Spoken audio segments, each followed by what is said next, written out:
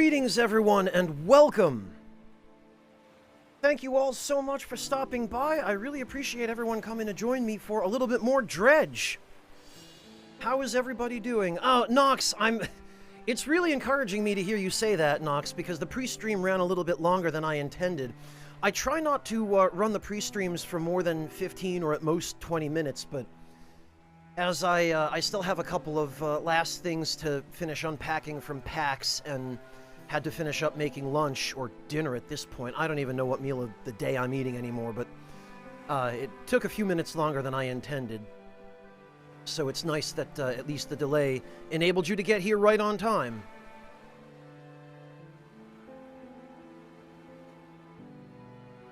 And Praise the Pixel and Breakfast, thank you both for the resubs. Very much appreciate that. Welcome to you both and to everyone.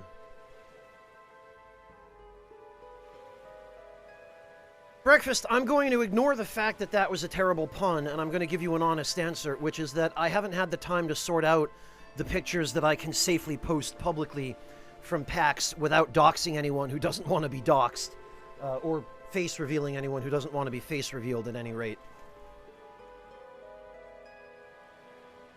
Oh, yeah. Freaking thanks, Monotone. Appreciate that. Well, I'm glad you guys are ready to go anyway. Even if I'm falling a little bit behind schedule.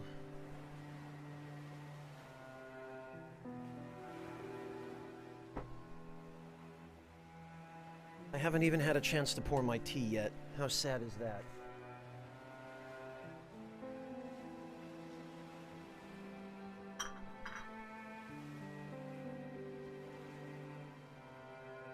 Okay.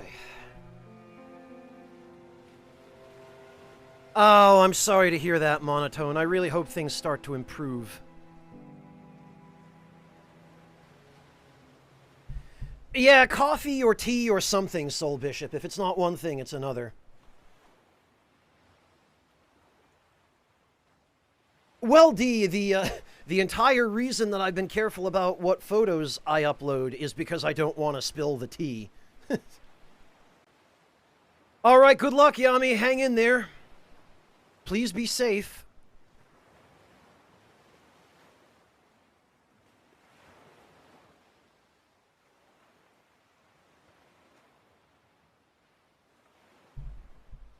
Yeah, Soul Bishop, that's most people I know who run on that ratio of coffee to water, or something fairly similar to it.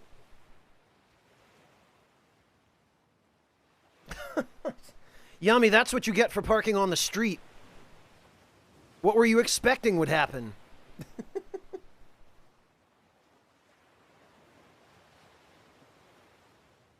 I'll be honest, Echo Drop, probably never. I can't imagine mixing coffee and tea. If you want to talk about incompatible flavors, those are pretty high on the list. Or my list, anyway.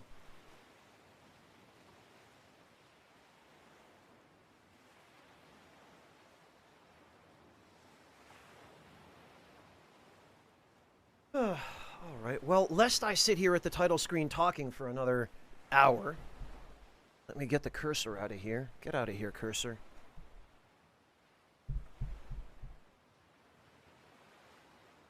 Yeah, Monotone, and that's why they call it dirty. Hello, Waltz Queen. I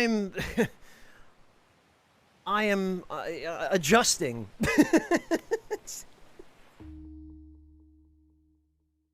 I'm getting used to it again. Sagari, welcome. Vic Weave, welcome. Cryon Lord, good to see you. Yeah, Cryon Lord, I love how everybody is now just making a game of trying to sandbag me.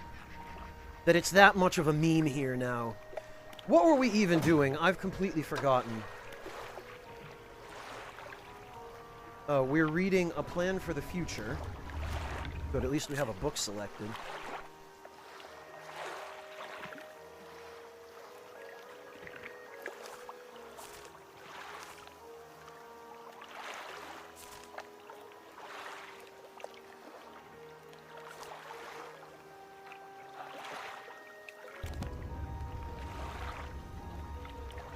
Nightshade, hello and welcome. Oh, right, and we have to... We found part of a treasure map, and we have to hand in the armlet, or bracelet, or waistlet, or whatever the heck it was. Hello, little dog. Welcome. Engraving a knife. Very cool. What kind of knife? And what sort of design are you engraving upon it? Monotone. Cornish hens. So... you handle them pretty much the same way that you would handle a normal chicken, just taking into account the fact that they're a fraction of the size. So, what you would want to do is baste them, possibly stuff them, rub them with seasoning, and you can either bake them in the oven, or you can... Well, that's an interesting idea, Waltz Queen. Kogavin, which is, cooking them in a Dutch oven, braising them with wine.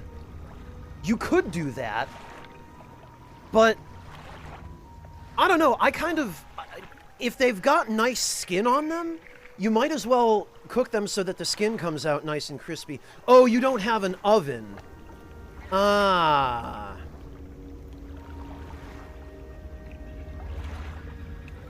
What's what you said last night, Soul Bishop? Did you... I guess you guys must have had this conversation after I had gone to bed. Oh no, yesterday. I didn't stream yesterday. God, I've already forgotten what I've done or haven't done. Oh, help me, Chad. Okay, well, if you have no oven, Monotone, and your only option is the stovetop, then I guess it'd probably be foolish to ask if you have a Dutch oven.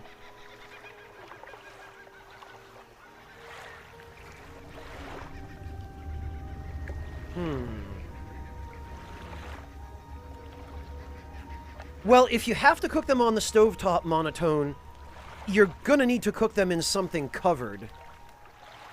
And I guess you probably should expect to have to braise them, because there's no other way they're gonna cook if you don't cover whatever you cook them in.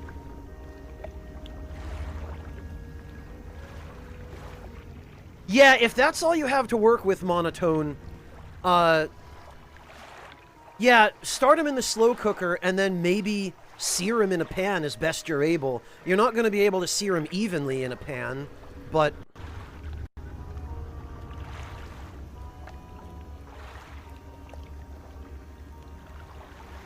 Echo Drop, I'm not even sure he's going to have a spare brick. Or at least not a clean one. Hello, Medic. Welcome. Enjoy your lurk, Medic. I'm happy to have you regardless.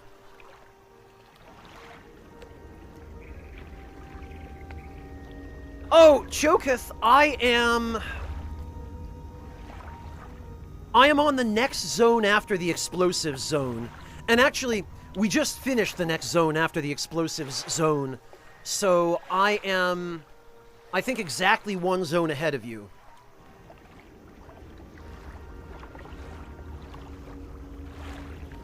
Yeah, Breakfast, that's a fantastic idea. The $3,000 smoker that he absolutely has. Hello, PS2 girl, welcome.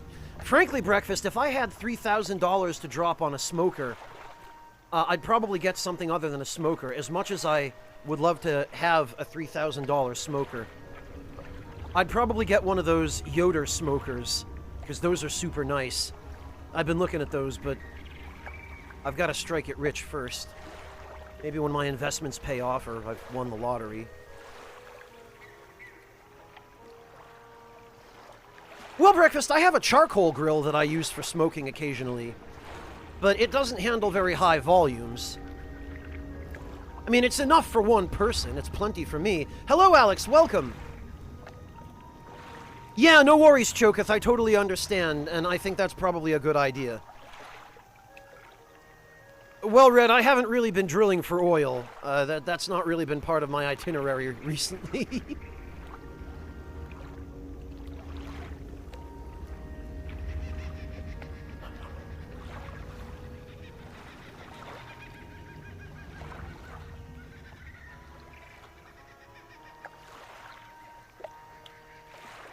Echo Drop, I have a strong suspicion you might have to specify a little bit more.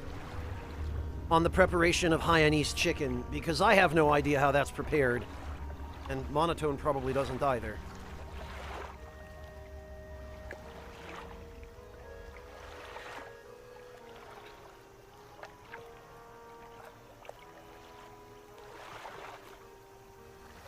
Soul Bishop, it is hilarious to me that you compare smoking with sous vide in the same sentence. Smoking is something, when it comes to food anyway, that I absolutely adore. Whereas sous vide is something that I can't help but roll my eyes at. Damn it, Waltz Queen, you all know me too well.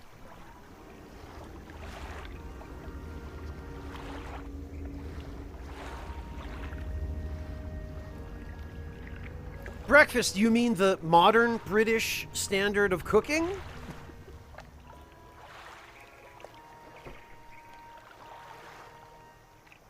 Now, I have to give the Brits a little bit of credit. They at least know how to deep fry stuff and cover it with breading.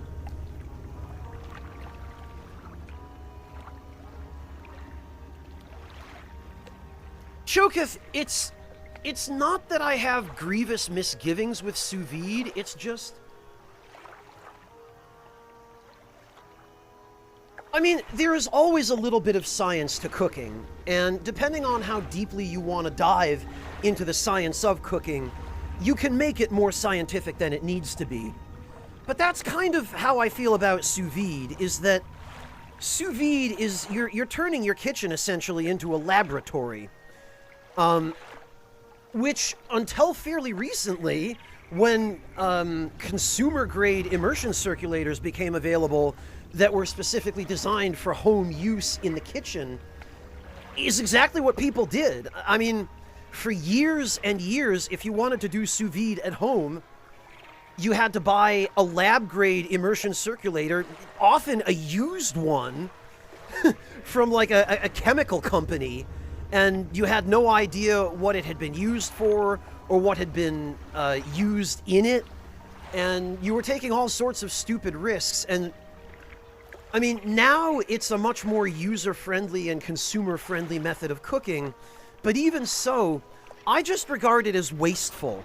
Because in order to use that method of cooking, in order to cook with sous vide, you have to use single-use plastic bags, which are generally not recyclable, and it's just a whole lot of extra effort and extra steps when you could achieve a perfectly comparable or maybe even better result just in a cast iron skillet or a regular old frying pan or a Dutch oven or whatever. You know, it's... No, Gibraltar, the food snobs are the ones who cook stuff sous vide. I'm the opposite of that. Like, I don't need an immersion circulator and a high sensitivity thermometer to get my steak the precise internal temperature that I want it. I'm happy to cook it on a stovetop, you know, in a skillet.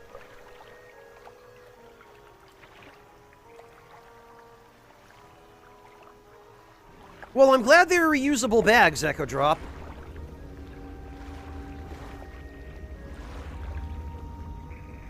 So, I don't know, sous vide to me is just... It's a whole lot of extra steps to achieve more or less the same result. And I don't know about the rest of you, but I don't have time for that. Nox, if you can find a good wok, it will be one of the best investments you will ever have made. Yeah, Waltz Queen, I guess you kind of summarized it better than I even was able to. Is that I kind of regard sous vide as a fad. Like, you can't do anything with sous vide that you couldn't do with an easier method of cooking and a more practical method of cooking.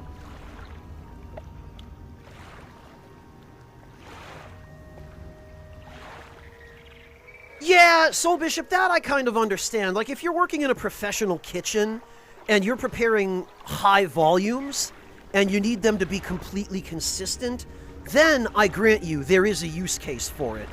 But I'm a home cook, you know, I'm not a professional chef.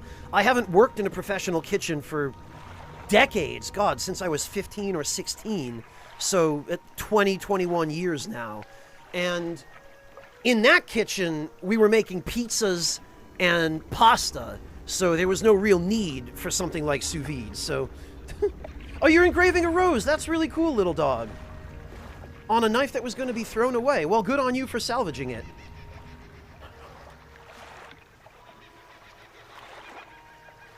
That's kind of how I feel about it, Nightshade. Again, Soul Bishop makes a good point that in a professional kitchen, if you're doing high volumes and they need to be completely consistent, it's another story. But for a home cook, it really is a waste of time. I mean, it's the kind of thing that, like, you might get your dad an immersion circulator for Father's Day because he loves flash-in-the-pan gadgets or something, and that'd go fine. But it's the kind of thing that your dad would use once or twice and then decide he doesn't care to spend the extra time or effort or money on plastic bags, and he just goes right back to using the cast iron skillet, you know? Hey, Nitch, welcome!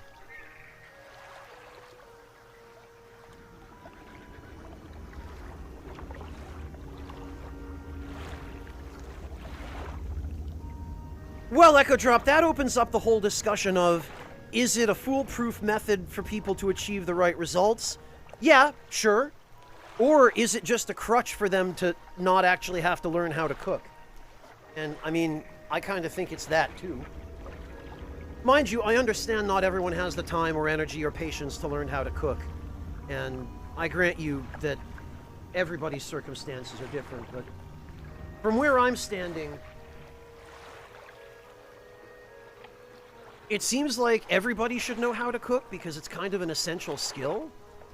I mean, you'd at least know how to prepare basic stuff. You don't have to spend 6 months learning how to make the perfect souffle. But, you know, omelets, steaks, stuff like that. Yeah, basic stuff is always worth learning how to prepare.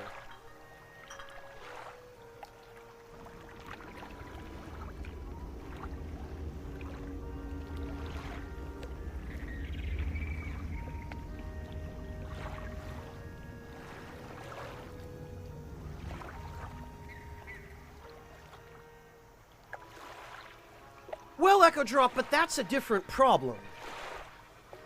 That's not so much an issue with cooking, it's an issue with people being afraid to fail. And that issue requires somewhat different approaches to resolve. You know, that's an issue of psychology, it's not so much an issue of actual competence.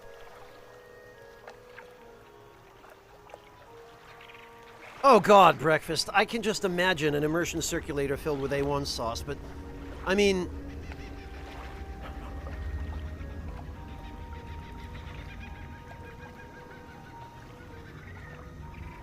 Waltz Queen, sous vide isn't really a tool for accessibility.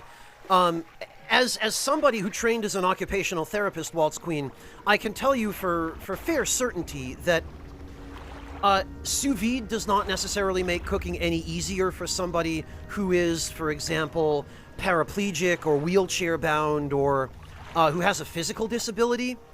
And it certainly is not any less complicated than standard methods of cooking and doesn't make things any easier for people who maybe have cognitive impairments.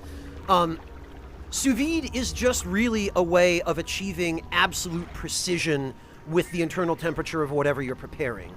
So from an accessibility standpoint, it isn't beneficial, and it's probably actually detrimental because of how much more complicated it is, how many extra steps it involves, and just the additional amount of time and effort it requires.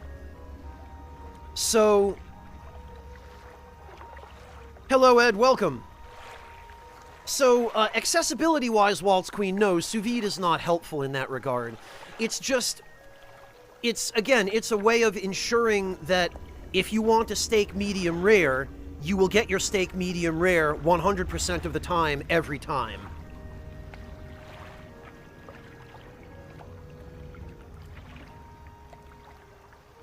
Echo Drop, if you're going to make a steak, ordinarily, like let's say you just wanted a regular, I don't know, flank steak or something. Ordinarily, you might marinate the steak, which you'd have to do anyway, or you might just sprinkle some salt and pepper on it and throw it in the pan, sear it on both sides, get it to whatever rough internal temperature you want it, let it rest for a little while, and then slice it and you're good. With sous vide, you have to put it in a plastic bag, make sure the plastic bag is completely airtight, put it in the immersion circulator, monitor the temperature until the steak's internal temperature gets right about where you want it. Before you do that even, you have to get the sear on the outside that you want.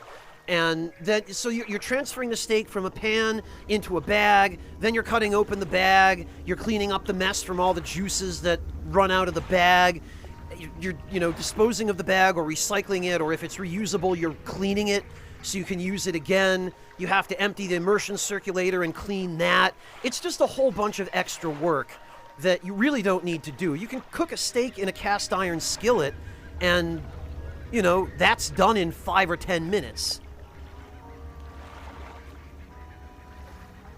So,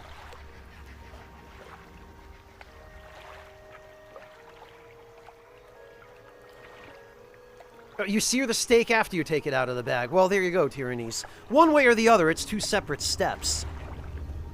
So, I don't know.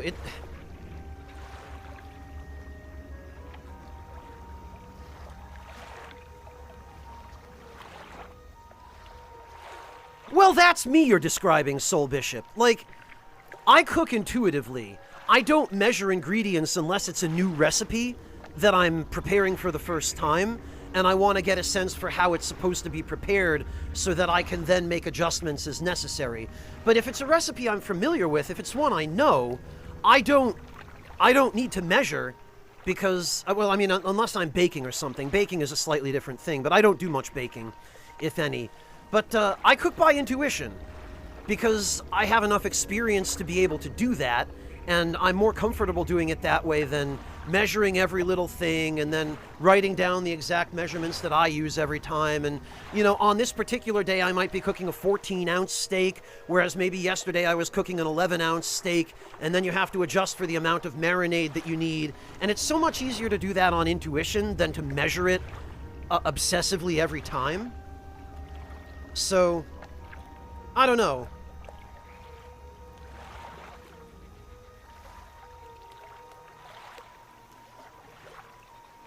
Hello, Inazia. Welcome. I hope I'm pronouncing that username correctly.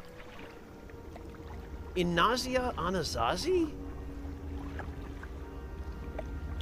Are you a regular by any chance, or are you dropping in for the first time? I don't recognize the username, but you're not showing the first-time chatter message. Ed, I have been incredibly busy, but now I'm finally starting to be less busy. Thank you. How about yourself? Hello, Louise. Welcome.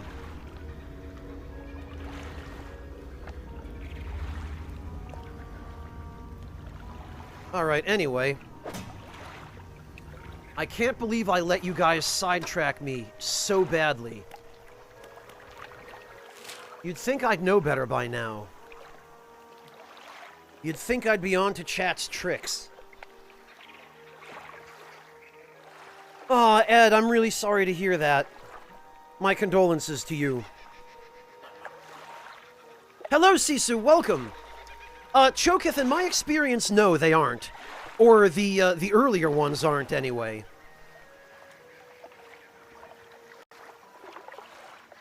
Ah, okay, Inazia, I've gotcha. Oh, Echo Drop, sod off with that. You've already heard me rant plenty about sous vide steak. You've gotten your 500 points worth. Get out of here. Nitch, I would like to think I'm the teacher that you can distract for the rest of the class only if the teacher has something relevant and useful to teach.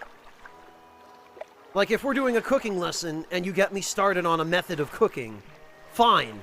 We can run with that tangent for a day. As long as you guys pass the final exam.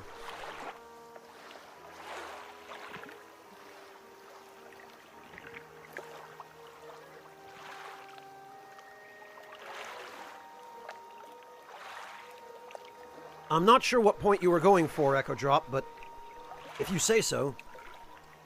Hey, Sharasad, welcome!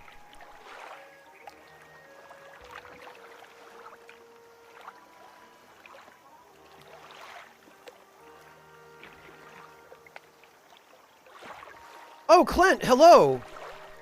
Please, Clint, relax. Rest your back. Don't worry about paperwork. We've got it. You just sit down and relax. Hello, Ock. Welcome.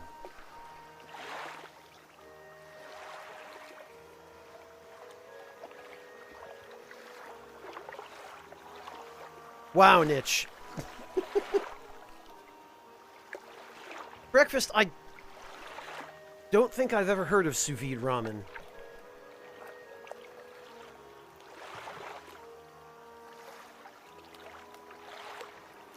Soul Bishop, that is dedication. Being willing to learn how to do that is just...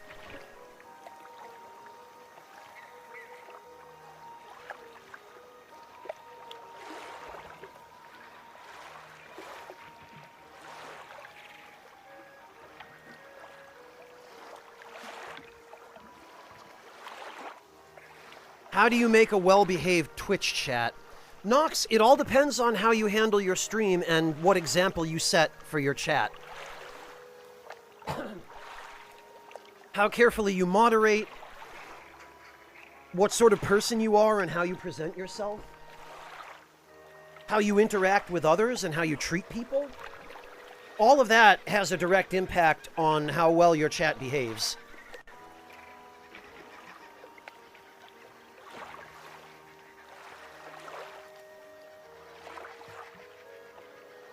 Breakfast, you've managed not to burn anything down yet.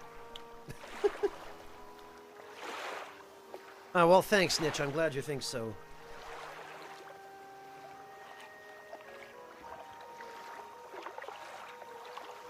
Oh, okay, Soul Bishop. Although I suppose it begs the question, what purpose is there to preparing an egg that way? Although, I guess if you're running a fancy restaurant, then... Little Dog, yes. I did respond to them. You mentioned that you were making... you were engraving a rose on a knife that was going to be thrown away.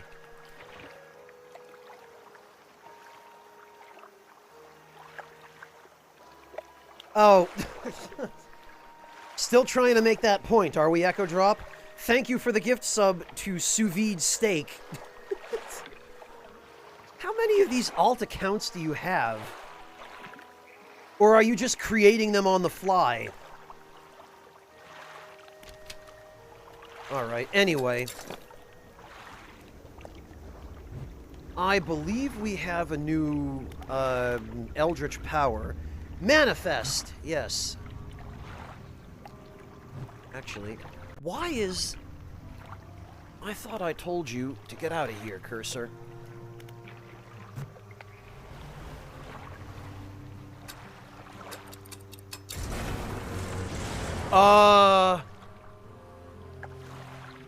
Okay. Sure.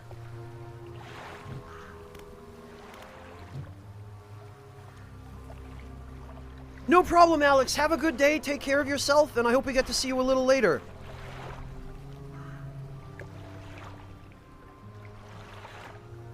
Oh, Echo Drop, you're just searching for these names to gift subs to, and they already exist. I see. Yeah, Lothario, if you have enough money, you can order any feature on a boat.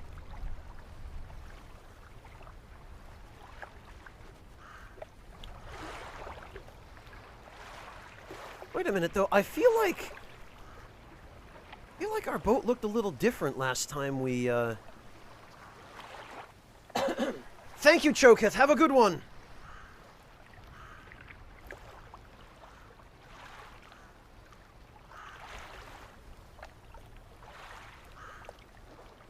Soul Bishop, skip drives are speedrun tech.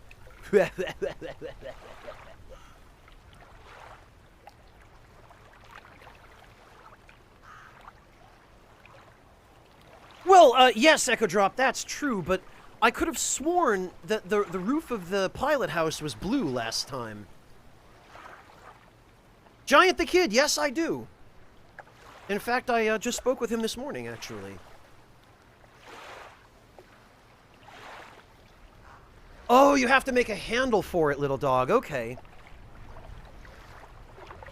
Very good. Well, I'm glad you were able to salvage it.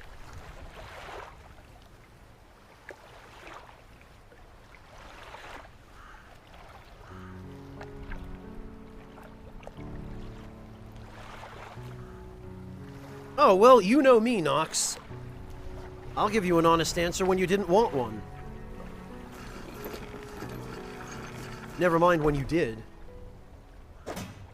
Alright. Let us see what our not-at-all suspicious friend here has for us. You walk in and place the jewel-encrusted ring on a table by the collector. His eyes widen. Certainly making excellent progress now, and I know what you're thinking. An item like this would fetch a fortune at any auction. But for us, its value transcends material wealth. Regardless, you are due a reward. He opens the crimson book, its spine cracking audibly. Selecting a page carefully, he begins to read aloud. The words sound muffled, as though he's speaking through a thick haze. Banish? Fire off a blazing light that dispels and protects. Did we finally get a weapon? You hear a growling, crackling in your ears. Suddenly your vision flares and both of your ears pop. He closes the book. We must keep searching. I've been thinking more on where we might find another. I can imagine all manner of detritus swallowed by the silty muck of Twisted Strands channels. It's worth investigating.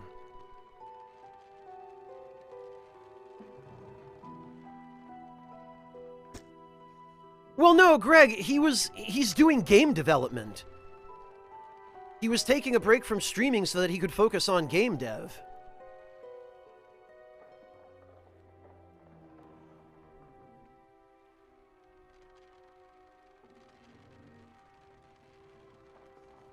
Yeah, Monotone, if you're talking about the co-op playthrough, it's going to be Saturdays at 10 a.m. Eastern Time.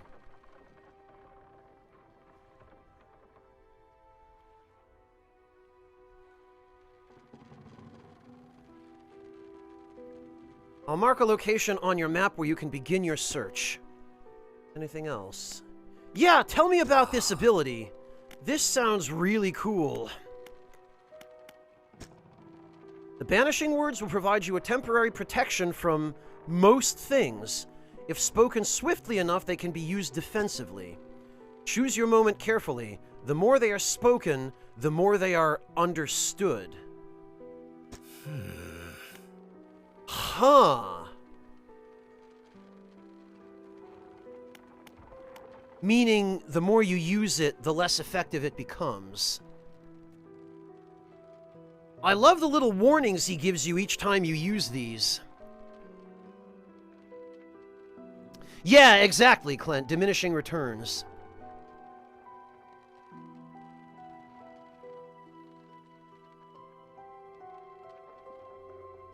Well, Giant the Kid, we haven't started the collab yet. We did a sort of prep stream a couple of days ago to sort out ideas and plans for it, but...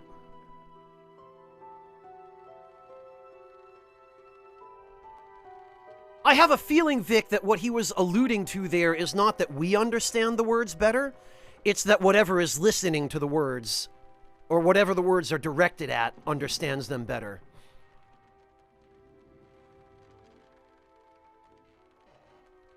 Well, Train to Hype Town, see, this game is an interesting combination of chill and very, very not chill.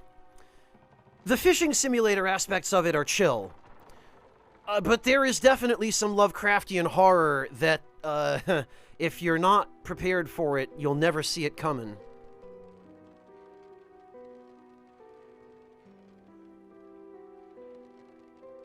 Well, Waltz Queen, I suspect we'll find out soon enough, because I intend to try it out next time we run into Bitey McBoatface.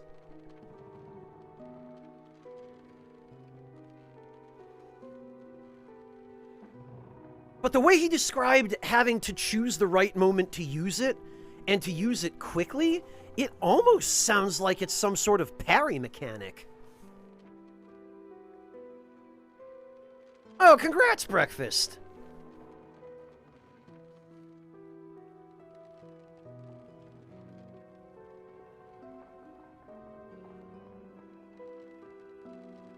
Quite possibly that too, Soul Bishop.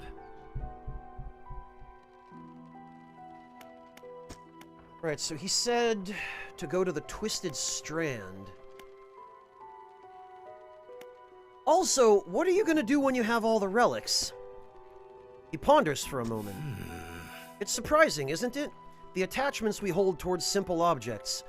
But they are anything but simple. Seemingly mute articles can speak in different ways.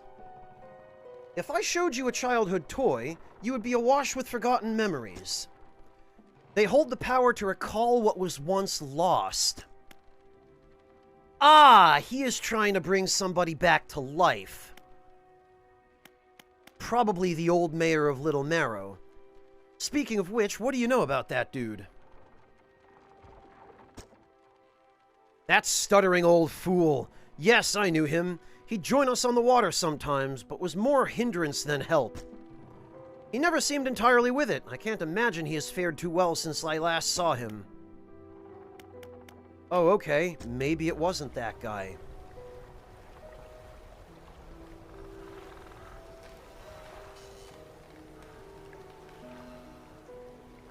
Okay.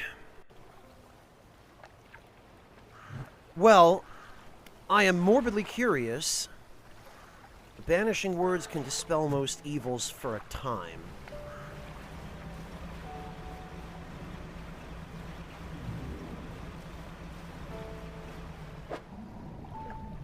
Yeah, you know what?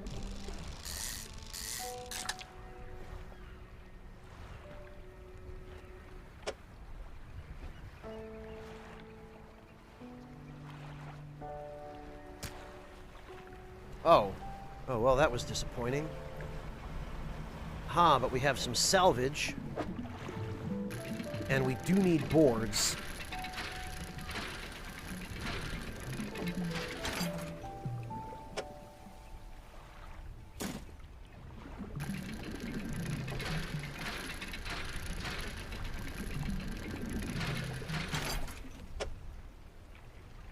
Very good.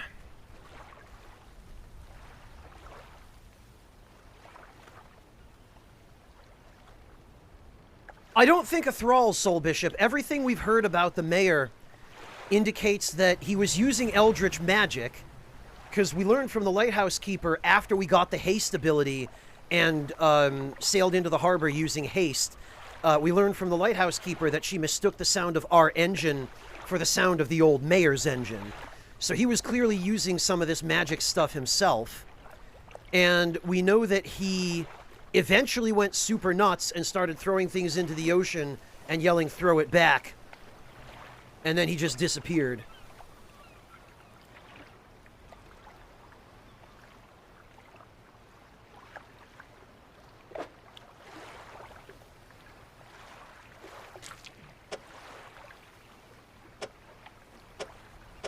Oh yeah, you're talking about... I see it now. Train to Hype Town. I guess it didn't register in my mind before. Right, you know what? While we're here, let me sell some of these trinkets that I've been accumulating. Because we have a whole bunch of them.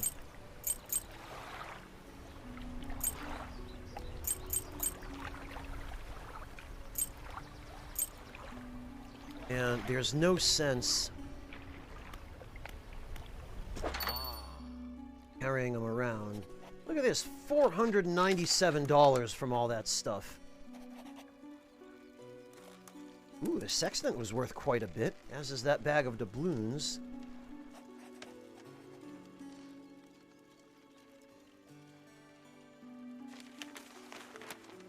Yeah, okay.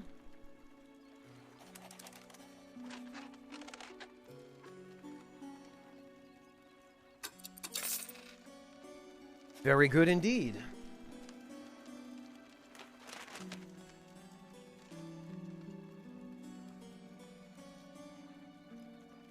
Well, Soul Bishop, I mean, we're operating under our own free will for the moment. So I wouldn't say we're a thrall. A thrall is a mindless slave. But I definitely suspect the guy on Blackstone Island of shenanigans.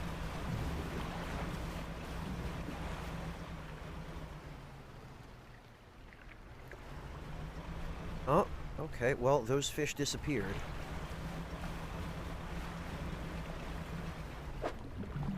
Ah! We need metal.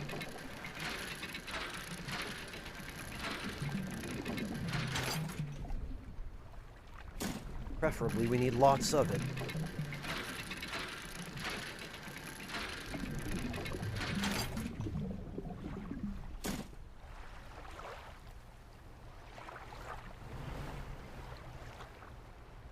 Okay, there's Boatface over there, but...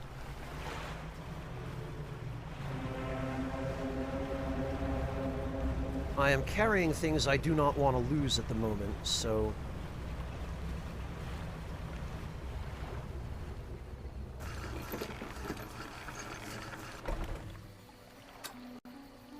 Oh, actually, let's check in on, No. He's still the same.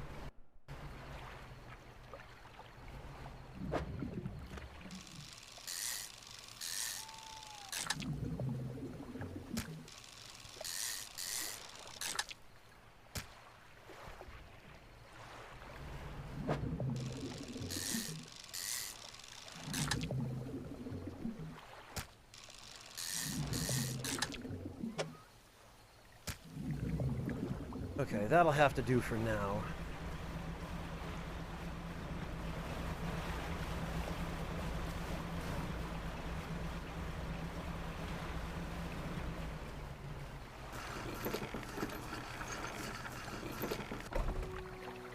The lighthouse keeper approaches you on the dock wearing a questioning expression. You must have been around most of the islands by now. Have you found whatever it is you're looking for? I'm not sure. Her face softens. Remember that you are in control. If you're having doubts, it's foolish to blindly persevere. You can always look for alternative paths. She turns from you, shaking her head and muttering. She heads back toward the lighthouse. Alright, not a bad haul here either. But let's see what else she has to say, because I have a feeling... I've been finding relics for the Collector. Relics? Collector? I'm not sure what you're hoping to achieve with this character. Do you even know? Have you stopped to consider it? Hello, Slaker. Welcome. Oh, and that's all she has to say. So even the lighthouse keeper doesn't know who this guy is.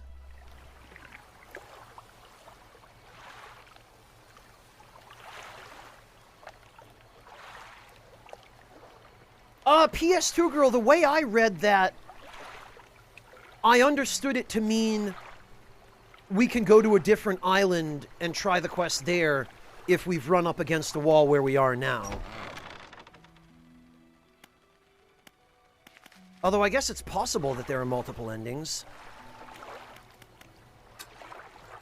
Alright, you know what? I keep forgetting. Okay, first things first. All of that can go in, and I think we have enough materials for some upgrades now, so... I do, Slaker, but English is more or less my first language. And I tend to be awake at hours that are more conducive of streaming for English-speaking audiences. So I stream in English because it's more comfortable for me, it's easier, and I just prefer it, and it's easier for people to understand. If I were to stream in German, I would be limiting myself to a fairly small audience. So, it's also a way for me to reach a wider viewer base.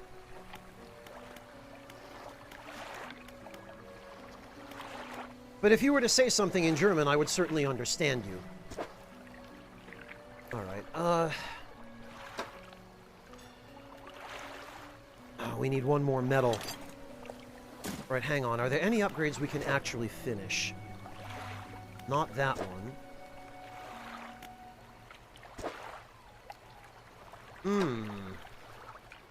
We could get the extra light space. I think this would possibly be worthwhile.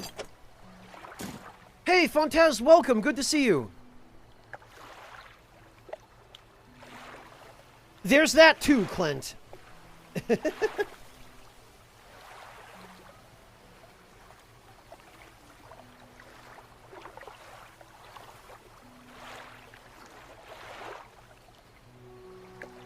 Can I recommend a company that makes kitchen knives?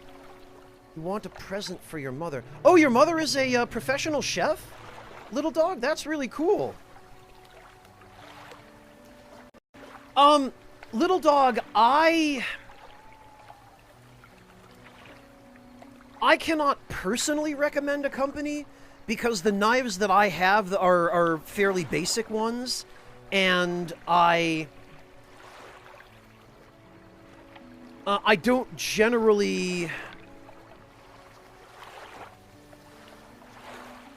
Hang on, I do remember there's a video where somebody that I follow did recommend some knives, little dog. Hang on. Let me see if I can pull that up.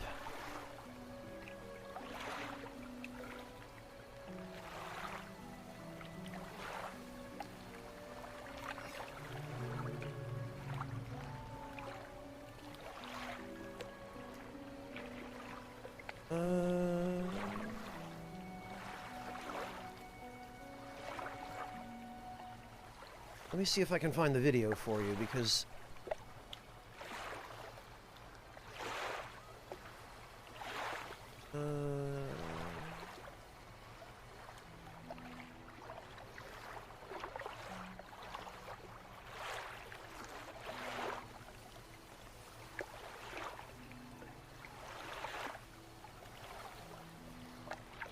I can't seem to find it. It's not, Well,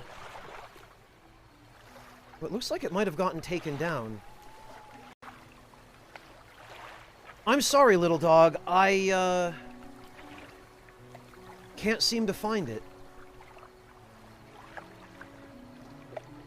Basically, she's a crew chef on private yachts, and she recommended some brand, like a really nice brand of chef's knives, but I don't remember the name of the brand, and I can't even seem to find the video in which she recommended them, so I apologize.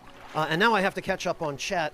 Slaker, yeah, I could put the game in German, but then nobody in chat, or very few people in chat, would be able to read it.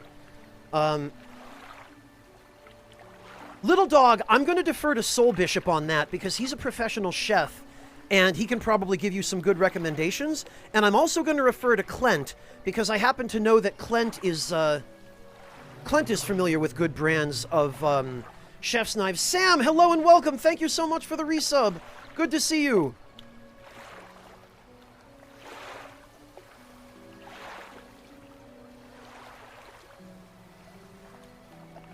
Oh, thanks, Breakfast. Pretty much, Ovan, yes. Also, hello, Ovan.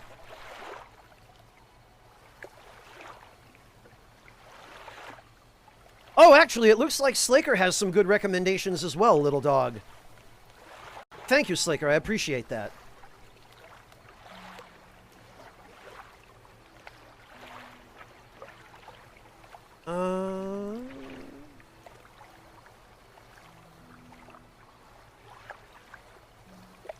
Actually, it looks like a few people have good recommendations. Clint, let's see. What is this? What do we have here? Say happy birthday to the birthday girl? Oh, no kidding! It's her birthday, huh? Give her a pat for me, Clint, and tell her happy birthday.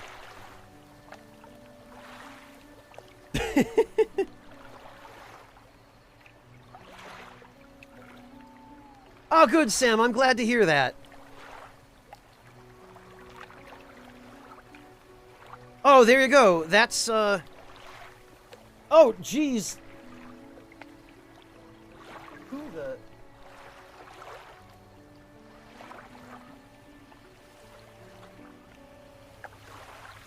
Umba hit the back? I hope I'm reading that name correctly. Umba hit the back. Thank you very much for the $10 donation. I'm just going to shorten that to Umba. I hope that's okay. Umba says, Hey, Spy, catching you live after a long time. Know you've been really occupied. Just wanted to show my appreciation. Missed this stream a lot. Well, thank you, Umba. I missed you guys a lot, and I missed streaming a lot. It sounds like you're already aware, but I've been tied down quite a lot. Well, that's a generous offer of you, Slaker. You don't work for the company, do you? Oh, Ovon, thank you so much for the gift sub to Little Dog. I really appreciate that.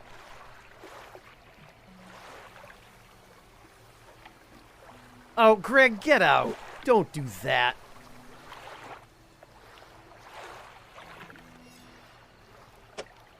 Why must you all torture me so?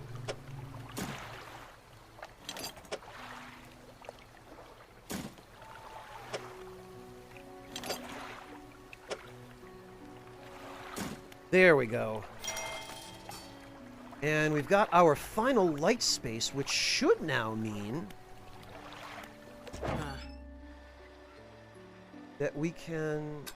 Wait, what? Oh, that's not very nice. Why would you do this? They arranged the light spaces so I can't use a second tungsten floodlight.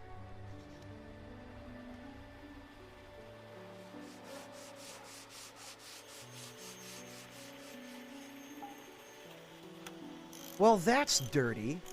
It looks like they're arranged so that they're symmetrical, but when we look down at the engine spaces, those sure aren't symmetrical. Bloody hell.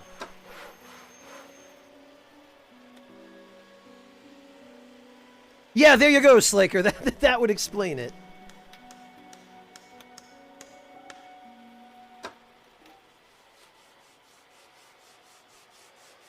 I don't think it would make a difference, PS2 girl. It looks like the locations of these spaces are preset. Oh, wait a minute. Incandescent array. Okay, so I guess we no longer need the tungsten floodlight?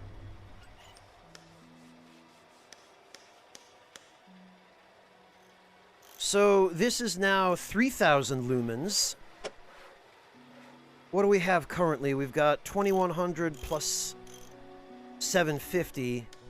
We've got 2,850.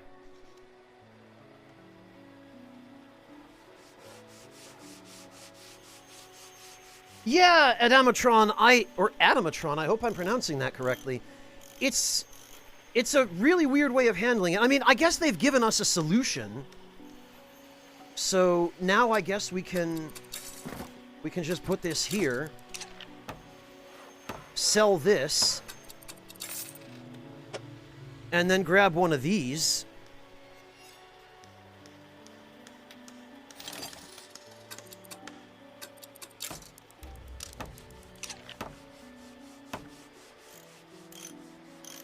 So that's 3,750 lumens.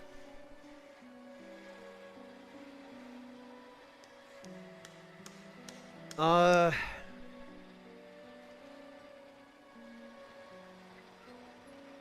5,000 lumens, Kamarov. Jeez.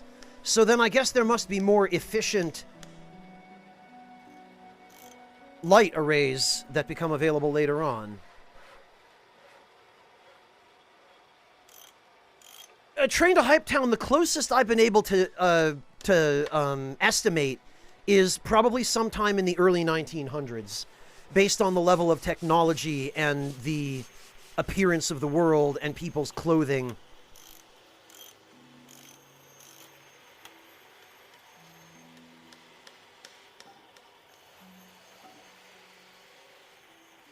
To some extent, Vic, but the range is a byproduct of the intensity.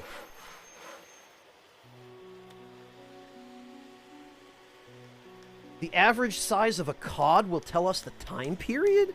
Oh, right, because population age. Yeah, okay. Monotone, I don't know if I would trust that. I don't know if whoever made this game took that into consideration, but the average, I don't know about the average size, My trophy cod so far is 1.14 meters, but that's large. So...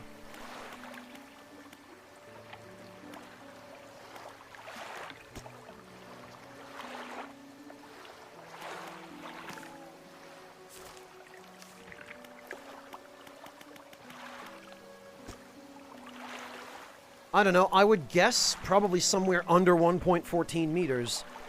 No problem, Hypetown.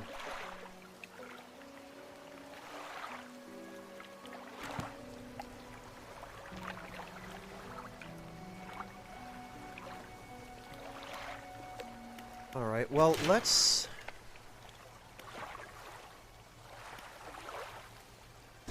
focus on the cargo oh, we can't because we don't have any more materials that we need except metal, which we don't have. So, engine spaces, we can throw some planks in. 1910 to 1930. Okay, well, interesting you say that, Monotone. Because that is consistent with what the rest of us were guessing.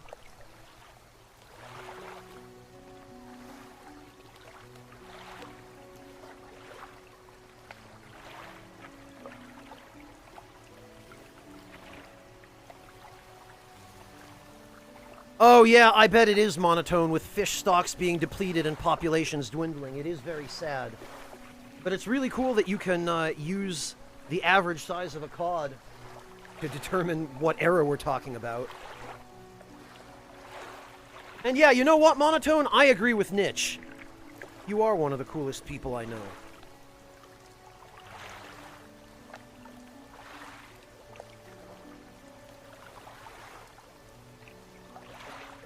Not to mention one of the sweetest and most sincere.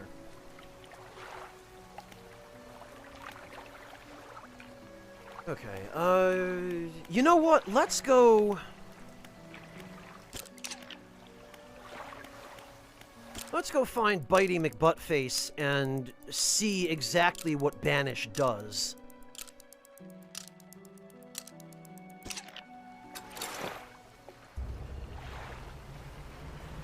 Oh, wow!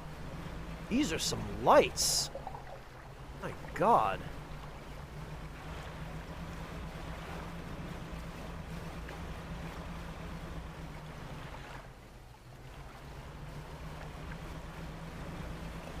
There he is. I wonder if...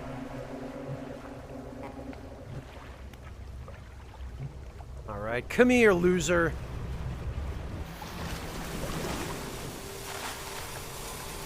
I'm gonna get you!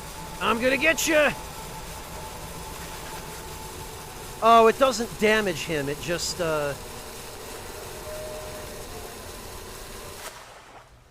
it just makes him run away. Well, okay, I mean, that's still useful. Oh, there he is again.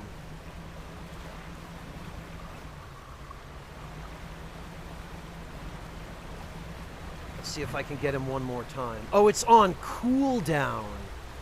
Oh, so you can't use it consecutively. That's what it means.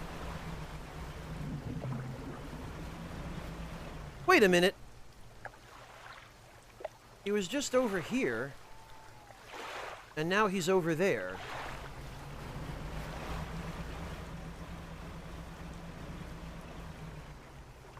Yeah, okay, and of course its cooldown refreshes as you sail.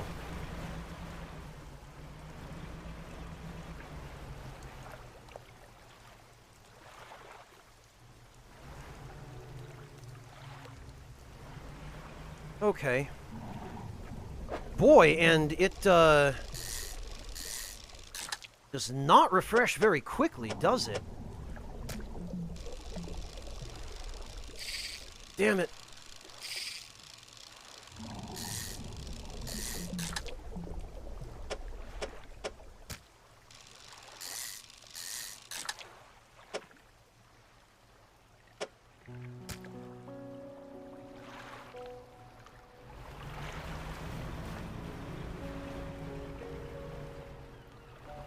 Huh.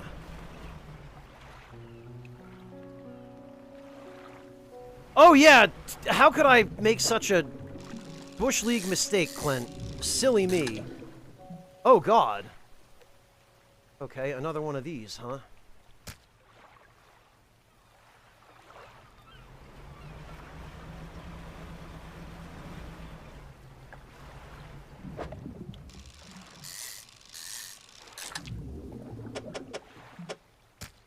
Well, there's our cod. So this one is 91.30 centimeters.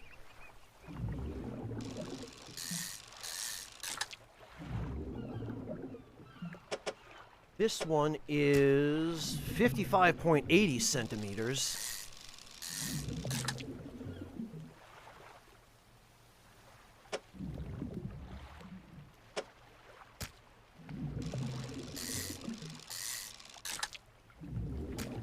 This one's 66.6, 74.4.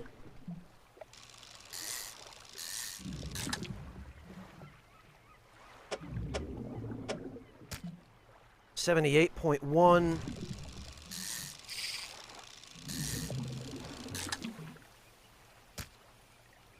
$89.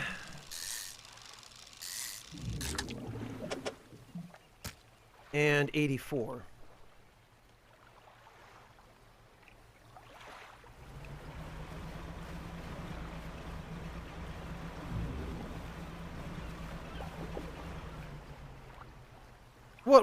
What are you laughing at, Nitch? I feel like I missed a joke somewhere in here. Or did I make one accidentally?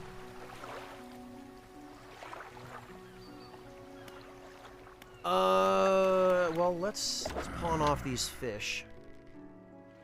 Wow! The sharks are worth a fair bit.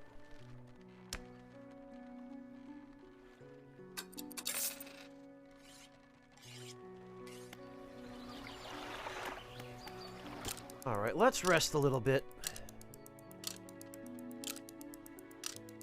Oh, the clip? Hang on, let me see.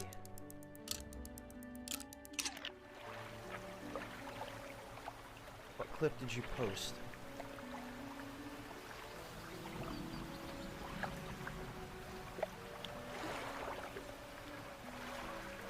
Oh, this, okay.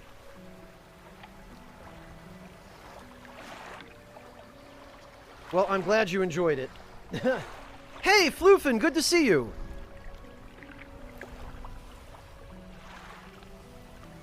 You read you don't know somewhere that someone keeps spooking themselves with all the eldritch horrors in-game because they stay out fishing too late? I don't know who that could be, Floofin.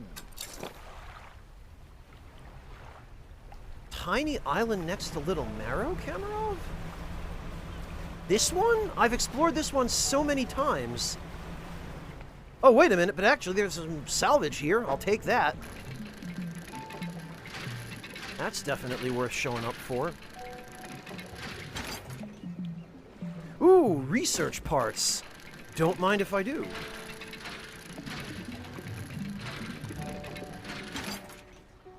And some planks. Not this?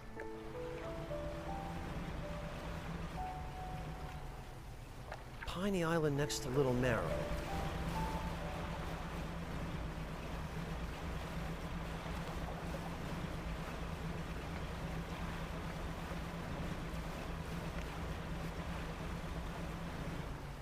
Nitch, I appreciate it, but I've never really been one for hot tubs.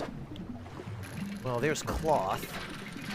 I don't need any more cloth, but it is possible to get research parts from these fishing spots, so I'm going to, or dredging spots rather, so I'm going to dredge here anyway, in hopes of getting research parts.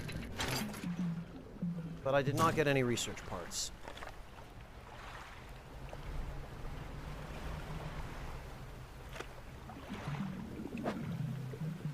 Ah! But metal! This we can use. Ooh! More research parts! Don't mind if I do. It looks like one of the dredging spots near this shipwreck we spawned. So it's a good thing we came back here anyway.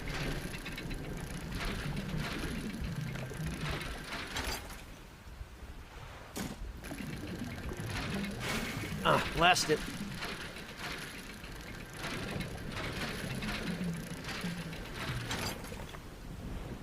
Yes.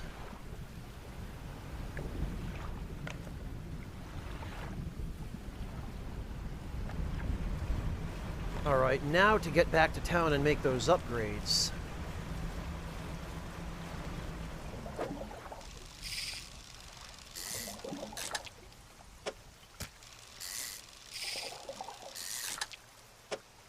And my timing is garbage. Listen, kids, this is what happens when you get old.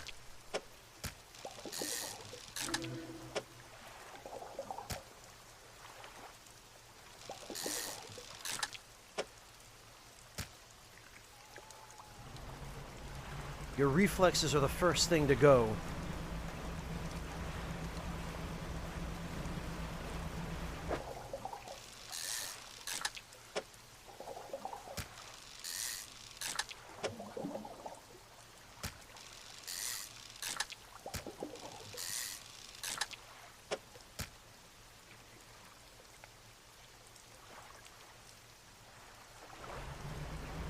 Okay.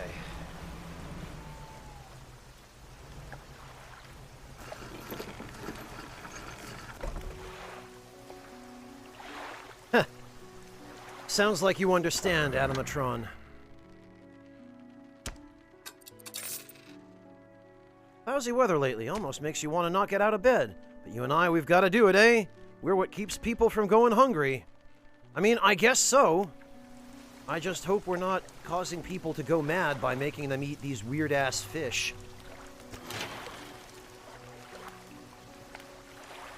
Alright. Cargo spaces are the priority. We have just enough metal for this. I wonder if getting the extra cargo spaces will rearrange our light configurations so that we can actually fit... No, it will not. Blast it! Oh, that figures.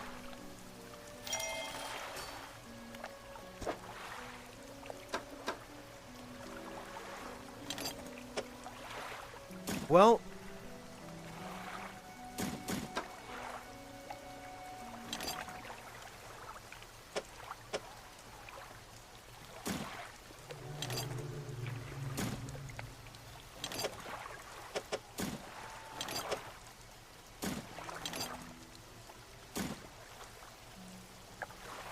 Ugh.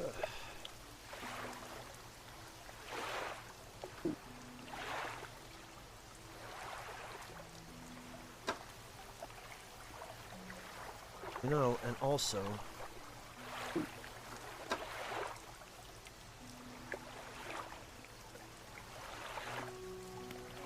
Why the heck does it give us the prompt if... Hang on. That...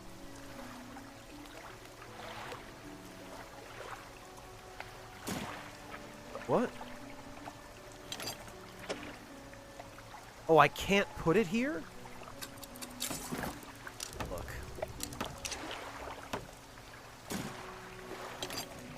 Because this crap is just taking up storage for no good goddamn reason.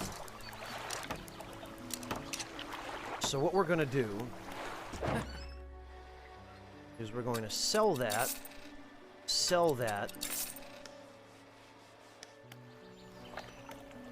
We're going to go back to storage. Grab that. Put that here.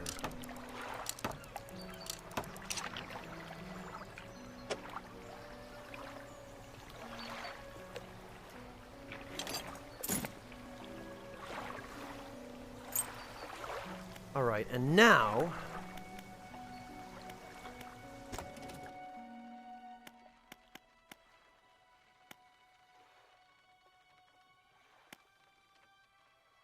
So we could go for the fathomless winch. We don't have nearly enough for it, but we could start putting things toward it. However, We've already got... Yeah, we've already spent some toward jet drives, and I think I want those next, because those will be the, those will be probably the best engine we have access to for a while. Pots don't really matter, and nets definitely don't matter, at least for now. Alright, yeah, I think we put him into jet drives.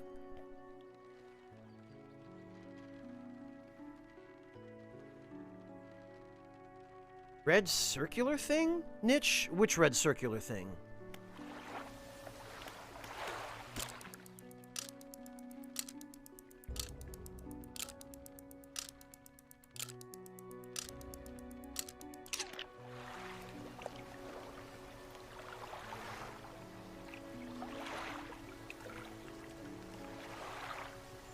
Oh, alright, Soul Bishop, good luck. Oh, Niche, you mean this? This is actually an eldritch crab pot.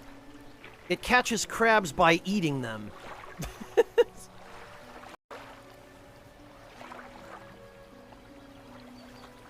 We got it by sacrificing a bunch of crabs at some kind of weird shrine.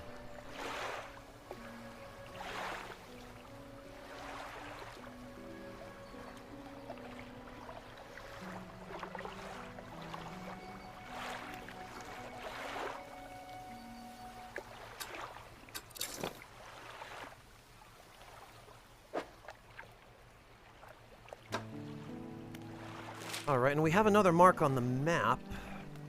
Right, at Twisted Strand.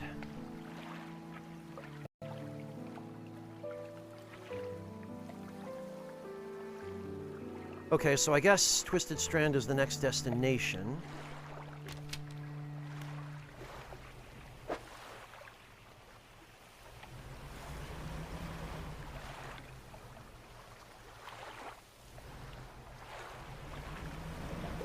And...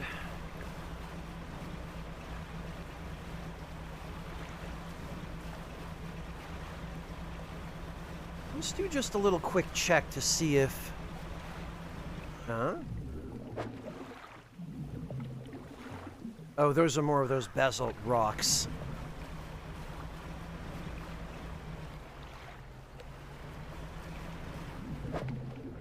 No, that's flounder. Oh! Hi, dolphins. Dolphins are supposed to be good luck. I wonder if they, I wonder if they stave off eldritch horrors. What have we here?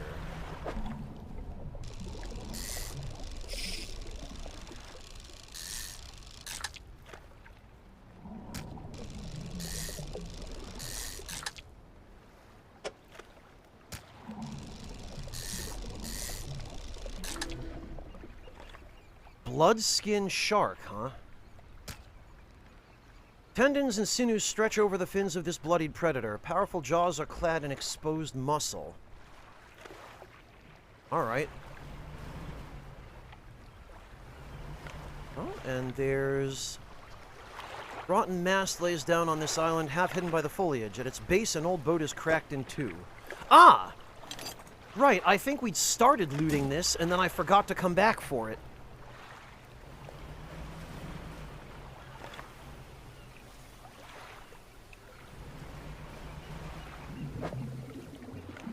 Those are just eel.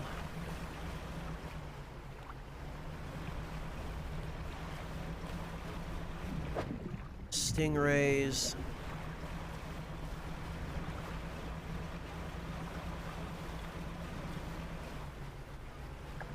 Guess that's all that was here. Oh, wait a minute. Looks like there's a little more. You approach a hooded figure, swathed in dark blue robes, their face is barely visible. Fisherman, please help. You can barely hear their rasping whisper above the wind and waves. Fulfill the hunger. The hooded figure unfurls an old paper scroll. They point to a shape at the top. It appears to be a blue mackerel.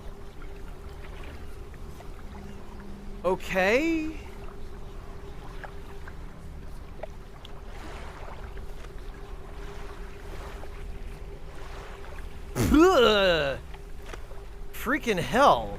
Thanks for the warning, Kamarov.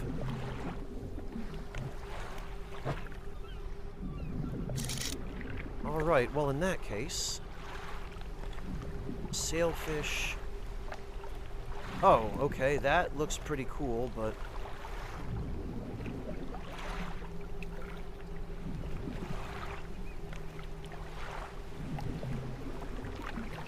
Aha! Blue mackerel.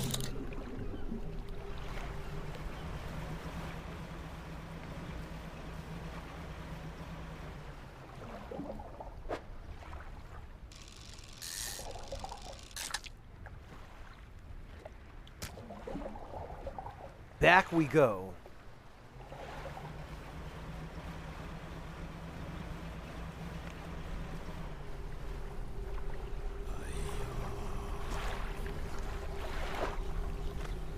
Alright, dude, don't starve.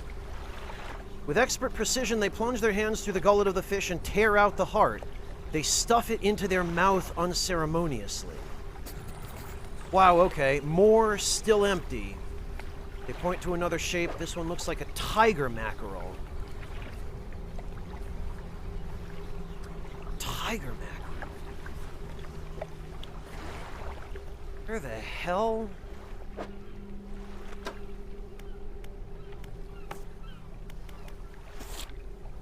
Met a strange man in hooded robes on an island between the Maros and Gale Cliffs. They asked me to catch a fish depicted on an old paper scroll. Okay.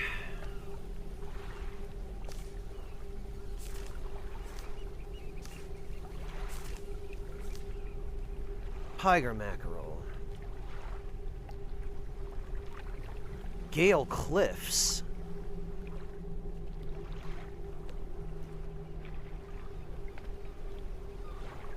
Hello, Virtue. Welcome.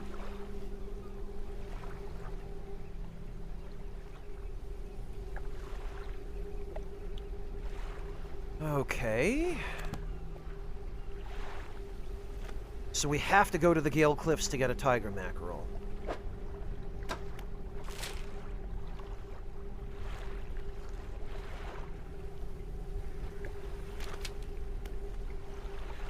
All right.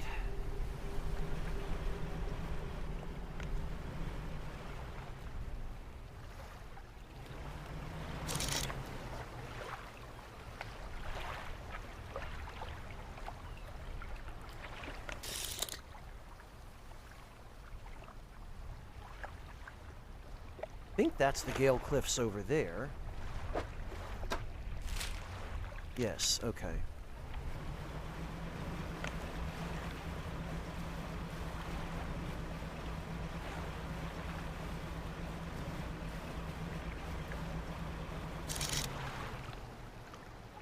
Salmon. Huh? Tiger mackerel over there. Somewhere.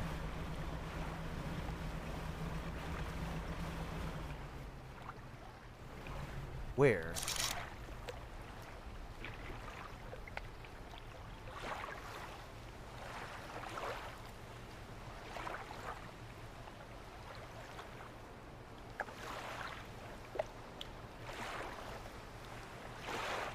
Loose jaw.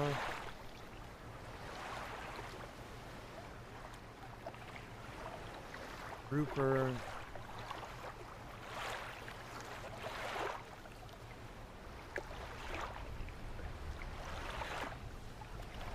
Dredge. I know I saw a tiger mackerel.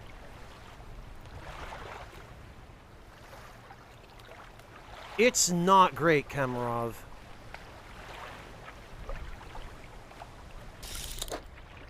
Hang on, don't tell me they only appear during the day. They do only appear during the day. Bloody hell.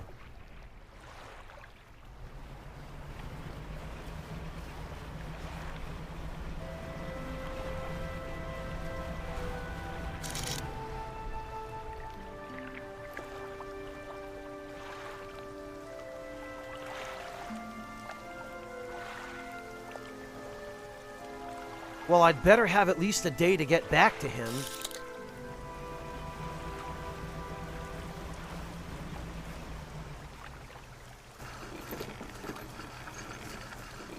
Oh, I remember where he is, Kamarov.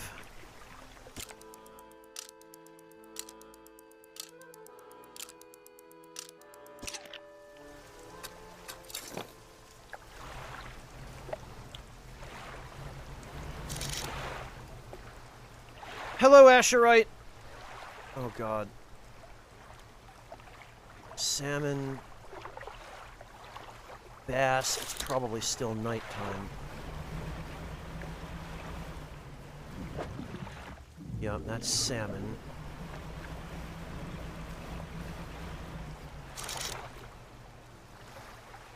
Goose jaw. Still salmon. And bass. Alright, so... have to wait a little longer.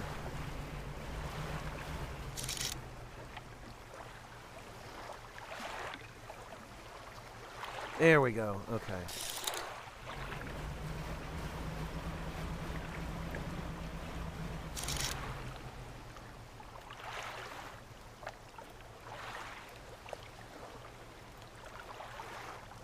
Tiger mackerel. Ah, I see.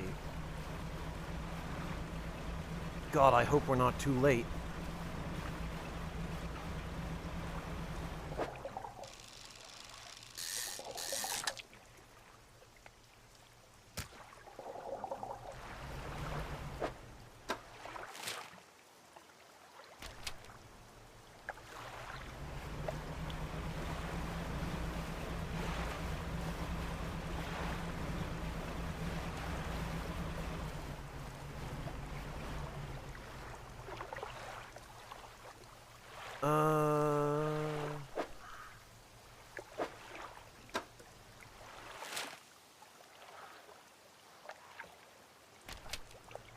I'm back here later, because this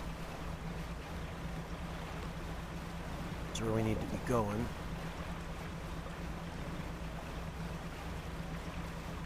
Hello, Memidim, welcome! A fisherman in Yarnum, play this game. Oh, we finished a plan for the future, too. Excellent. More still empty. Ah, phew. He hasn't starved. Again, they rip into the flesh of the fish, drawing out its heart. It's consumed as quickly as the first. Almost fulfilled. They point to a fish on the final scroll. This one is a snake mackerel. Oh, God. This I don't know where to find.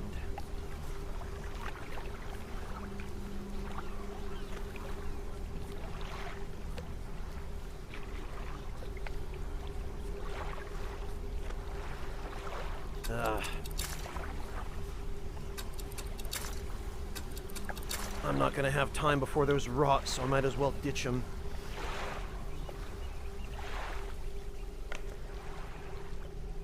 Snake mackerel, you say? Well, I hope the, Oh, and actually... plan for the future. 15% chance to not reduce fish stocks. Oh, good! A scientific exploration on responsibility and accountability within the fishing industry. I don't think it'll catch on. Ouch.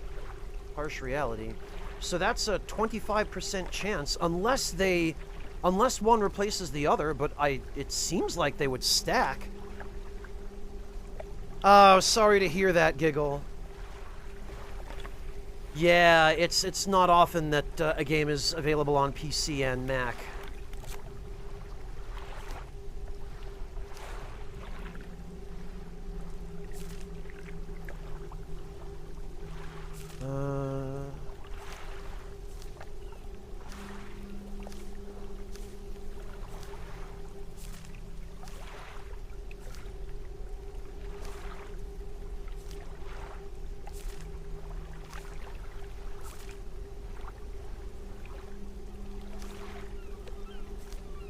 Let's see.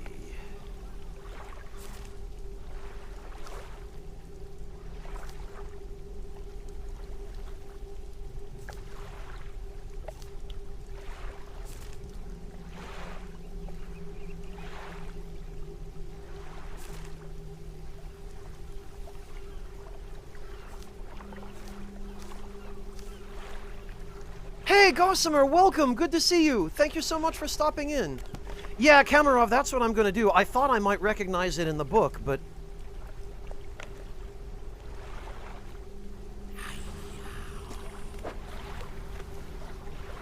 Okay. Coastal. Alright. So, let me try... Whoops. Let me actually try... Coastal. There we go.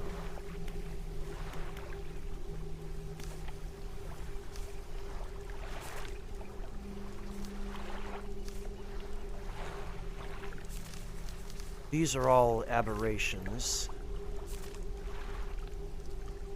Okay, this I think is supposed to be the snake mackerel, right? Number 50, I believe.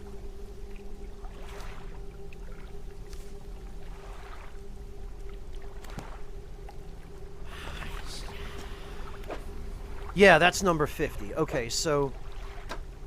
Number 50 is at Devil's Spine. Unfortunately, this one is day or night. So, Devil's Spine is due north.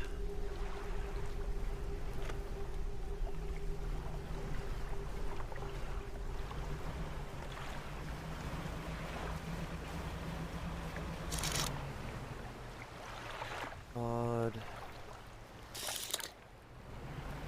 Yeah, alright.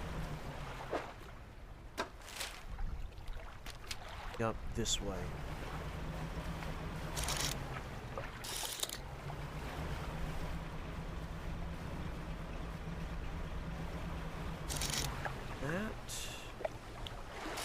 Not what I'm looking for. That looks like a yellowfin tuna, maybe. More cod.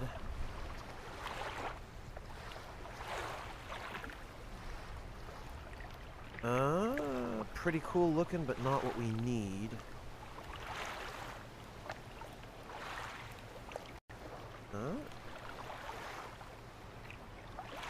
Blue mackerel. Cod, sailfish.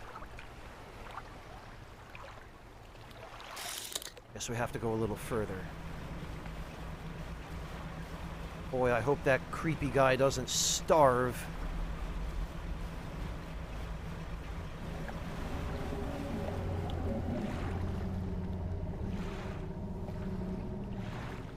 I hear ominous noises. Oh, that's another one of those panic stones. Ah! I just saw it. I think.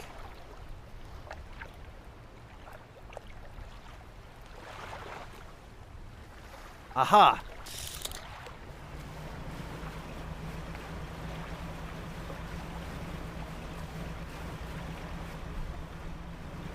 This it? Yes, it is.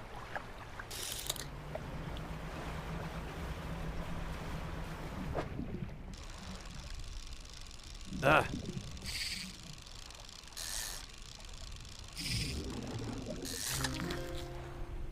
There we go. Slender with dull black eyes and a long snout, a greedy jaw full of long, sharp teeth.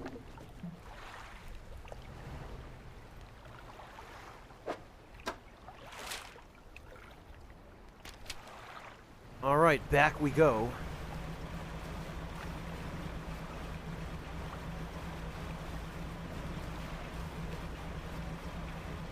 I do too, Hype Town, because if you couldn't do that, you would inevitably just get trollololed by all sorts of eldritch monsters.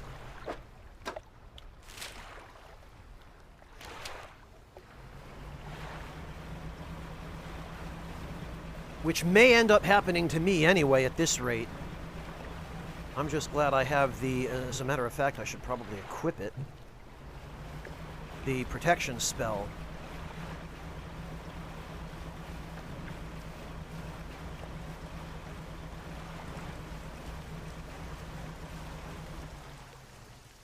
Let me just make sure nobody's following me.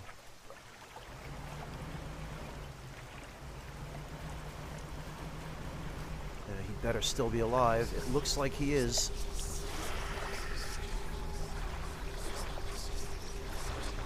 Well, that's wonderful. Almost fulfilled. They point to it. Okay. The fish has barely left your hands before splintered nails begin peeling at its scales. The heart is extracted and devoured. Their head tilts upward to look at you. They take a book from inside their robe and hand it over. Hunger sated, now I wait. They cross their arms and appear to fall into a deep sleep. You know what? Get out of here.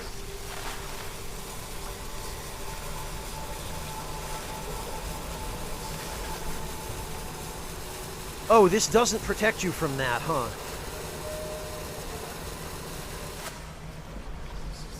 Goodness sake. It's not one thing, it's another. Leave me alone.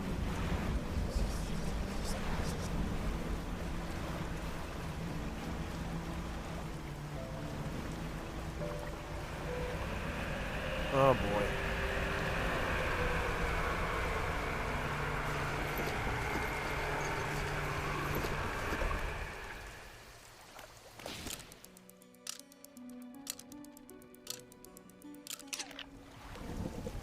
Yeah, that too, Adam. I'm really glad that fuel is not a thing.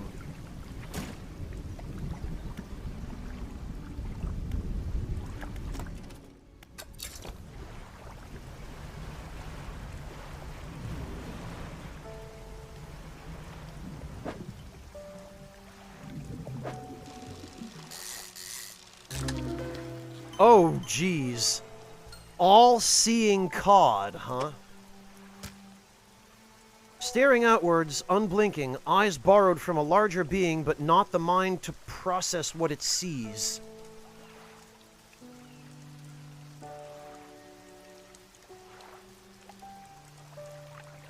Freaking cool.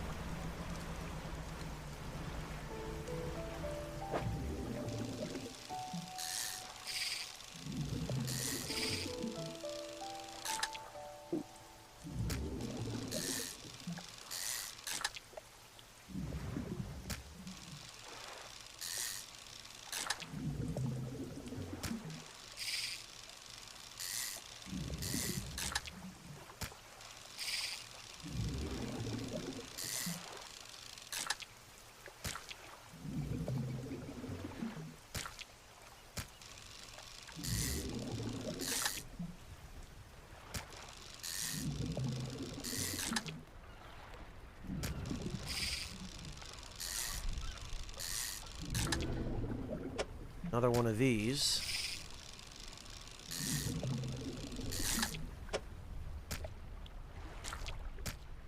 Okay, and before I forget again, haggling and bartering, a guide. Well, I suppose there's little enough question as to what that's going to do.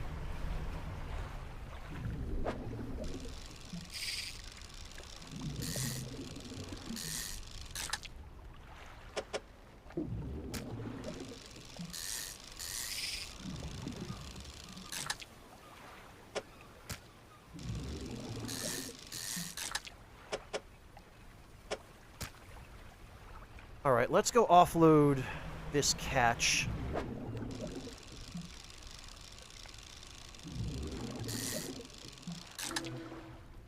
Oh, another freaky flounder.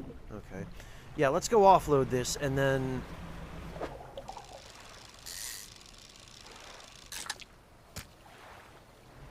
There was a shipwreck on that island that I want to go check out. Okay, Tyrannese, good luck. Have a good one. Oh, yeah, Adamatron, I would like to avoid spoilers or backseating as much as possible. So, as much as I appreciate the offer, I think I will politely decline. But thank you, and I appreciate you asking in advance, rather than just dropping it in chat.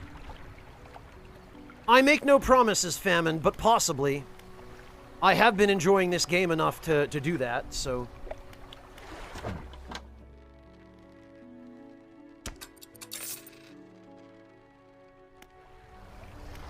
Alright. Dry dock. Up until the last few days, Giggle, I have been extremely busy.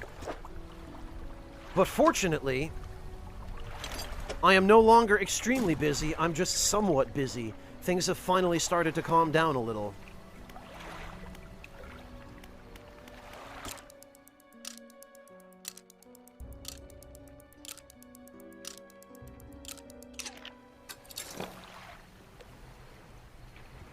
Yeah, it finally has, Giggle. I'm done with my tasks on the guide. And I can finally get back to some semblance of my normal routine, such as it ever was.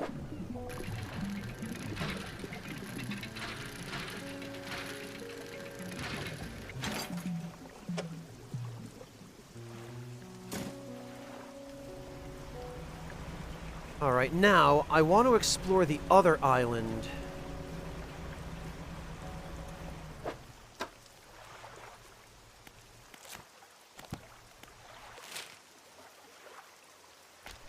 Yeah, the other one beyond this one, which I think should be over here. I believe this is where we saw that shipwreck. In a manner of speaking, Giggle, I suppose you could say I'm working on a new project. I will be doing a collaborative playthrough of Elden Ring with Marcus and Half Damage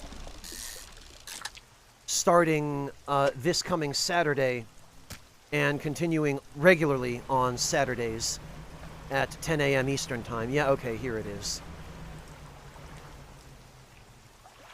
You pull up to a wreck with a familiar-looking hull. It's almost identical to the ship given to you by the mayor, except this one has a huge breach in one side.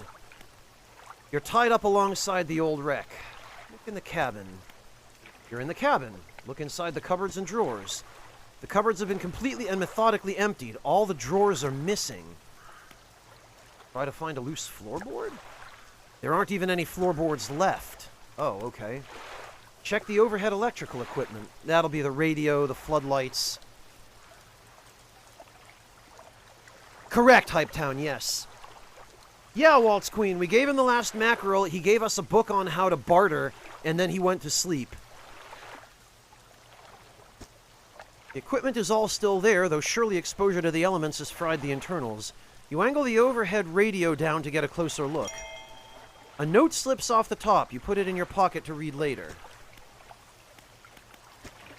Right, what about the cargo? You poke through the cargo hold. A few items remain, not yet lost to the sea. Oh, how about that? Basic fishing pole, some metal, and a weak valve engine? A notoriously unreliable design. This style of engine has fallen out of favor due to a high rate of malfunction. Cool, I'll take it!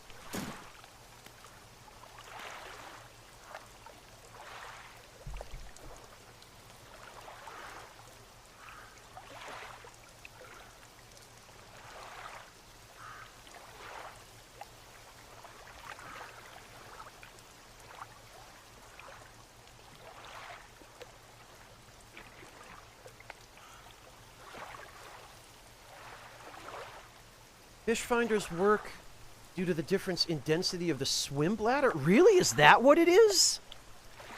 I had no idea that's how they worked, Monotone. That's pretty cool.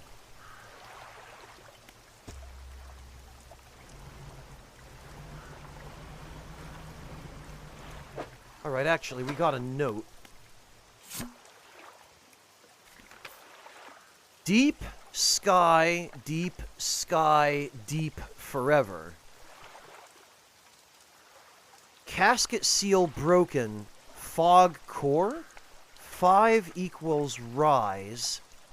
He knows. We did... Wait a minute, hang on. 5 equals rise. 5 is most likely a reference to the 5 sets of islands here.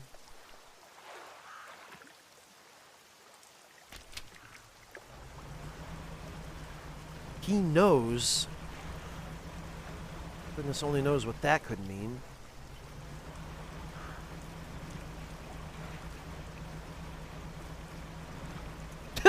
Yeah, right, warrior?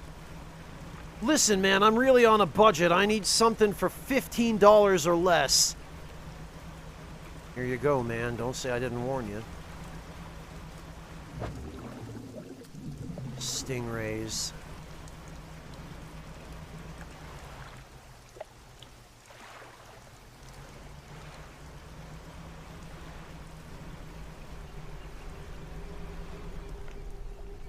Let's see. Oh, nothing. Still just chilling. Can't even interact. Got it.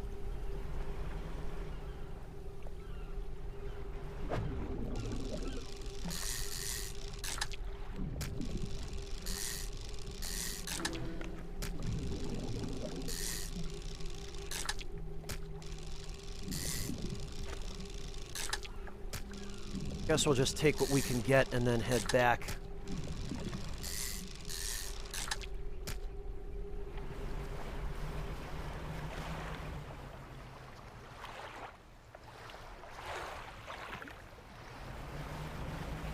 There we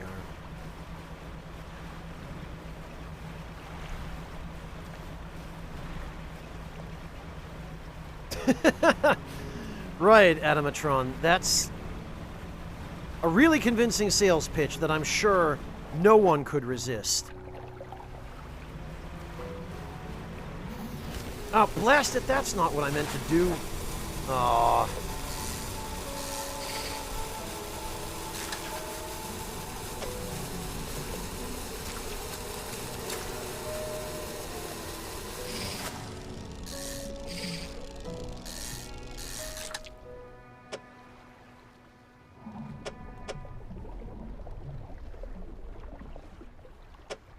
Goodness sake.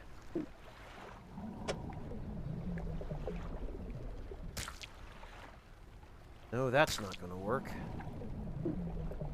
Blast it all. Gotta throw him back.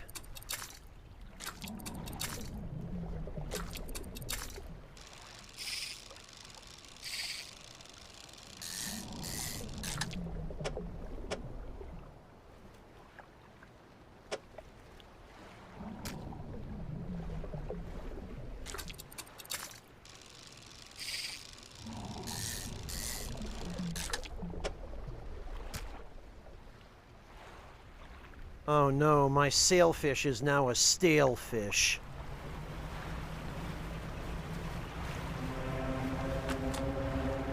Haggling and bartering, a guide. Excellent.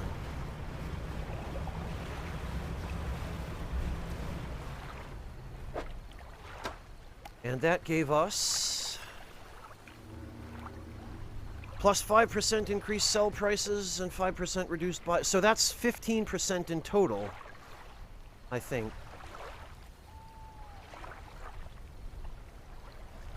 Yeah, with Art of the Silver Tongue, it's 15%.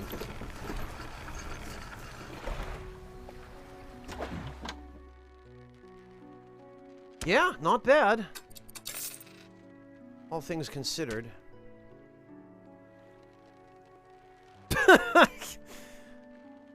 Maybe in an RPG fishing simulator monotone.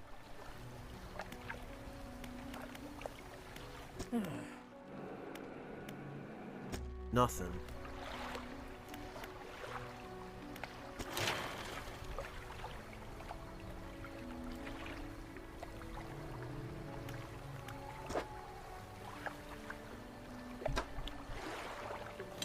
Well, 2 more metal and we won't need any upgrade materials ever again.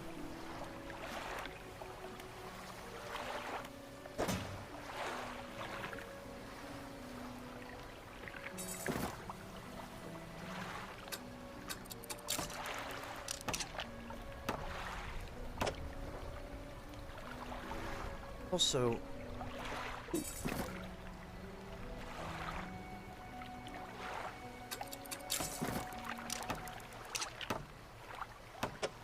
it vexes me that we can't just carry regular engines in the hold. Let me sell some of this stuff, though, because we have no need for this. And we have no need for this.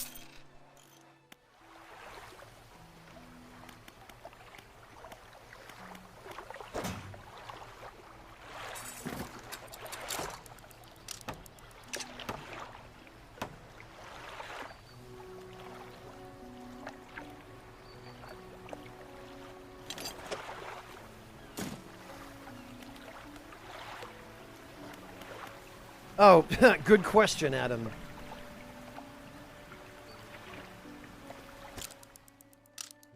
Let's rest a little bit. Your game doesn't zoom in on the storage or shops when you select... Yeah, MaxFlow, there are a few small things about the UI that I would definitely submit some feedback on. It's a really good-looking game, and overall, the UI is pretty decent and functional, but there are definitely a couple of changes I would make. Yeah, Z7, this amount of money is not insignificant for the time period in which I suspect this game is meant to be set.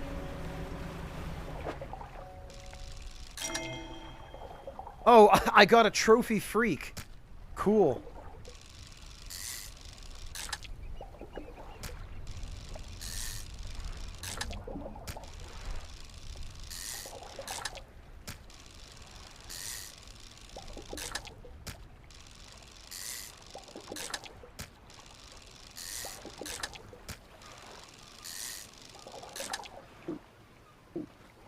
Ah, right.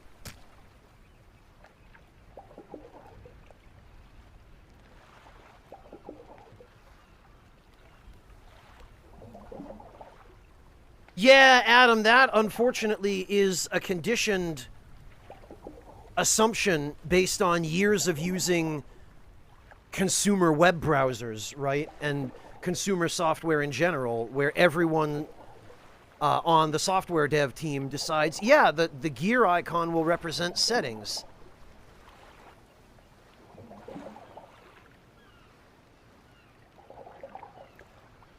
I feel like it would have been a little bit clearer, Adam, if they had used a wrench as the research icon rather than a gear.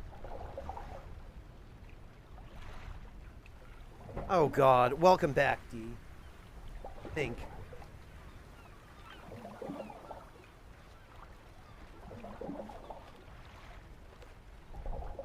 Oh wow, Adam, you had that many? Yeah, did the game not give a tutorial message about that? Because I don't seem to remember getting one.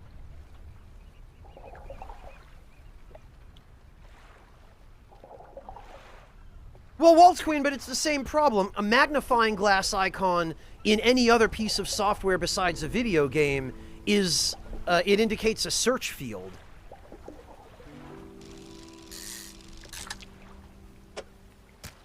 And that would not necessarily intuitively translate to, yeah, this is how you develop better parts for your ship. At least it wouldn't for me.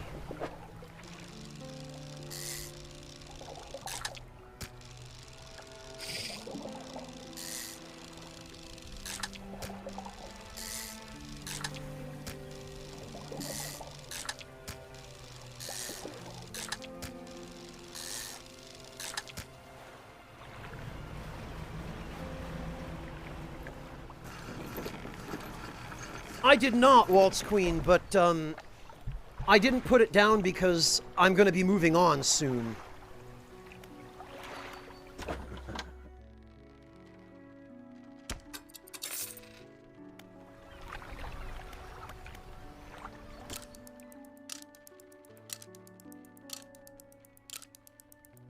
The music is getting more detuned? Maybe at night, MaxFlow. Mr. Fisherman Corrupted. Depends which one. The fishmonger? Quite probably. He did seem to suggest that he was going to eat one of those freak fish.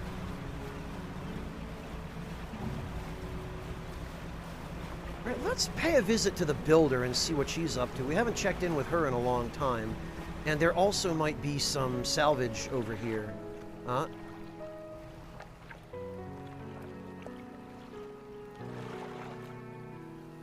Yeah, I thought I saw something.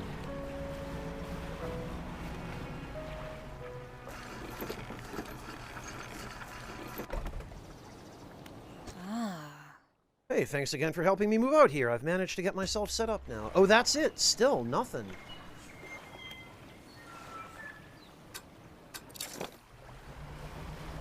Okay. Well, it looks like some of these dredge spots did respawn, so... Yes, excellent. One more research material, and we'll be able to start buying jet boat engines.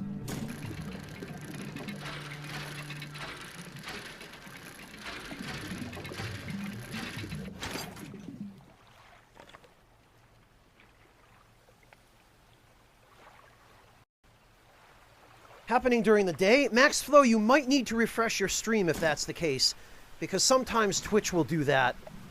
It will distort the stream signal, and sometimes it can be fixed if you refresh. Ah, excellent, and we need metal too.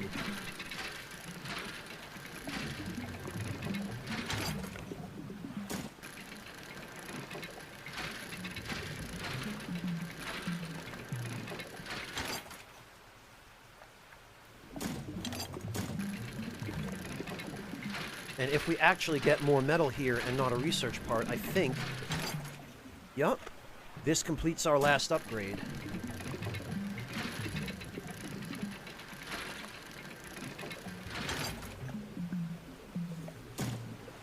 How about that?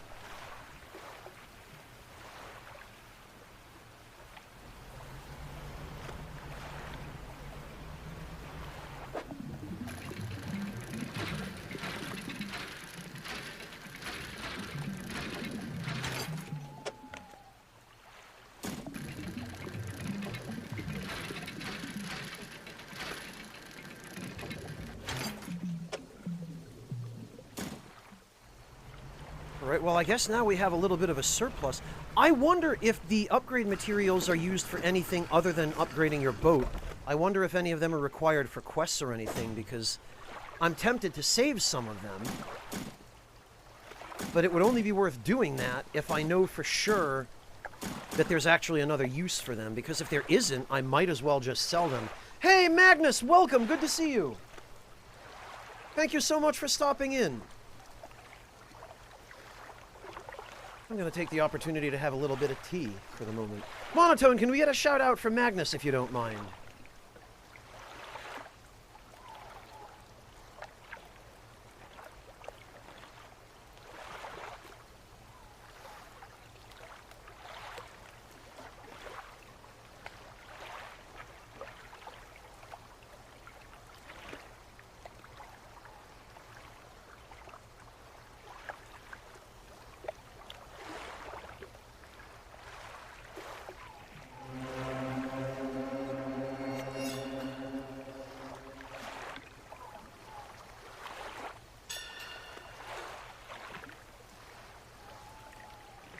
Oh God, are we being attacked? No, I guess Bitey just sailed past us. I don't think he can get us while we're at a dock.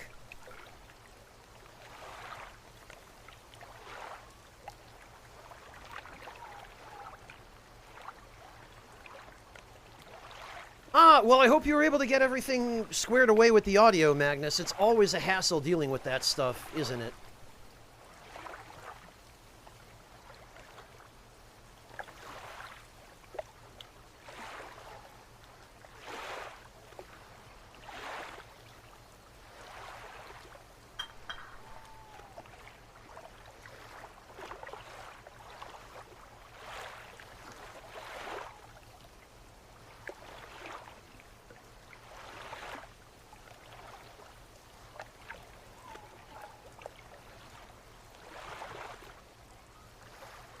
No kidding, Magnus. That's awesome.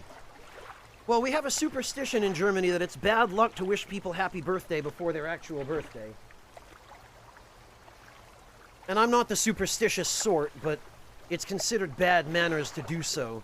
So I will wait till your actual birthday. Which I presume must be coming up fairly soon if you're making these preparations.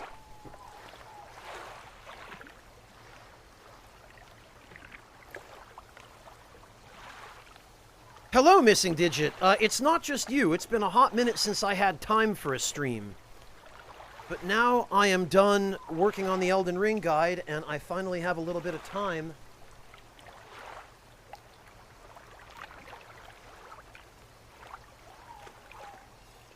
And I can be here to stream for everyone again. Yep, there's Bodhi.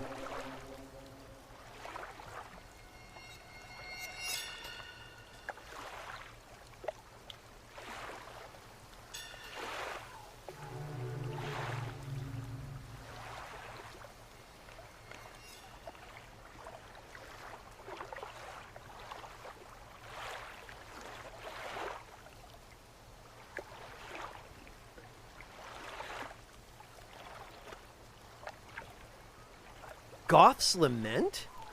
I get the Stoner's Paradise bit, Magnus, but what does 420 have to do with Goths?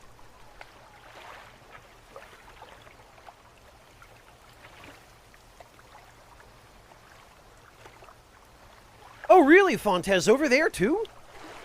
I guess the superstition must have made the rounds. Fontez, refresh my memory. You said you're in, what, Brazil? Or was it Portugal?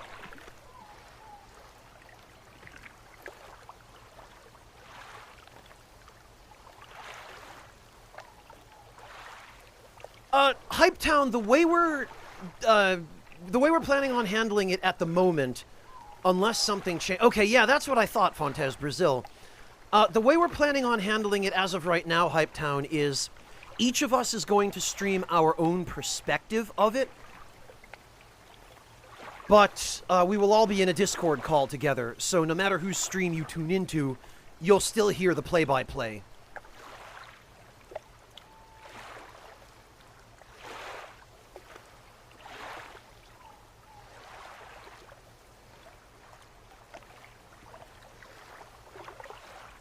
Oh, okay, Magnus. Both points taken. I didn't realize, although I suppose I should have, that both of those things fell on that date.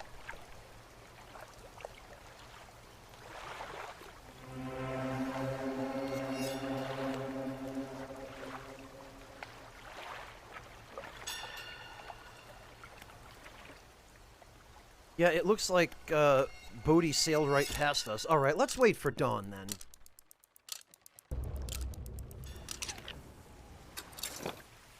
And now he's out of our hair.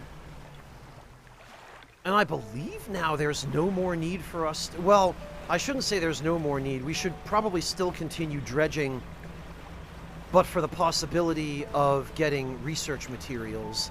Speaking of which...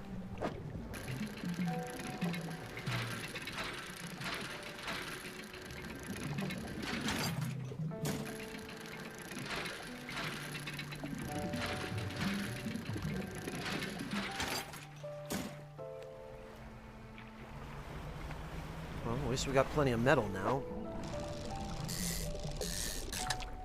And I guess while we're at it, we might as well do a bit of fishing.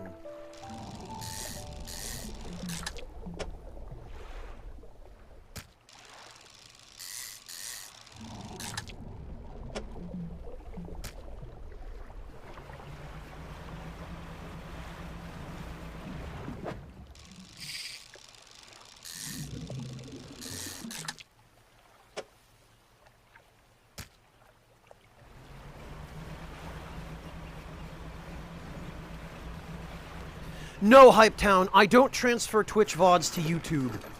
Nobody watches them on YouTube, and it just ends up being a huge waste of time to transfer them over. I will, however, be permanently highlighting them on Twitch, so they won't auto-delete. There's no need to worry about that.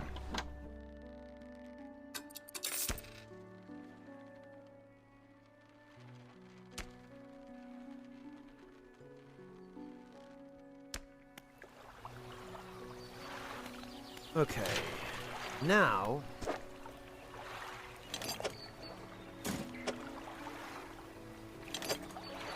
for our final upgrade, and this, I think, is, yeah, 2 engine spaces. And there we are, that's the whole boat finished, I guess. Unless there's another secret branch to the upgrade tree that we're not being shown yet. And that being the case... Oh, no, that's not what I'm looking for. What the heck am I looking for? Right, research.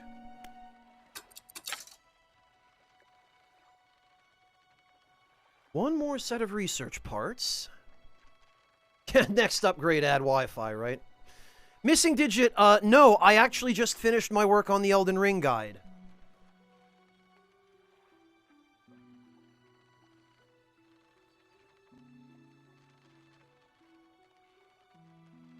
And that is why I am now free to stream.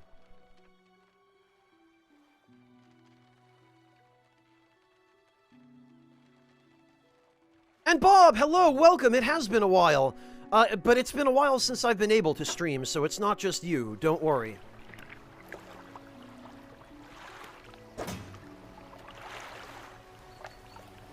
Hey.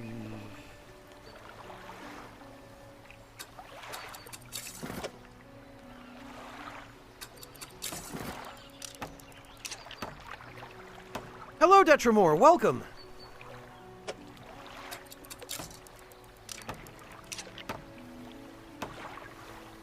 Okay, I am really weirded out that these two engine spaces didn't go at the aft starboard side of the engine room. But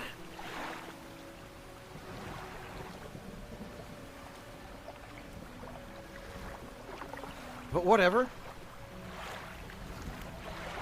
I guess for the moment, we can...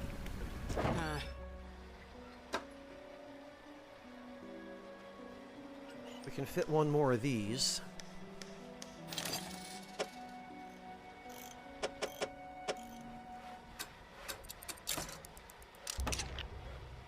.94.5 knots is unheard of for a boat's top speed.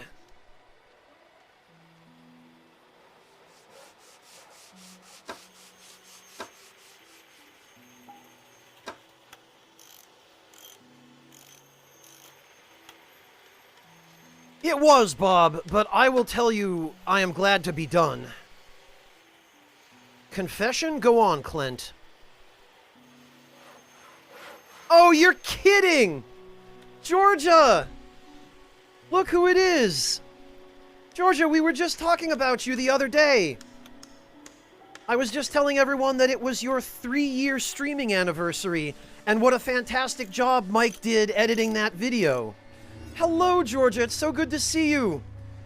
Kira, welcome as well. Everyone from Georgia's stream. Hello. Guys.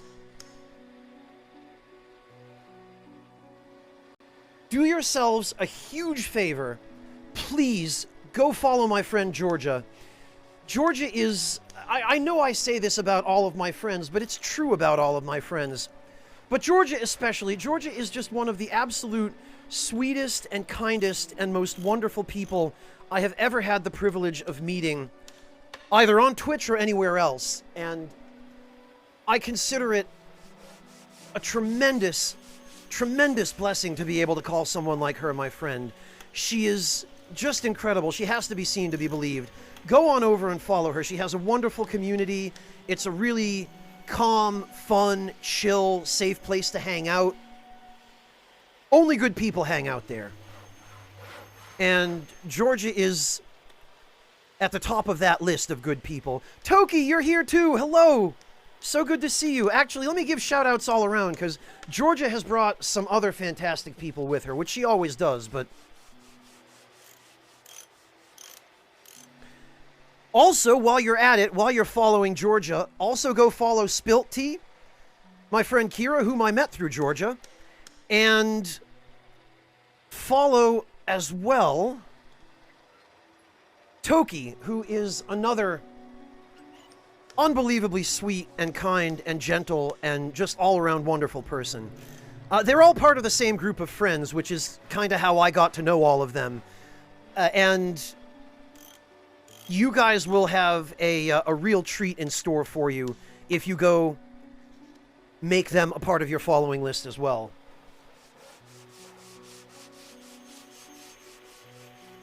Yeah, no problem, Kira. Thank you so much for stopping by. Good luck with the rest of work. Enjoy your lurk. It's so good to see all of you. And Georgia, thank you again for the raid. I adore you too, Toki. Thank you so much. Well, for any of you who don't know me, I suppose I should introduce myself. My name is Franz, and I play video games on the internet. And when I'm lucky, I sometimes even manage to play them somewhat well. And right now, I am trying out a new indie game that just came out a few days ago on the 30th of March. This game is called Dredge, and on the face of it, it is a fishing simulator, which is pretty chill, at least in that regard, but it also has some Lovecraftian horror elements that are... I mean, there are so many fishing and water puns I could make. On the surface, it's a fishing simulator, but slightly below the surface, there's all kinds of cosmic horror going on. I don't know. Monotone is my local punster, along with most of my other mod team. So I'll leave it to them to fill in the gaps there. Well, Clint, I mean, Clint is not wrong. I also really enjoy cooking, and my community tends to make a game of sidetracking me and making me forget to play the game while I talk about cooking. Yeah, Nitch, I should... If I'm going to give one person a shout-out, I'd have to shout out half my community as far as puns go. But everybody, thank you all so much for stopping in. It's so good to see all of you. I have actually just returned to streaming from an unintentionally lengthy hiatus working on the official strategy guide for Elden Ring. That project ran 16 months in total, and by the time all is said and done, it will have been probably 12 months longer than I anticipated it would be. And that took up pretty much all of my spare time for the past year and a half. And I am now finally done with my responsibilities on that project. And I have just returned from PAX East a few days ago, so I'm home now. And I actually have time to stream again and to be with my community and my friends. So I'm here, I'm back, and I missed all of you. Ah, and I see that Georgia has mentioned in chat, and it bears probably pointing out as well. I am incredibly proud of you, Georgia, for how you have just taken to Final Fantasy XIV. That is not a game just anybody could pick up and actually gather an audience for on Twitch. It has been a pleasure, Georgia, as someone who played Final Fantasy XI for many years back in the day. It's been a pleasure watching you start out streaming FF14 and just bring in a whole side of your community through FF14. So if anybody in here is an FF14 fan, that's all the more reason to go follow Georgia, on top of all of the other tremendous reasons. Yeah, you've been really lucky, Georgia. You seem to have found pretty much entirely the pure side of FF14. Yeah, I guess Siri did bully you into playing it at first, didn't she? Indeed, Soul Bishop, yes.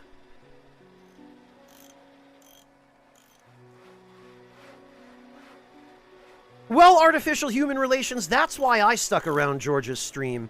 The games are great and all, but I stay for the person, you know, the broadcaster.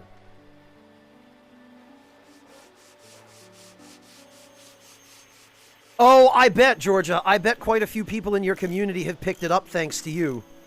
Although, when I see you having so much fun playing it, it's hard not to feel enthusiastic about it. Like, you have, I'll be honest, watching you play 14 has sort of tempted me in a very distant way to entertain the idea of picking it up myself. But I spent enough years in FF11 to know good and well that I don't have the time for an MMO anymore. I need a little bit more variety. I would feel compelled to play 14 all the time if I were to pick it up now, and I just can't. I just can't do it.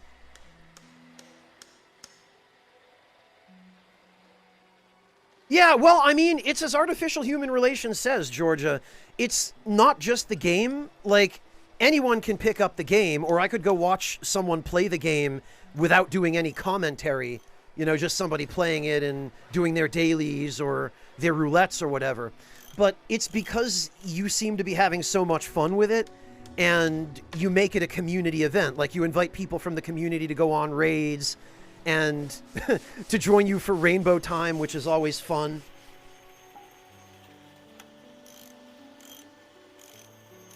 Oh, I know, Magnus. I'm aware. And that is precisely why I feel like it would be dangerous for me to pick it up now. Because then all of the other things that I want to stream would fall by the wayside. And I would just get stuck. I know what kind of person I am. Or at least what kind of person I was when I was playing FF11.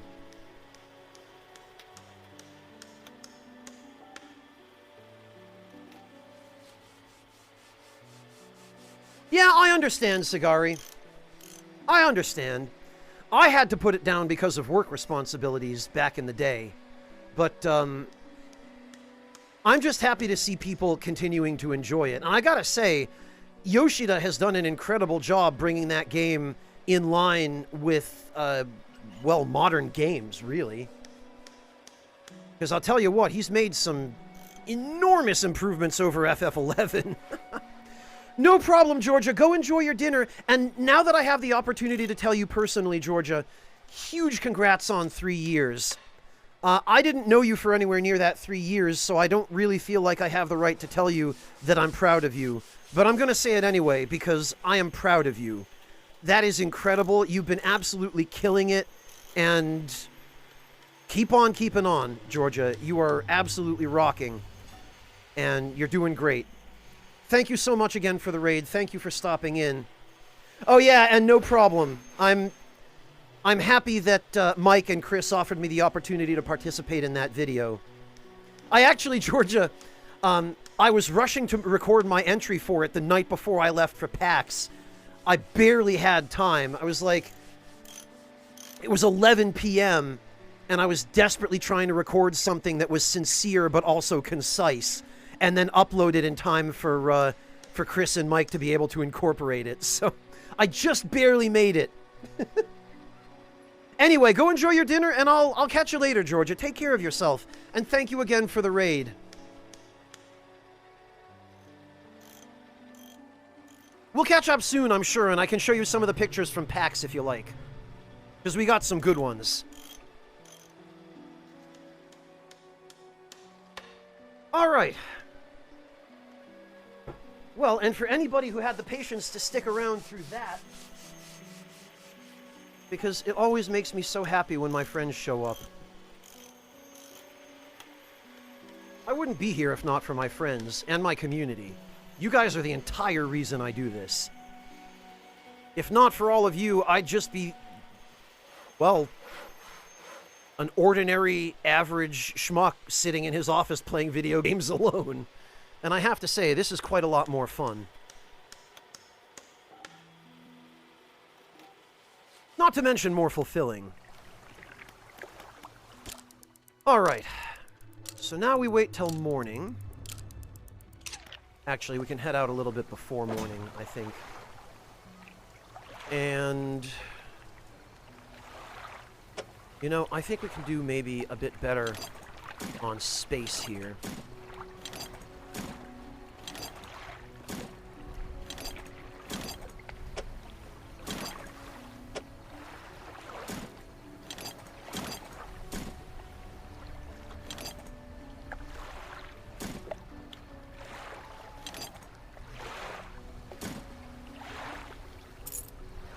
Go here.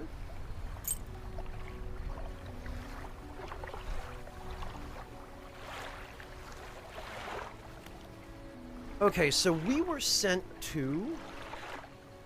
There's probably somewhere you can sell them, Waltz Queen, but I am not yet 100% certain that there is no other use for them, and until I am certain of that, I do not want to get caught with my pants down and find out that I need some of those materials for a quest.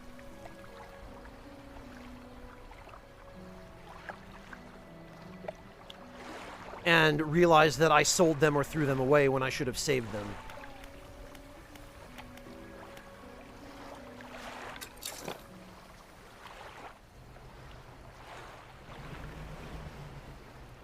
Well, Soul Bishop, you're not going to sit there and tell me that it's not logical.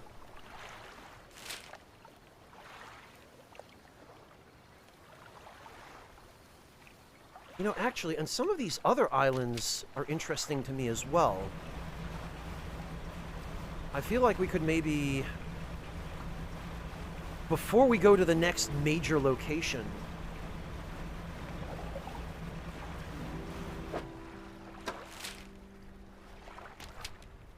I feel like we could maybe explore some of these islands.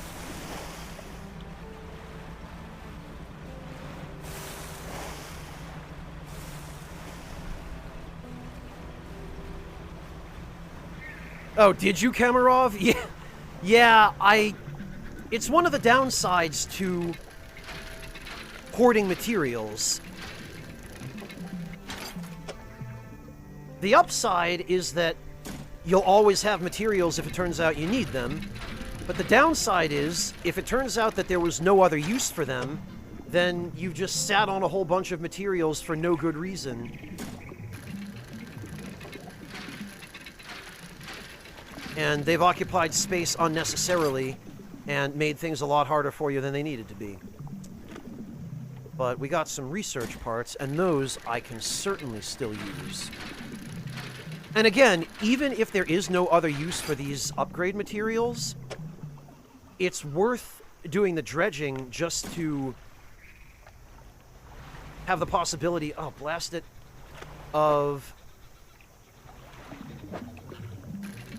acquiring more research parts.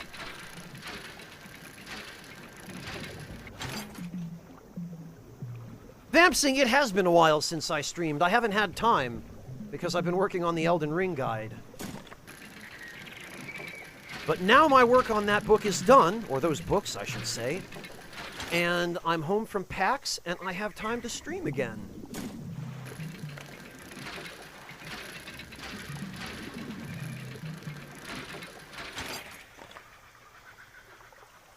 And of course, now that I am possibly completely full on upgrade materials, now I'm once again up to my armpits in upgrade materials.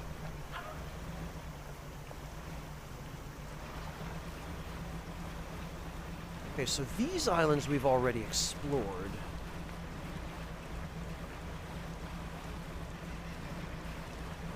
Well, at least to some extent.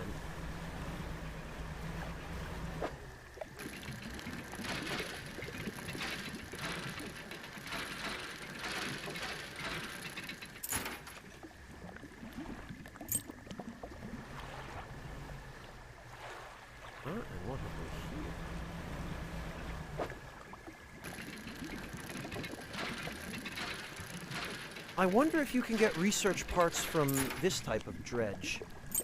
This seems to be mostly just treasure. A curious-looking chest is half submerged in the sand. Ah, right! Ah, and this would be a fragment of our treasure map.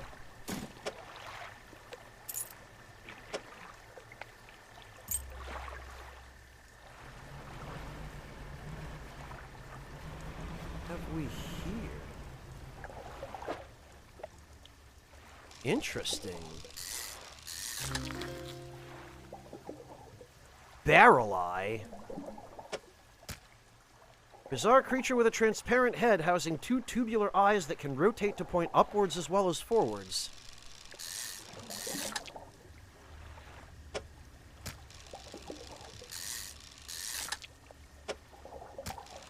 Boy, I'd hate to see the aberration of this thing. Though I'm sure we're about to.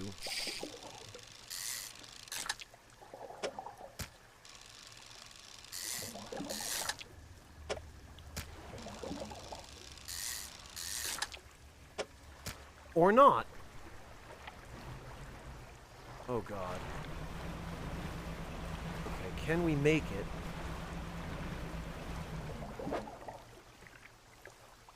Ah, okay. Looks like we got a potential trophy. We sure do.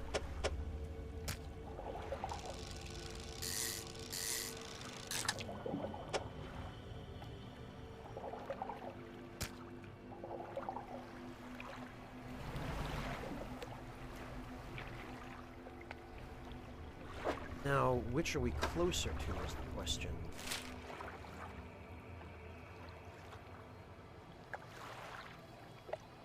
We are much closer to the pontoon, so that means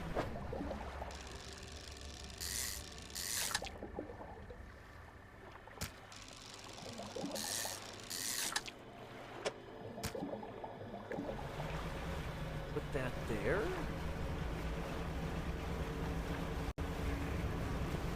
And then we head to the pontoon.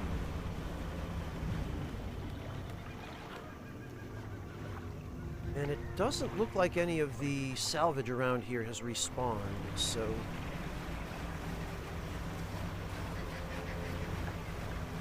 we'll just skirt around the center of the crater, because that's bad news.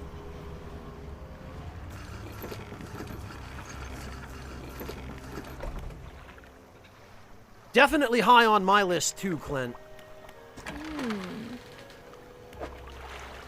Okay, well, at least these are still fresh. Holy cow!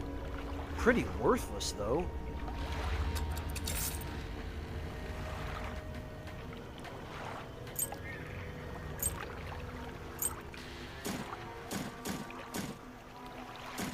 Oh, but you know what?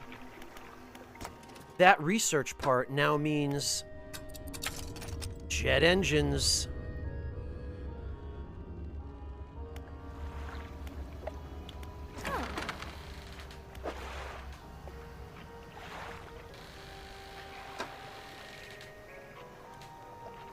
$255, huh?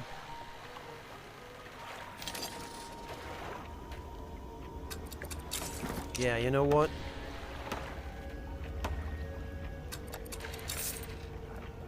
The jet engine, if we put this in every engine space, we look at the refined outboard engine, that's 26.3 knots total speed, and it takes up 3 spaces.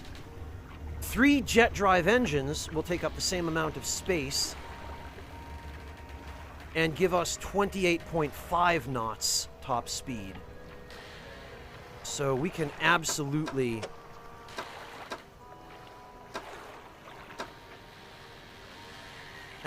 tune that.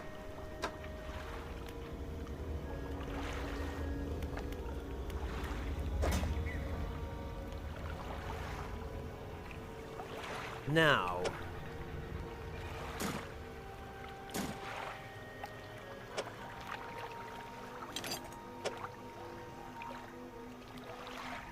well, what do you know?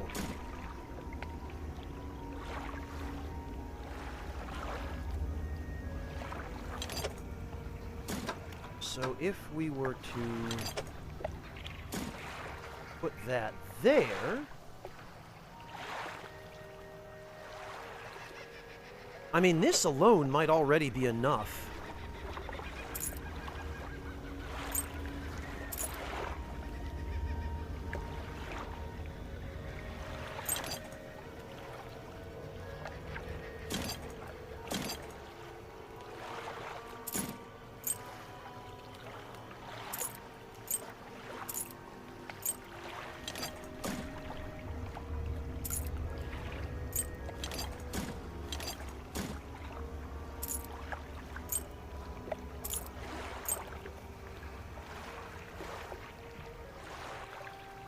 But it looks like there's still one piece missing.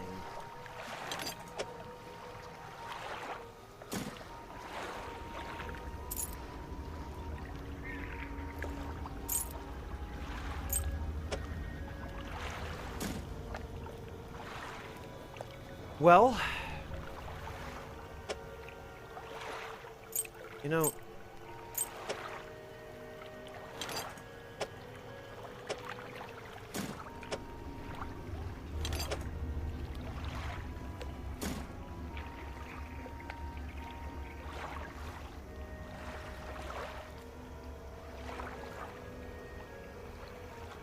I do wonder that myself, Adam. It's sort of weird to me that you don't have more storage than this.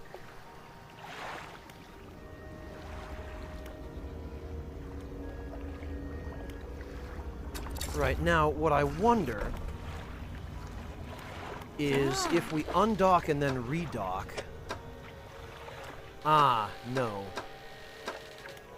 I was gonna say, I wonder what it would take in order to refresh her inventory.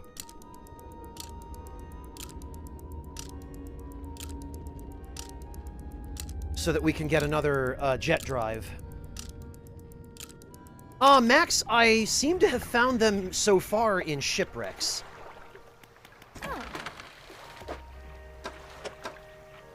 Ah, okay, I guess it's just a matter of waiting a day.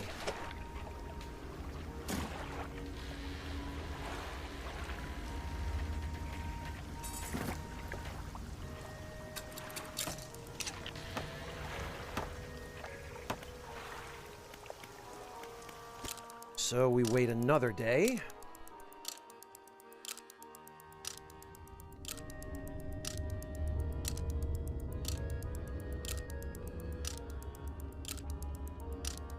I really hope there's no limit to the number of days that you can let elapse before bad stuff happens, because we're already on day 105.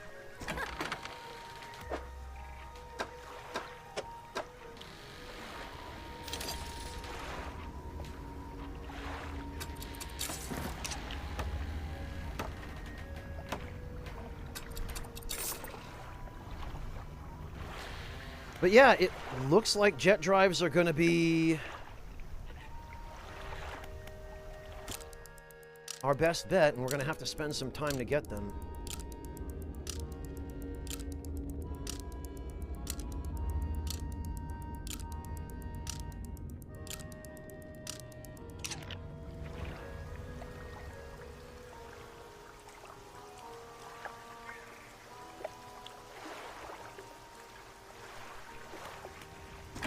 Let's see. I wish there were a faster and more convenient way to do this.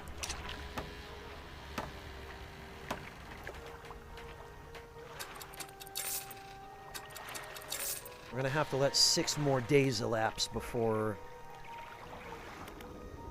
There we go.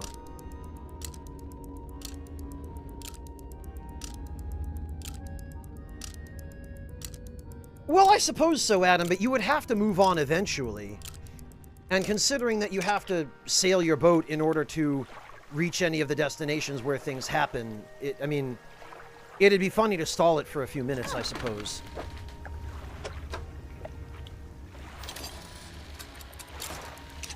There we are. Now we rest again.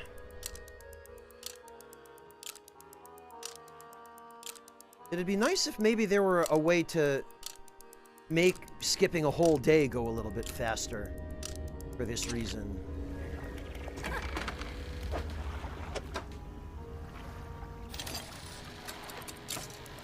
Four more.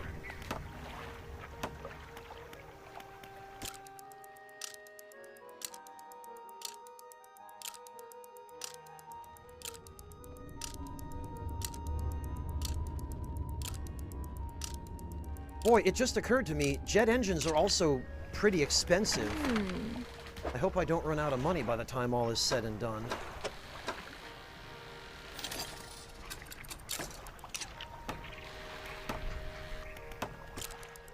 There we go.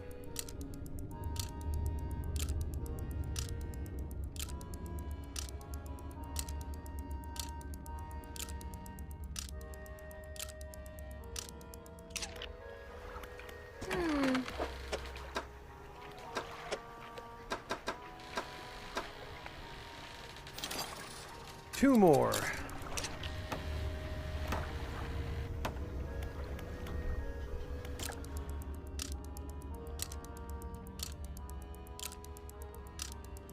Ha! Yeah, that's fair, Adam. Point taken.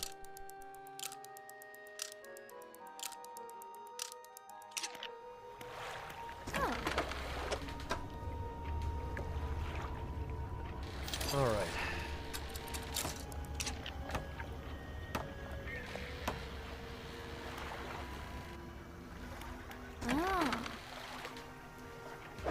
Whoops. One more.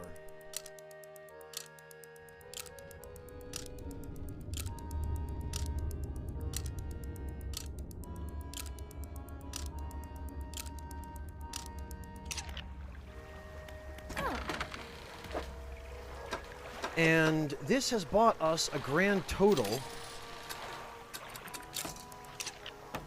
of maybe 6 or 7 additional knots of speed. I really hope it was worth it. Also, it's bizarre to me that you can't put more engines back here. This is I don't know, it's just weird.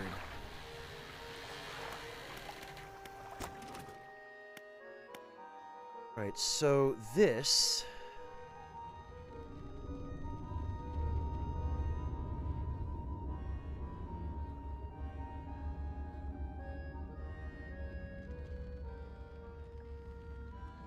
Ah, but it looks as though...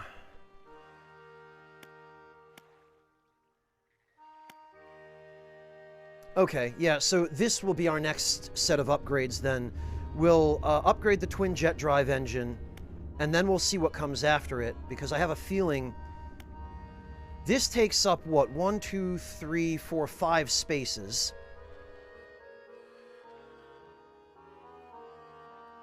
And this actually is slightly more powerful than 5 jet drives. So if this is slightly more powerful, then I suspect this is probably significantly more powerful. So we'll grab this, and then I guess just augment it with jet drives.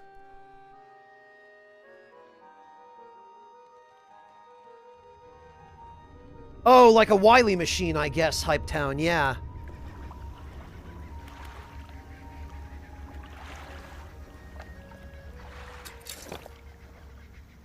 Okay, well...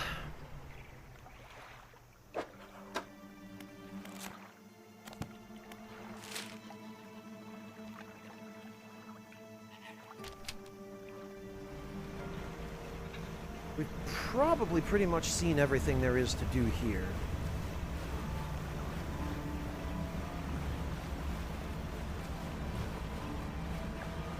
However, we have not yet explored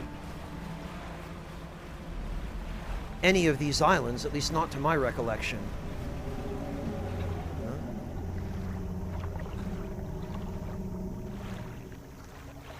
I keep hearing this growling. I know it's not my imagination.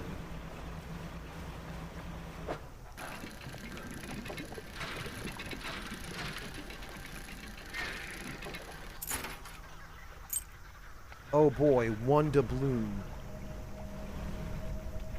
Aha! A slab of rock cuts above the waves. There are 4 large, powerful fish shapes carved into its face, and 4 great fissures running through the rock's base. Okay. This one wants sharks.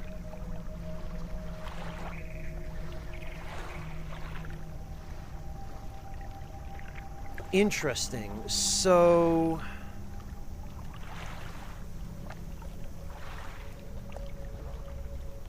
the question is, what type of shark? I suspect probably both types.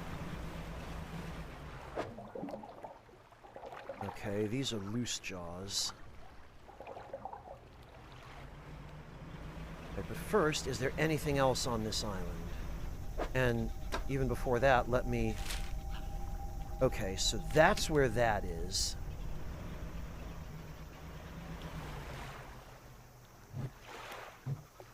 Are there even any sharks around here? Oh, okay. Well...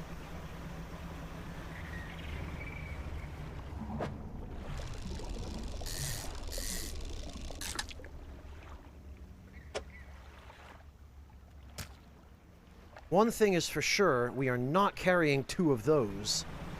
But I have a strong suspicion that the fact that they're found so close to this shrine is probably an indication that we are meant to put one here. Ah, and look at that. So he fits perfectly there.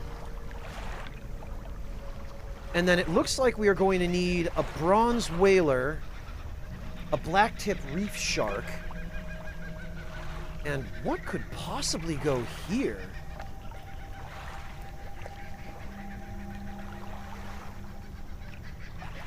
Yeah, no kidding, Hype Town.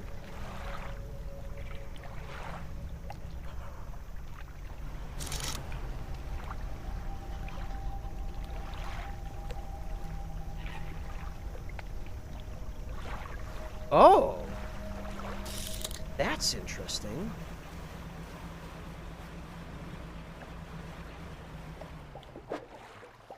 No, those are barrel eyes. What have we here? This...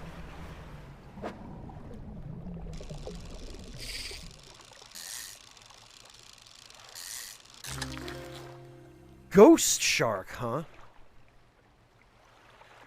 Well, that answers that. There's our fourth weird shark.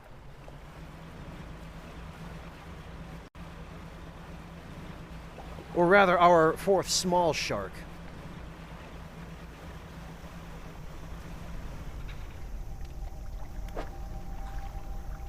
Okay. Sometimes called a chimera, this phantom of the deep lacks the teeth of other sharks, instead having 3 bony grinding plates fused to its skull. Well, that handily solves that puzzle.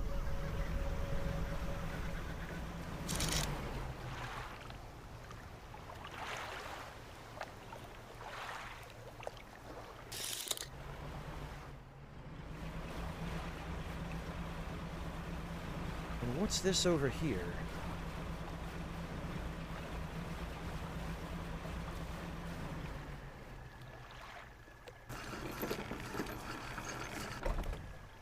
Well, at least we can rest here. Oh, it's another campsite. Next to the dock is a derelict campsite. Strange symbols are scratched into the sand. What do you want to do? Search the campsite. An extremely rough and worn sheet of fabric is collapsed at the base of some wooden supports. There's nothing remarkable about it. Inspect the symbols. The symbols span the breadth of the camp, twisting this way and that. Some are grouped together into what must be words.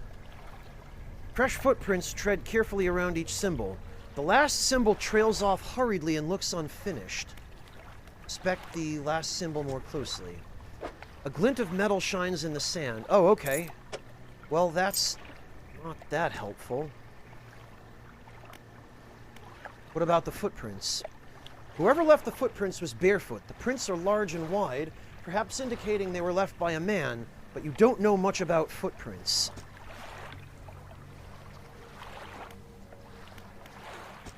Were they webbed?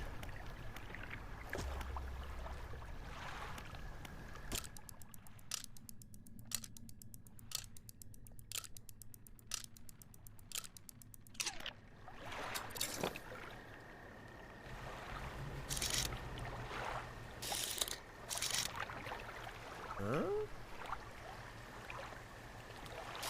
Well, that's interesting.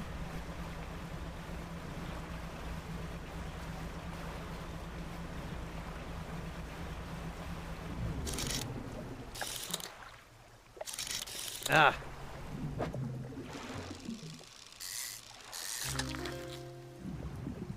Viperfish, huh?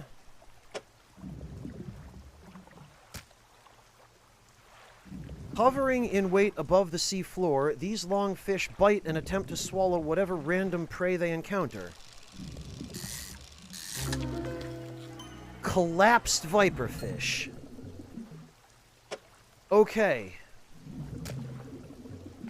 A rejection of the light or a return to the ways of the deep. Yeah, no thanks.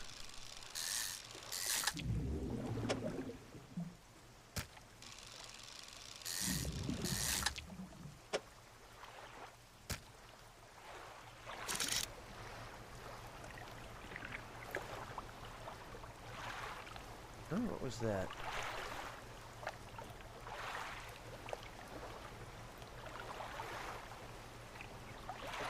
Oceanic perch. Tiger mackerel. Snapper. I think we might have to go back to Greater Marrow for that, for the 2 remaining sharks. Okay, that's just cod.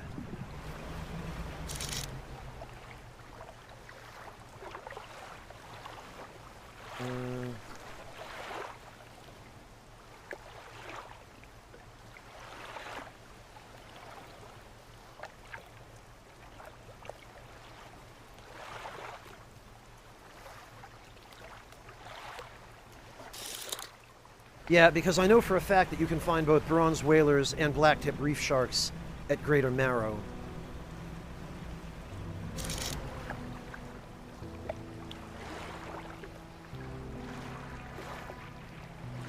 Ah! And there we go. There's a bronze whaler. And there's some dredge.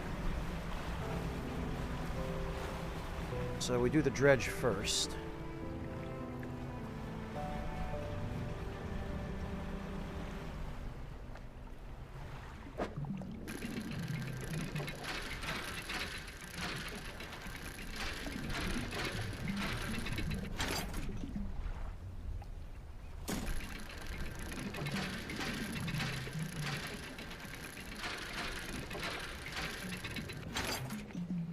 Oh, good. Research parts. See, that's why we do this, even though we've acquired every upgrade. Although it would be nice if once you have acquired every upgrade, you got a bonus to the rate of acquisition for research parts from dredging.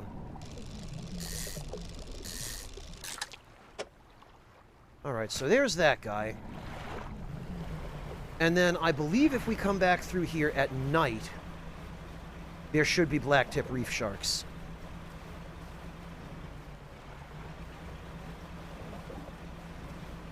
So we'll drop off everything else.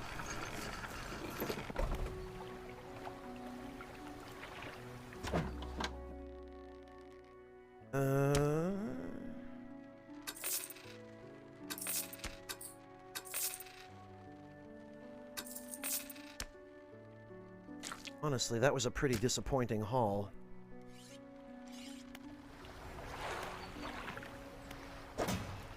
Alright. Well, we're certainly not fitting any more of this stuff into storage.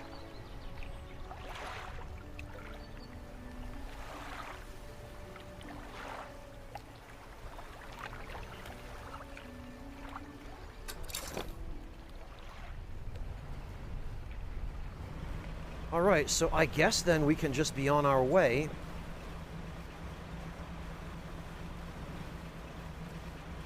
We'll hang around until actual nighttime.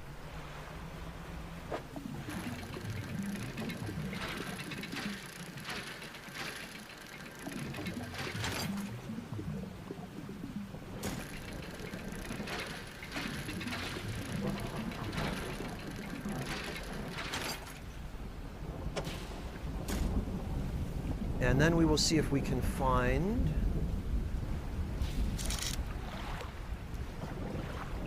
any blacktip reef sharks. And I think there should have been a spot for them somewhere around here. There. Unfortunately,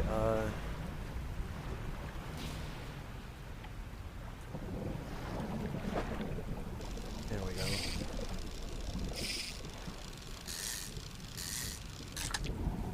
All right. And that is our shark puzzle solved.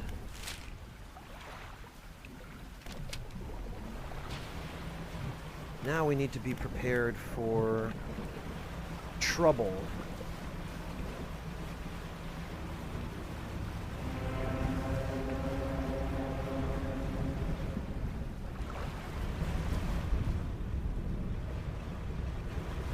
Oh, he's chasing me.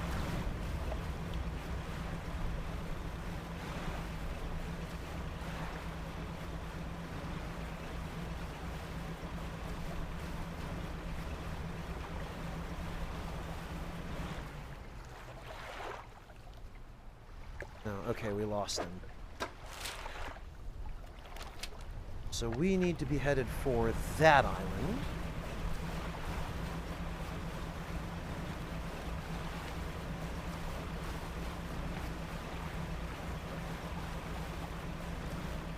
I believe that's it.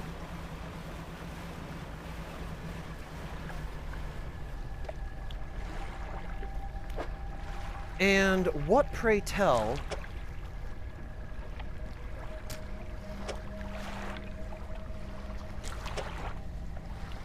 could we possibly receive from this?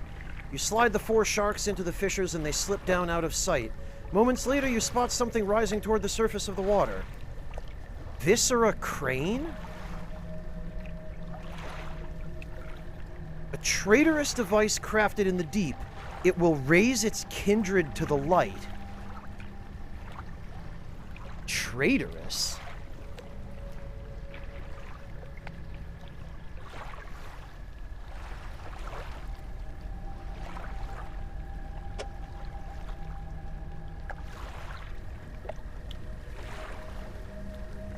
Huh. It's actually better than what we've got. Oh, but...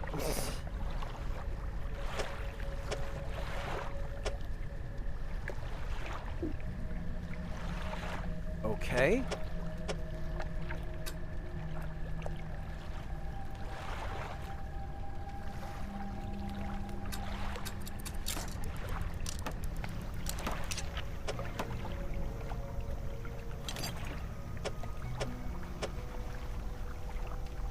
I guess we'll just put that there.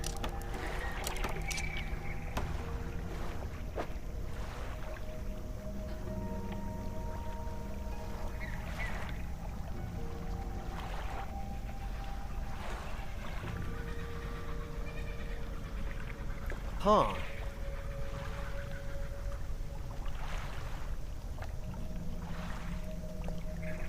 Yeah, I have to say, Kamarov, this is a clever type of puzzle. And it's not obnoxious.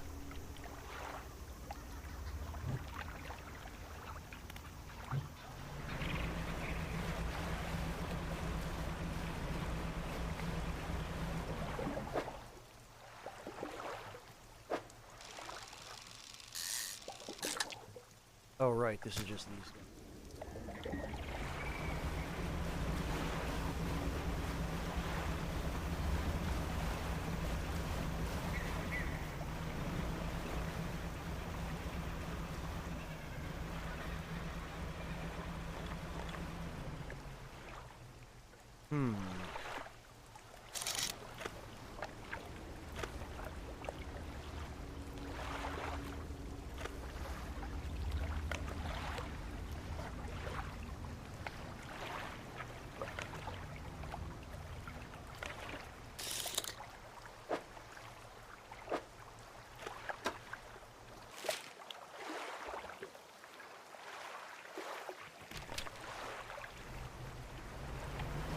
Okay, well...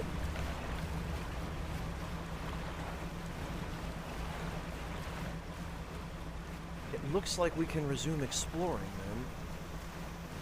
But first, I'm going to stop at that island over there with the dock for a rest.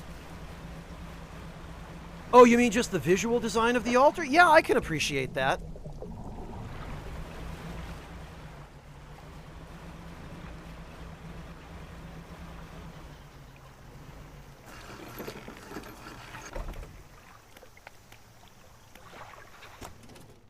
Alright, well, I guess...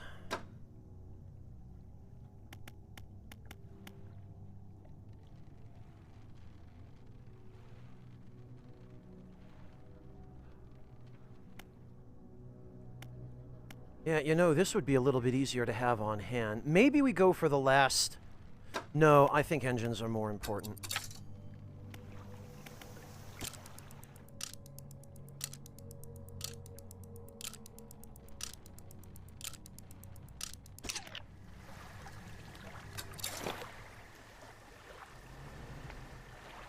Yeah, I like how the hints were built in, Kamarov.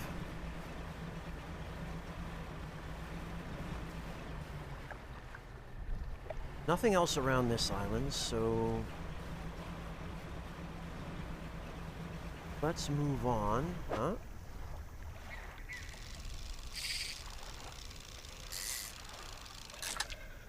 Oh, that's just red snapper again.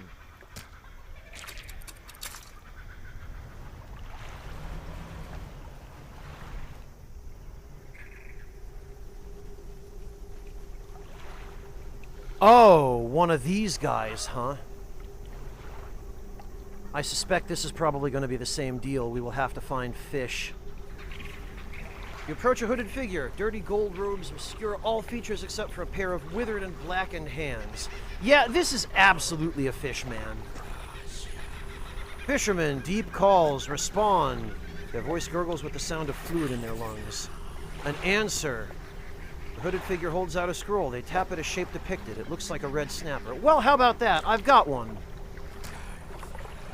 They rip through the throat of the fish and tear out its heart. It's in their mouth before you have time to process what you just saw. Another, a sacrifice. They point at another shape on the scroll. This one looks like a fang tooth, which I just threw out.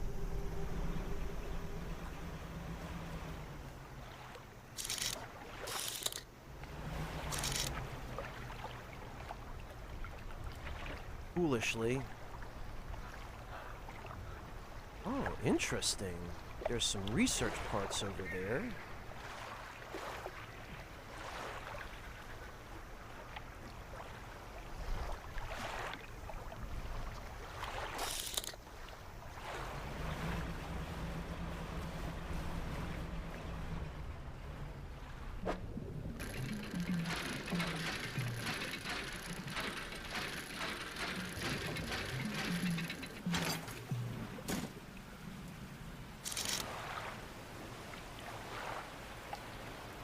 Oh, and it looks like the seas are getting a bit rough.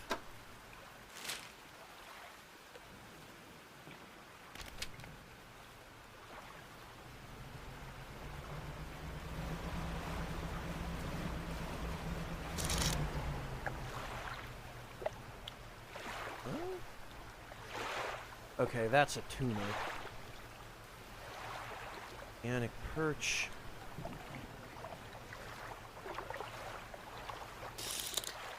Right, so we head back toward Stellar Basin then, because that's where we were finding those abyssal fish. Yeah, I can't help but wonder what their plan was. Pipe Town. Whatever it wasn't a very good one.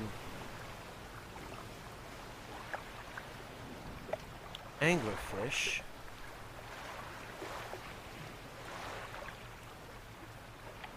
Fangtooth. Okay.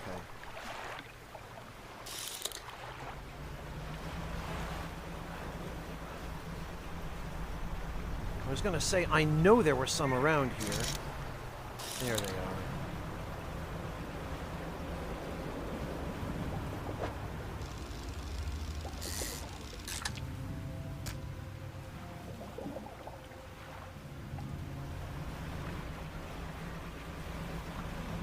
I just hope I'm not too late. I hope that dude doesn't starve to death.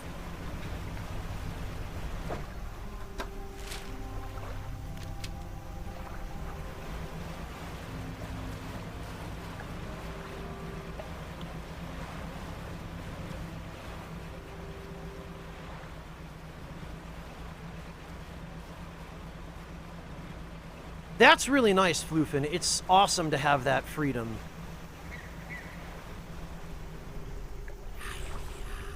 Okay, I got your fangtooth. They bring this small fish up to their mouth and bite it where the heart is. Their cracked lips part to reveal a row of sharpened teeth. Sense an opening. They unfurl the final scroll.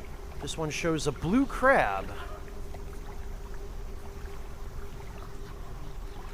Okay, well, that I know where to find.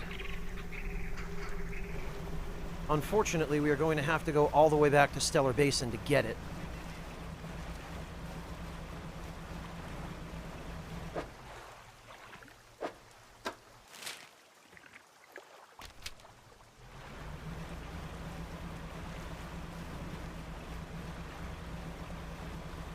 Amen to that, Hype Town. It is wonderful to be able to just take your time and not have to worry about rushing a deadline.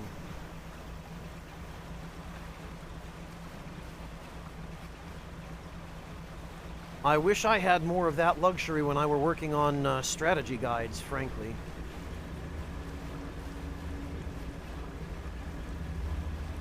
Alright, so now we take out Bitey McCrabpot.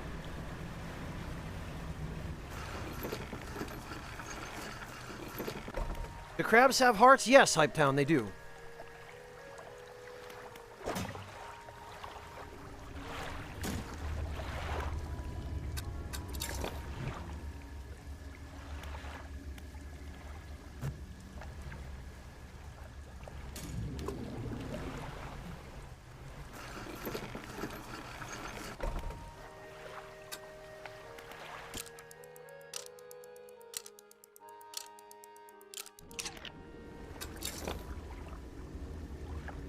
Nothing.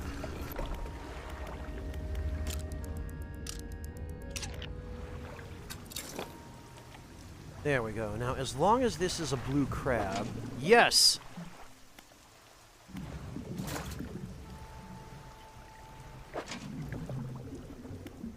Take the whole pot while we're at it.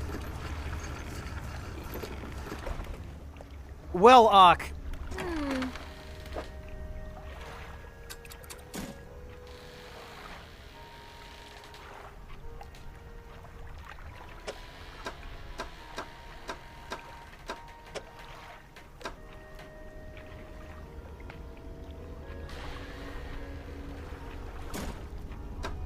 Meant to do was here. Then he goes back in storage. Then we go back with the crab.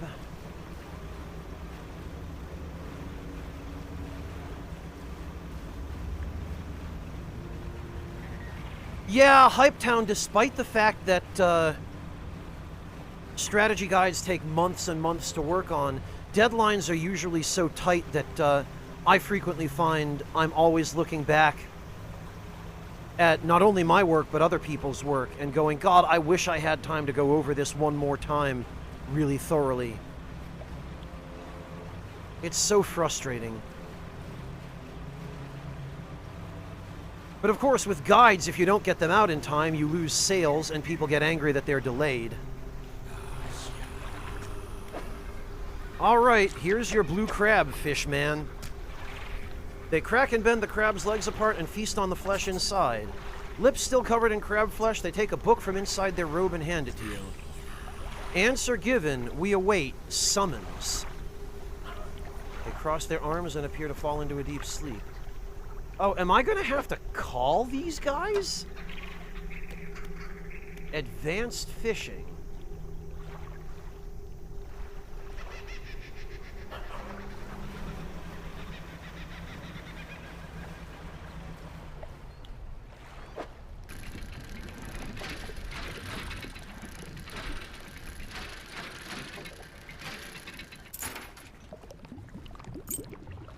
Well, that was disappointing.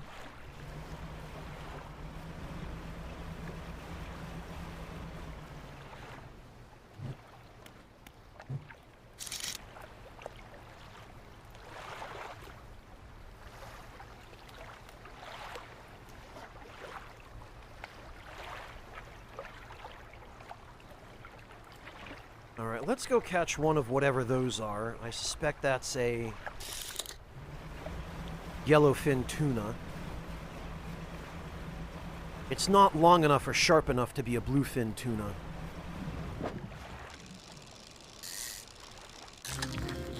Oh, it's a blackfin tuna.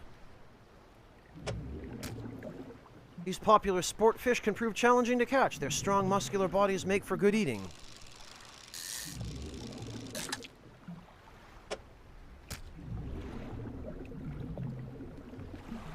Okay.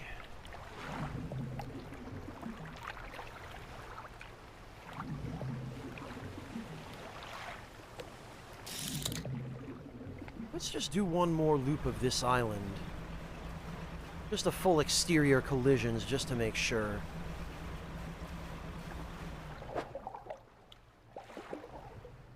That'll be ocean perch.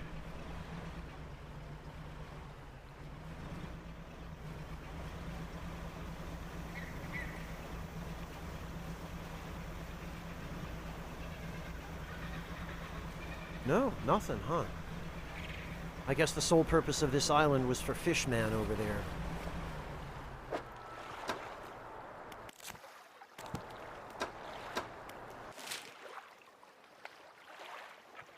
Okay. North, then, because we've not checked out this island. Hey, Lord Louise, welcome back.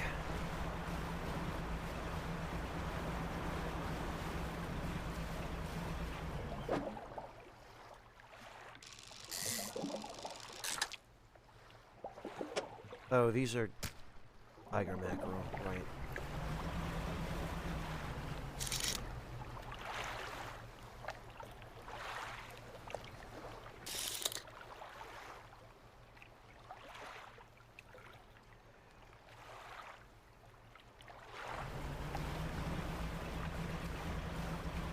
Okay, some salvage.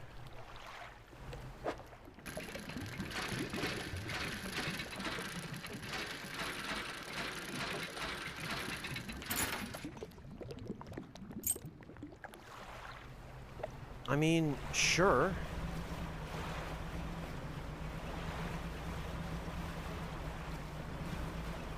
So that's it.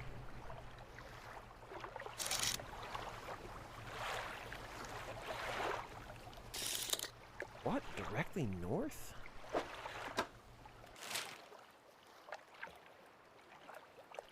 Okay, that's interesting. There appears to be something on that island directly north.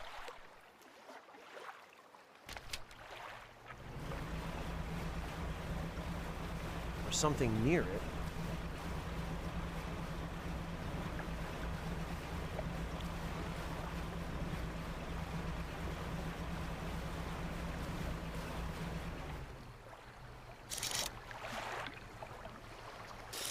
Oh, those are groupers.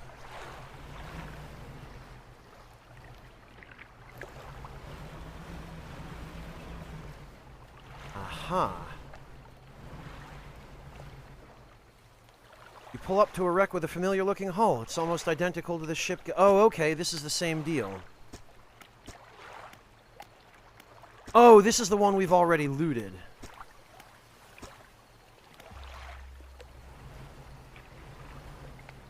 Wonder why we're still able to examine it, then.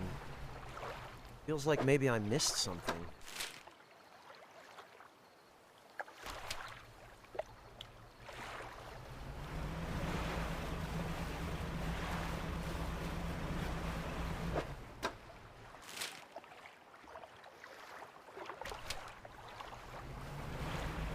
There's an island over here. Nighttime may not be the best time to explore this stuff. Oh, but it appears I already have.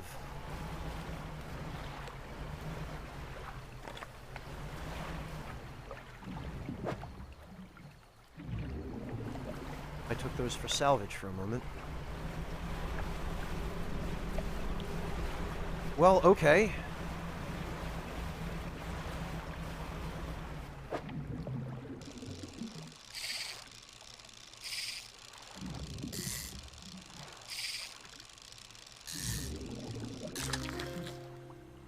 Rat tail?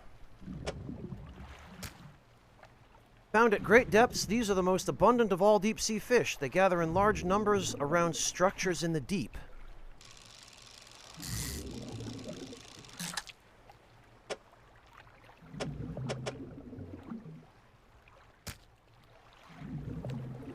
Yeah, I think at this point I should go back to the antique dealer and get rid of some of my junk.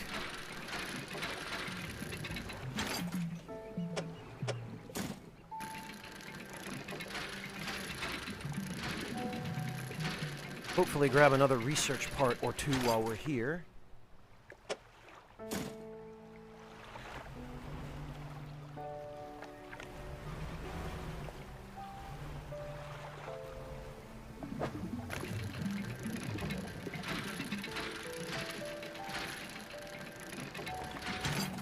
At the very least,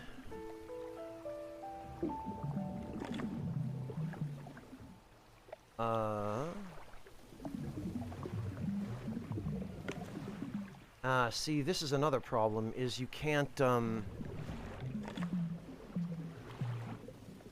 can't modify your inventory if doing so would mean moving more than one item at a time. So I have to throw that away.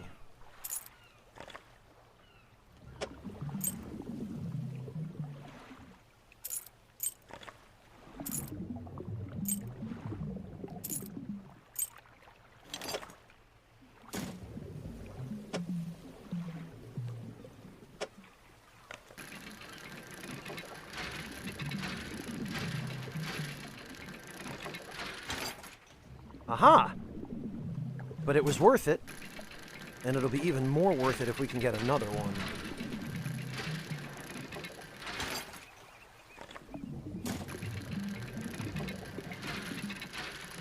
Well, let's try for one more then. Nope. Okay, well that's fine. This was already more than worth it.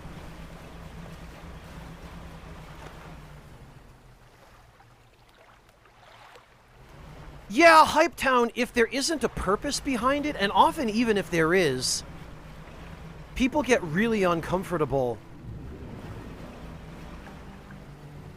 when they can't see where they're going. And small wonder, we rely on our eyes probably more than any other sense.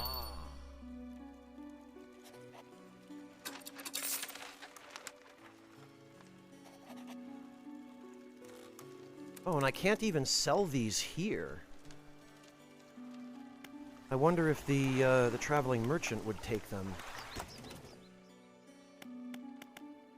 All right. One more of those, then.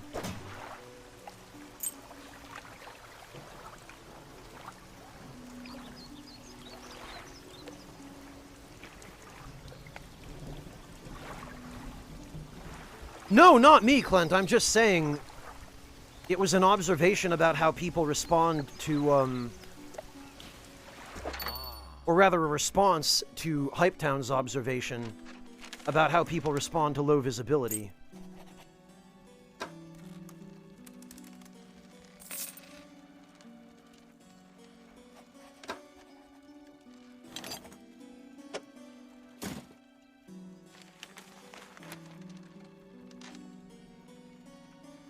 Well, that's not going to get crap.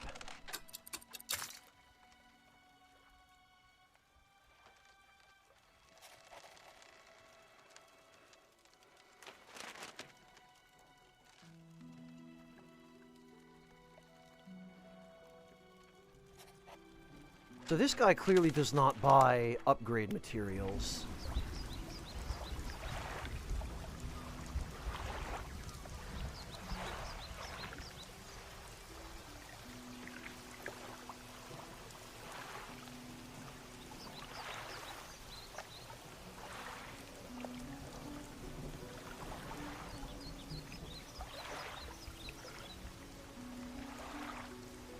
Alright, well, let's go see if the shipwright will take this stuff.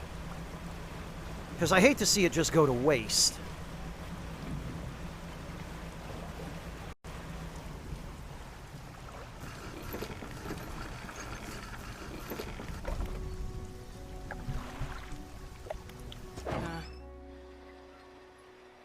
No, she will not.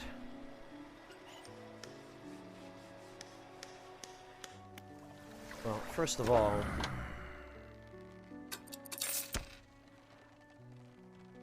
get rid of that stuff. He won't take these either. And I have a sneaking suspicion the merchant probably won't.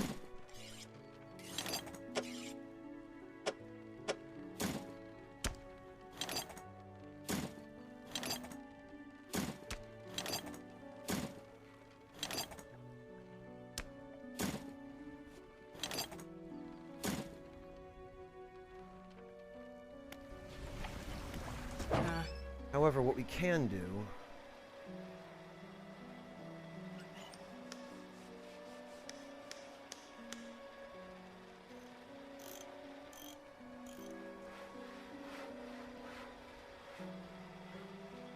I mean, I don't know. Maybe with these two cranes, our fishing speed is okay as it is.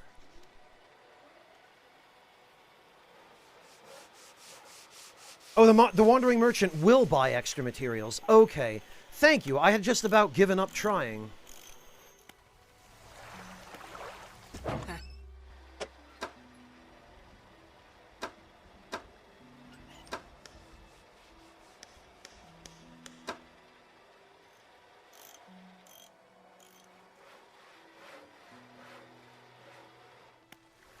Okay then, I guess off to the Wandering Merchant it is.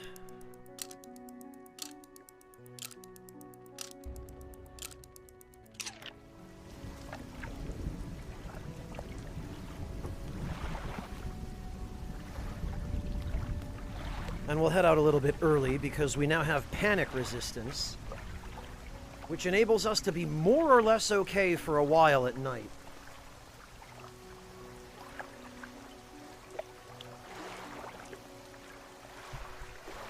Little Water, welcome back. Thank you so much for the resub. Really appreciate that.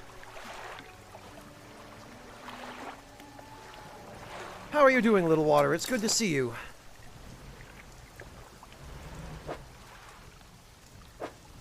Right, so I guess...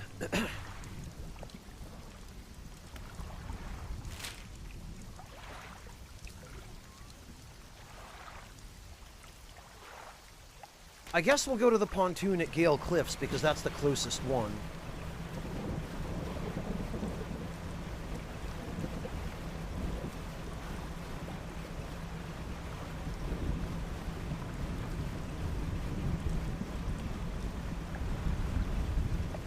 Yeah, also... Is that actually the town I'm seeing?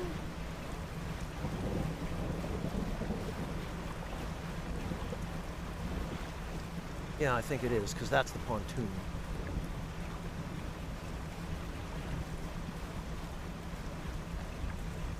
Athens! No kidding, Little Water!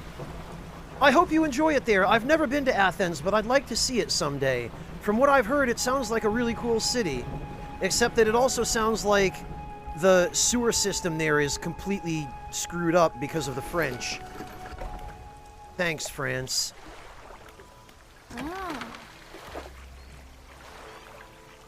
Aha. Yeah, okay, it's just a few dollars each.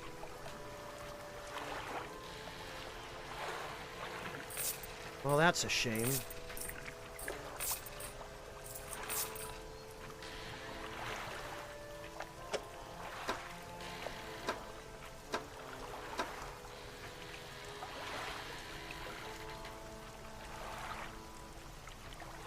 Yeah, no kidding, Little Water. Seeing all those buildings and statues and streets and whatnot, and aqueducts that were made back in the day, is an impressive thing, I suspect.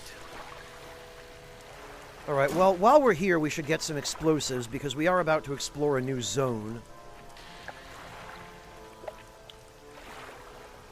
I tell you what, I really hope that these materials will still be in stock next time we talk to her, in case we need them.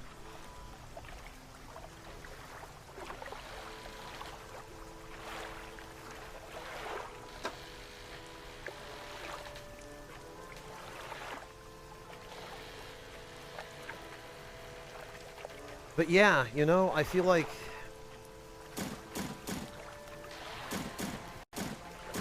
I have yet to find a use for these things, so...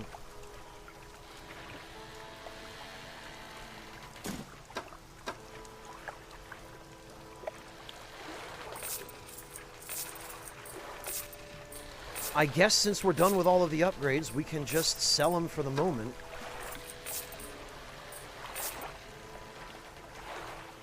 Oh, she can't hold anymore.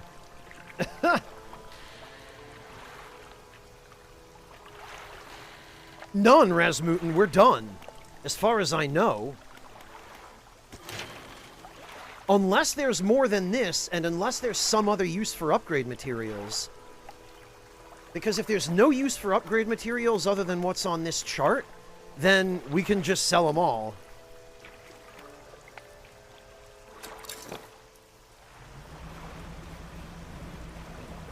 But while we're here, we should pick up more explosives.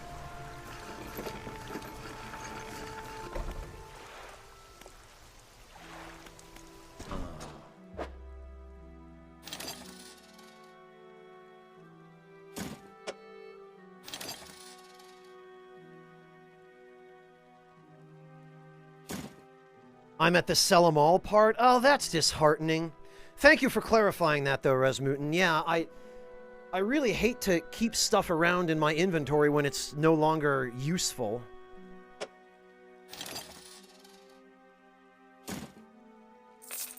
Ah, blast it. Didn't mean to resell those.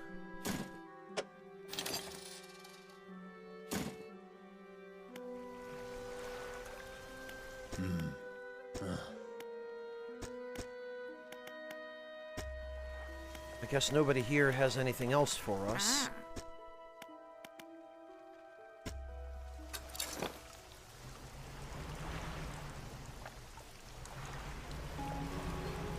And so I suppose we can be on our way now.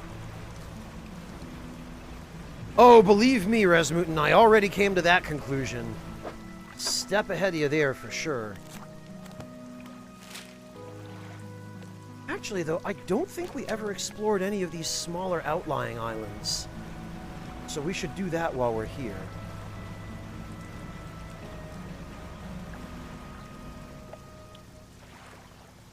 Oh, gosh, I wouldn't have watched TV anyway when I was a kid. I hate it. I would much rather play video games than watch TV.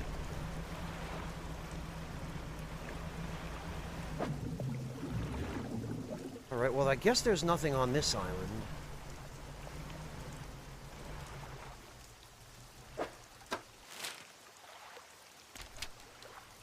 So, on over to this one. Ah, well, Little Water, I am familiar with Reboot. But the only reason I'm familiar with Reboot is because... Oh, God! Okay.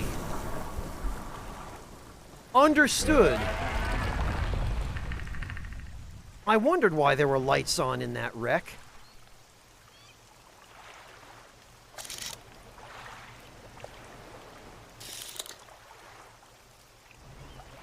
Oh, gotcha, Little Water. I see. Okay, I wonder if this one is the same. I wonder if this one will also try to eat me. Nope. A rotting chest peeks out from the skeleton of a wrecked ship. Look inside.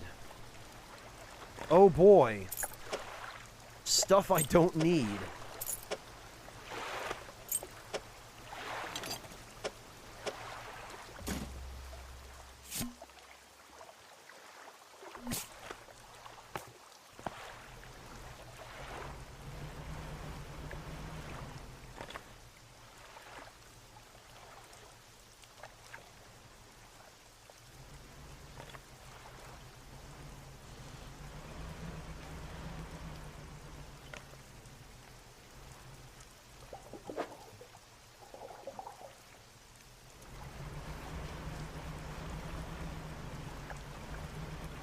Alright, so I guess that's all that was over here.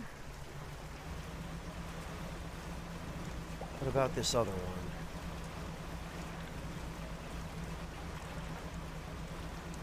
Doesn't look like anything here either.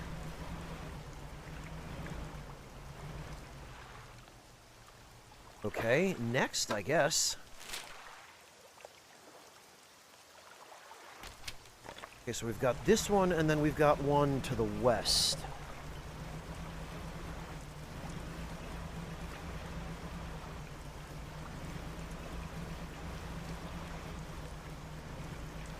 Oh, nothing here.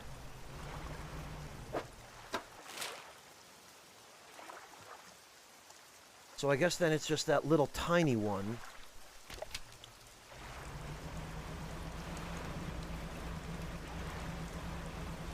Probably famined. I haven't looked. I don't care about achievements, so I don't keep track of them.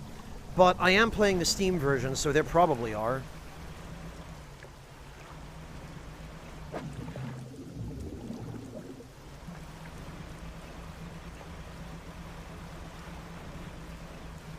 Goss, as much as I hate to admit it, and as shameful as it is, having grown up in New England, I don't really remember the words to any sea shanties.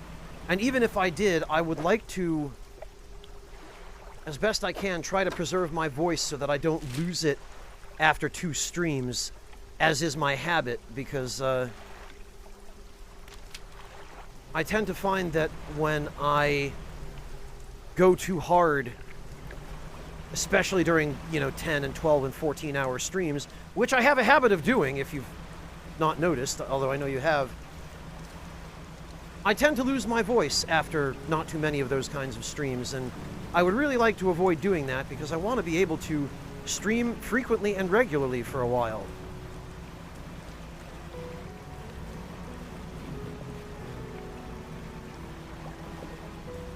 Okay, I admit that might be partly an excuse for the fact that I don't remember the words to any, but never mind the melodies. I guess this can go.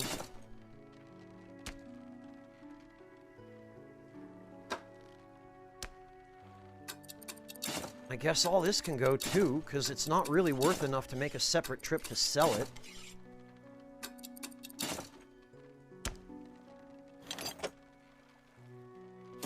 That, however, can go down here.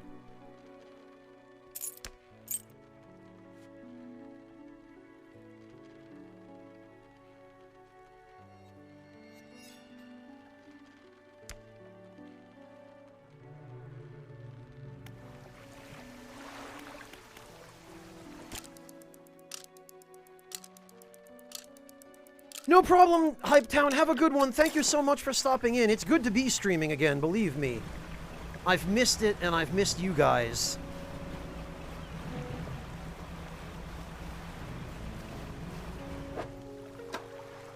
Alright, well, where's our next destination?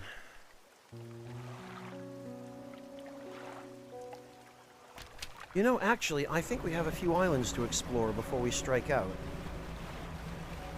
Because I don't believe I've given these islands a good, thorough look.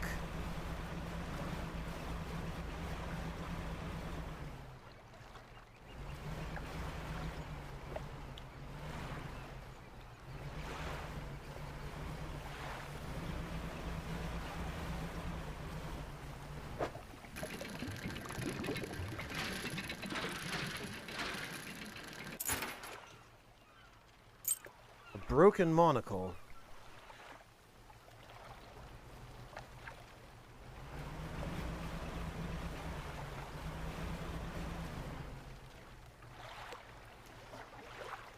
The heck are those? I'm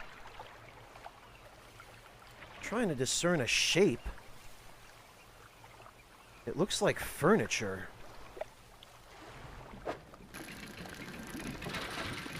Ah!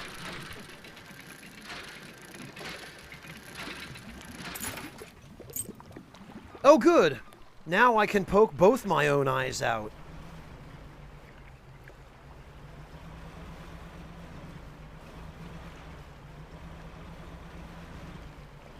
Really? Is that it?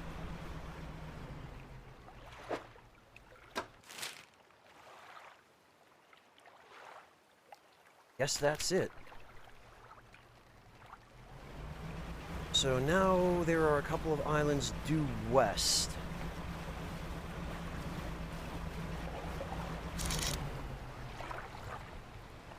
So we might as well take a quick look to see if there's anything,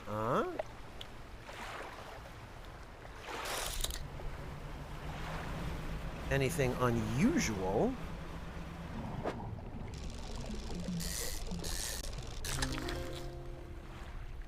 An ocean sunfish. Yeah, these things get pretty freaking big. Though this giant is the heaviest known bony fish in the world, its slow, unarmored body is vulnerable to sharp teeth and hungry jaws. Yeah, which is weird. Why would you evolve to be this big and not bother evolving any armor? Seriously, the evolutionary choices of some of these fish.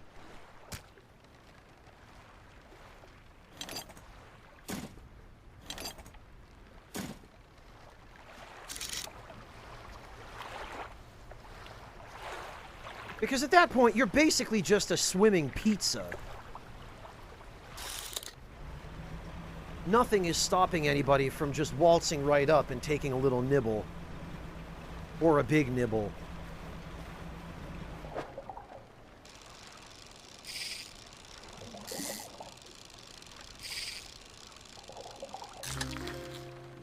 A gray mullet? Huh. I had a teacher in high school that had one of those, except it was on his head.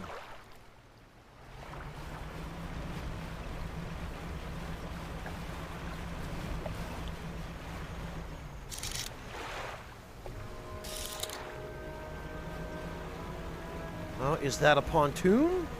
It sure is.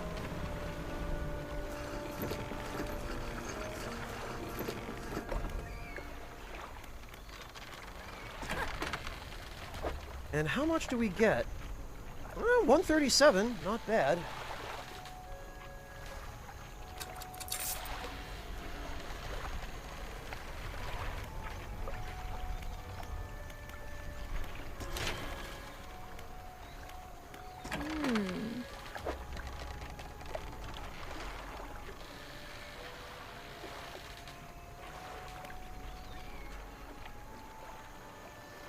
You'd better believe it was, Soul Bishop.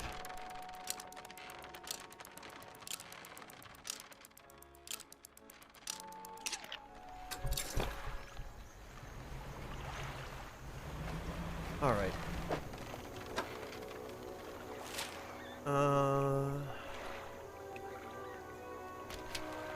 Okay, yeah, so those two islands down to the southwest.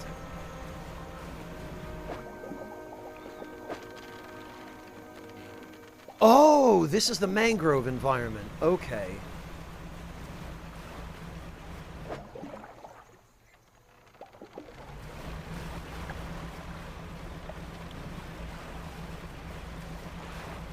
So we need to bust out the old mangrove rod.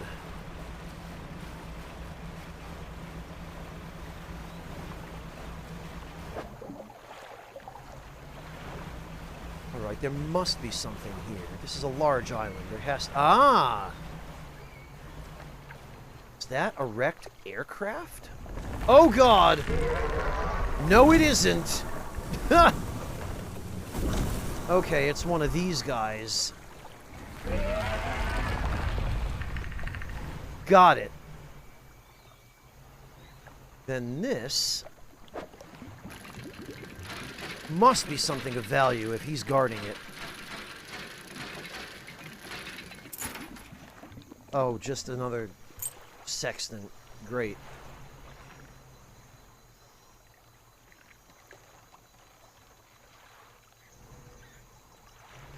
No, Gossamer, I haven't, and I think I'll pass on that, thanks. What have we here? Another trap? Oh, no, this is another... Okay, it's another one of these guys. You approach a hooded figure. Deep violet robes mask their face completely. Fisherman, feed. The person appears to forget the rest of what they were about to say. Feed the mouth. The hooded figure reveals a scroll. It's a tarpon. Shallow water fish, huh?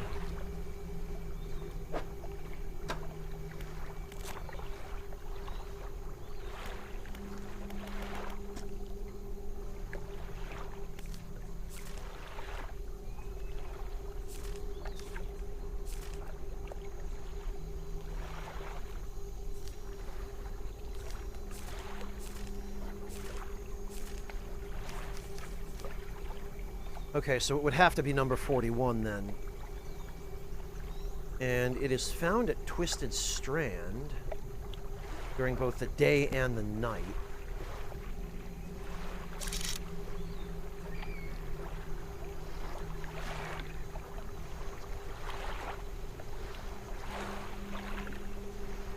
Found in the shallows.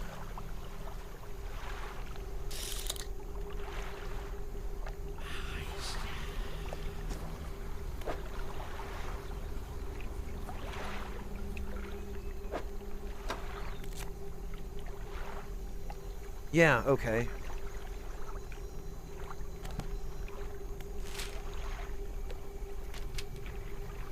Well, we'd better not wait too much longer.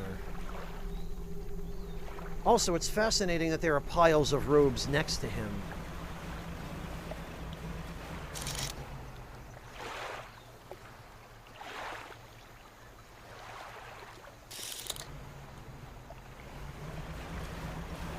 All right, then.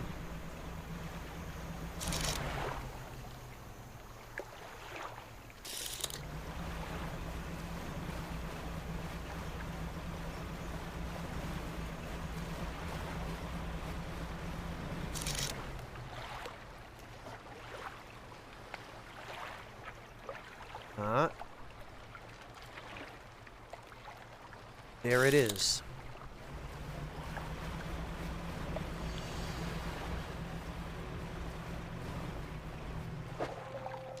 And you know what?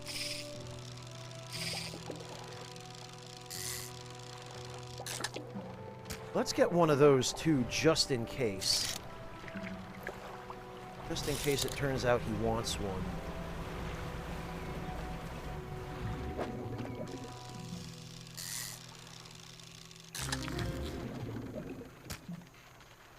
Powerful fish capable of bursts of energy, well suited to dashing into the mangrove roots to take cover.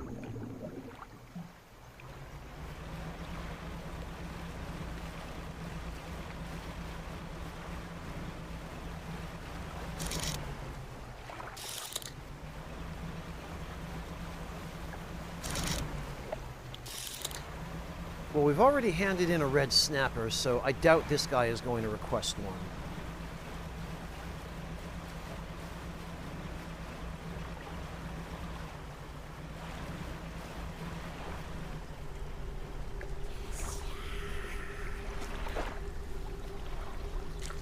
All right, here you go. They hold the fish in front of their face, studying it with a tightening grip. After a few seconds, the fish collapses in on itself under the pressure. The figure looks through the gory mess and picks out the heart, placing it onto their tongue. Sustain the mind. They show you another scroll. This one shows a horseshoe crab. Okay, well, I guess that's simple enough.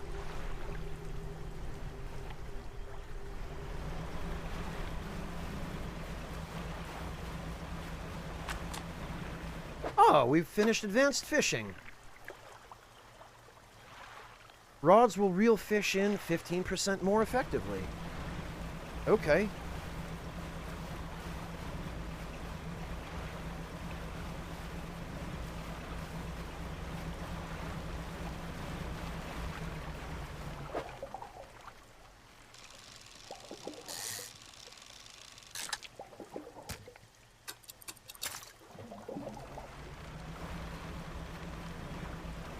And I have a sneaking suspicion we might need to switch to our mangrove fishing rod for the final fish here.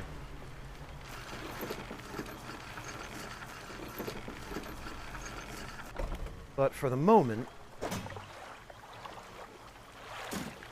Bitey can join us again.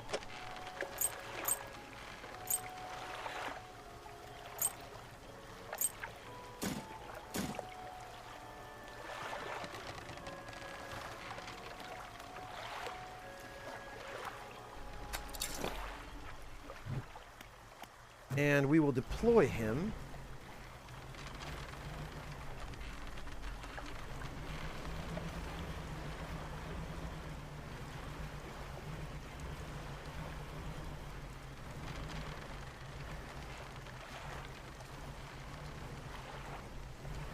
Oh, what have we here?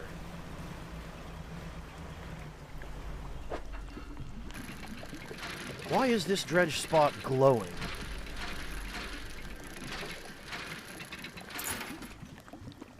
Dog tags. Pair of dog tags. A name, number, and address is printed in duplicate. Okay.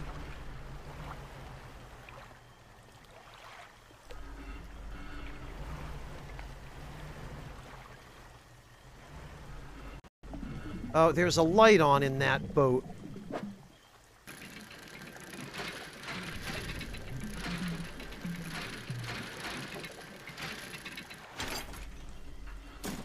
Which means I had a feeling.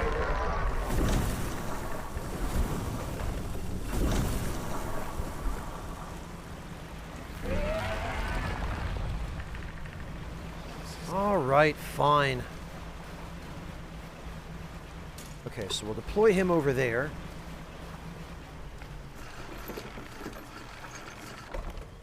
We'll wait for morning and hope...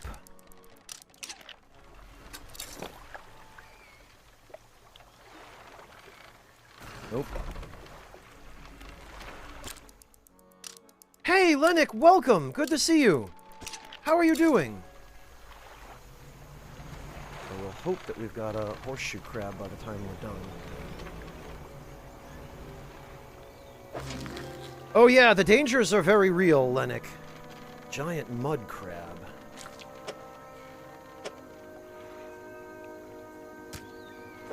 Actually, we should,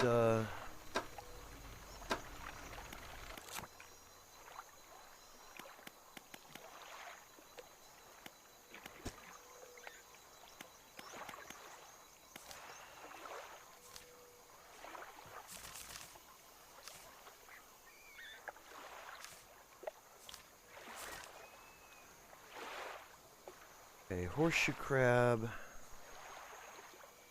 but it does not mention a depth.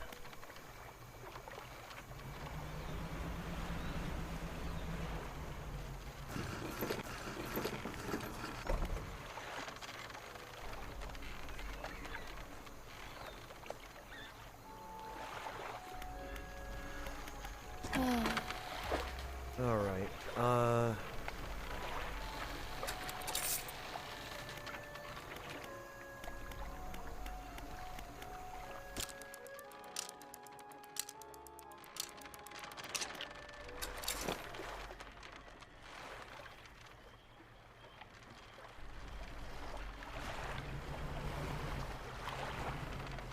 I don't see anything in the trap. Oh, wait, there is. Yes, excellent. Okay.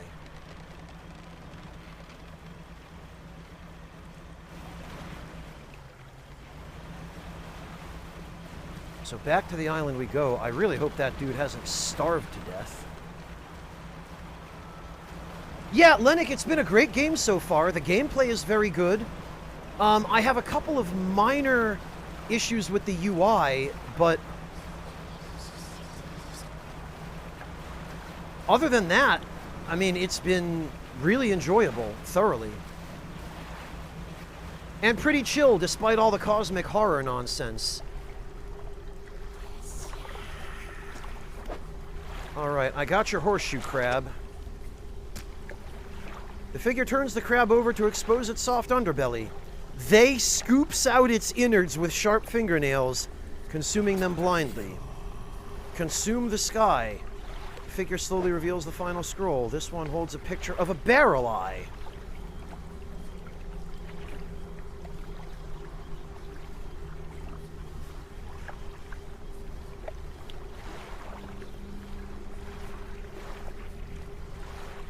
Jesus, Clint, that sounds awful.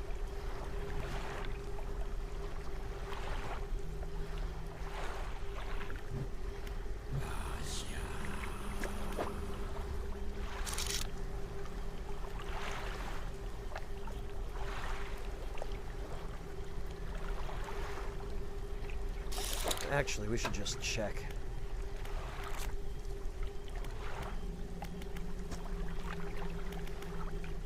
Barrel eyes. Oh god, Stellar Basin? Really?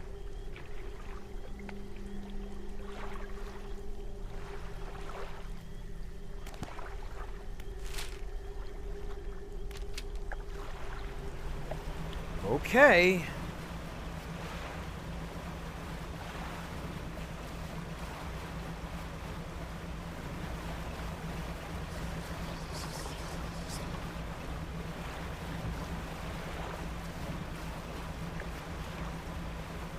I guess that's the fort.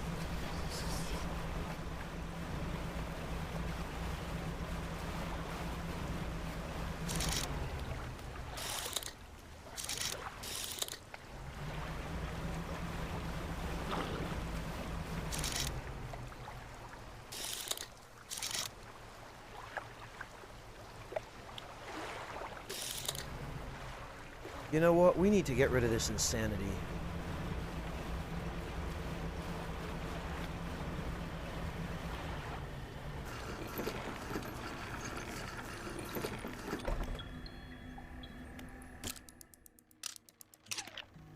There we go.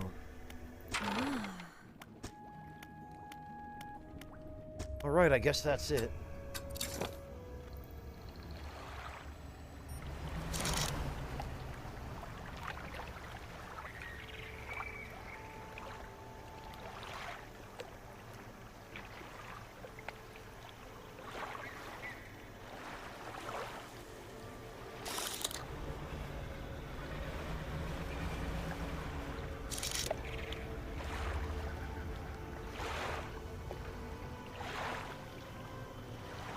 Snapper, hammerhead, fangtooth. Oh, what have we here?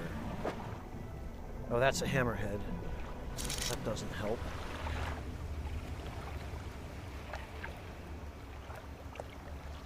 Anglerfish.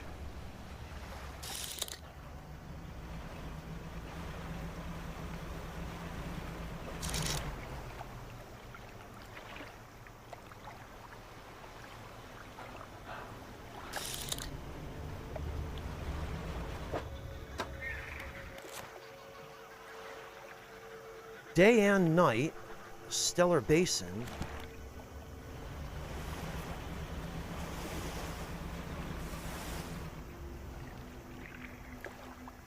I don't think I've ever seen them in the basin.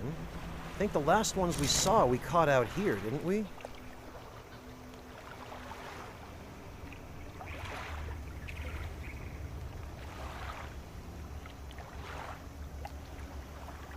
There we go.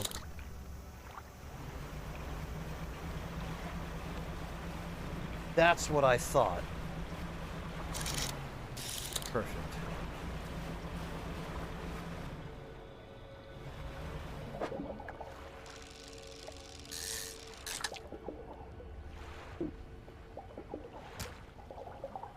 Okay.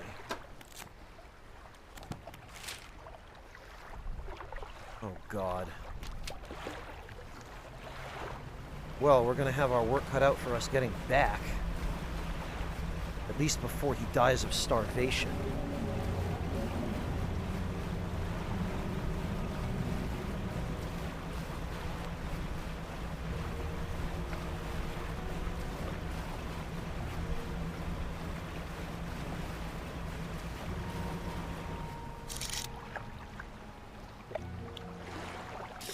You know what? We don't have time for any stops, frankly.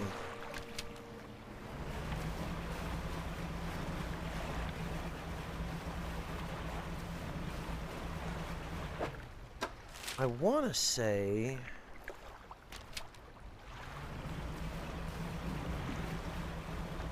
it was the second island and not this one. Yeah. Boy, it looks like there's a whole lot of nothing on this one.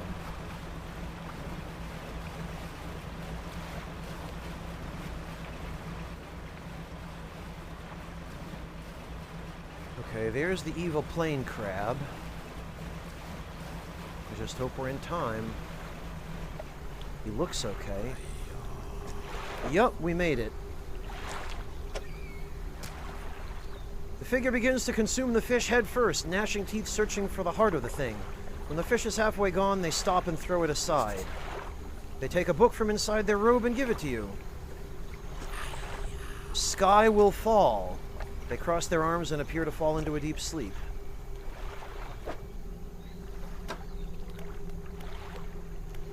Okay, pushing the limit engines.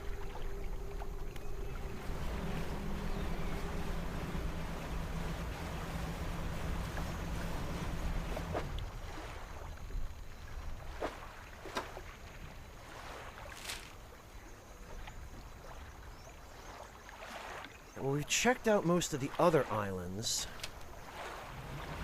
Now there's just the next one on the outskirts of the...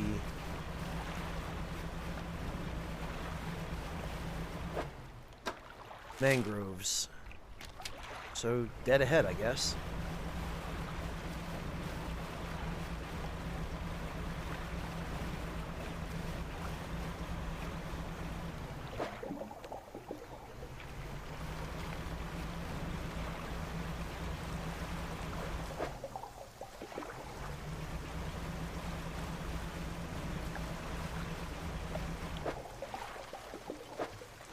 Ah, right, okay. Yeah, we'll have to go get a mangrove rod. Fortunately, we have access to one.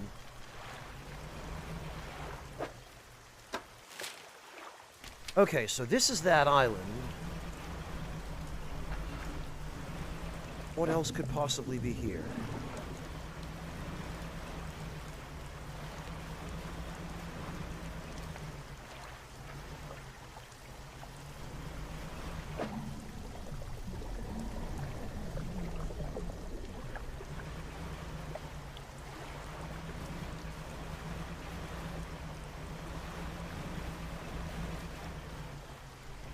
Nothing?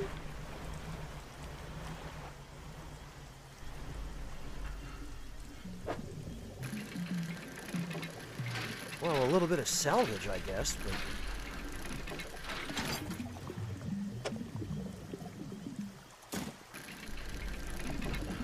stuff we're going to end up having to throw away, inevitably, unless we get some research parts.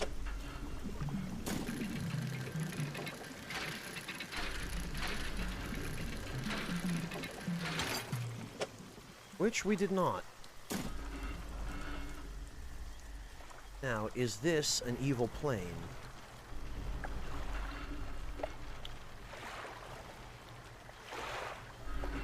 No, however... we can't examine it? Oh, God.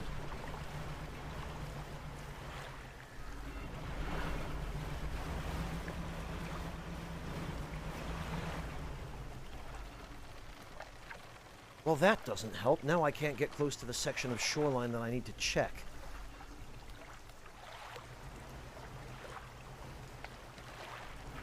Bloody hell. Fine.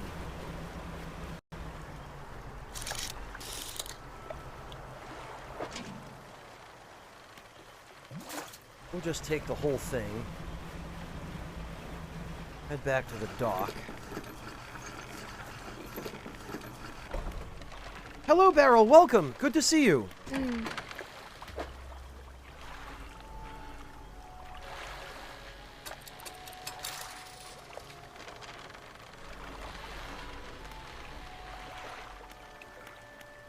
All right.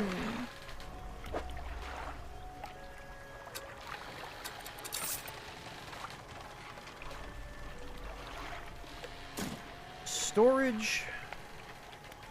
And actually, I think now that we have this research part, we can... yes, indeed. Twin jet drive engine. Further improvement on the basic jet drive engine. This unit has 2 intakes for additional power. And here we have an engine stack? A hulking mass of an engine boasting considerable speed.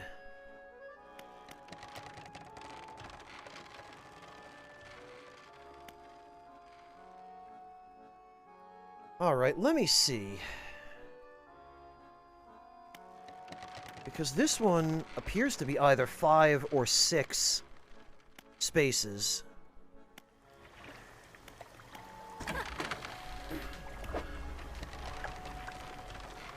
One, 2, 3, 4, 5, 6, 7, 8, 9, 10.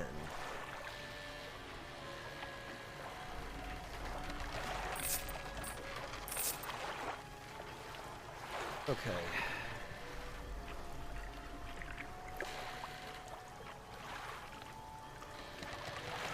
So, 9.5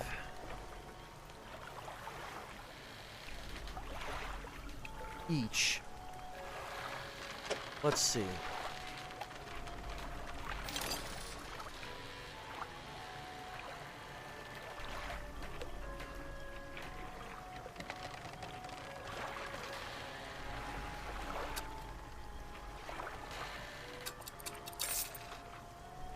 I think...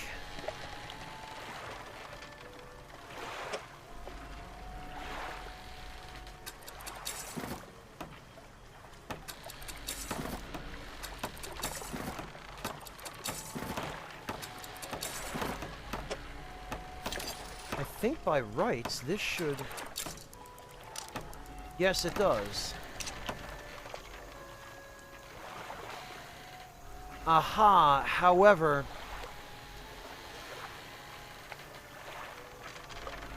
Although it does give us a slight speed boost, I think I now see why our engine spaces are configured the way they are. They're configured the way they are very deliberately so that we cannot fit 2 of these.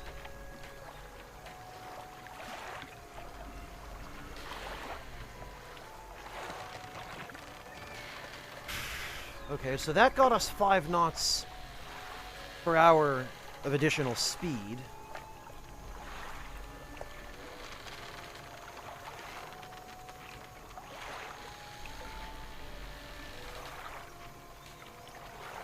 But there is no way we're going to fit another engine this shape.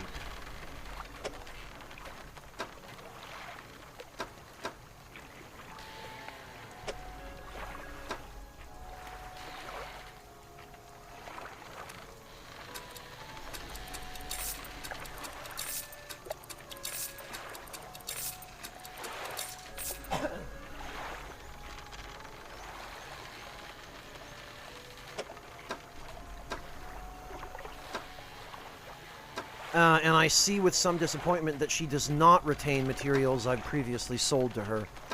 So this is like a Fallout situation where her inventory just resets every so often. Although I guess it doesn't matter because we have no further use for upgrade materials, apparently.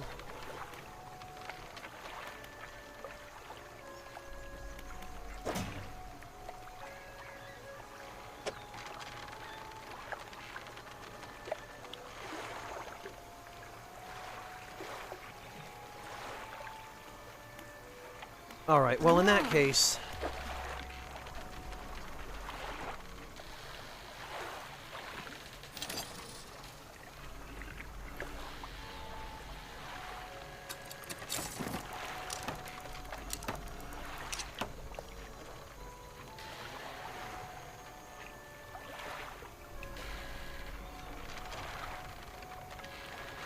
Oh, whoops.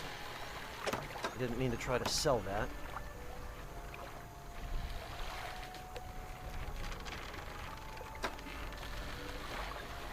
Okay, so now we have access to the mangrove environment.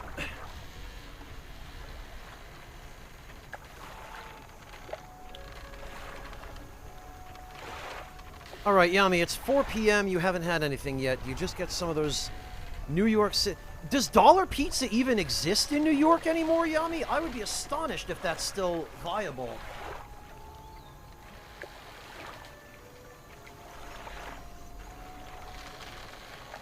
I mean, if it comes to a choice between Dollar Pizza and instant ramen, go for the Dollar Pizza.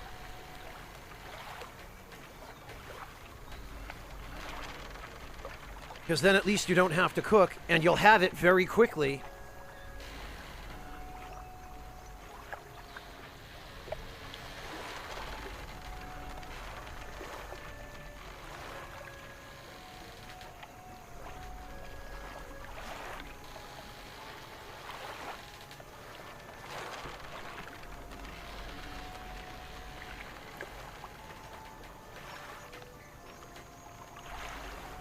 Well, we've got the ability now to fish in weird environments like this.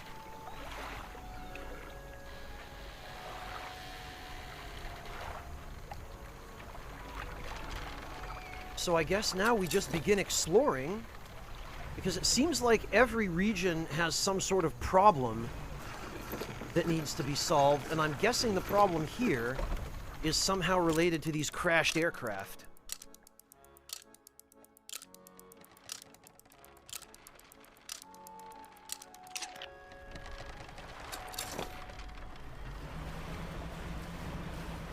So, off we go.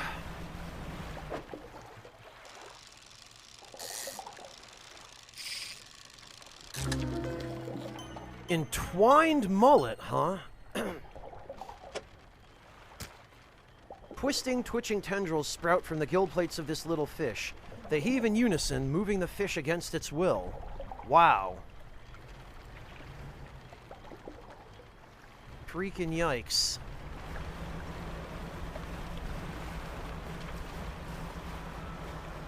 Well, better offload him before he gets even nastier than he already is. Oh, that's the shipyard.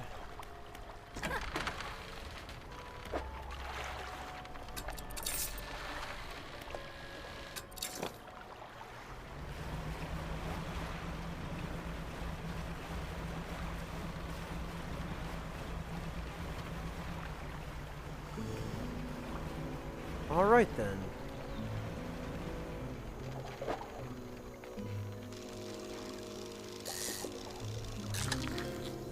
Sergeant fish. Okay. Sometimes called the snook. This drab fish feeds on anything smaller than itself, including juveniles of its own species. Wow. Wait, what? I just heard a noise.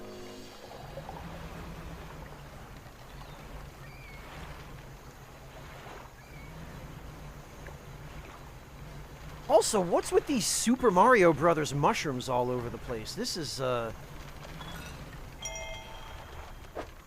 okay.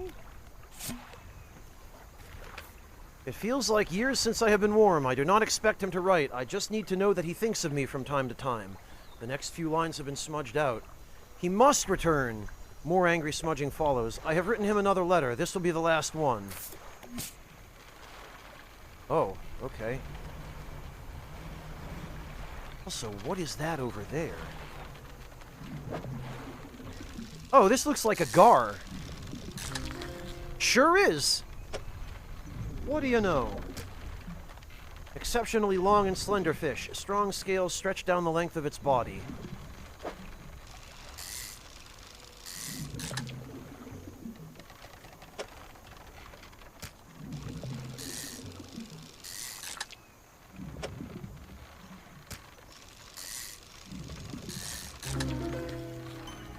Clawfin gar.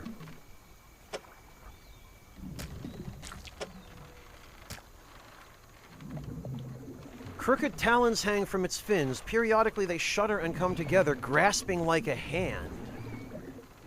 Sheesh.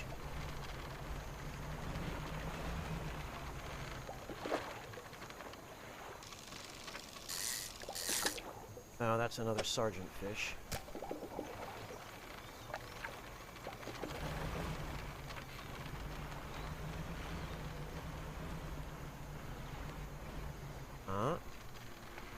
Pile of loose debris, aha!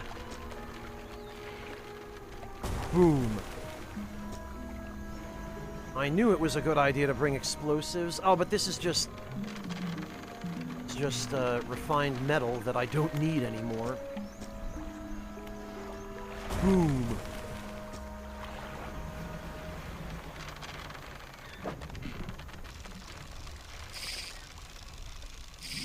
Oh, come on. Okay, I hear that noise again. What is that noise? Oh! Huh. Wait a minute, and is that a sign? Okay, hang on. Let me go offload these fish first.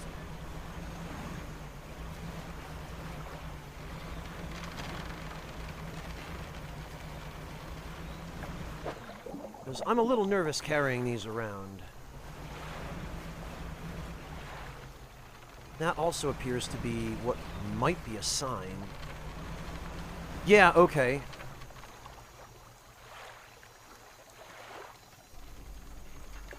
It's a sign on what appears to be part of an aircraft. And what's this? What the...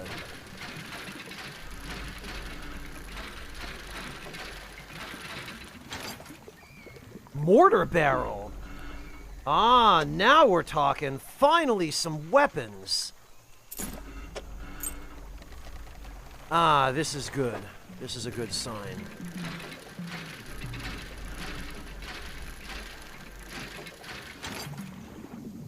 Finally, we may have an opportunity to actually wreck a fool with a bone-ashed cannon.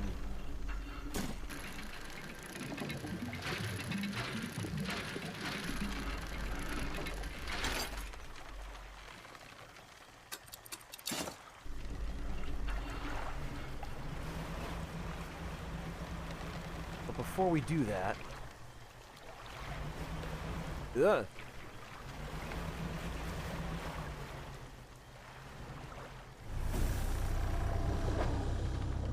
What? Where?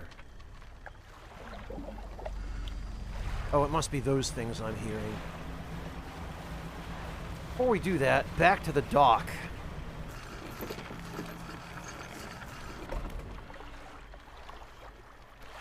I took a brief look at it, Future City. I watched a couple of friends of mine play it. But if you're talking about Remnant from the Ashes, I have no interest in it, no.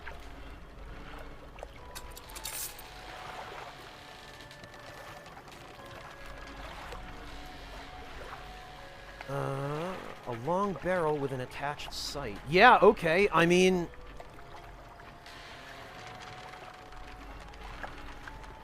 I'll take that.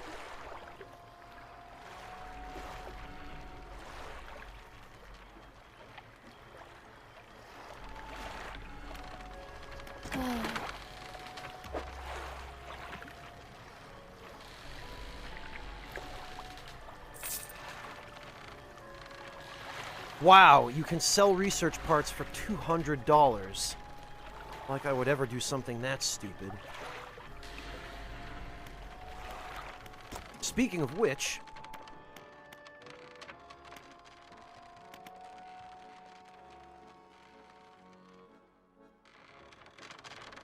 I guess maybe we start putting, research parts into the engine stack. Yeah, Future, I've heard that people enjoyed it, but looking at the gameplay, I just couldn't get into it.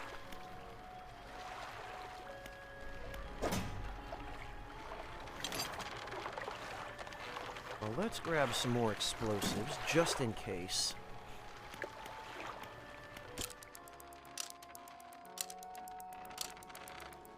Emotional support ordnance, there you go.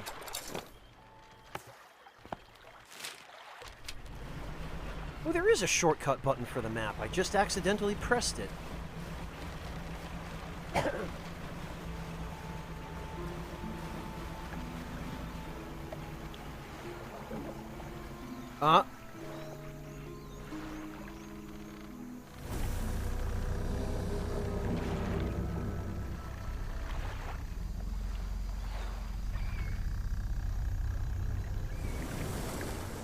Okay, so either that thing didn't detect me because it was facing away from me,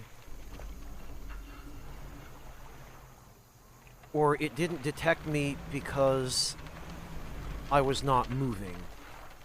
Okay, there's the sign, so...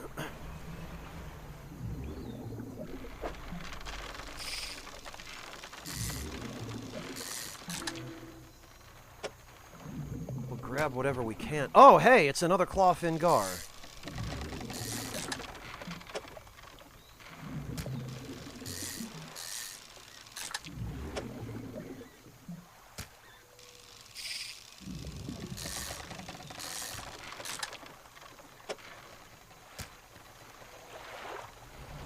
What the...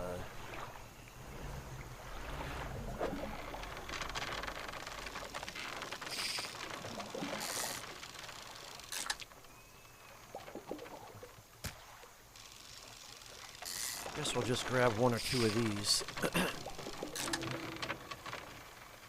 Oh, and another... Oh, come on.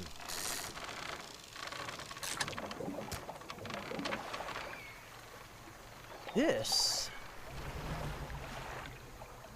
It's like some kind of trap? I'll be damned if I'm sailing through that.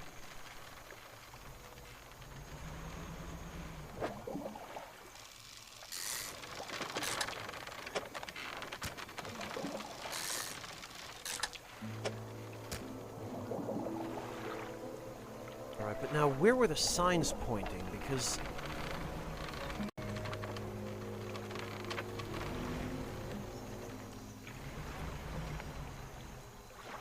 Okay, I guess that's an exit.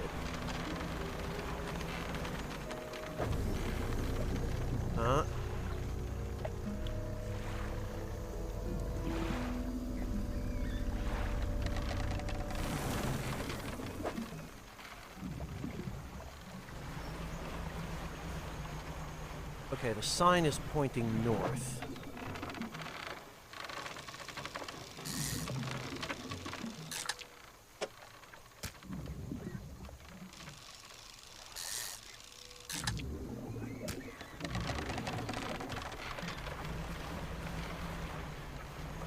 Okay.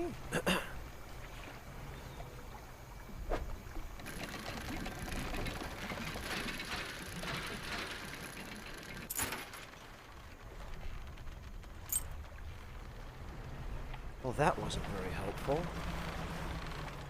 Oh, hey, but this is... Boom!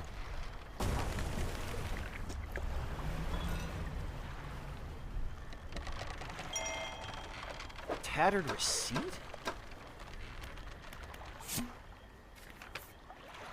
Tattered receipt. Goldsmith and Son, number 27, Little Marrow, December 22nd, 1926. Received the sum of $50.00 in exchange for one silver necklace with emeralds on silver mounting. Additional notes. Received a further $3 for custom engraving on reverse of mounting. Customer to return tomorrow, 23rd December, for collection. Engraving is to be as follows. For J, my shining star. So this J again. Hello, Valkyrie. Welcome.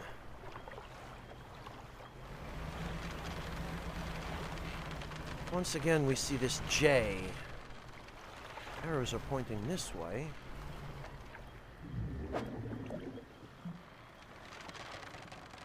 Ooh, okay. That...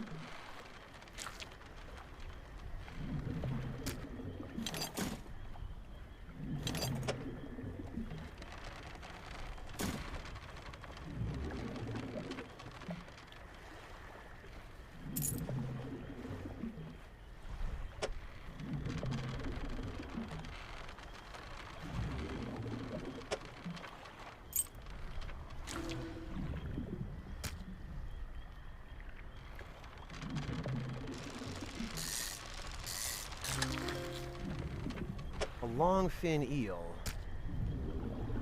We've only got room for one. Ah! What have we here? Whoa! Big boss over here. Look at this guy.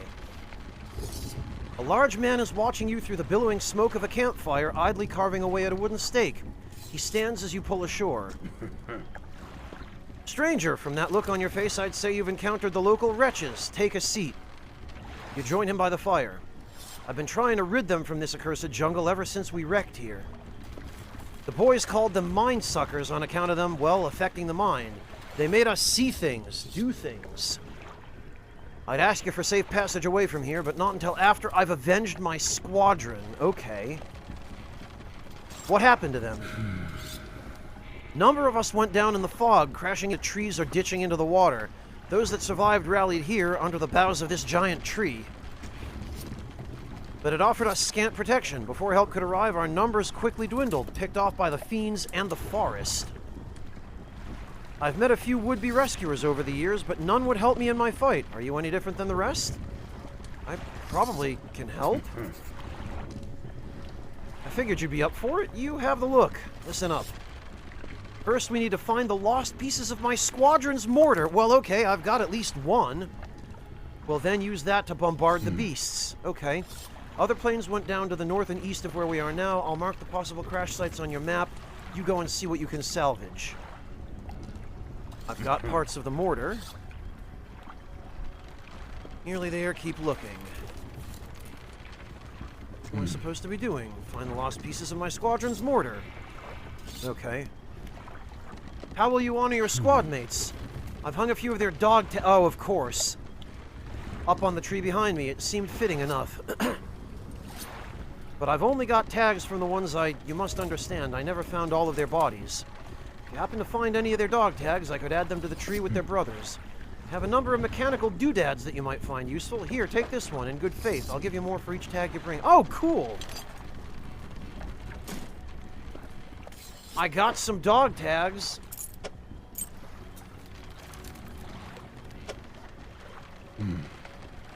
Thank you. I'll hang them on the tree, here as promised.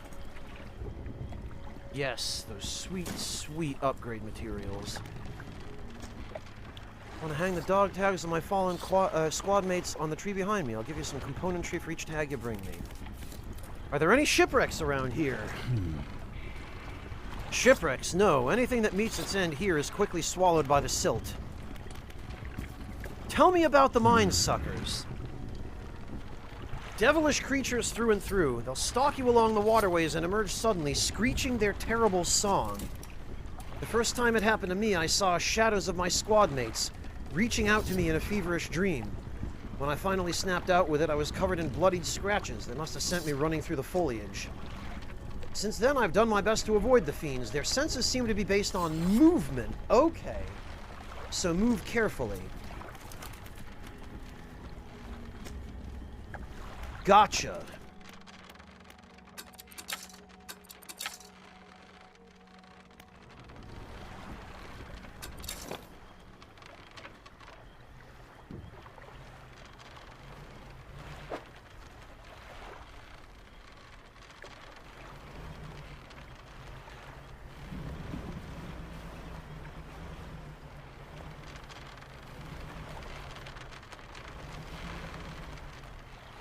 Oh, and it looks like that's the pontoon over there.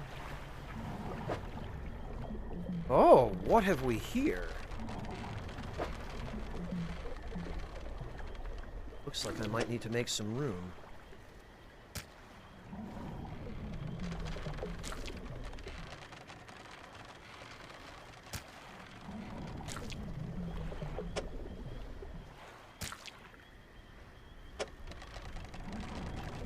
Bloody hell.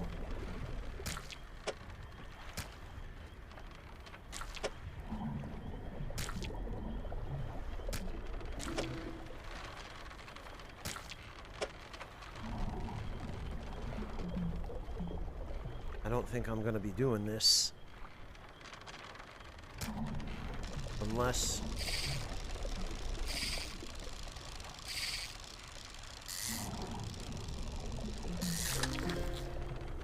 Oh, we got a catfish!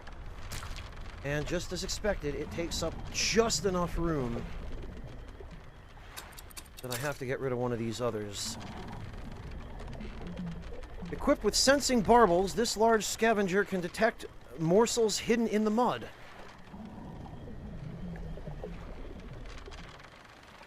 Okay.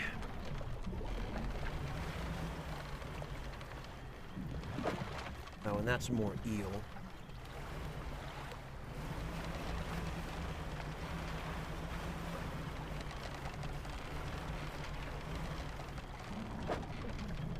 That's more catfish.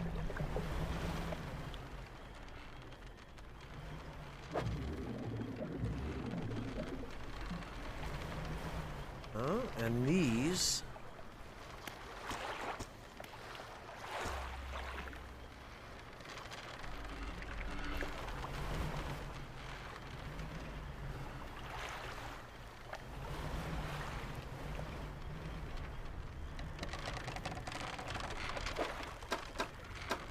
Oh, you know what?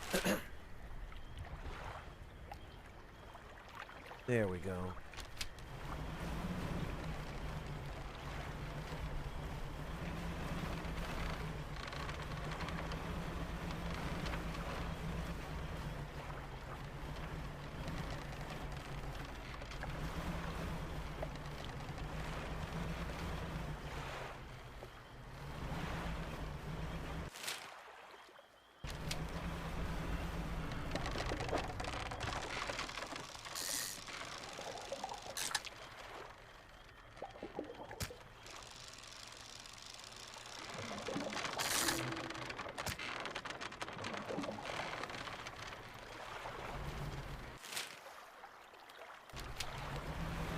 Okay, so we just swoop around here, and we're good. Hey, Koya, welcome home!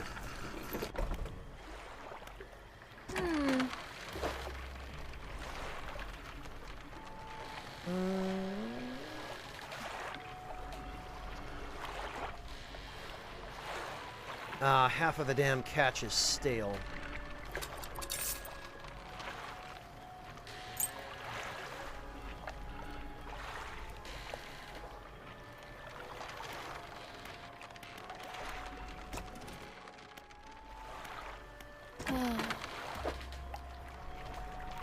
Nothing to repair, so I guess we can rest.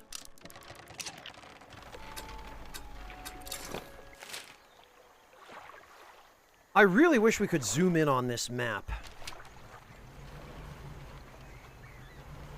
Okay, well, whatever. We will check the...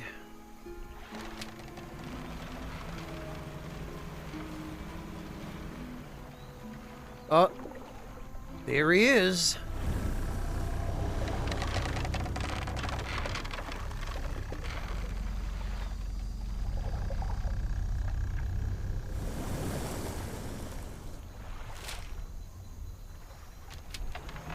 We will check the remaining spots that are marked on the map.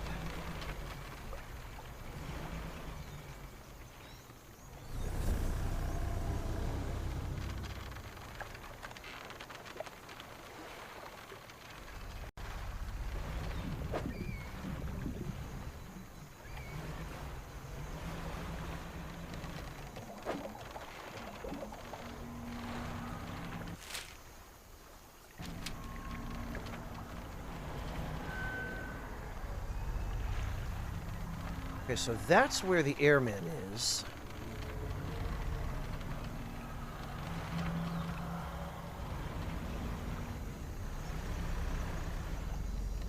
I guess we might as well get these.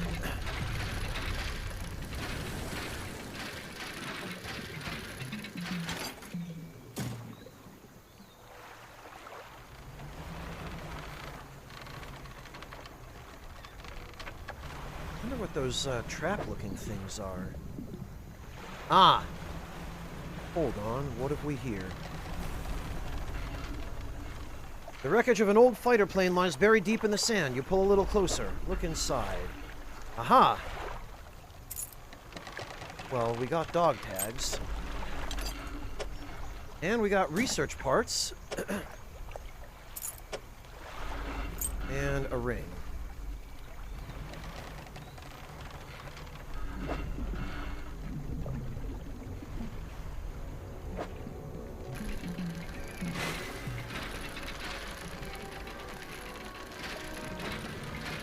Now, can we get more research parts?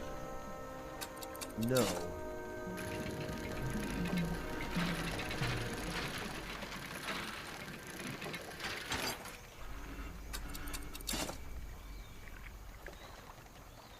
If only there were, Yami. Fish being perishable would certainly not be anywhere near as big a problem.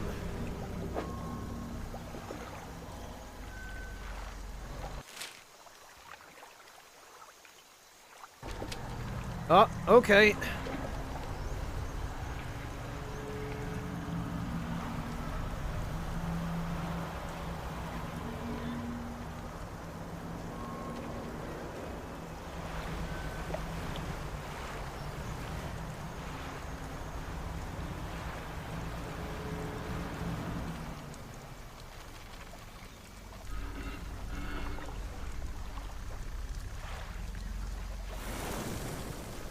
Good riddance.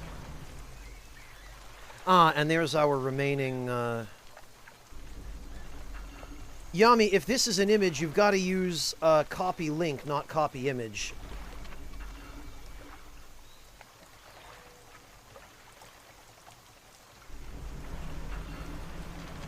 Yeah, it looks like it was meant to be an image.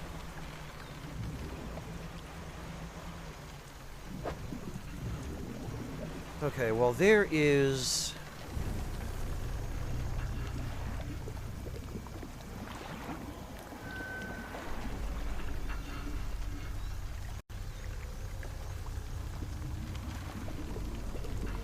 Try it again, Yami, because it's not... It should have a .jpg after it. It's not displaying correctly in chat. Oh, well, I wonder what this could be. I wonder if this could be the tripod for a mortar. Sure is. There you go, Yami. That's the way. Let's see. This should work. What? Oh, no, Yami, you can't just add .jpg after it. When you select an image in Discord,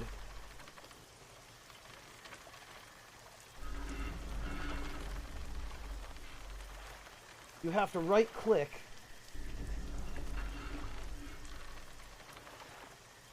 select copy link,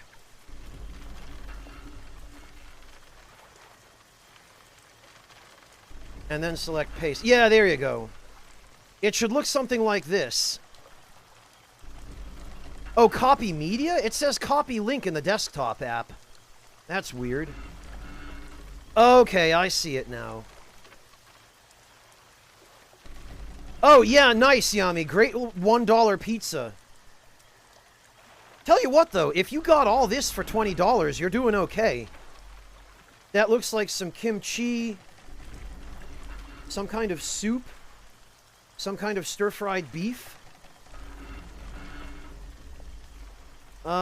Pickled cucumber with gochugaru, it looks like, and probably sesame as well. Yeah, this looks good. This is not a bad-looking lunch, Yami.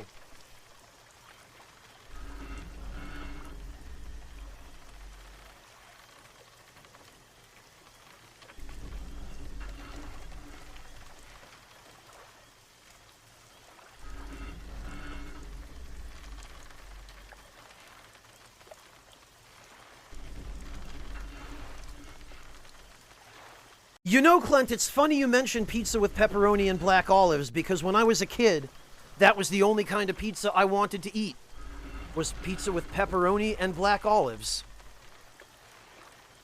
I loved black olives as a kid. Anytime I would go to a buffet, which wasn't that often because my parents were kind of cheapskates, and in fairness to them, they didn't have a lot of money to begin with, but every time we'd go to a buffet, I would always eat pretty much all the olives at the buffet. And those were just the old, nasty, canned black olives. That was before I discovered that you could actually get better olives than that. Like fresh ones. Mind you, that was before it was easy to find fresh ones at grocery stores.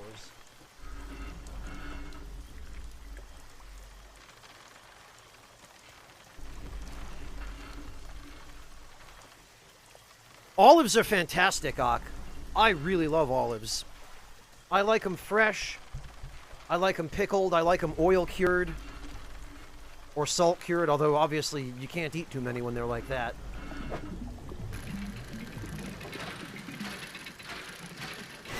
Blast it.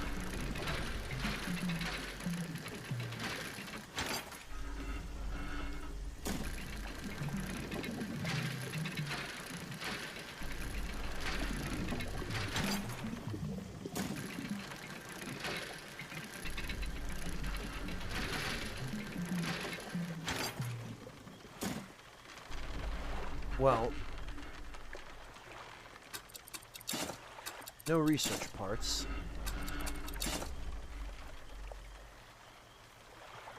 Really, Waltz Queen? You're not a fan of olives? I mean, I understand. To each their own, right? But I'm kind of surprised to hear that, only because olives have always seemed to me like a, kind of a universal food.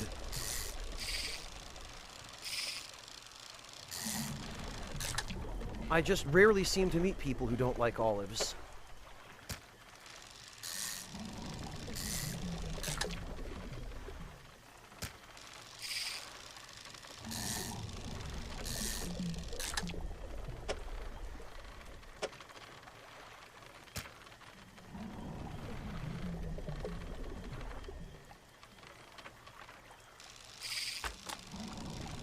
Oh, hey. We learned pushing the limit engines.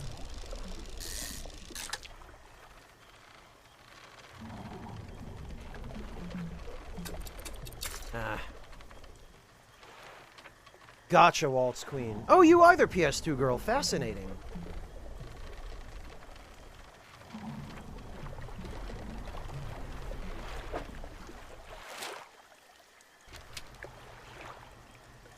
It looks like there's one more wrecked aircraft somewhere.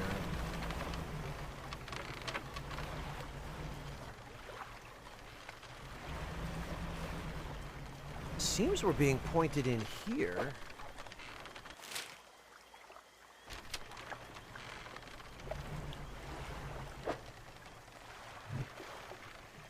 Ah. This way?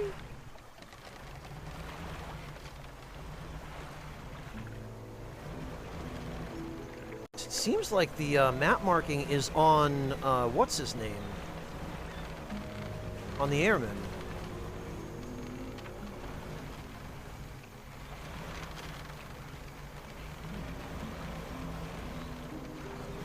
But then again, I guess that's because we've got the last mortar component.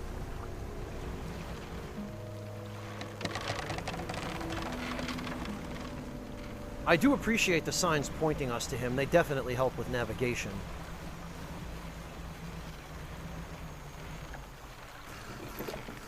Alright then, here's the mortar.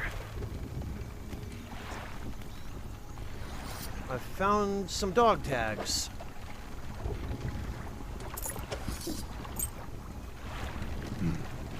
I thank you. I'll hang them on the tree. Perfect. Alright, and now we can finish this.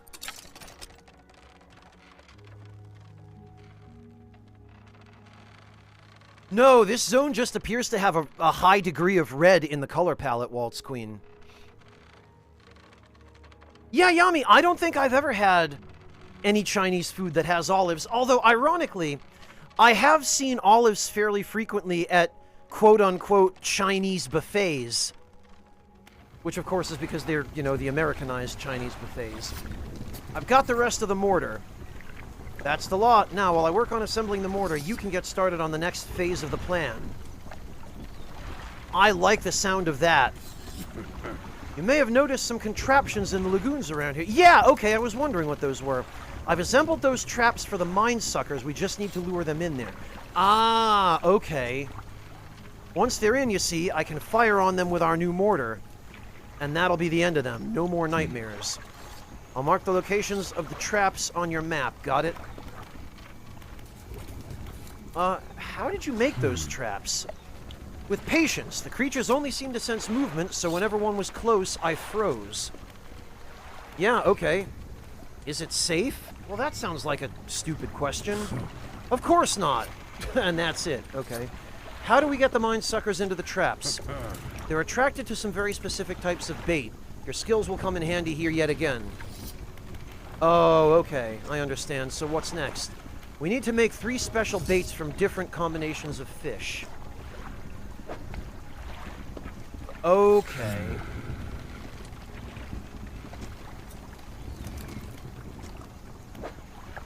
Aha! So it's a good thing I had a catfish on hand. And that's 2 eels. Right, so in total, I need 2 eels, a gar, and 3 shad. Or not shad, whatever the heck these were.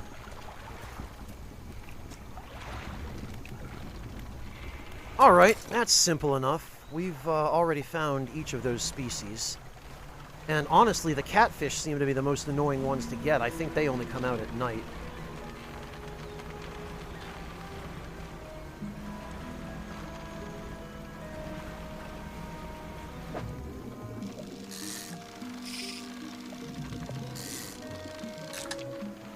Okay, so there is our gar. Oh, wait, no. That's a freak gar.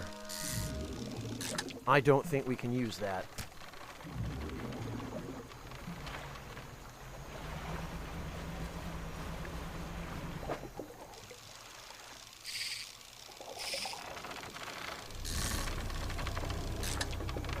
And then just 3 of these.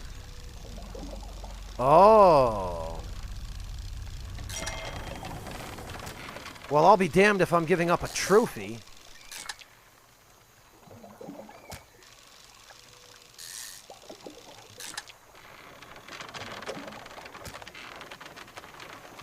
Okay, that should do it.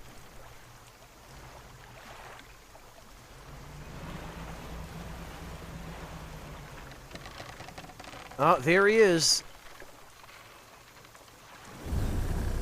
Guess we gotta wait.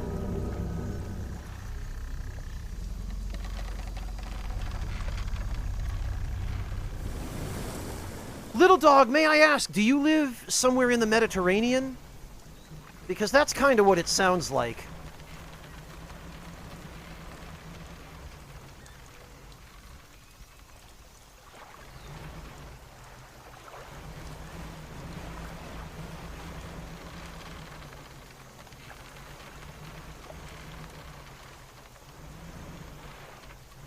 Right, Vampsing? But I think this should be everything.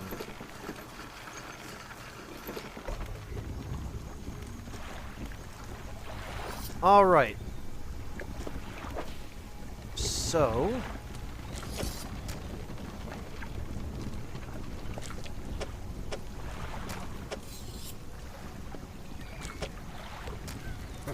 that should do it. I'll just mix these in here, load this into a trap, then get well clear. When the trap springs, I'll fire upon it with the mortar. Make sure you bring back proof that the thing's really dead, you hear?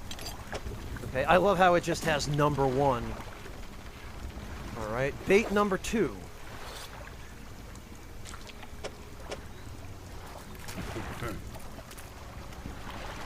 Alright. And I have a feeling the eels might also only show up at night. One of the traps I've constructed in the lagoons, they're marked on your map. Oh, Ukraine, little dog! No kidding! It's interesting you say that, little dog. My mother's side of the family is Ukrainian. So, by blood, I'm half Ukrainian myself, despite having been born in Germany and being, German by nationality. What a coincidence.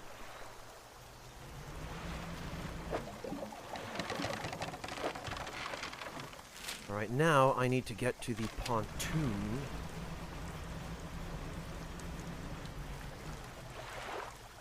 Oh, and there we are.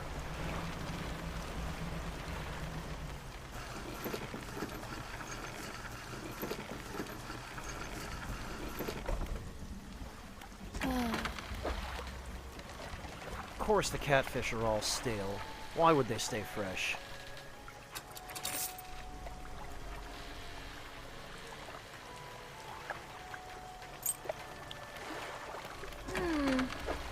And this, at least, we can get a little bit of money for. Ah! There.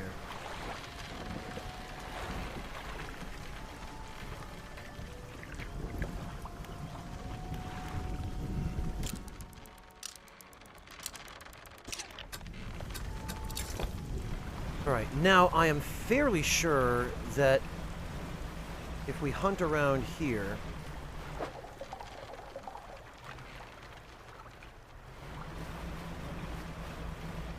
we will find a couple of those eel. Well, I guess we're not going anywhere for a couple of minutes.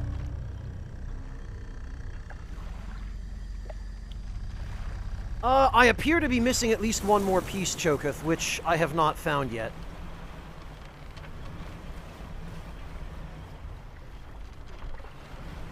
Actually, I think there was an eel spot right in front of, the airman's camp. But actually, while we're here,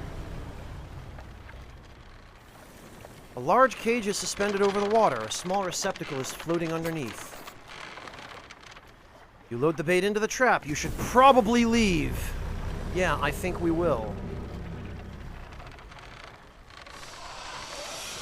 Eat up, idiot. Oh, God, wow. Oh, man! Nice. The triple whammy. I didn't even notice that the trap had spikes on it that were supposed to come down after it had gotten caught in the jaws. Inside is the obliterated corpse of a mine sucker. The airman will be expecting proof of your success. A pale and bloodied slab. Its smell is acrid and metallic. Yummy! The rest of the carcass sinks out of sight.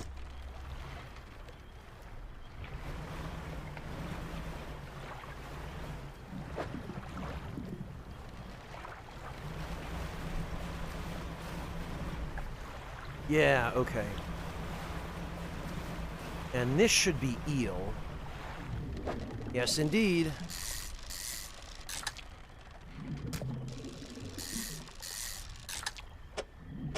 That's our third bait.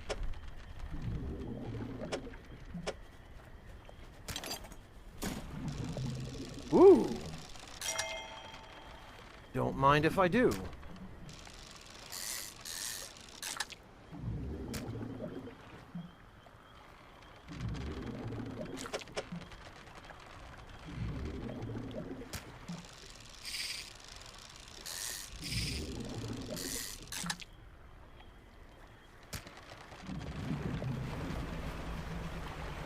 Okay, then. Choketh, presumably you just match it up with the location on the world map that it shows, and you go there, and there's probably treasure.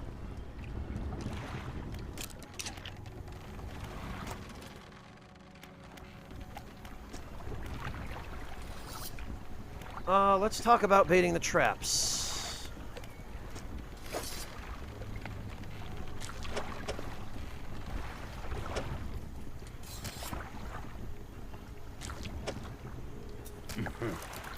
That should do it. I'll just mix these in here. Yep, alright.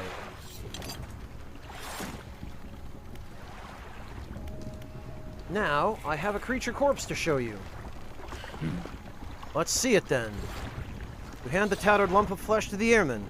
It's almost unrecognizable, but you both know it couldn't have belonged to anything else. He pokes at it with his knife, testing the rubbery meat. He seems satisfied. Yes, this is one of the beasts. Progress at last. More to go, though.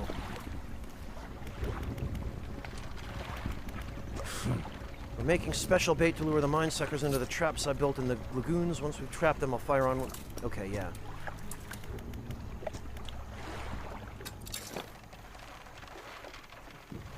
Ah, nice! So you finished the quest in Stellar Basin, Choketh, or you're on your way to finishing it. Congrats.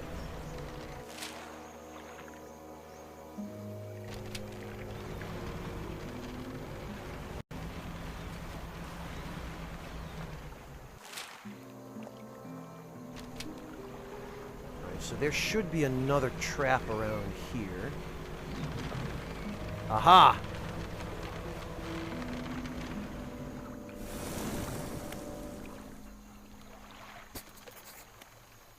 All right, fire in the hole. Hey, Debler, welcome.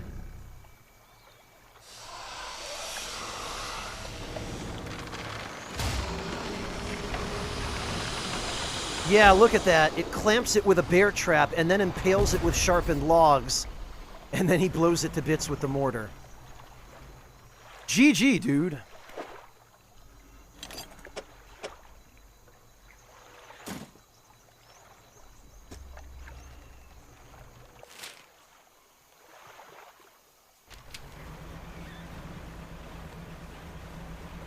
Alright, let me just offload the rest of these eel. They're probably already in danger of going stale.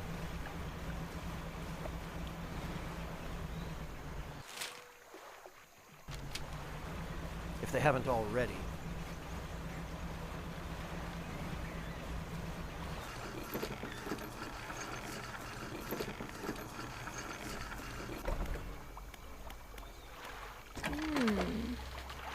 Nope, still fresh, for a miracle.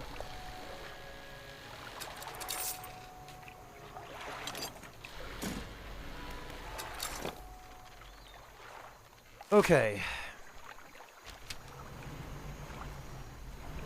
And it looks like the final trap is up here somewhere.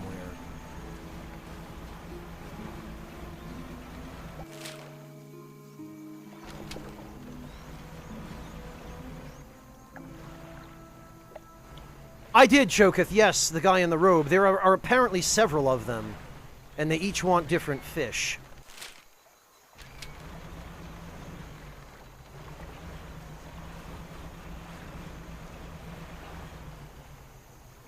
There it is.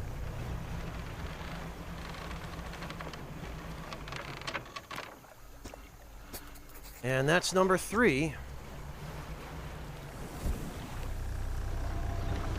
Standing by.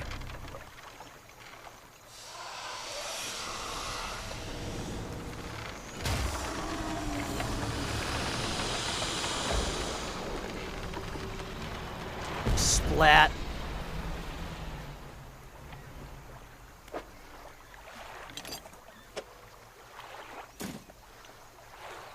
All right, we did it. No more mine suckers.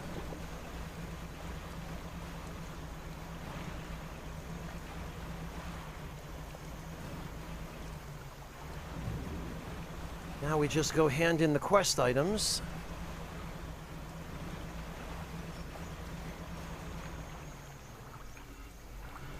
Wait a minute, did I read that sign wrong?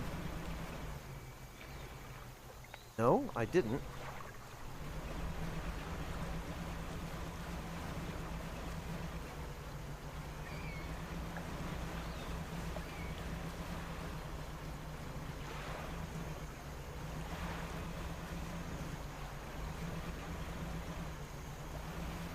Okay.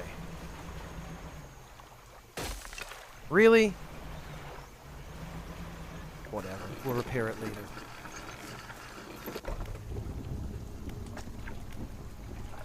I have a creature corpse to show you. You drop the flesh onto the ground and he gives it a few slashes with the knife. It wobbles a little. Another one taken care of. One remains by my count. Let's finish this. Oh, you have more.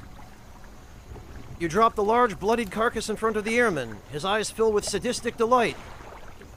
He bends down and plunges his knife into the soft flesh. It falls away before the blade, revealing a glint of metal. With a sickening tear, he wrests it from where it was embedded in the flesh of the creature. He holds it aloft. You recognize it as a necklace, glistening in gore. Well, fisherman, some fortune at last. This ought to fetch a decent price at the right collector. Here, why don't you take it? Yeah, a large and ornate necklace. Ivory teardrops flank the central setting. An emerald trapped by 4 cresting waves. He stands back from the corpse. A melancholic look comes over his face. And now, well, that's that, I suppose. Yeah, what'll you do now? Yeah.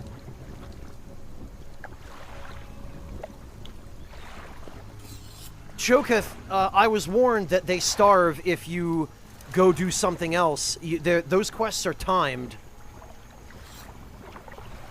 Hey, and Ferris, welcome. I can't say for sure. I thought I'd be asking you for an escort away from this place, but this has become somewhat of a home to me. It doesn't feel right to leave my brothers here. I think I shall stay a while longer. In the meantime, I can make some special bait for you. It ought to help with your fishing? Okay, here, this was left over from the other bait we made. A small portion of bait can be used to attract all manner of nearby species. Toss it overboard to attract local species. Right, now we can make some fresh stuff if you like. I'll need some fish from you first. Any type will do, but the more you give me, the more bait I can make. Ah, okay.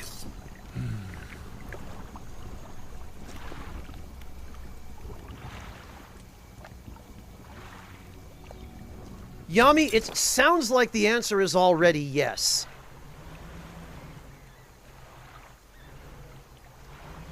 All right, well, let's see about some of that bait.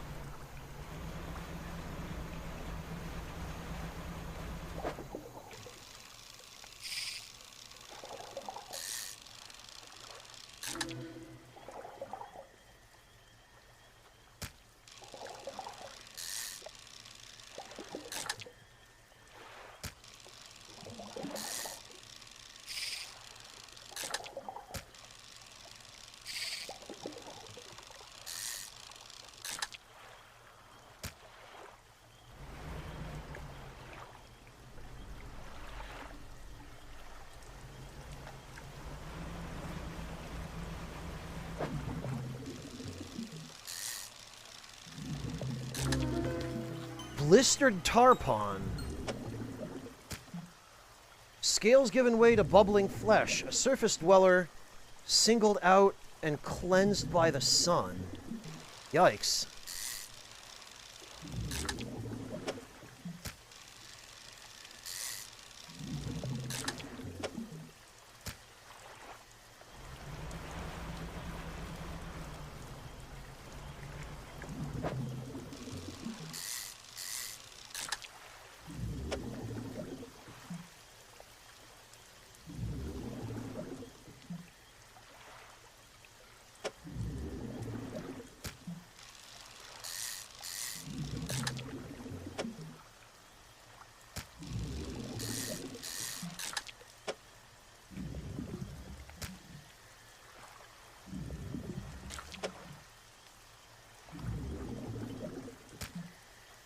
Well, I'd be able to fit one more. The hull weren't damaged.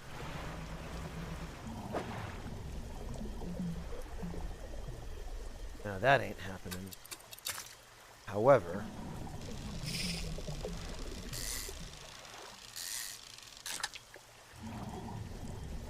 this could work.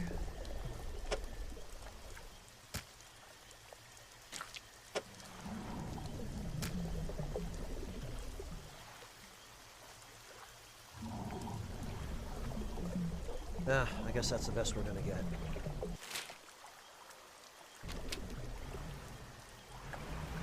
Right, first things first, let's go sell off these freaks.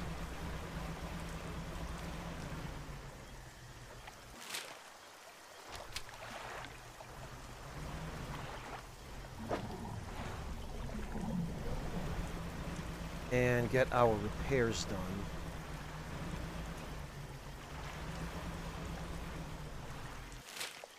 Hello, Pixelated Cheddar, welcome!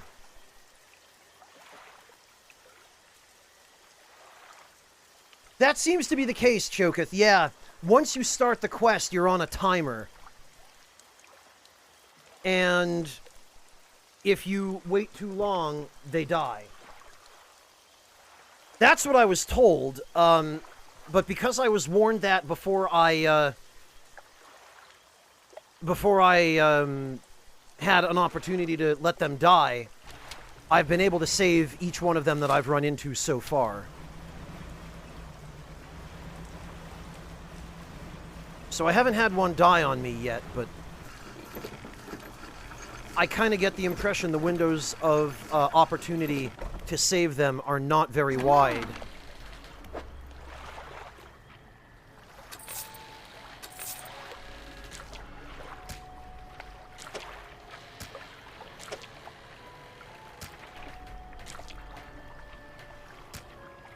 That goes to storage.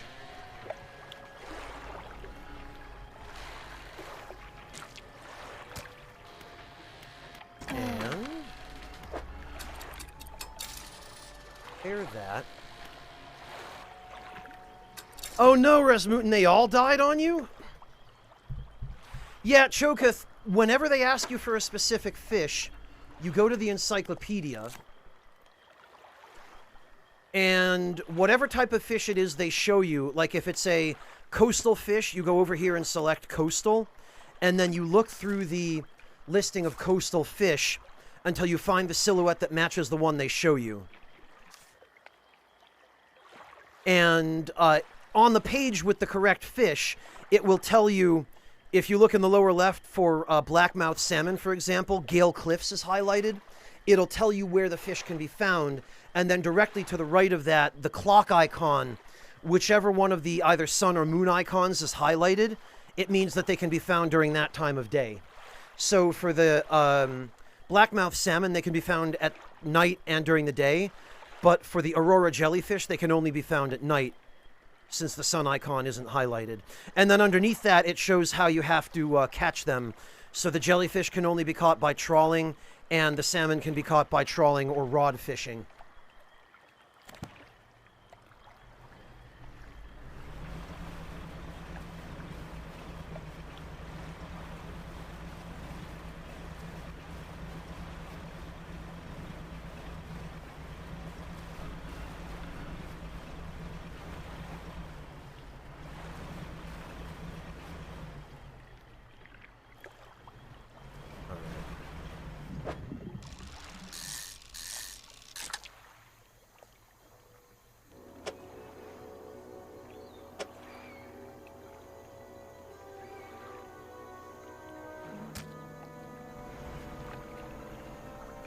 That might not have been the best choice.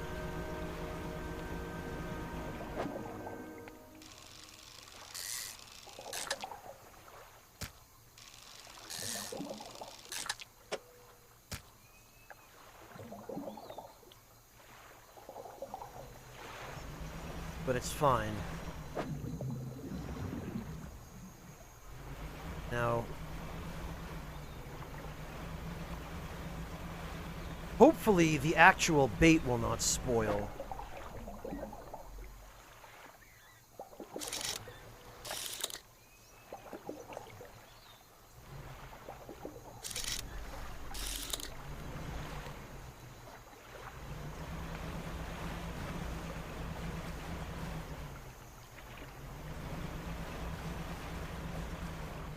But I want to go hand in the fish before they do.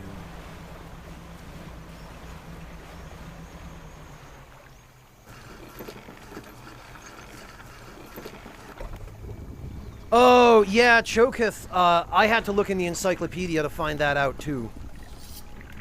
Can you make some bait for me?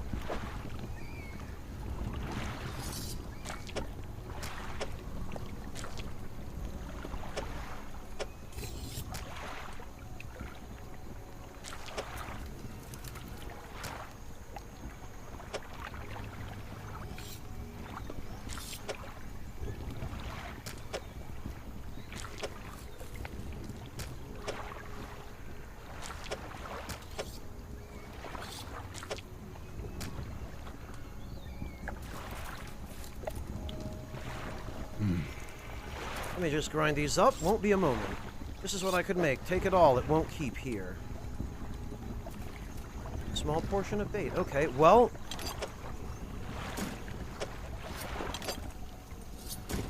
I hope I can store it without it spoiling.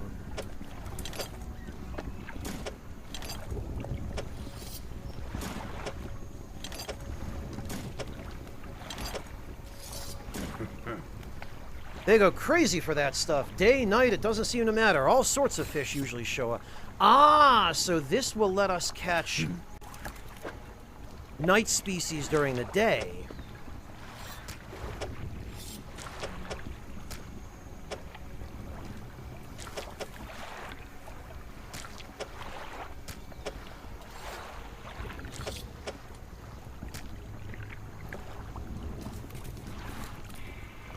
Oh God, Floofin.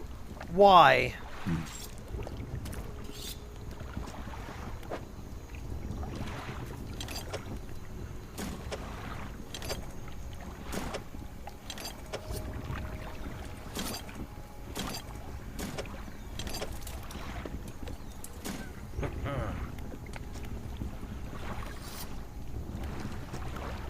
Okay, well...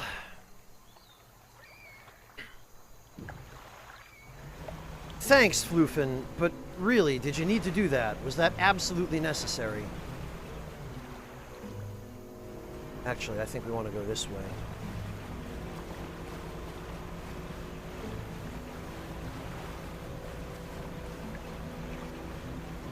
Yes, indeed, and now...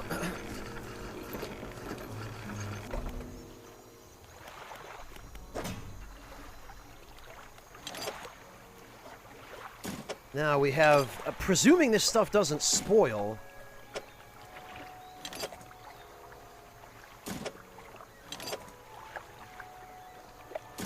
we have enough of it to hopefully enable us to catch whatever fish we could ever possibly need to catch. Of course, if it turns out that this stuff can spoil, I'm going to have egg all over my face.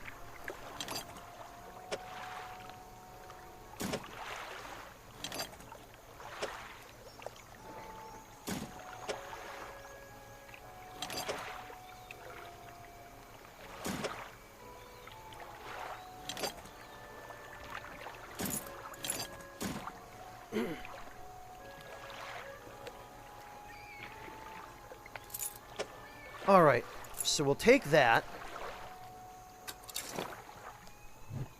And we will use Manifest.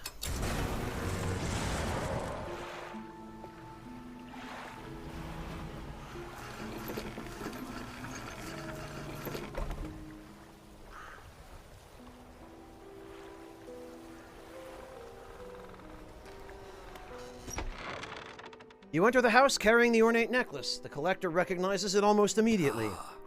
An excellent find. It demands pride of place in my collection.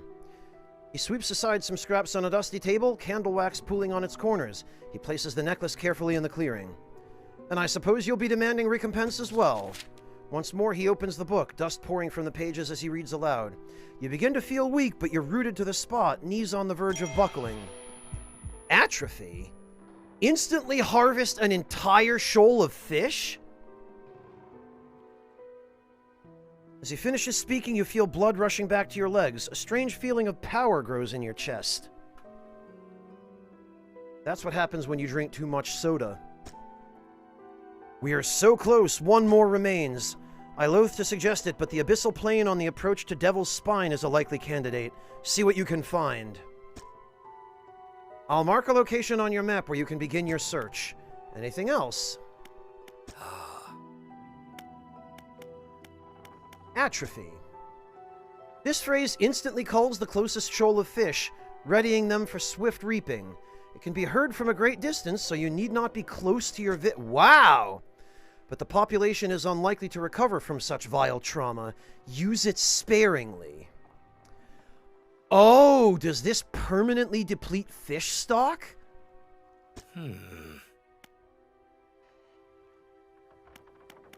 Interesting. Well, we'll have to test it on a shoal of worthless fish. How do you know where these relics are? I largely don't, but I read the seas. I see the swells that give shape to the formless. I hear the waves that whisper secrets to their witnesses. And I speak to the currents that hold a memory of all that they claim. Yeah, also, are you human? Can we just get that out of the way right now, please? Your inquiry is met with a piercing gaze. Why, of course, as human as you are. Anything else? Okay, so he's human. He's just been drinking the eldritch juice for a long time. Hello, the Doctor. Welcome. Good to see you again. Yeah, some cod or some mackerel or something, Rasmutin, yes.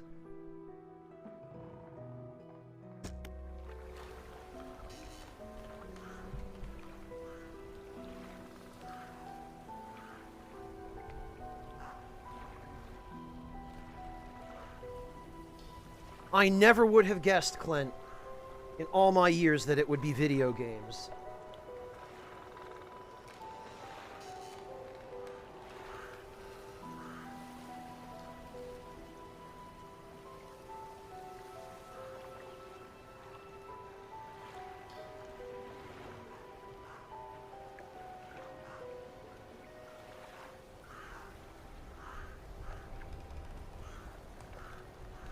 Well, I hope I'm pretty human, Goss. I'm not sure I believe this guy, though. I mean, I guess I believe him insofar as him being human, but I do not believe that he is only human. This guy has had to have...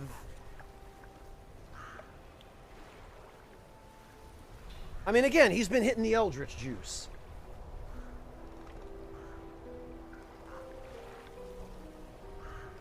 Yeah, and as human as you are also possibly implies that maybe because we've been inadvertently hitting the eldritch juice thanks to him, maybe we're not human anymore, or not fully human.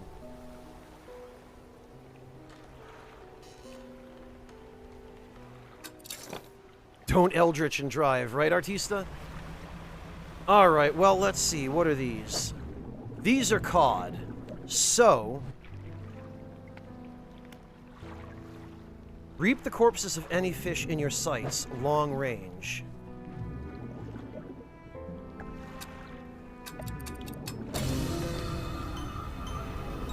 Wow!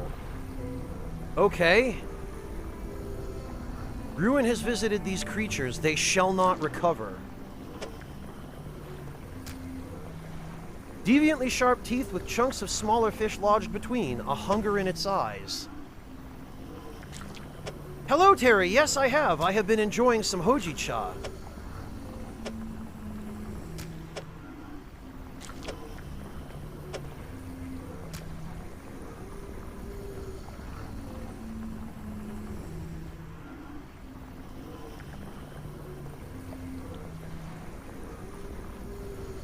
Oh, they are rotting, Vera. Yeah. And this one's infected.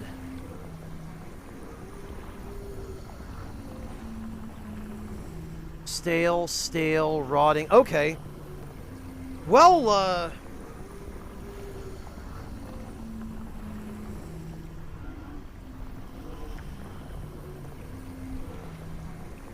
yeah, I was gonna say, Kamarov, I can't think of any other use for it. Look at that effect, too. That's, well, I guess I won't be using that again other than for 100% completion. Oh, wonderful. Oh, and one of these cod transformed into an all-seeing cod. Alright, well, we're not keeping infected fish. We have no reason to keep rotting fish.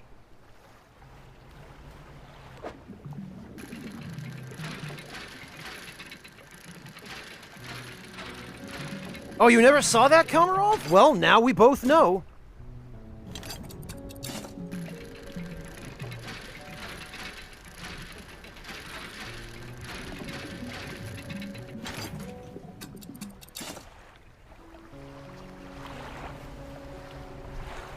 All right.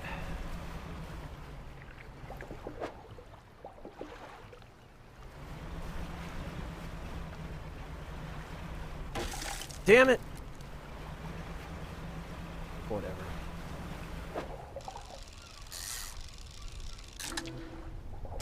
Oh, another one of those. Okay. Yeah, Tio, it definitely does. And it can apparently also cause fish to mutate.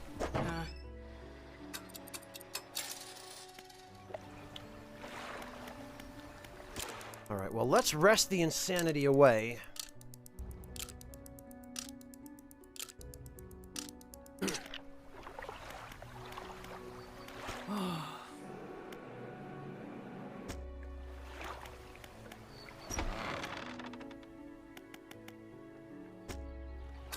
Nothing new, I guess. First of all, though...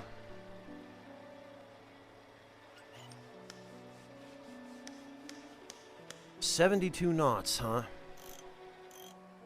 Oh, but this looks like it's, 6 spaces. So this is 56.3... 66.4. Okay.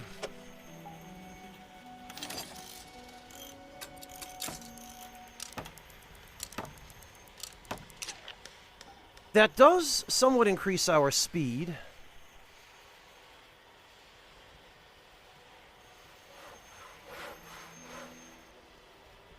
Well, it'll affect the population of that school, Torin, that's for sure.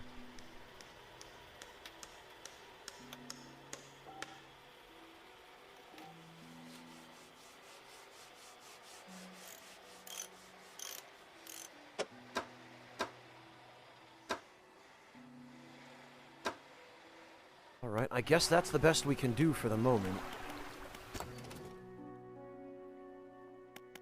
So we've got all of the best engines, I guess.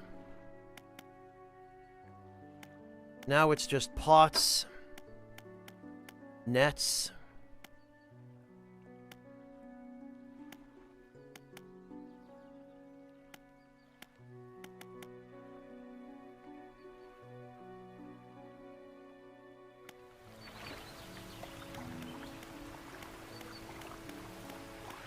And I think there might be one more rod, actually. Yes, there's the Fathomless Winch.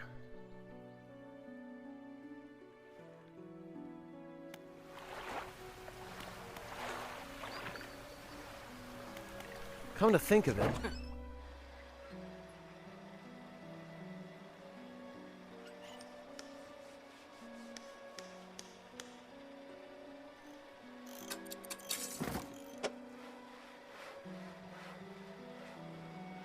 Oh, right. That goes to storage.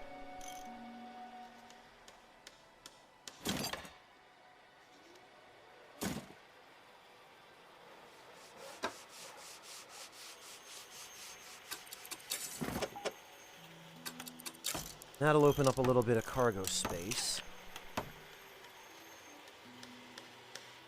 And...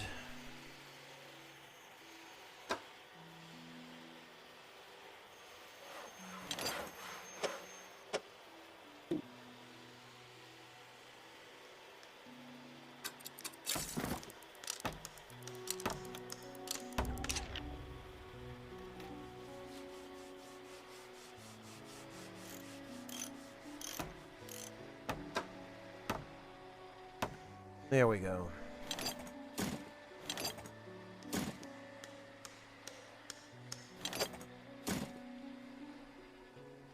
You know what?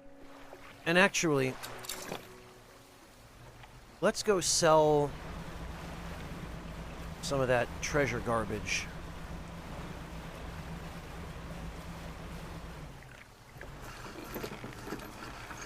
Yeah, the boat's definitely noticeably faster now.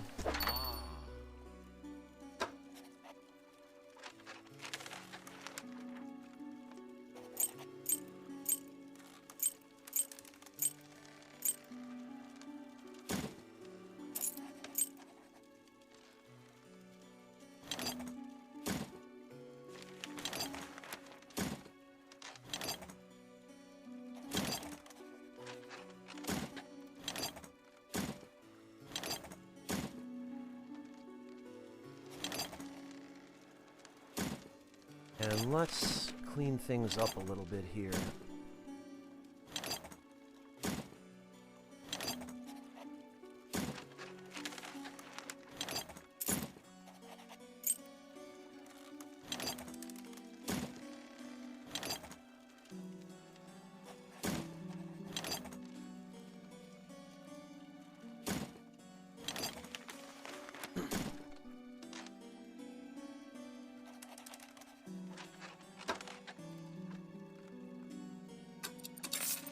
Okay, we're rid of those.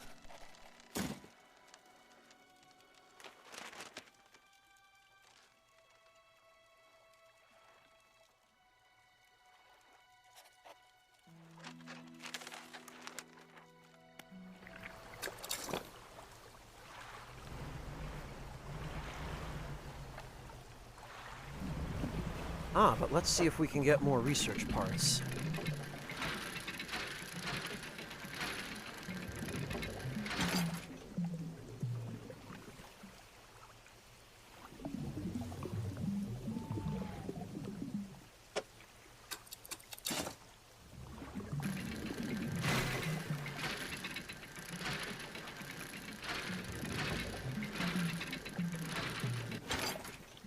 Nope.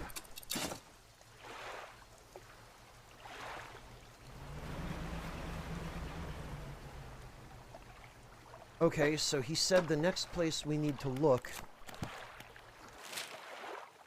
is Devil's Spine. Checked all of the small islands everywhere other than Devil's Spine. I think we've mostly checked around Steel Point, but I guess that'll be the next one.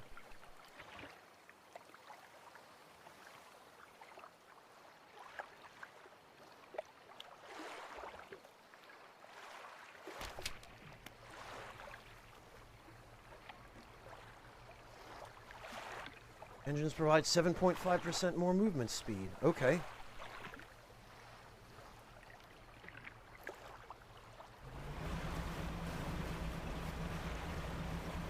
Well then,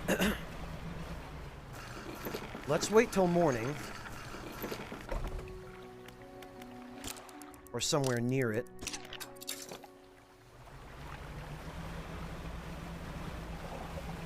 And I guess then we'll, on the way to Devil's Spine,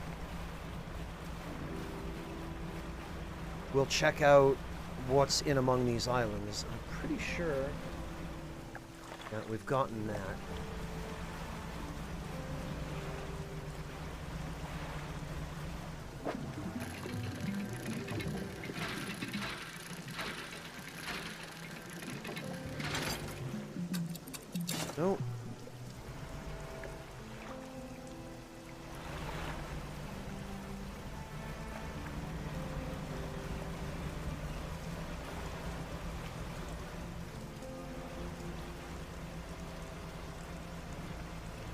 Yeah, I don't think I ever did a proper exterior collisions run on these islands.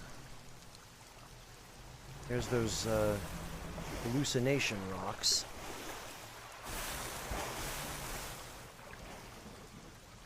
There's some dolphins.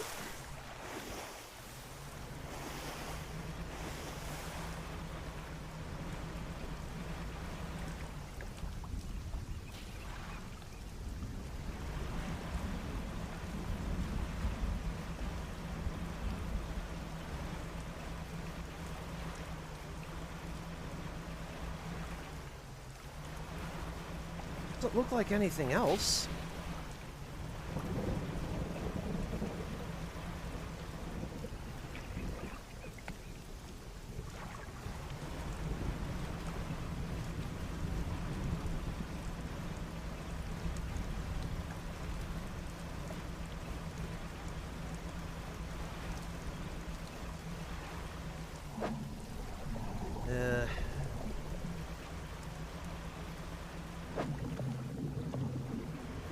Huh.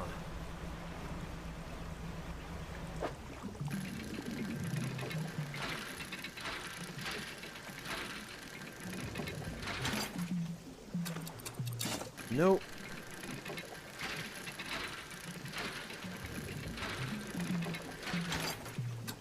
Nope again. God, I hate throwing these away. But I guess there's just no more use for them.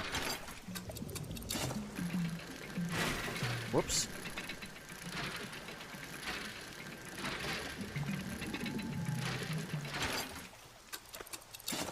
Huh.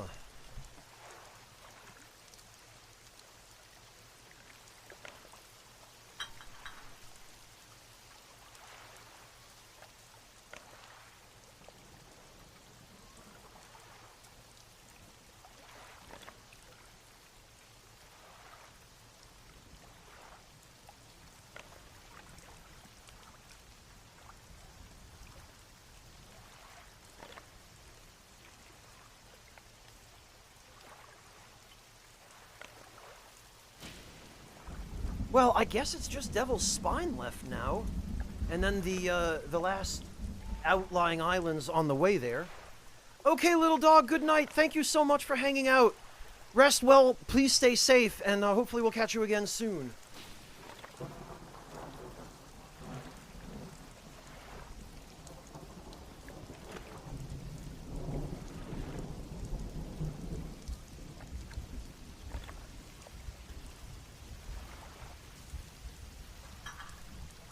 Well, my tea's cold now, but I guess that's how it goes.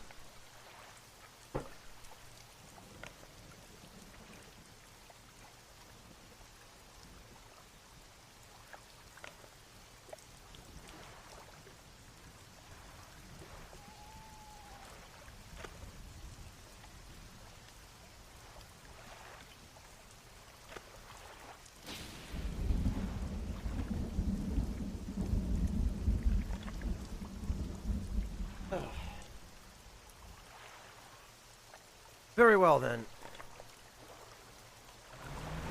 Well, let's gather up the last little bit of salvage here, if there is, in fact, anything we can even use.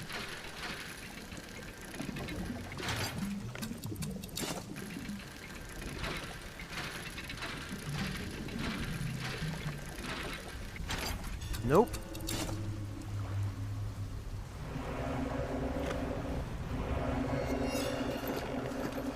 Ha! Get wrecked, loser. Can't get me when I'm at a dock.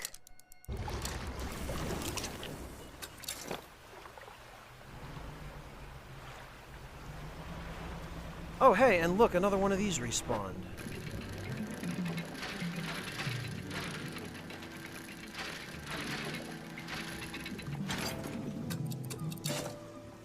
Hello, Moody Man, welcome! The dredging seems to be going alright so far, thank you. We've, apparently only got one area left, although I imagine there's probably going to be some kind of final boss encounter or final quest.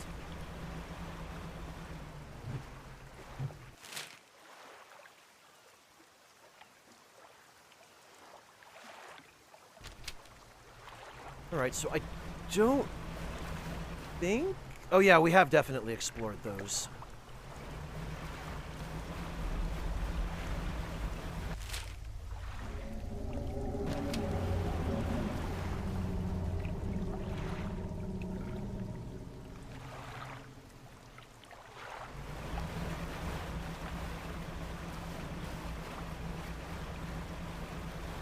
We have definitely not explored these, however.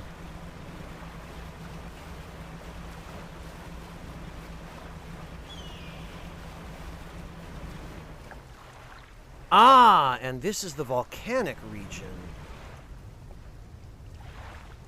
Interesting. Not only is it the volcanic region, but it appears that there are some ruins here.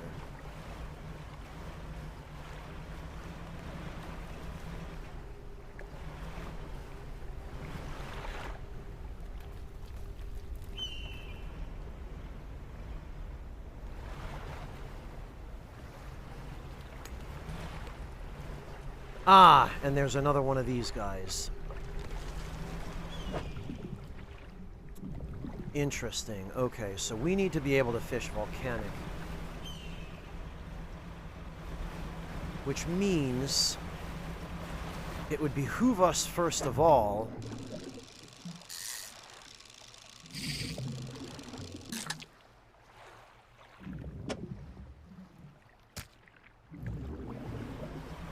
to locate the pontoon.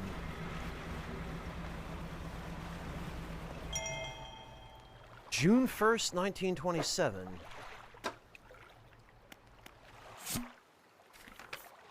Yesterday was the reading of his mother's will. Most of the remaining estate went directly to him, of course, but to my surprise she bequeathed me her pocket watch. Curious, I'm not fond of the thing, but I know that taking it will mean a lot to him. I cannot help but feel it is some veiled jab at me from beyond the grave. She was the type to do such a thing. Was I late on some occasion? I cannot recall. Hello, Guesty, welcome!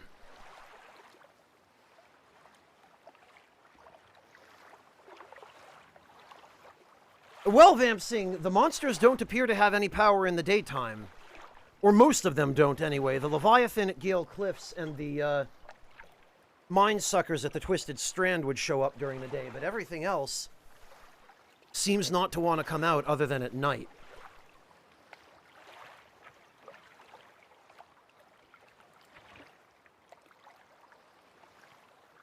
And my guess is that this pocket watch is meant to tell this girl that her time is limited. Ah.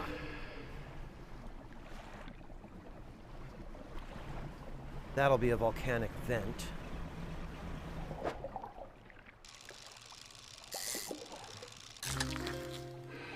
An armored sea robin. Interesting. A small fish with angular armored plates. It has sensory barbs under its body that help it detect prey on the seabed.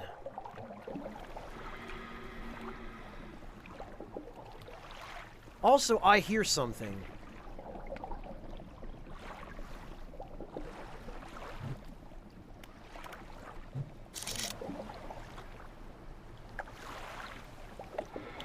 Oh, good. Scrap metal.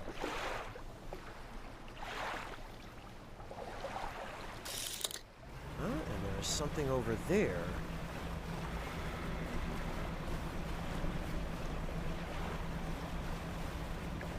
And here. Oh, volcanic, of course. Well, there's the pontoon. This is also volcanic.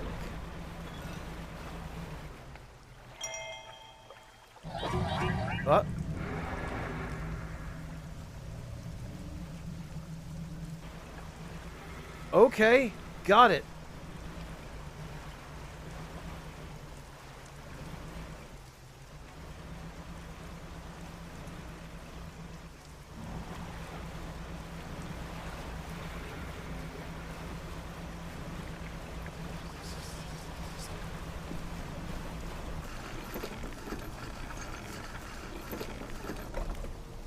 Let's see, Yummy, what do we have here?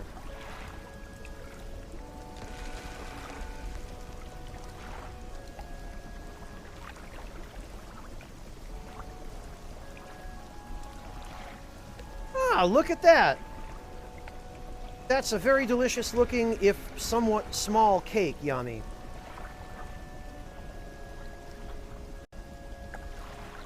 Oh, matcha cake. Very good. I approve.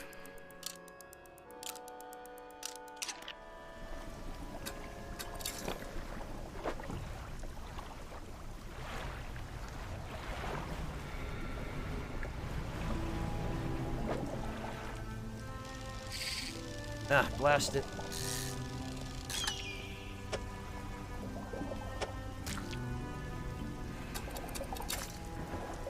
And you know what I should have done? I should have...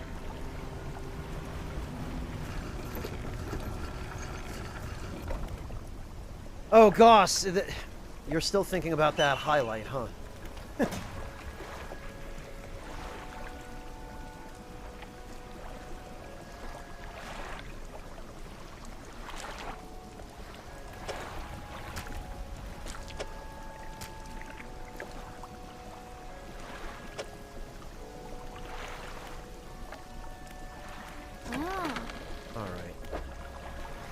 So...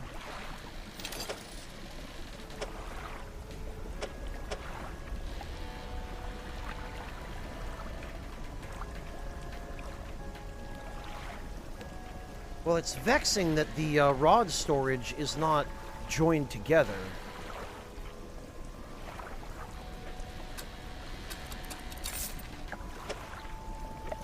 Let me see.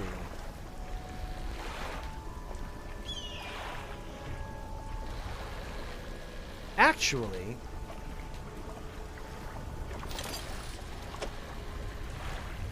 we can just put that there.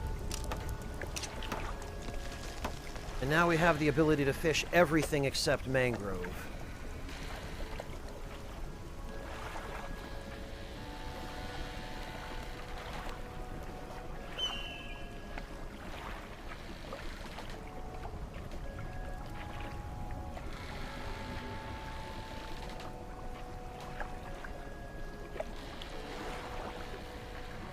Well, if you keep quoting that clip, Gossamer, sure.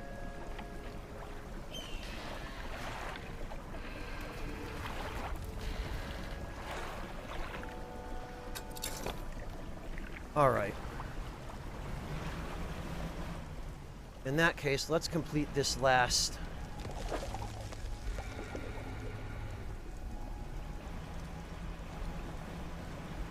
robed guy's request.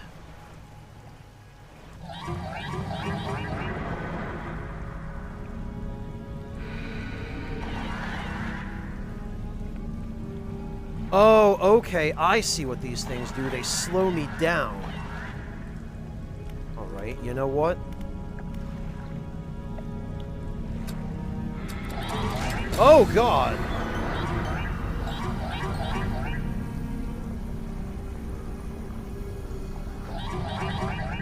Okay. Got it.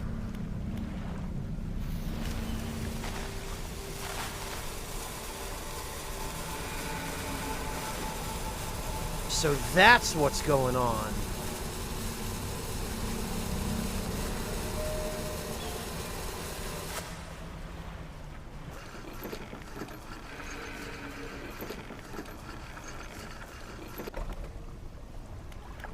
Oh, a vent? Right! That makes sense, that they would swim into the vent and die.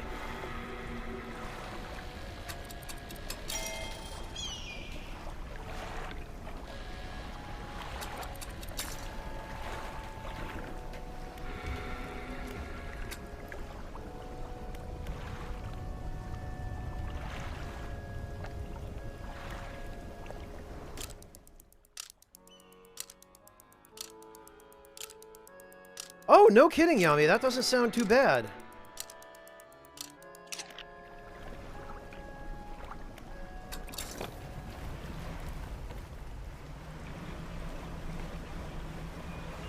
Alright, so stay away from the little fish. Got it.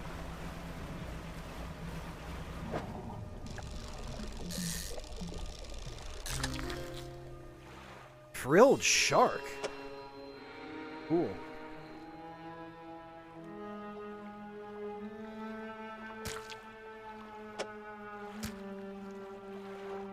Oh, well.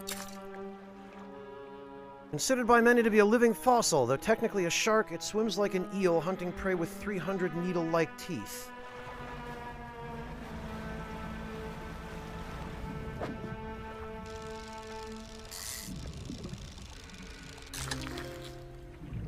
And a pale skate. One of the deepest living species of skate, thought to use hydrothermal vents as incubators for its egg cases. Okay.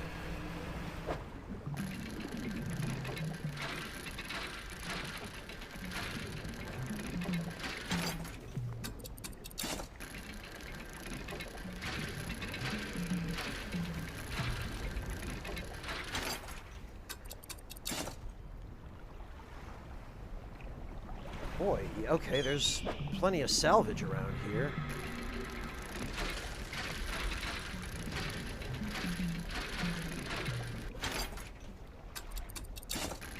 But no research parts.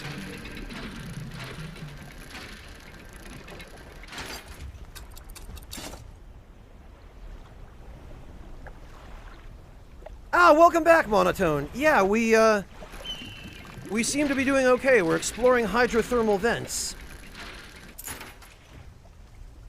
Wow.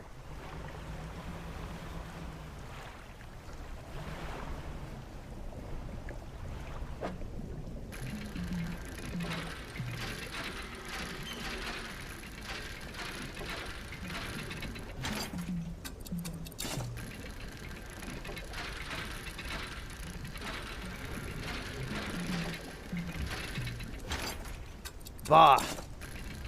Humbug.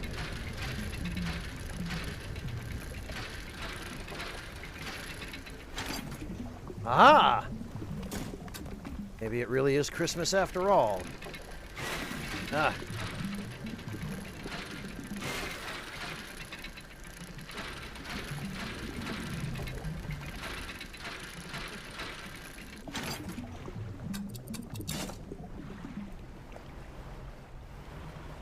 And I think we'd probably better rest. Oh! A man meets you as you dock, bracing himself against the wind and spray. Oh, rapturous day, a fresh disciple carried to me atop the waves. Come ashore, weak thing, and rest your weary soul. I'm, just passing through, actually. Nonsense, your arrival is providence from the deep itself. I have been calling, and now you are the answer. The rite of purification is almost at hand, and you are to be my replacement. Yeah, the sea will return you to me in time. I'll hold off for a minute.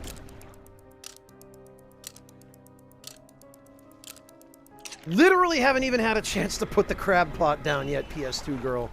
What on earth is going on here? Which statues do you want to look at? Left. The statue holds a stone crucible. It's empty.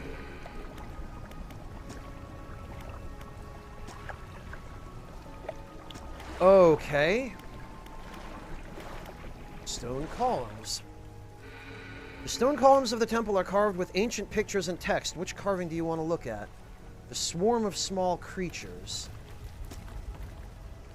Carving shows a swarm of small fish surrounding a boat. The ravenous children, alone they are nothing, together they summon her. Beneath these words, somebody has added a crudely scratched note. Do not let them grip you, burn them away. Oh, that's our hint for dealing with those fish. The large eyeless beast. The carving is of a large fish with crossed out eyes. The unseeing mother, when the starving cannot eat, she approaches. Beneath these words, someone has added a crudely scratched note. Blind, but can hear her children, avoid at all costs.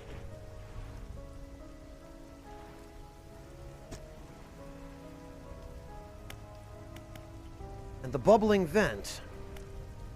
Carving shows a bubbling underwater vent. The breath of salvation, it burns those that mean harm, only the pure remain. Beneath these words, someone has added a crudely scratched note. Protection, follow the magma, find them. Okay, so all of these appear to be hints for solving the puzzles in this zone.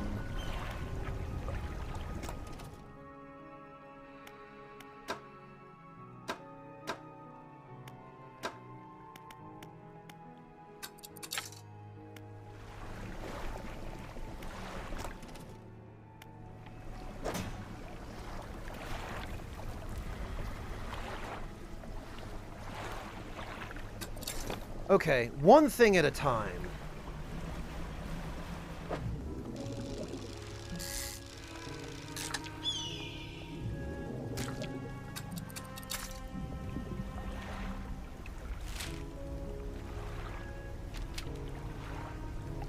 All right, let's go deal with the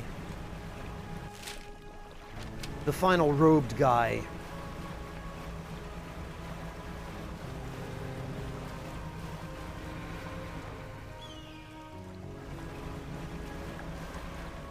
I did not know that, Monotone. How do they survive without a digestive system? Oh, there he is.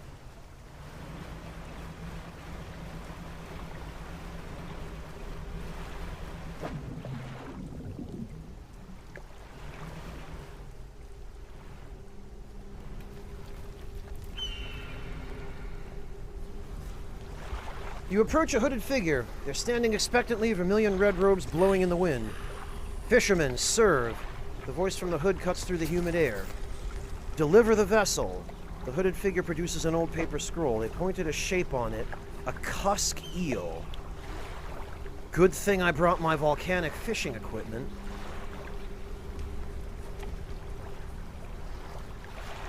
Okay. Oh, and we never read this.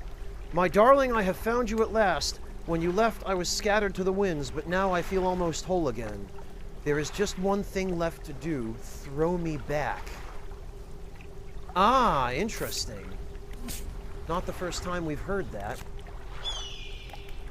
Okay, so volcanic. Clearly the cusk eel is number 49. It only appears at night. And it can be caught with a rod. So actually, we might have a solution to that problem.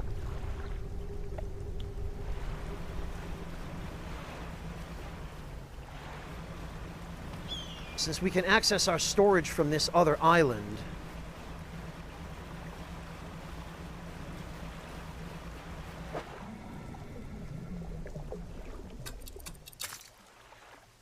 And I have a feeling we're going to need one of these for this quest as well.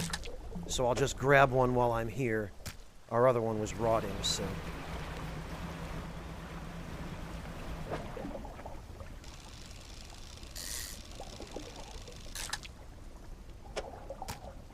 Grab one of these. That way we'll have all the possible volcanic fish. That's the plan, PS2 girl. So we're gonna grab one of these. We're gonna grab another one of these just in case.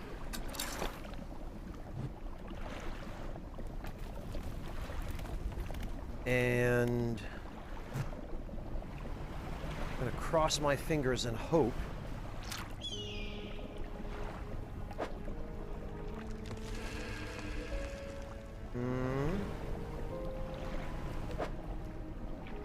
Ah.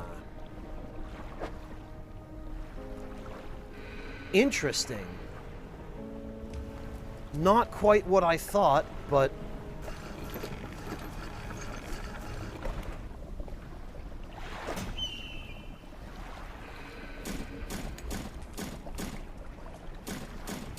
we might have to spend a few of these. And he said that nighttime fish could show up too. So...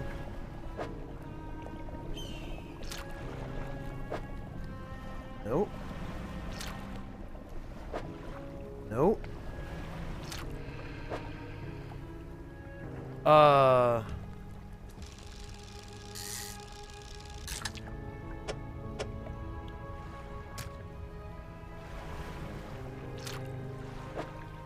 Nope.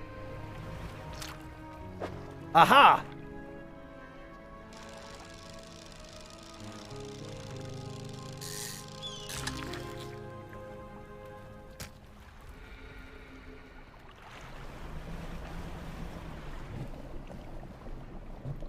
Well, that actually worked better than I was expecting it to. Oh, really, Moody? Yeah, these don't seem to give you a lot of time.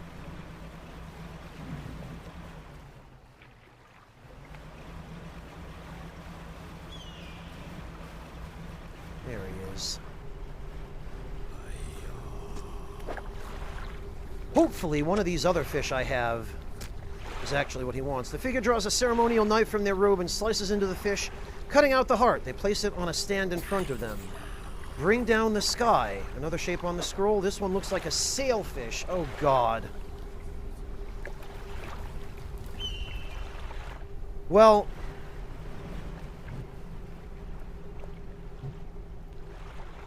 that might take a little more doing. Sailfish are oceanic.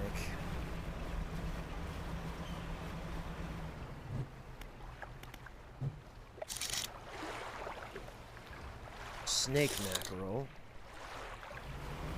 Much as I'd like to go for the freak.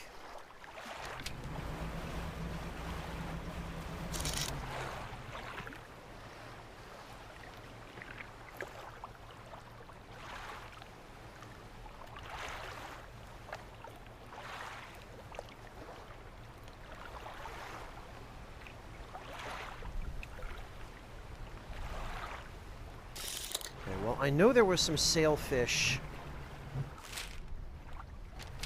in among these islands.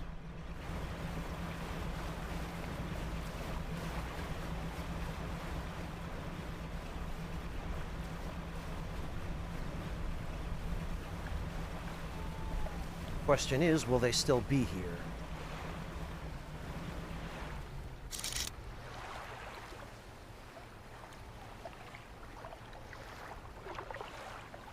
Stingray.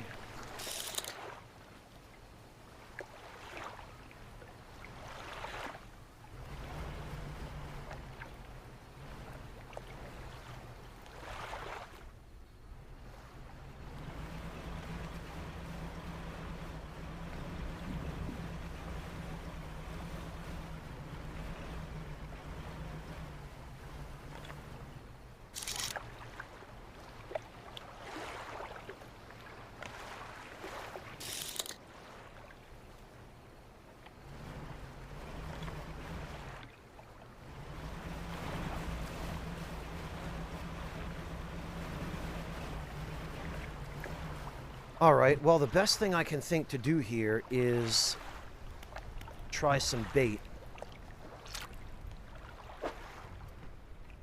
No. No. No. Oh, God damn it. Go away.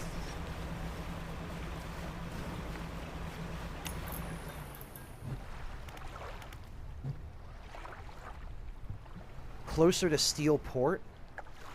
Sailfish might be day only? Oh, that would be a problem. Are they? Oceanic. They are day only. Damn. Closer to Steel Port, so... Or Steel Point. Alright, well...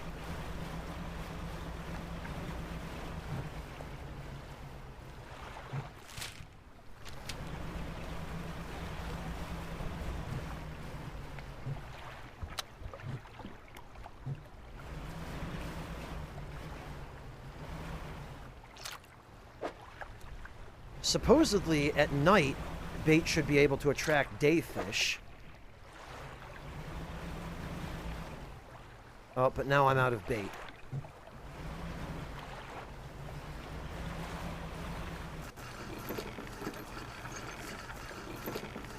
Okay, well, I guess we wait till daytime.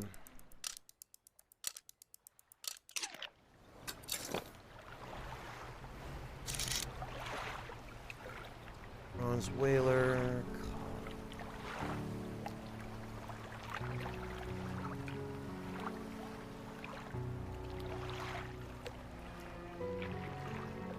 Aha!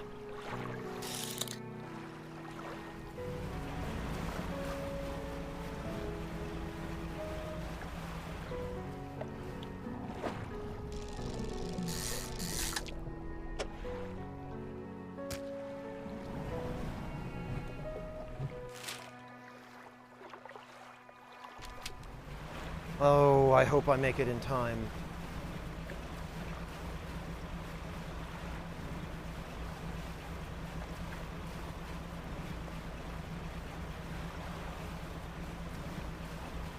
hope the bastard hasn't starved to death by the time I get back.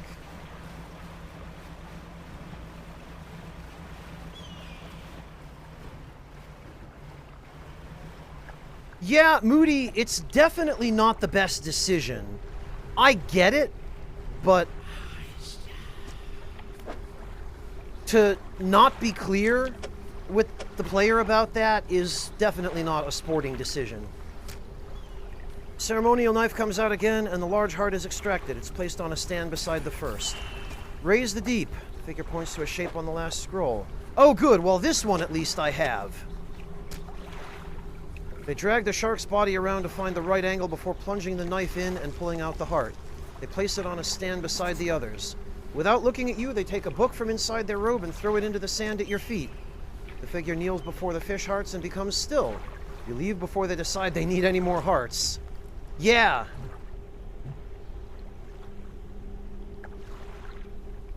Oh god, Floofin, that's awful.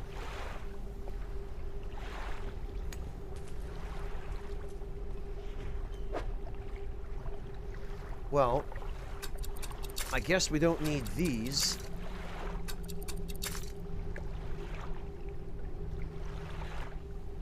And what was the book that we got? Nautical Engineering.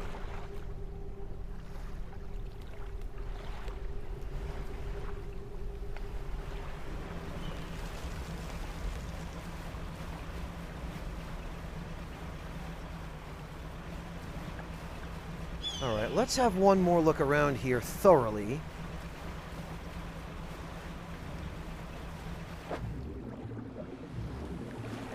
Oh! That sure is a whale. Hello, friend. It is good to see a friendly face out here. And not some asshole, gigantic, evil anglerfish disguised as a boat that wants to eat everybody.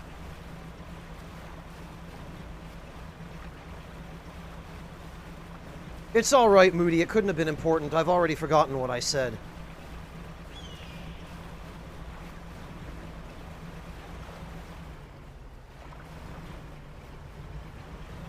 Alright, well...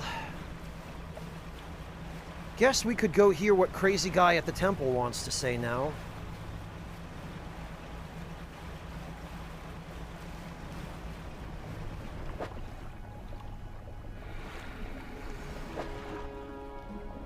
Oh, and it looks like the fish that I attracted using bait are still here. That I would not have expected.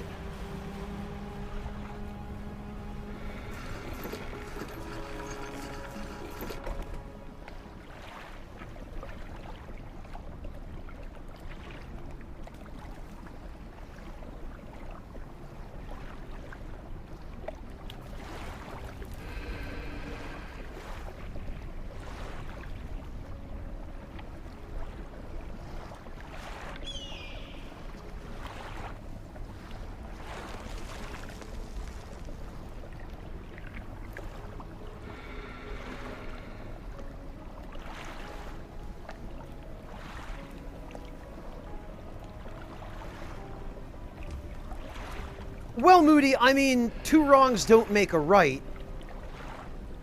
But I guess maybe that's the intent. Maybe, I don't know, I haven't beaten the game yet. I don't know how much replayability it has.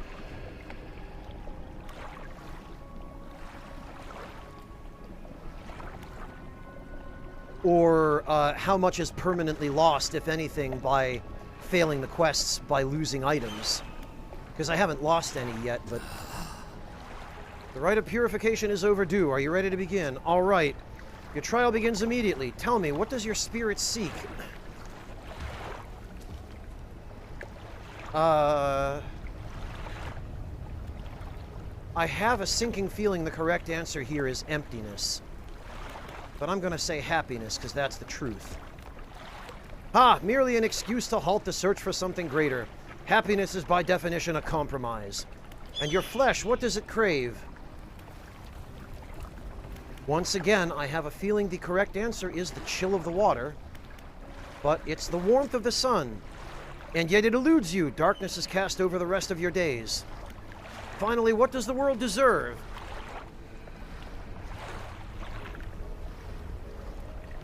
Yet again, my answer is not the correct one here, but everything.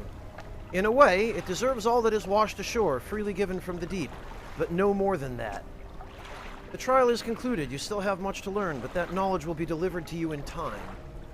Now, your role as my initiate is to act as Herald of the Purge, just as I was for the one before me. The nearby spires blaze with eternal fire, yet the stone hearts of these three idols lie barren and void. Retrieve 3 fathomless flames from the crags behind us and ignite the crucibles. Visit the shrines of the deep. I will mark them. They will offer further guidance, and I must provide no more.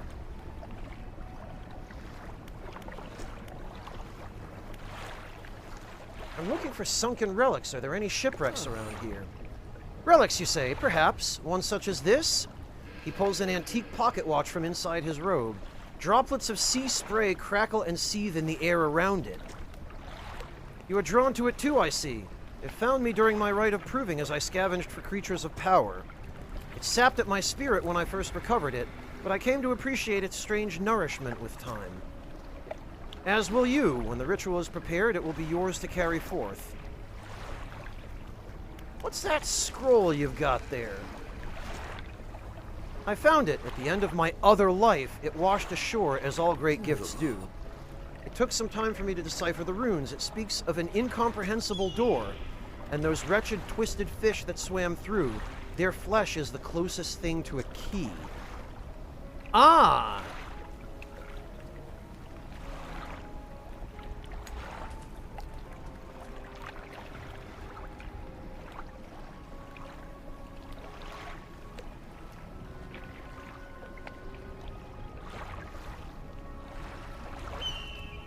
So I'm guessing I'm going to have to gather up a bunch more of those freak fish in order to do whatever is left to do once we clear this zone.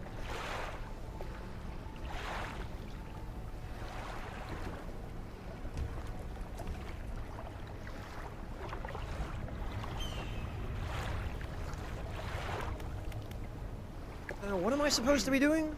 You are to prepare the ritual. You must light the stone crucibles around the temple with 3 fathomless flames. Receive further illumination at the 3 shrines of the deep. They're scattered about not far from here.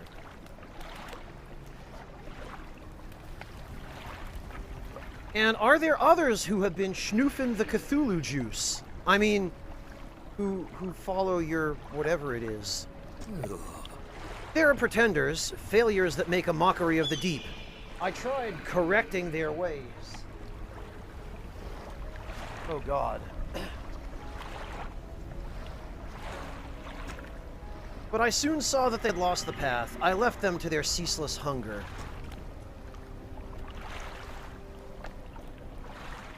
Huh.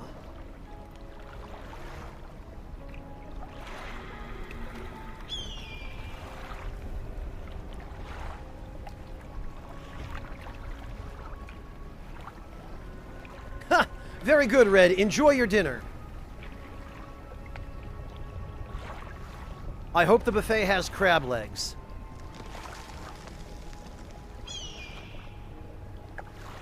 Abawera, thank you so much for the resub. Welcome back.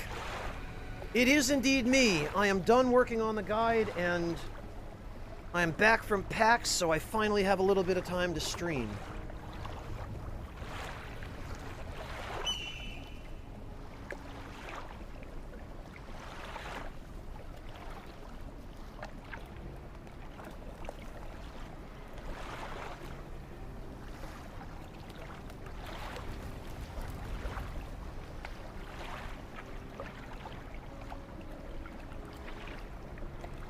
Well,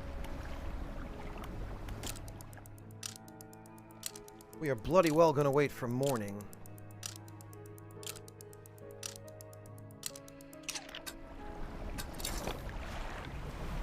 Pizza's good, Ebawera. Alright, so pretty much straight ahead.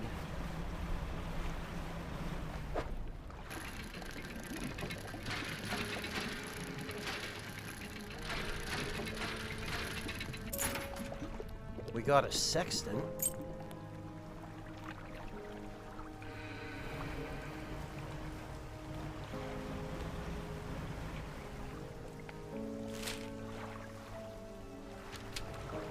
Okay, but... no. No, you don't.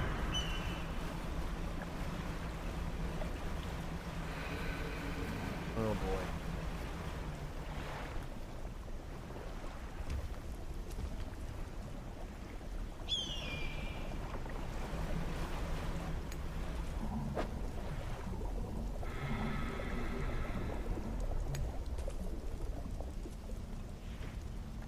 So it looks like we actually have to clear these out.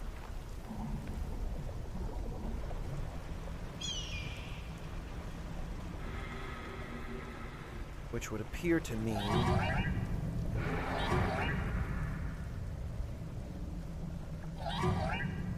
Alright, come here, idiots.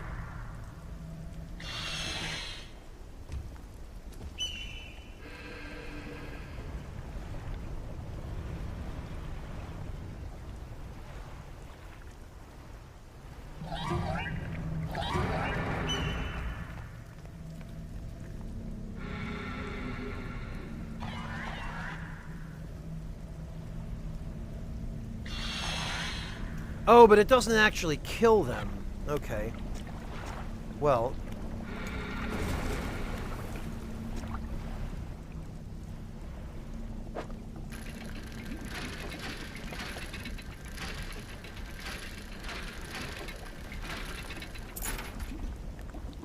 Really?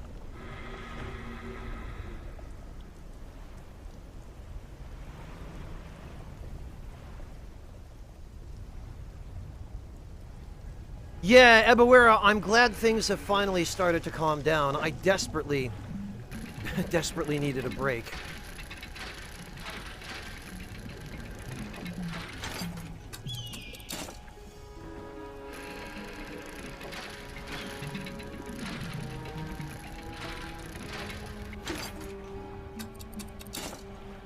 Okay, well, I'm guessing this is one of the shrines.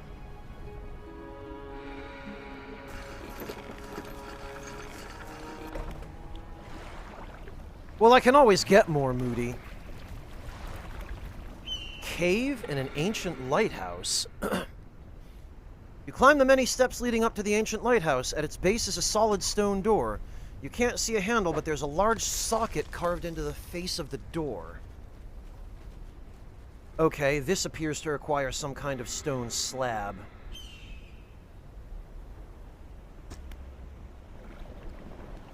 What about the cave? The dim light of the cave, you can make out some paintings on both walls.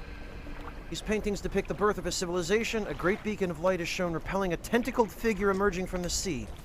The dim light of the... Oh, okay. These paintings depict the fall of a civilization. A volcanic eruption tears through a tall lighthouse. Monstrous shapes devour people as buildings turn to ruin.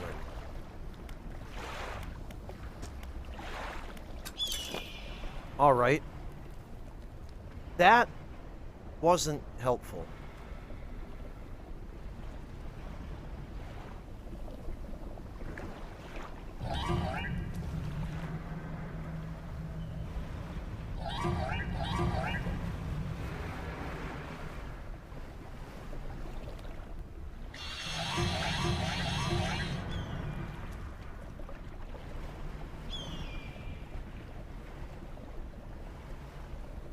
Huh.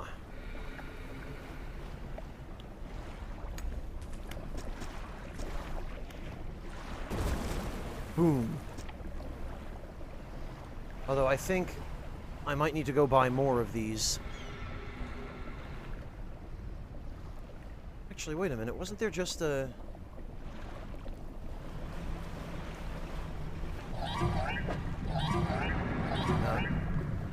Alright, look.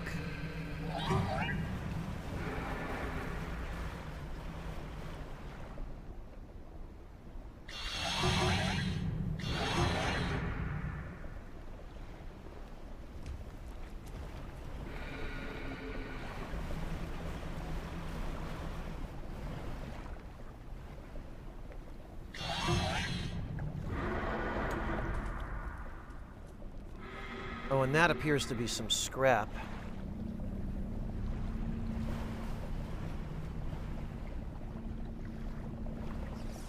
Oh, goodness sake. No, do not want.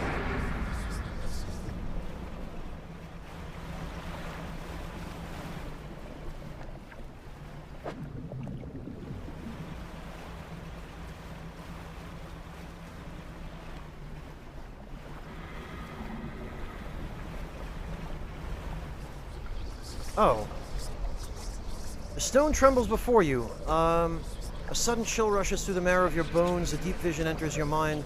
A leviathan raises its vast gray head, stretching up until it sits level with a bright flame cradled at the top of the ancient lighthouse. It watches the fire for a while, tilting its head and calling softly to it with a guttural song. Appearing satisfied, the beast slinks down into the water, gliding back to the depths. Oh. Okay. Ah, and what have we here?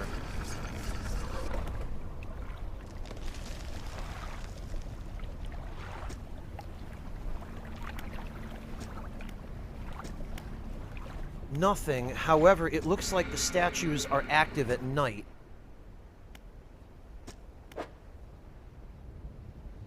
Okay.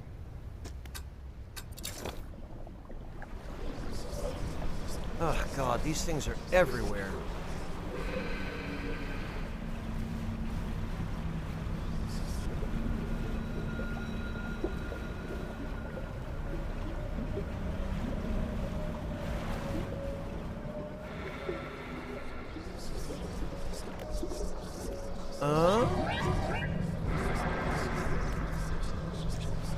Blackness. A crimson rift opens in the void. Dreadful silhouettes drift through a procession of teeth and tentacles. Oh, God.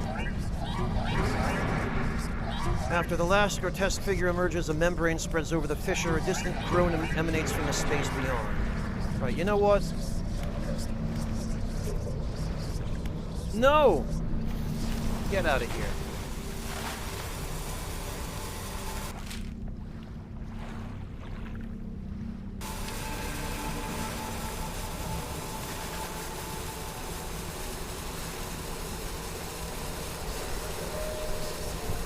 Yeah, so I guess Banish doesn't protect you from those clouds of evil mist.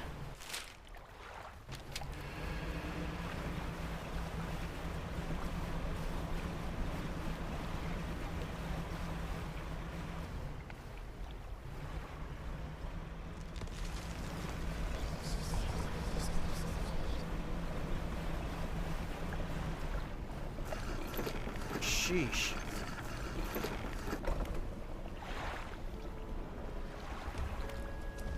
The red fog did not seem to be affected by Banish, Moody.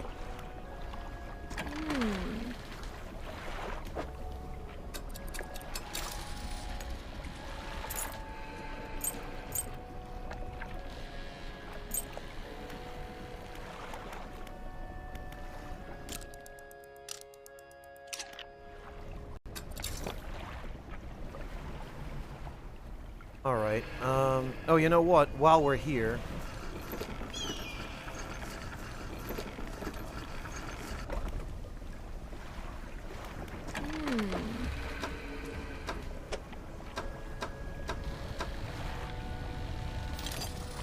Oh, okay. Now she sells bait.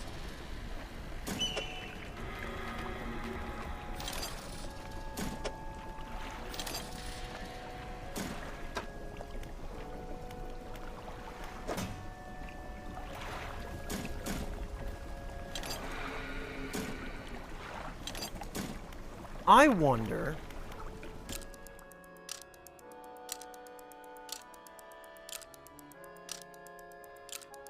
I wonder if we can pass another day and get more research parts.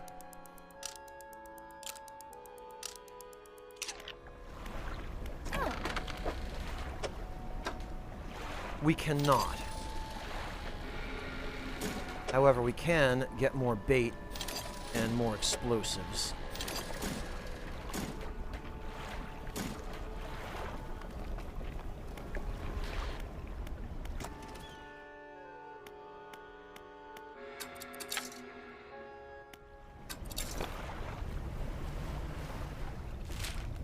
Okay.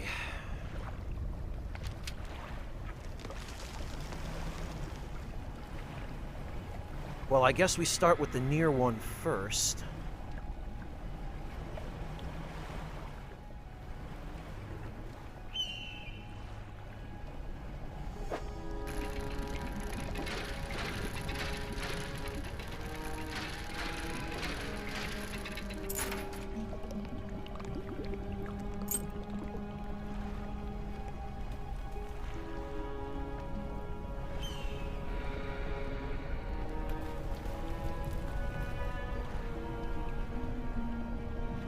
Stone shrine. An upright slab bears a carving. Two heavily plated creatures locked in battle. A lower slab holds two shallow grooves. Ah. Okay. So we need two types of crab.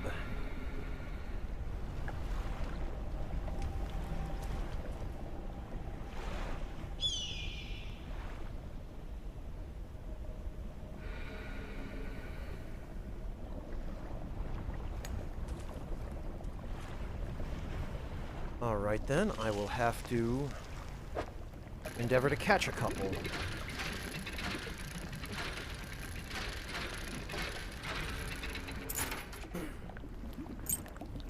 Oh, an opal ring, not bad. I knew someone was going to do it, Clint.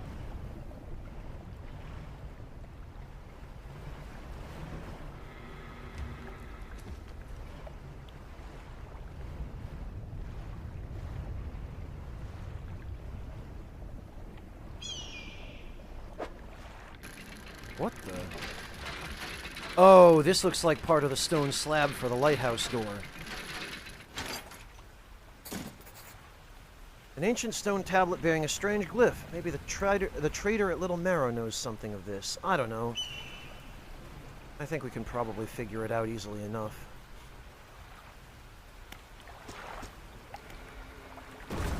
Boom.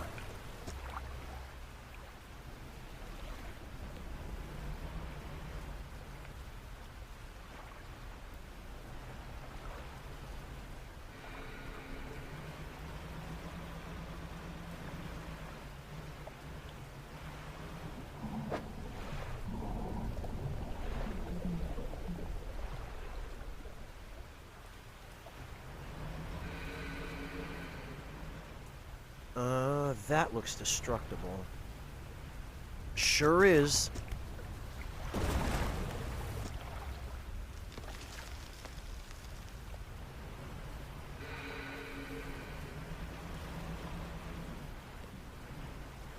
And so is that from the looks of it.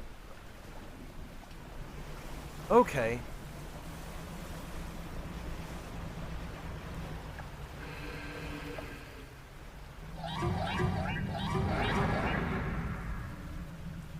Excuse me.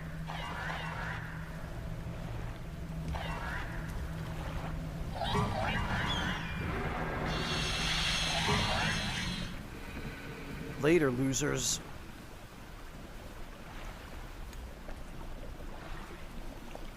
Okay, but how do we get on land here?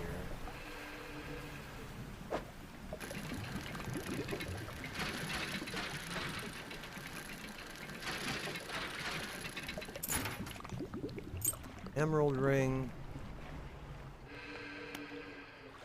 Oh, okay, this is where the... Hey, Reapy, welcome! It's Dredgin'.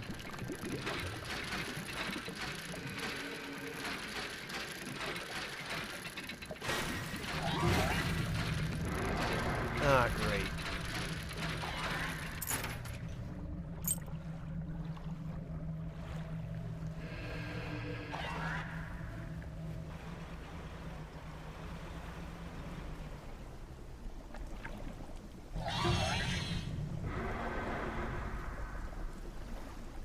Oh, interesting. They go in there, huh?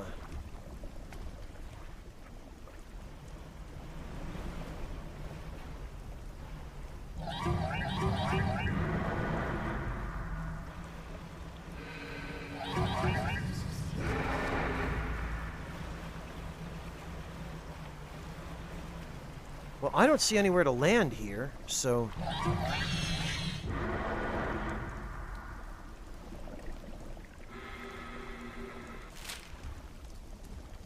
Okay, well, I guess then I need to...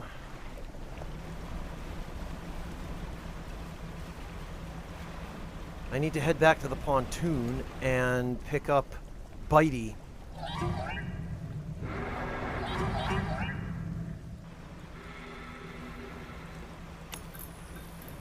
Ah, goodness sake.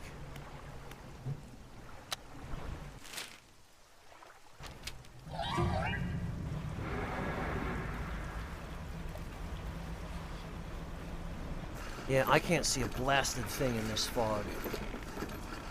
Hey, Lugal, it has been a long time, but that's my fault, not yours. I've been busy working on the guide, which I'm finally done with now, and I've been at PAX.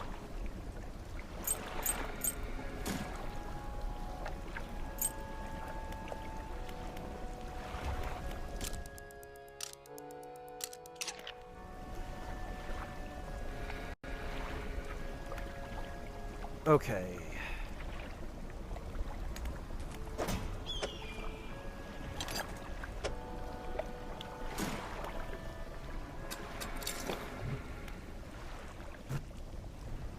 Well, let's drop them off right about here.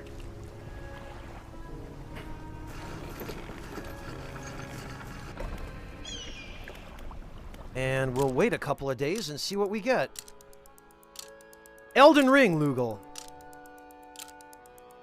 Oh, yeah, thank you, PS2 girl. You're right. I forgot about those.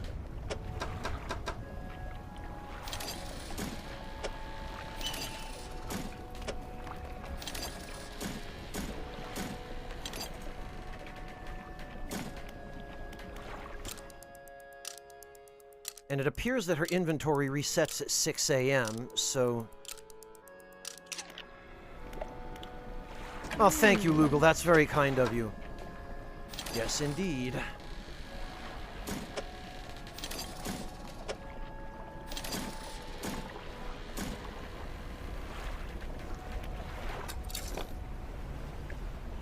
Alright, what do we got? We got... Oh! A volcano snail, huh? This hefty beast lives around hydrothermal vents. Its foot is coated in hundreds of iron... Oh, I remember these, yeah! This is a scale that actually uses volcanic iron to armor its shell. This is a really cool snail. Their shells can end up with really cool patterns as well. Monotone would probably be able to expand on this, but... yeah, the iron minerals that come out of hydrothermal vents...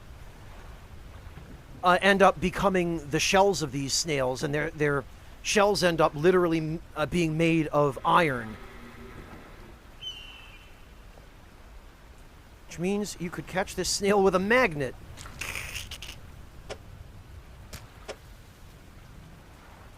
Covered in tiny bristles and spines, this creature is thought to be blind. They process toxins spewed from hydrothermal vents.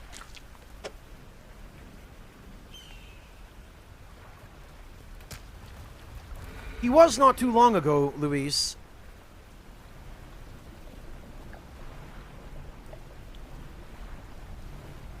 Well, let's get that, let's get that first one in.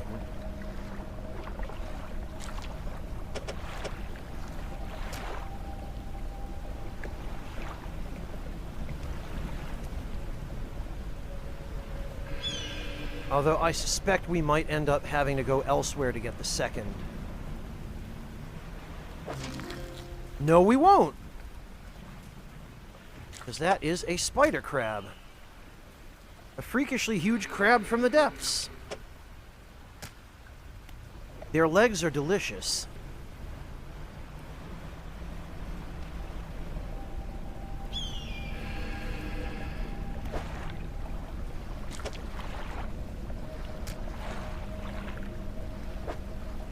The rock splits with an almighty crack. It crumbles away, revealing its core. A cold, unnatural flame. Dark shapes swirl and flicker inside. Oh, okay. Well, I'll just put that in my cargo hold. I'm sure it'll be fine.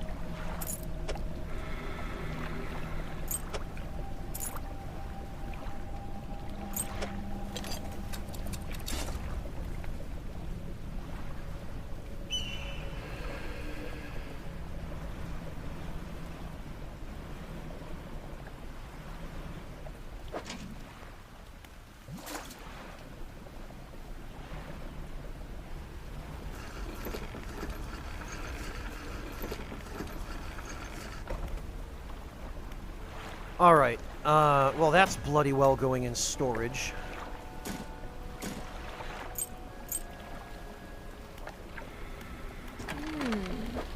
And we will repair Bitey. And Bitey can go in storage too.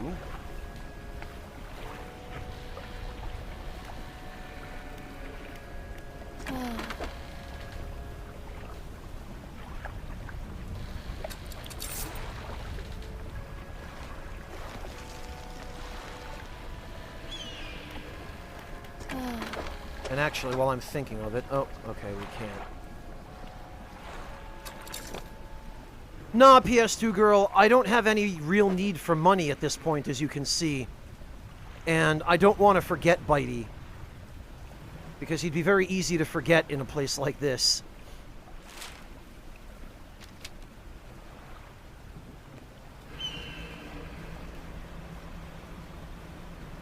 Alright, let's see if the 2 explosives that we now have are enough.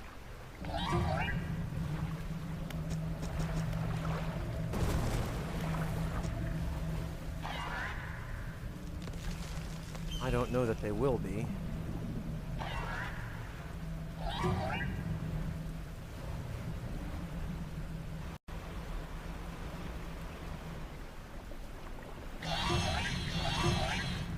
Yes, the doctor, it does.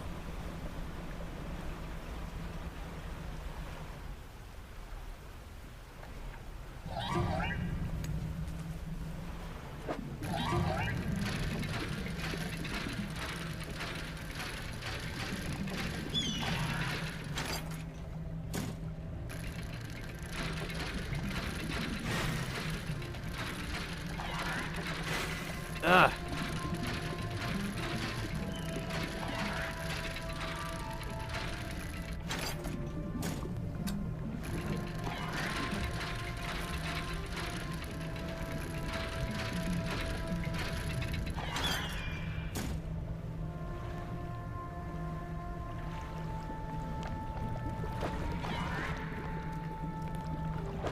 I'm not sure if that big fish can even get in here.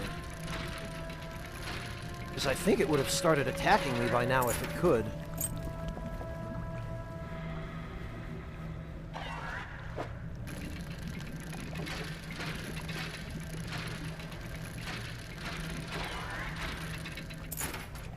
Yeah, seems fine.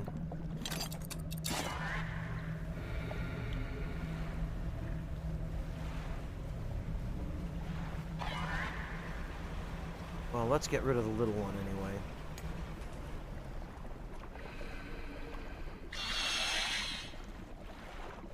Lord Louise, the reason you have to blow up the wall is because it gets you past those red fish.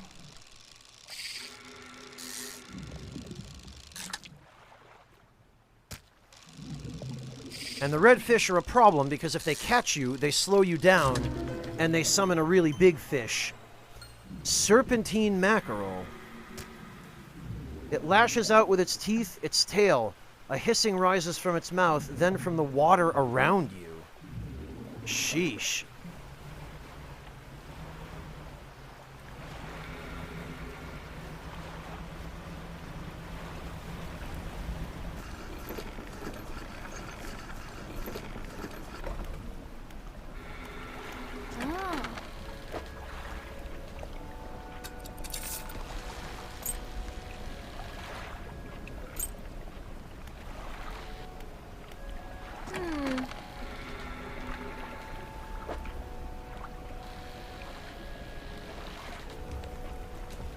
Don't worry about it, the doctor. No pressure at all. I'm just happy to see you. Never, ever any pressure to sub.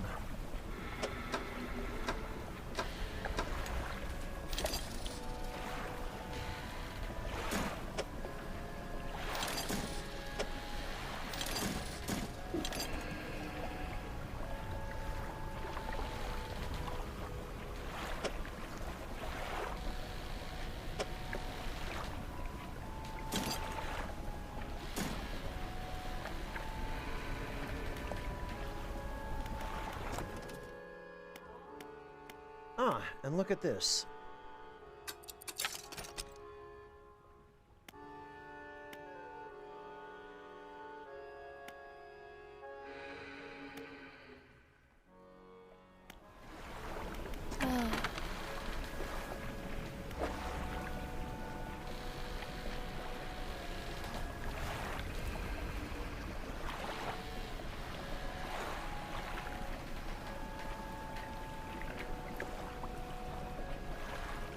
Alright, what I think we can do now is...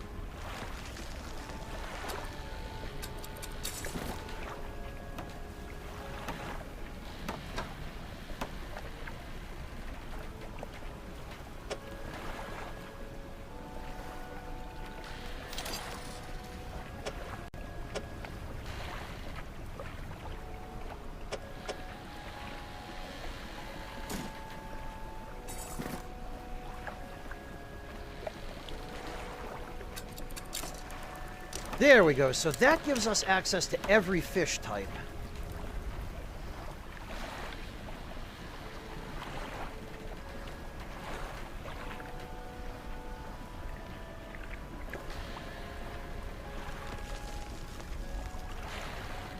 Yeah, Moody, it looks like we might be able to increase our fishing speed a little bit more by adding more equipment, but I really don't... I mean, we could put in another one of these fathomless winches.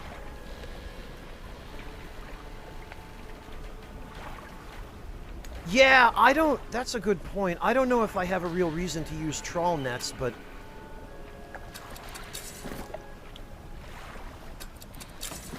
That's an entirely fair point.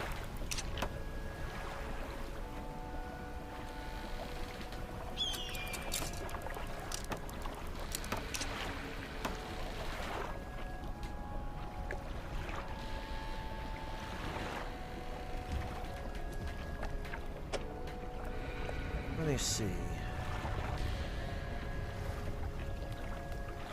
So that's 62%.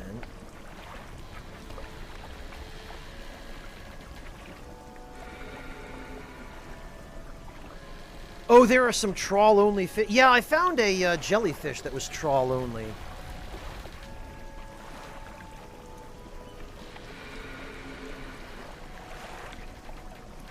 I wonder...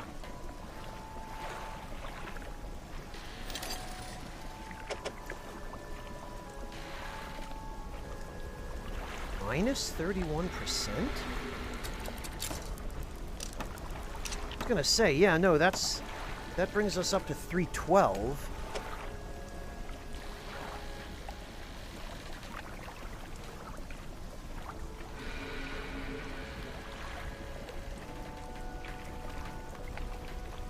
And then this would put us at 375.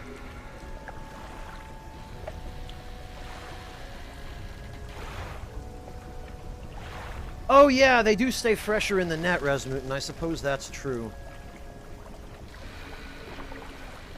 I don't know. Let's see how much of a difference does 375% fishing speed make? Is it worth it? Let's find out.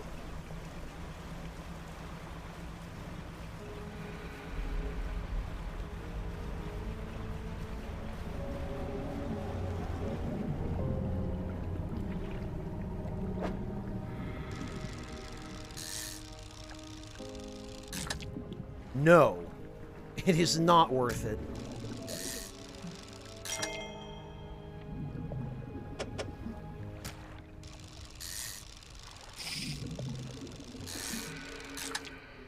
it does not appear to make anywhere near a significant enough difference to justify all of the extra cargo space it takes. Because one way or the other, I'm still having to hit the fishing thing, the correct zone twice. Hello, Ugly Weeb, welcome! Yeah, so that can go, and that can go.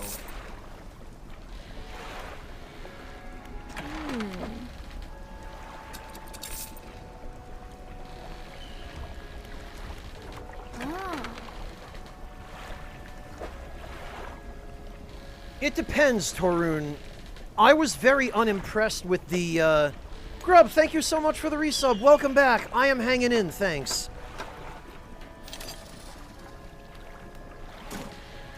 I was unimpressed, Torun, with the... Oh, hey, wait a minute. I just noticed she is selling these. I was unimpressed with the performance of the trawl nets, Torun. But then I got an upgraded one, and I was still equally unimpressed with the performance of that one. So, I mean, if you need it for catching certain fish, that's one thing, but...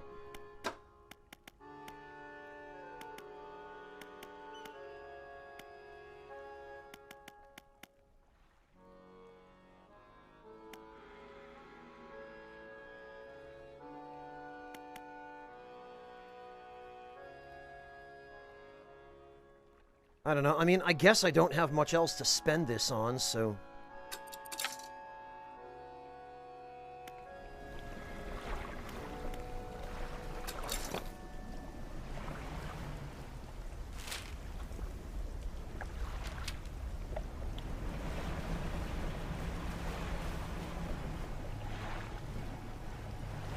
Hey, Zarus!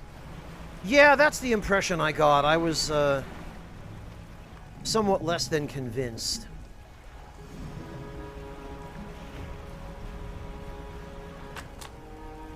Nautical engineering complete. Let's see. Equipment types that use durability will lose it 15% slower.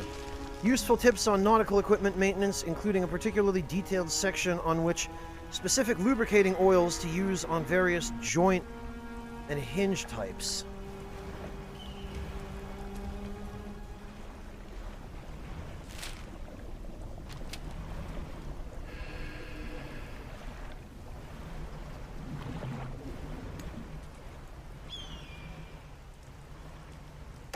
Damn it.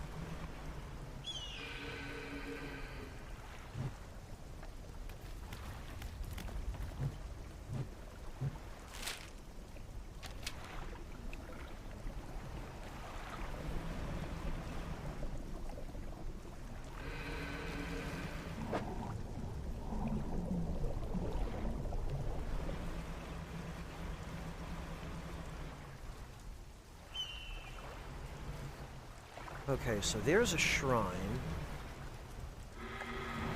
But in order to get at it safely, we'll have to blast this open. And I guess this is how they gate completing this area first, because you could technically come here first, but if you try to, you'll run up against a lack of explosives. I'll address that in a moment.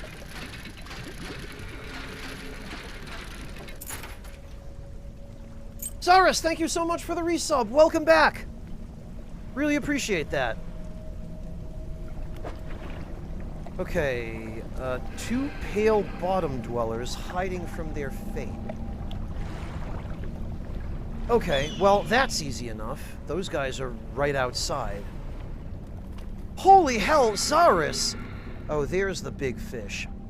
Saurus, thank you so much for the 6 months of Tier 1 to Winter Heart. That was incredibly generous of you.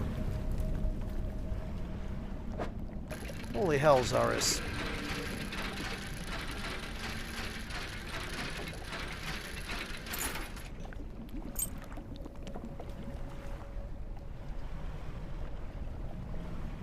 Okay, Okay, so I need a spectral shark and a pale skate. Well, there's this.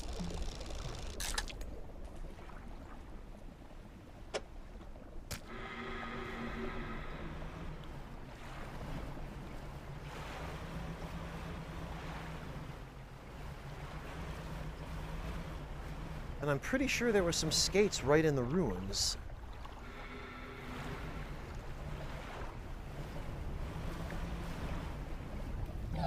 Oh, whoops.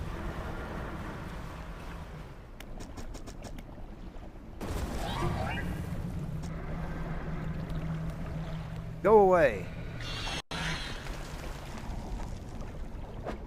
Holy.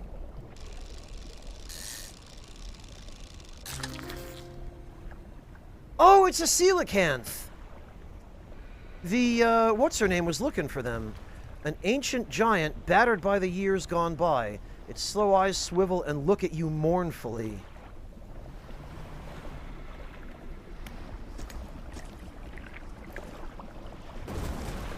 Boom. Oh god, not the insight. Not the insight!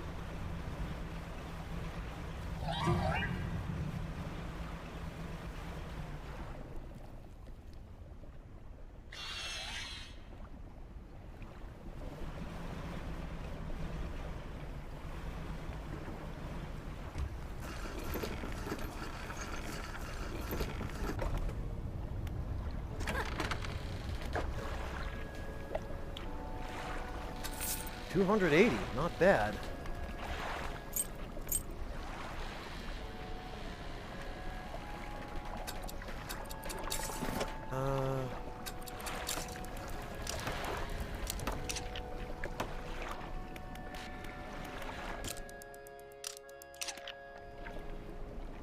Neither do I, Clint. I have a feeling it was just for flavor.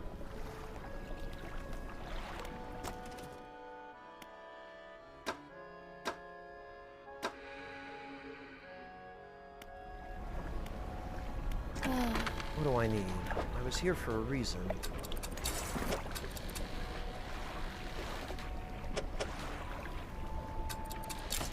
Oh, I remember what I was here for. Repairs. Right.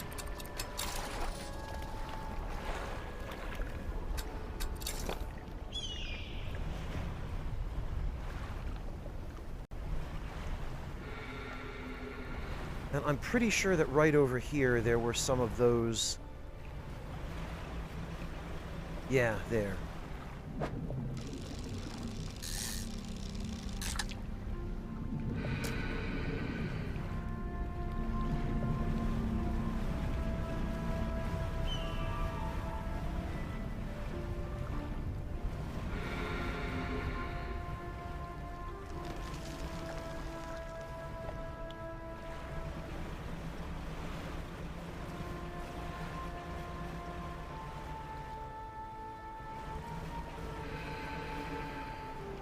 Alright, I believe those are the two species we needed.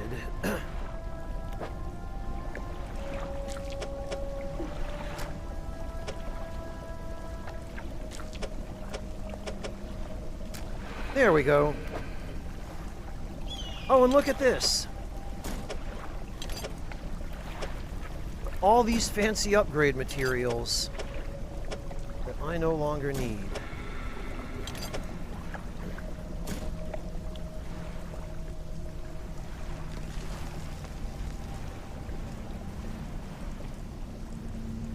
Alright, where is the third one? The third one is over here.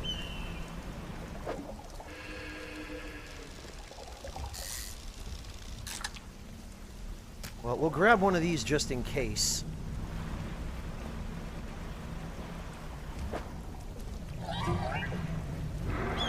I'll pass on that, thanks.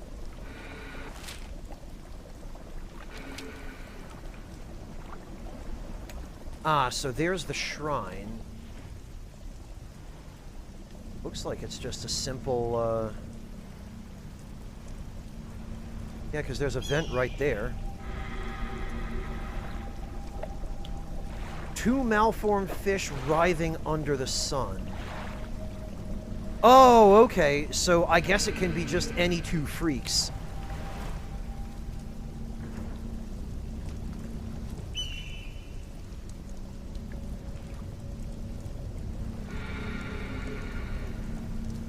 Alright, so let's bomb this. Oh, look, there's the big ugly one.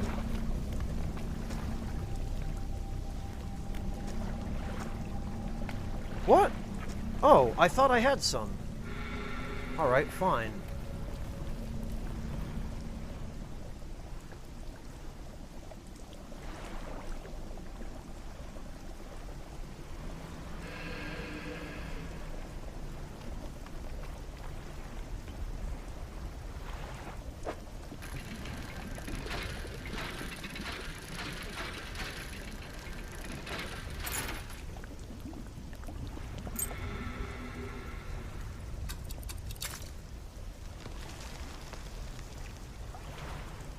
Yeah, time for some freak fishing indeed.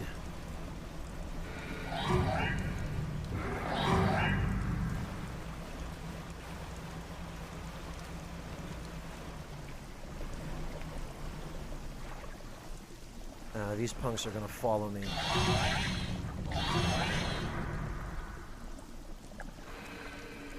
Well, I've got two of the flames. I might as well hand them in.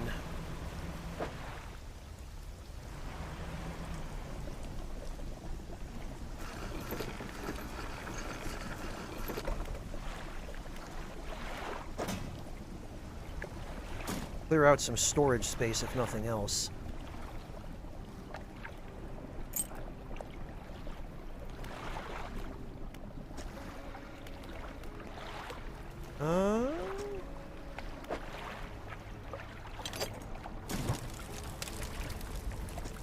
Cold flame roars in the statue's hands.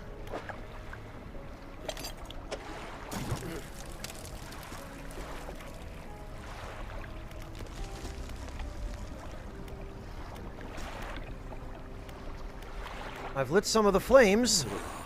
I can see that, but we cannot proceed in darkness. All three must be lit. Alright, let me just check the hints one more time.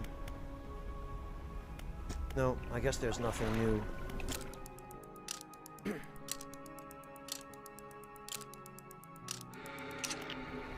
Yeah, it's worth it to sell PS2 Girl, but I have no actual use for it anymore.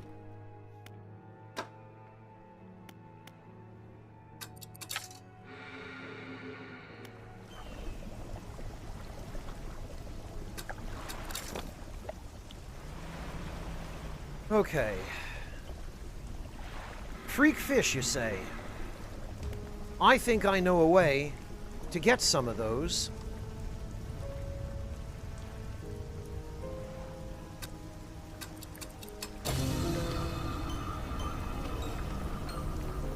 Defaced skate, huh? Bones replace cartilage and erupt through the soft skin. A frightening new form begins to emerge.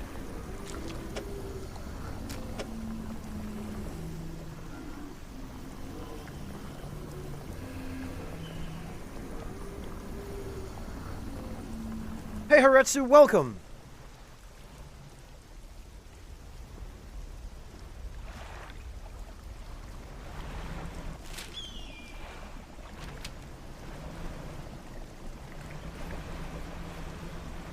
Oh, that'll be an interesting playthrough, Moody. It sounds kind of like a challenge run.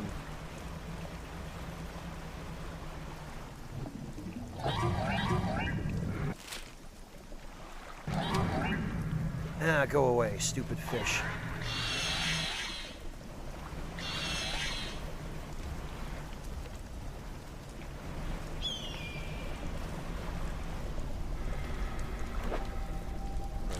This can go over there. I just hope it doesn't finish rotting before we find a second one.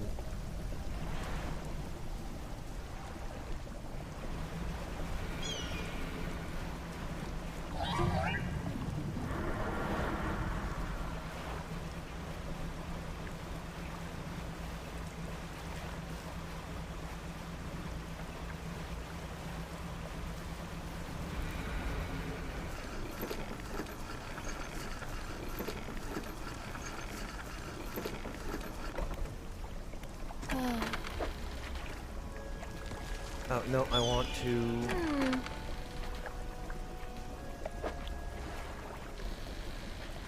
Yep. No.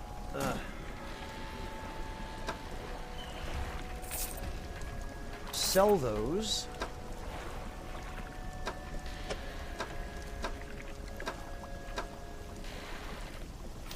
Grab that.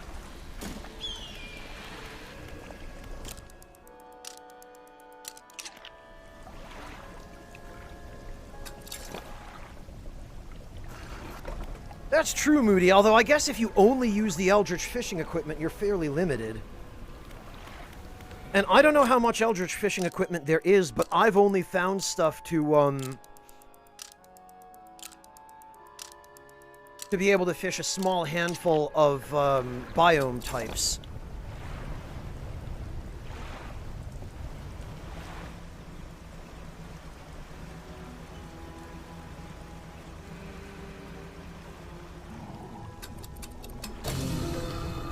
There we are. A twisted shark. 3 tails that twist and turn. 3 unite behind the head. Thrice the body that must be fed.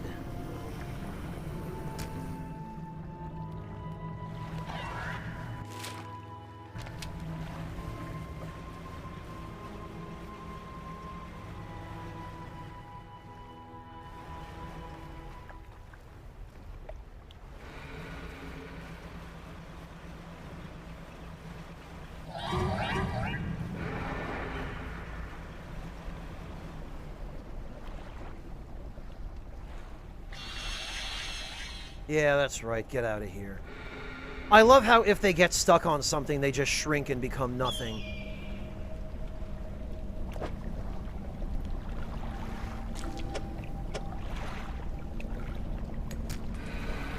The rock splits with an almighty crack, and we get an encrusted talisman. Fishing speed plus 375? Bloody hell. Oh, Zaris, Jesus, thank you so much for the 6 months of Tier 1 to Moody Man. My God.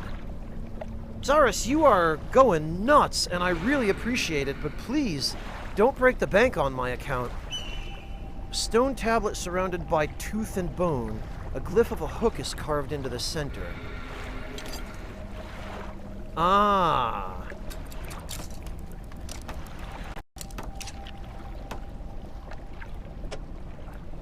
Unfortunately, I do not think that is the tablet we need.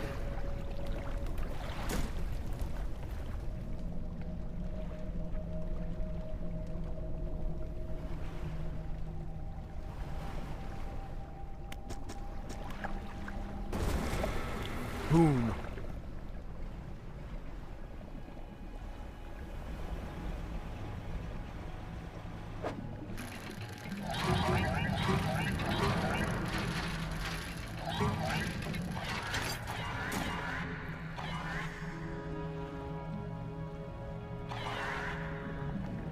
Yeah, how about you stupid fish just sawed right off?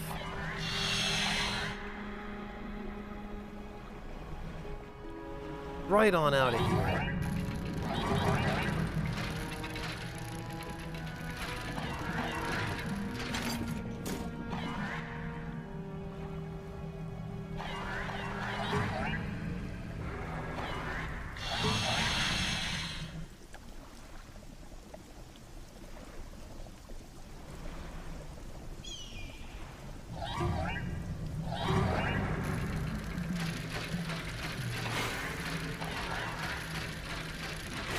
Ah.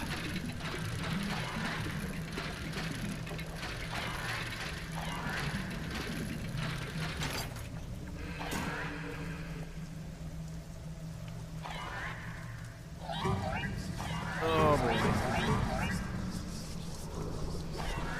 You know what?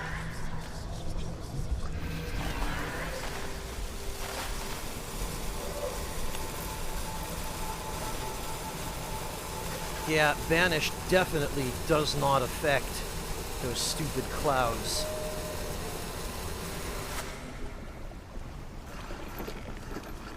Alright, but that's fine.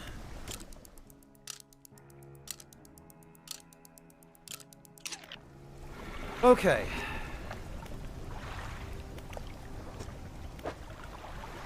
Guess it's time.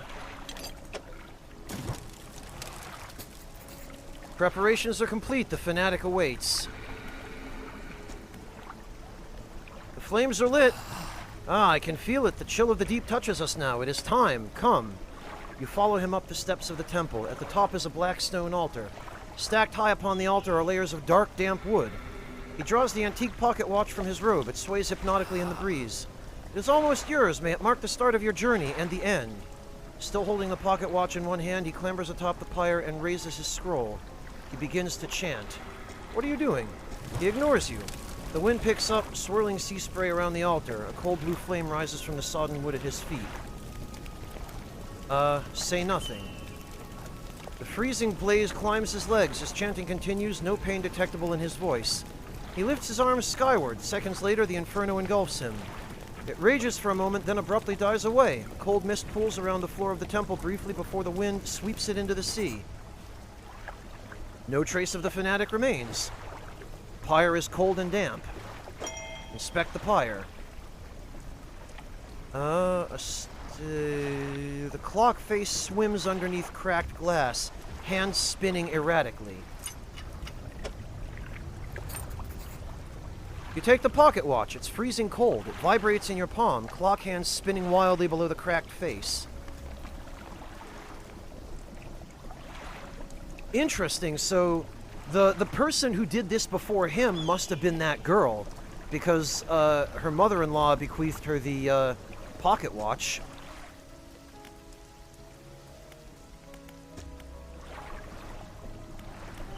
Alright, well that's going in storage.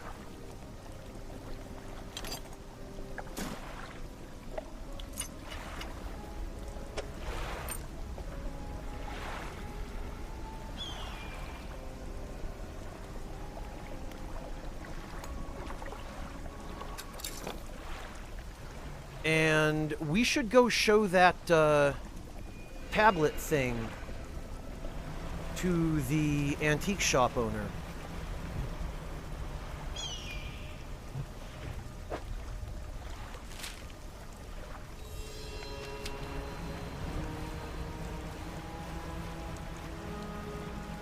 I suspect PS2 Girl, the antique shop guy will be able to shed some light on that for us. Oh, God.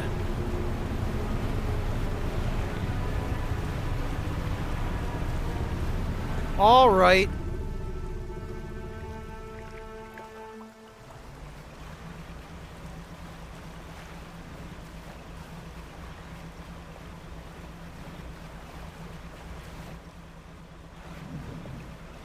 Well, Moody, I have no intention of getting on that thing's bad side, so I will just be hanging out and giving him plenty of space.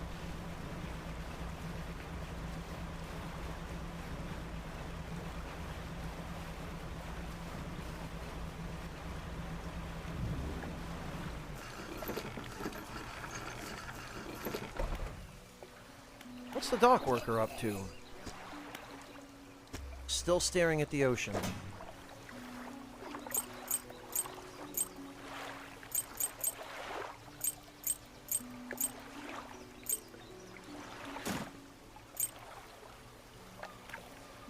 Okay. Hello, what can I do for you? I'm just here with some trinkets. Let's get rid of these first. Not bad. Show him the stone tablet. The trader takes the stone tablet from you and inspects it closely, turning it over in his hands. Remarkable. Yes, I do believe this is a fragment of a larger arrangement. He reaches up to a high shelf and brings down a similar-looking stone, albeit one covered with much more dust. Some years ago, I acquired this other piece. You found this near those ruins in Devil's Spine, did you not? Yes. Well, I suspect there will be more out there. I'll hold on to this for now and study it further while you search for the other fragments. In the meantime, do you have any trinkets for me to appraise? No, I guess not.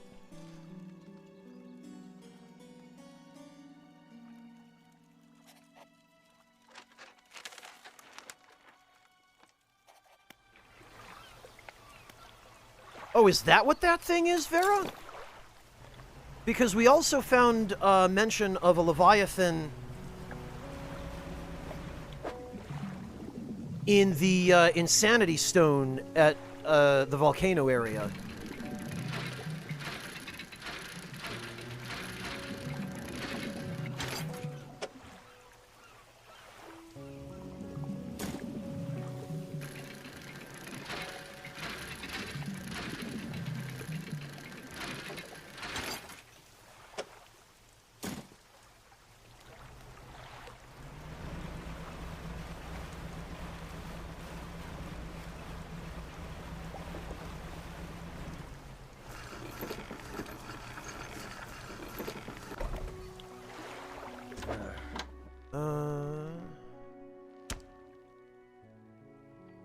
Yeah, honestly, though, as cool as this is, it can go to storage because at the moment I don't really have a use for it.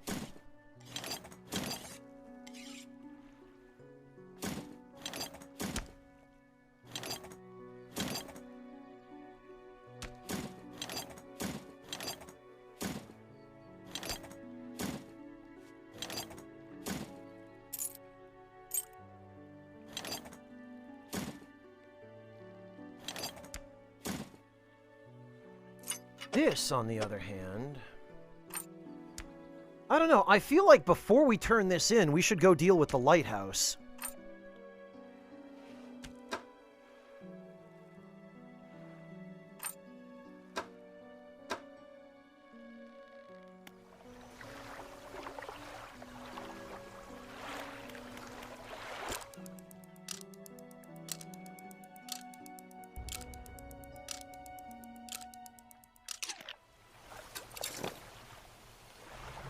Because it seems to me that the more light sources there are here, the better off everyone will be.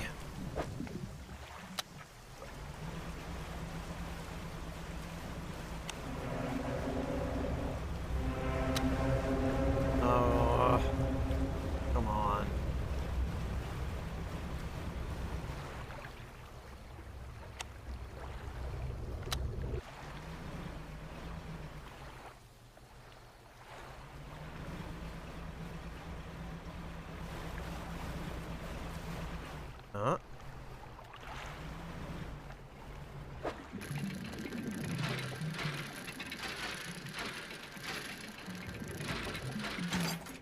Aha!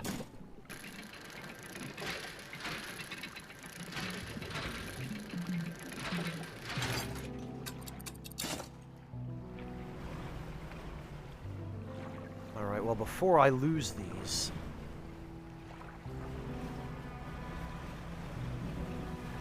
Yeah, I appear to have achieved the highest possible speed, Rasmutin. Unless there's some additional, upgrade or engine space that I don't have access to yet.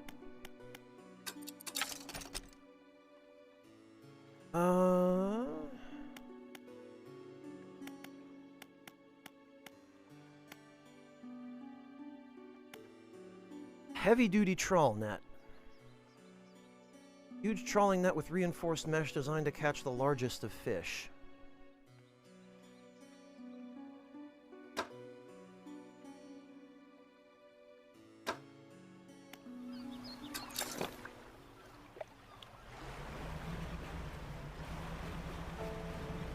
Well, Lumino, I'm not so sure. I feel like the Leviathan is probably a little bit faster, and I'm certain it does more damage if it hits you.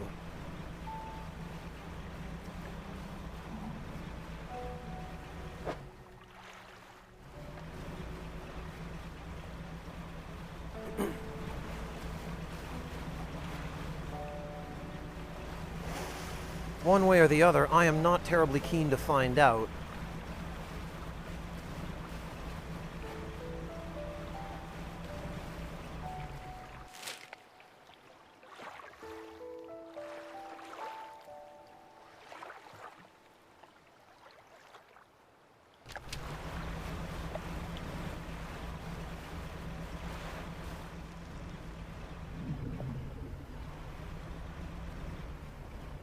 Is there anything left for us to do here?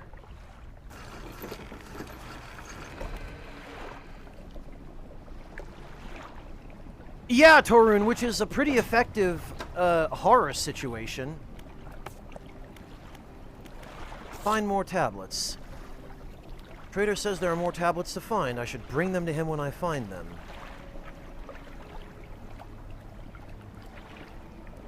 Trader's desk in Little Marrow.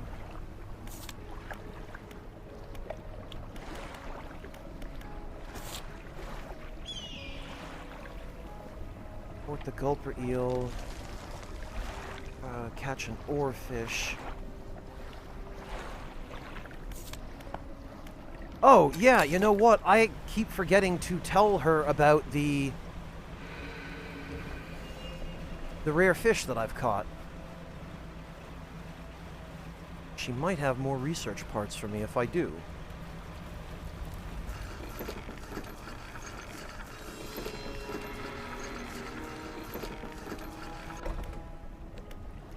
Huh. About those rare fish. I found a gulper eel. Huh. That's great news. I'll add it to my records. Here, take this. Aha! Not one, but two. And I found a coelacanth. Ah. Two more. Oh, yes.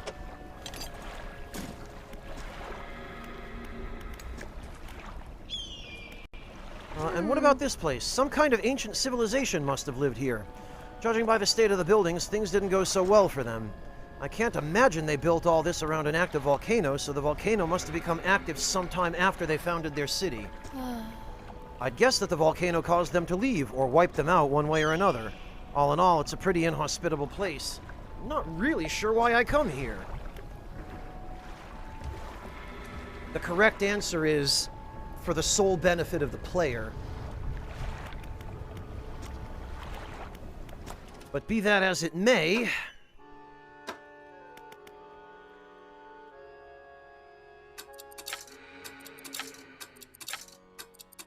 there is our super advanced trawl net. Hello, Karaga. Welcome. Good to see you. I have not had a chance to research Hunt the Night at all. I'll have to get back to you when I know the first thing about it, Karaga.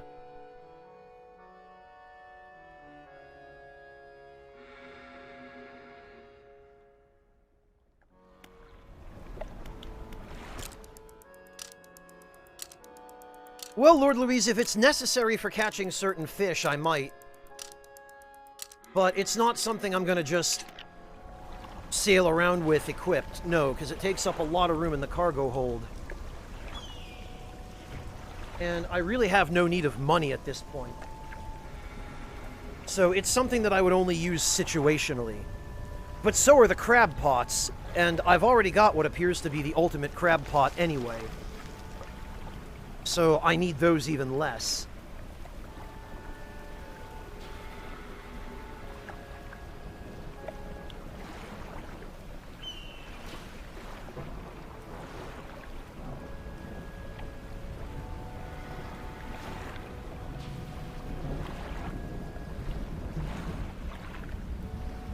Dave the Diver PS2 girl? I'll have to have a look at that one too. Alright, I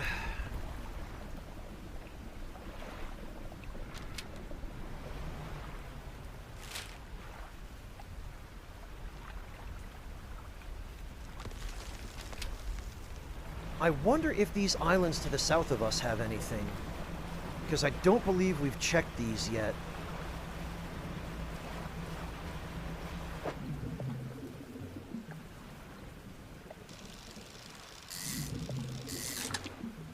Oh, okay, it's just one of these.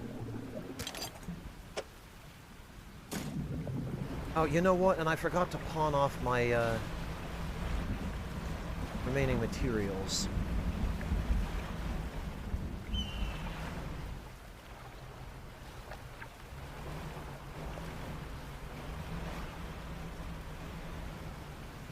Ah, another campsite. And there's a boat here this time, so you undock next to an old rowboat. Somebody is here. He's hunched over by the campfire muttering to himself. You cautiously approach. Oh, it's him! Did you throw it back? What? The book. I don't understand. I think you've mistaken me for someone else. I'm not seeing things. It's really you, isn't it? Who do you think I am? He turns away, wringing his hands. He speaks to the fire. It was him and his damned wife. They dredged up that old book, but something cloaked in fog followed it out. Right through the boat. Boom. The man makes crude explosive noises and motions wide with his hands, still talking to the fire, as though pantomiming a story to a child. It spoke. It said it was coming for our breath, that we wouldn't be needing it soon. And then darkness crashed down. An age later, some of us washed up on the shore, and him still clutching that book. Throw it back, we cried as the fog rolled ashore. We thought, surely it can still be undone. What book? Silver and Crimson, the book covered in her blood. Oh no. The guy on Blackstone Island is the one whose bottled messages we've been finding. You're not making any sense. Throw it back! The man closes his eyes tight. As he holds back tears, his voice falls to a whisper. Please, the lighthouse keeper. She saw. She knows where it came from, where it needs to go. Tell me more about this book. Silver and Crimson. Silver and Crimson. He rocks back and forth, staring through the flames. What do you know about the fog? It cloaks that calamitous thing. It's evil. Haven't you felt it? What does the lighthouse keeper have to do with this? She saw it all, that ruinous day. Ask her, beg her, tell her I... He trails off, his face collapsing in sorrow. Interesting.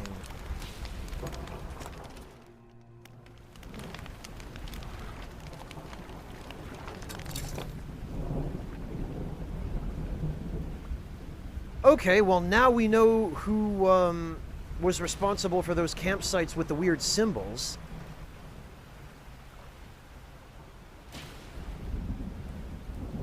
And now we know what happened to the old mayor.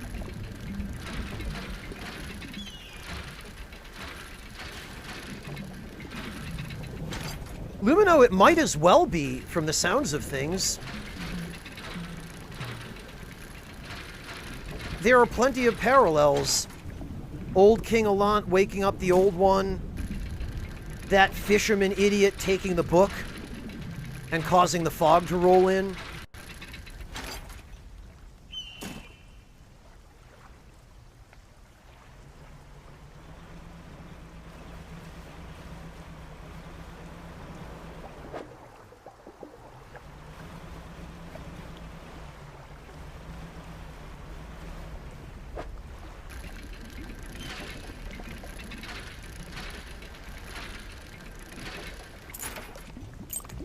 Wow.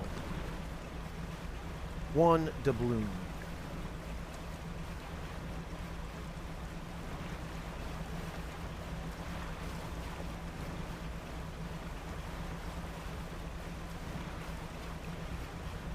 Okay.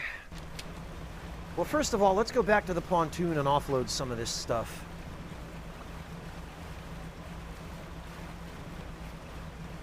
That's an interesting possibility, PS2 girl.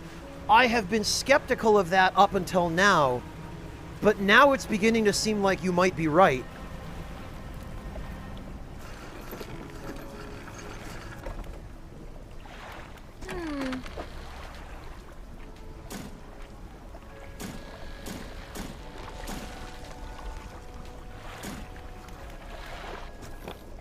Ah.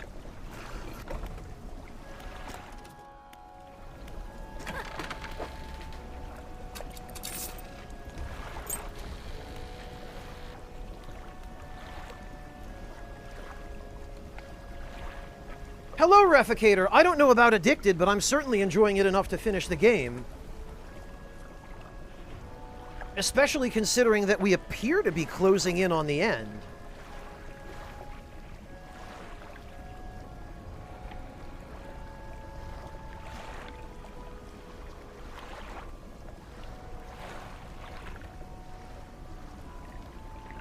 So it is possible that the lighthouse keeper may be able to illuminate the locations of some of those slabs.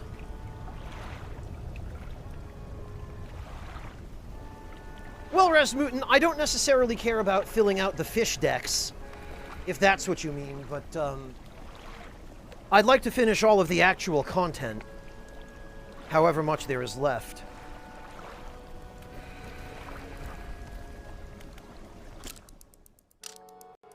But do me a favor, don't spoil for me how much is left. I would like that to actually remain a thing that I can still discover. For the moment, we have received a lead from the old mayor, and I think I will follow up on that with the lighthouse keeper. Also... Huh.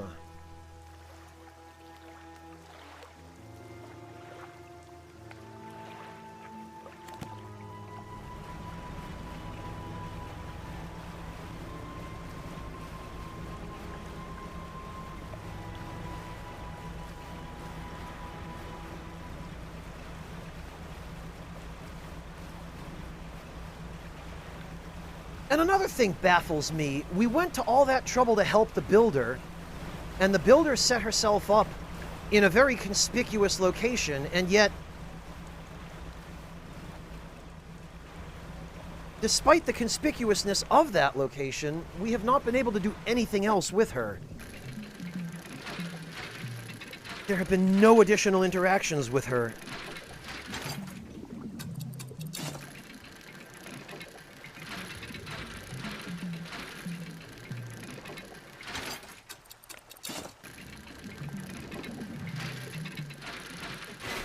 Blast it.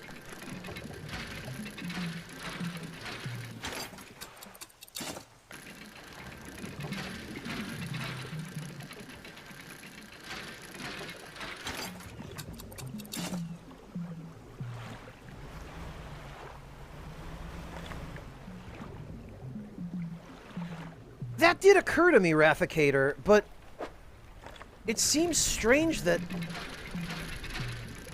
they would have left her in at all if her quest just dead-ended like that.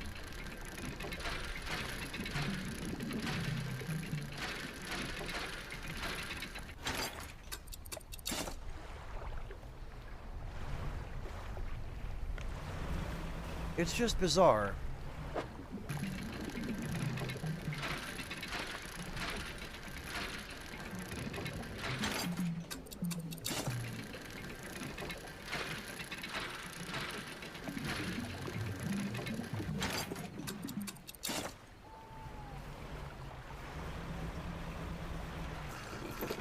Here we are. No, Lumino, we haven't, and I've been checking back in with him regularly. Some of their quests just end very abruptly.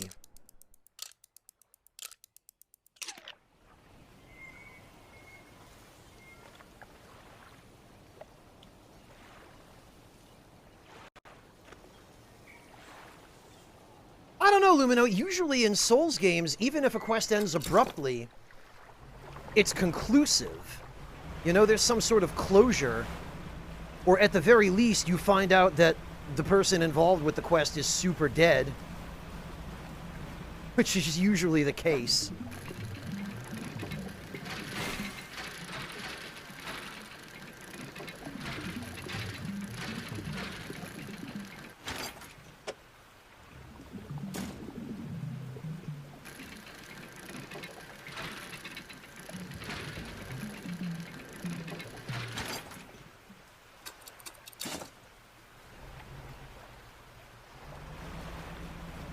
Well, alright.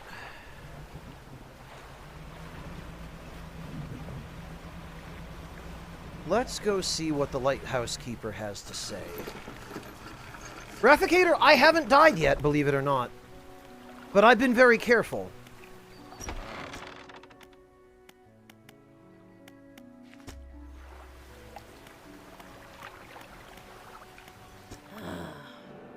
What do you know about the Silver and Crimson book?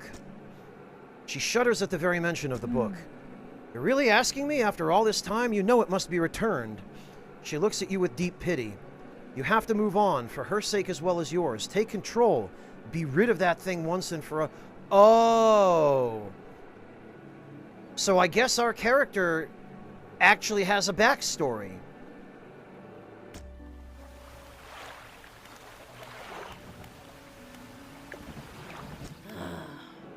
No, not a time loop, Haretsu.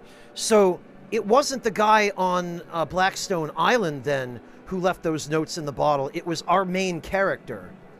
And our main character then fished up the casket that had the book in it. And his wife died.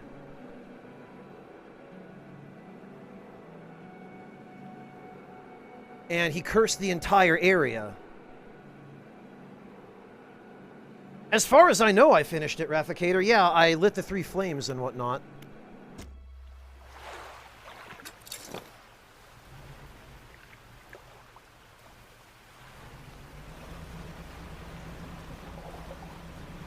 Well, the lighthouse keeper definitely did not have any information for us on the slabs.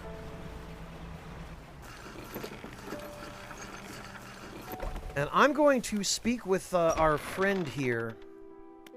Tell me more about that book of yours. Which book? This one here? With a wry grin, he pulls a dusty tome from the nearest shelf and glances at the cover. There's really not much to be said of Histories of the Grey Isles. It's quite a chore. Don't play dumb. You know which book I mean. Play dumb. Your hypocrisy is wearying. I suppose we must go through this rigmarole yet again. The Book of the Deep appears in his hands, sheathed in its dirty crimson jacket. Go ahead. Ask us. Us, huh? Where did you get it? Sparkling dust motes hang in the air between you. Don't you remember? You were there. The air around the book begins to pulse rhythmically like a quickening heartbeat. So was she. Who? You wanted to forget. Begged me. The room bristles. This is what you asked for. Give me the book. Your words hang in the space between. You won't change a thing. The book is ours. Step closer. You take a step closer through the crackling room. The collector lurches forward in response. What can you possibly hope to achieve? Take the book. You strike out with your right fist, punching hard into the jaw of the collector. His face shatters and falls to the ground. Aha! You're pathetic. The Book of the Deep is in your hands. Understand this plainly before you sink us into despair. I know how to bring her back. It's all right there on the pages. And now you've seen its power firsthand. We wield the power to release her from her slumber. Find her last relic and we can undo everything. Undo what you did. Aha! I don't understand. Who are you?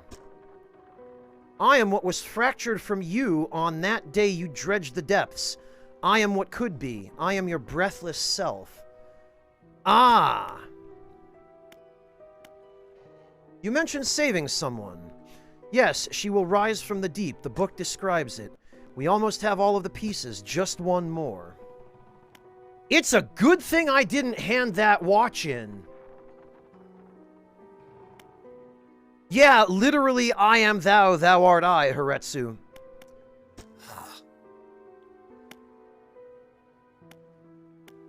Interesting.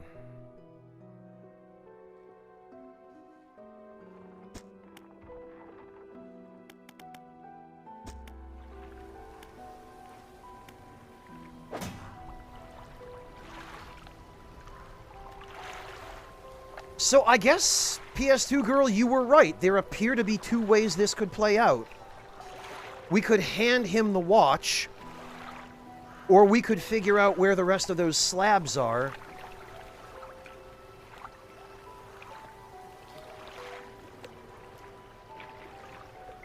And see if that leads anywhere, and failing that, we could just throw the book back. Oh yeah, Lumino, the consequences of the regular spells in this book have already been dire enough.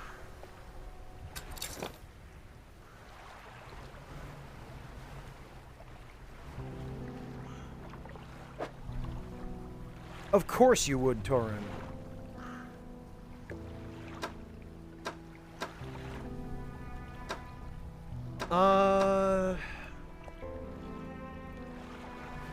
Is there a way to do both, Rasmutin?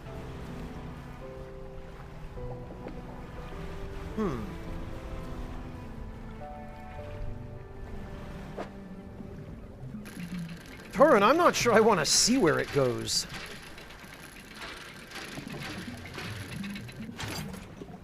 You'll see once you start one. Okay. Fair enough.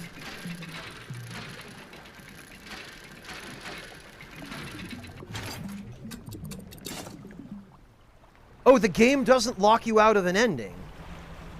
Interesting. Alright, well, let me gather up the slabs first, because...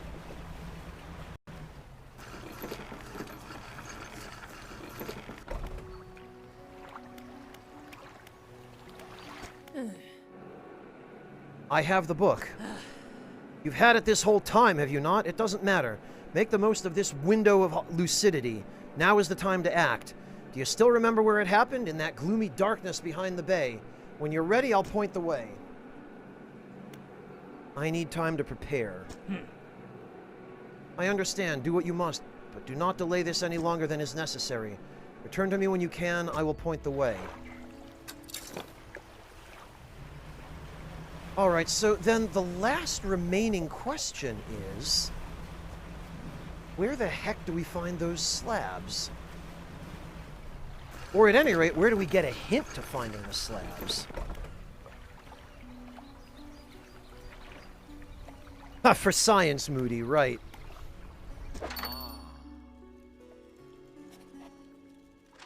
Huh. Yeah, you know what, Rasmutin? I'm gonna make an executive decision here. Go ahead and tell me where the slabs are, because I have no leads on them. There are only 2, and I don't feel like searching all of the other islands for them. Yeah, Moody, Oh, all the slabs are in Devil's Spine. Okay, well, that's actually what I would have guessed. I would have searched there first, at least, and then, probably search elsewhere.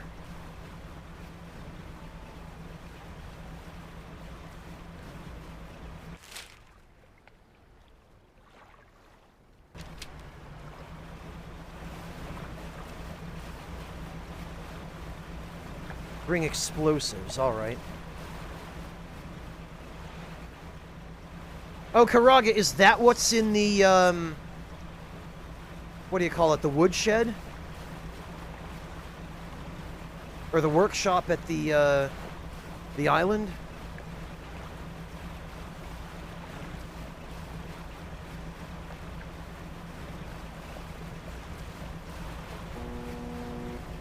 Oh. Well, look who it is. Bodie McJerkface.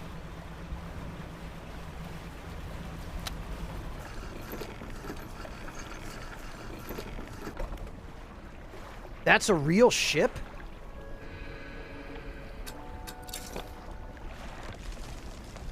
Are you sure?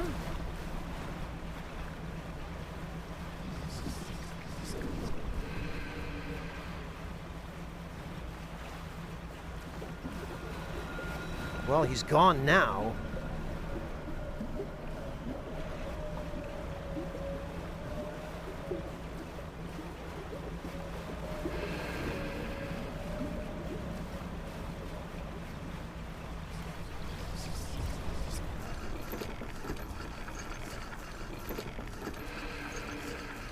Oh, interesting, Rasmutin. I've only run into one real ship, and it was the one where he gives you the package for the dock worker.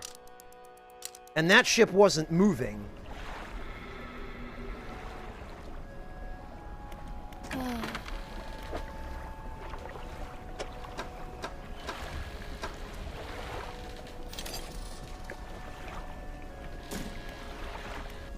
Alright, well, let's rest a day or two.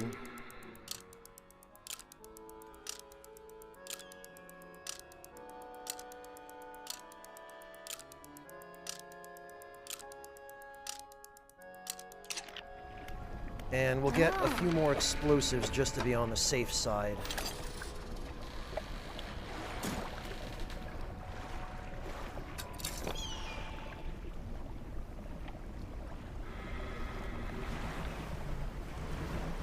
Yeah, I don't know what's up with this girl, but she does not have any fear.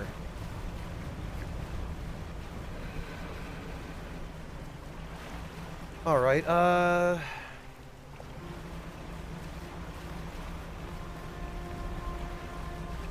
well, the only place I can think of to check...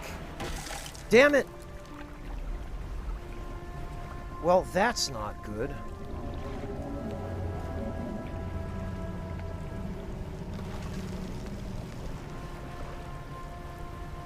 Guess I'm going back.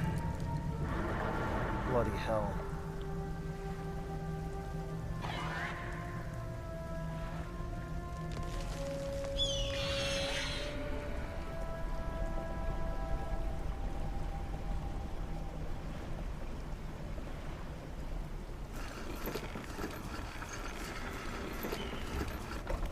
All right, let's try that again, but better.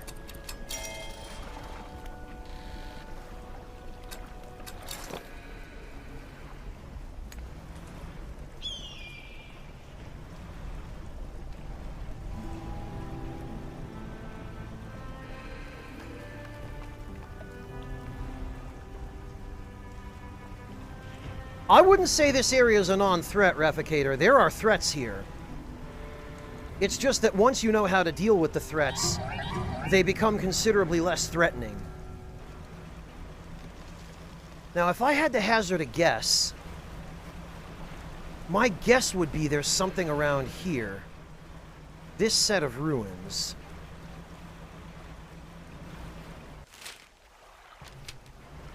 Because this one looks really conspicuous.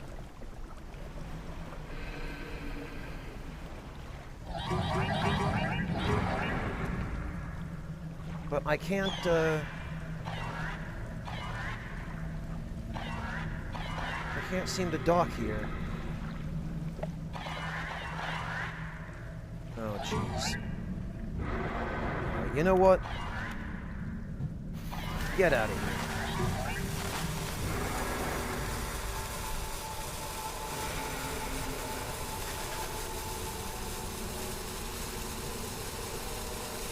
Yeah, it doesn't look like there's anywhere to dock. This building looks like it should be important, but...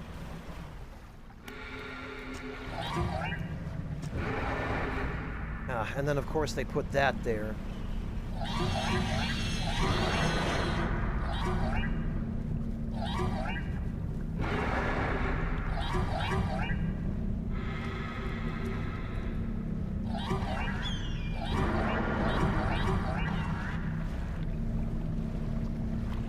Okay, listen.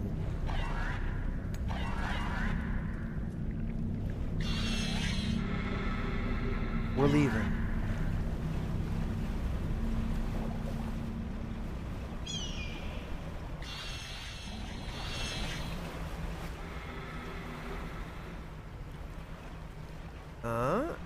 Okay, no, that's just some freaks. So my guess is we're going to have to dredge somewhere around here. Or else that the,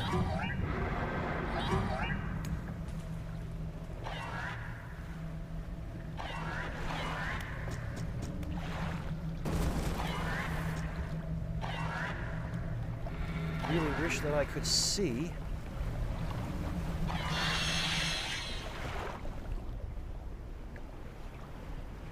What's going on here?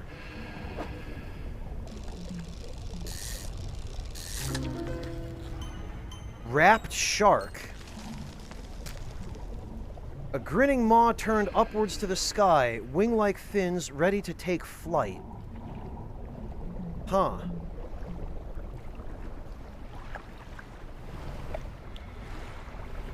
Rafficator, I suspect the reason it's not bigger is that it wouldn't have been able to fit through this labyrinth of ruins.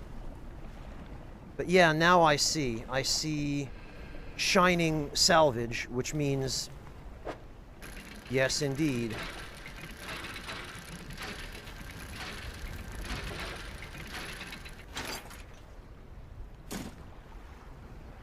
One more to go.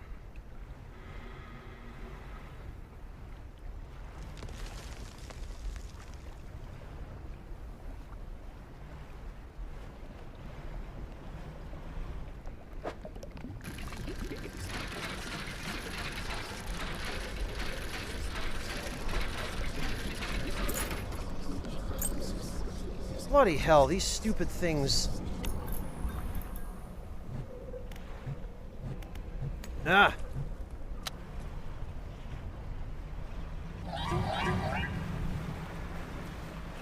Alright, well, fortunately, the Temple Island is over here, and we can just go rest.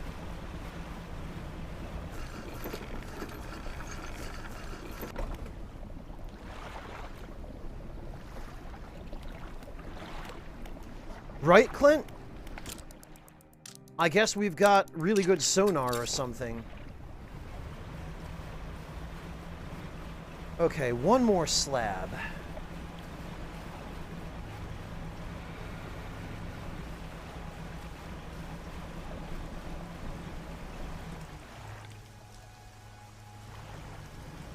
Which I suspect will be around behind the island somewhere.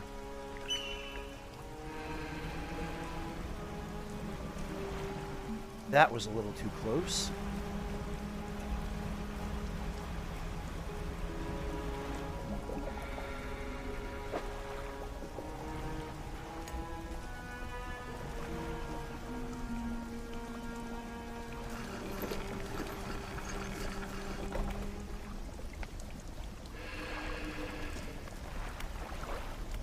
Nothing new here.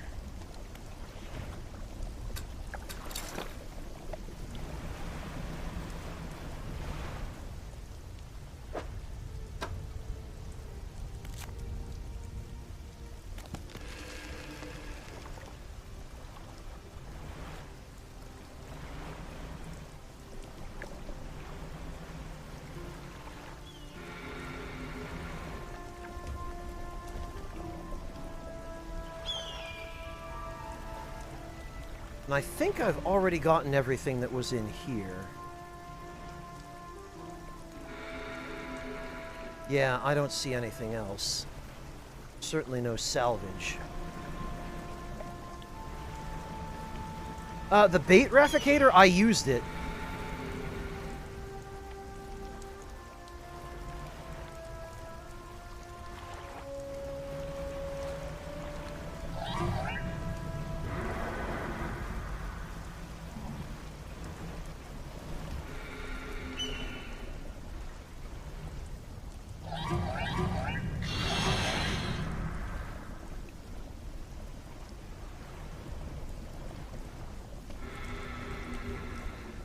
That salvage is not shining.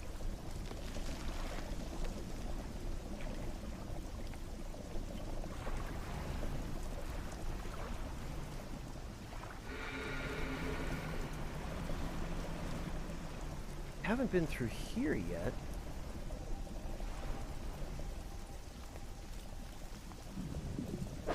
Those are skates.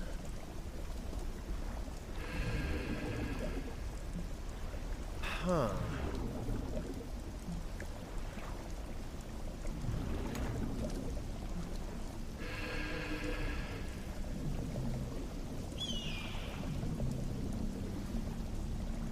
Oh, Rafficator, it's an ability. It's this. You throw the bait overboard and it instantly creates a fishing spot with random fish in it that can either be daytime or nighttime fish.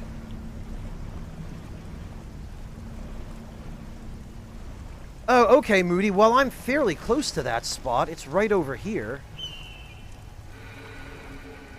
I mean, that's where it was.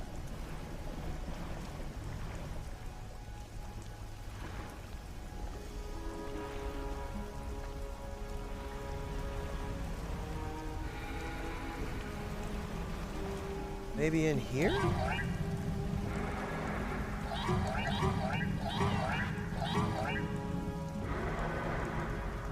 You know,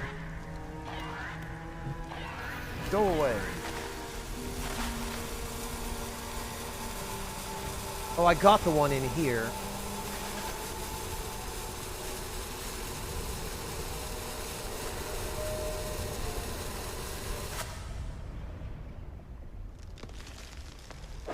So it's whatever the other one is, I guess.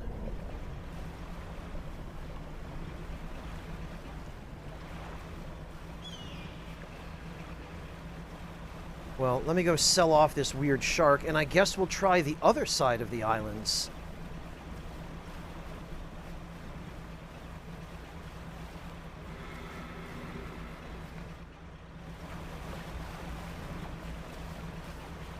Past the pontoon this way, maybe. Yeah, I wish you could, PS2 girl. It would be pretty handy. I drove past it?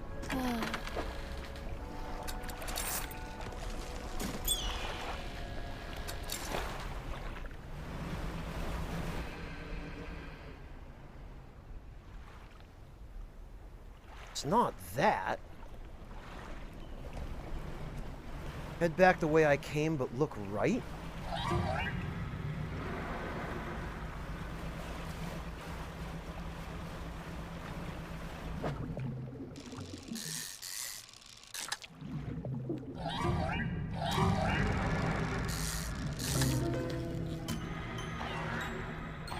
Infernal eel, huh? Alright, let me get rid of these stupid fish first. And actually, let me go back to the pontoon and rest until daytime when I can actually see worth a damn.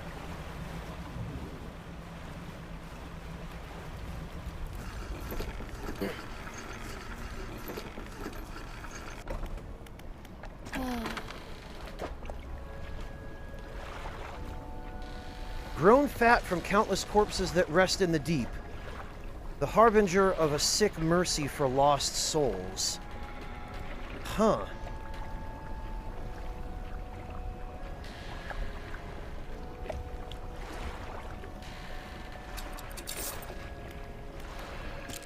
Alright, daytime time.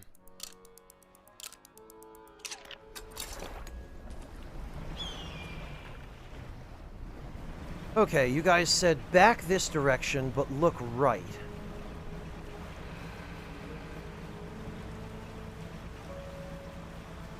Oh, wait a minute, I see something destructible. Ah! Very good. Thank you all.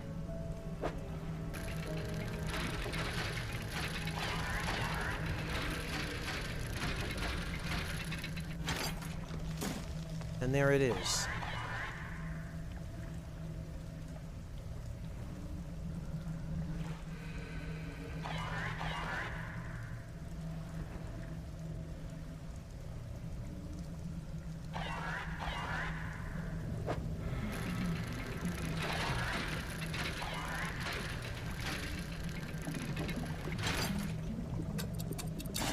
Well, let's see if we can get any more research parts before we go.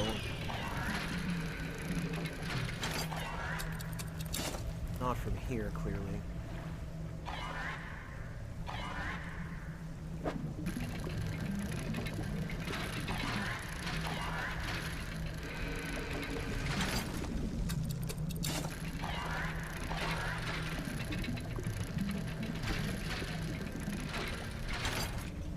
Nope.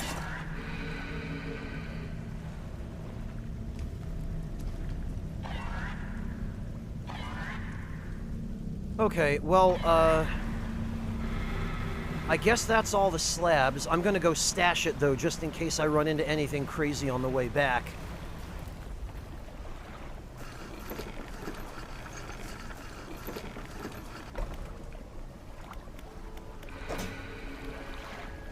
Yeah, that can go back in where it's safe.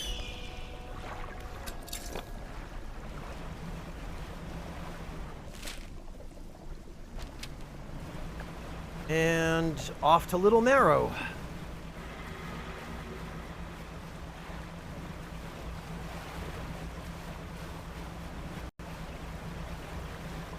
This was roughly the spot where we encountered that gigantic thing.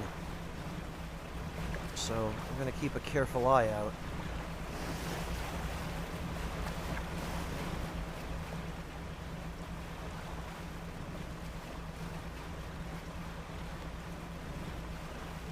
PS2 girl, from here, we're on the opposite side of the Marrows from Blackstone Island, so it would take just as long to teleport back. Teleporting wouldn't put us right here. It'd just put us way over there.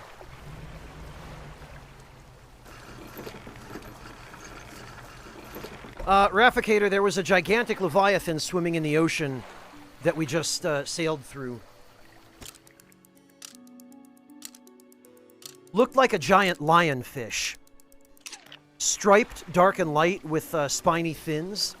Didn't get a very close look at it, because, hell, if I was getting any closer to that thing than I had to.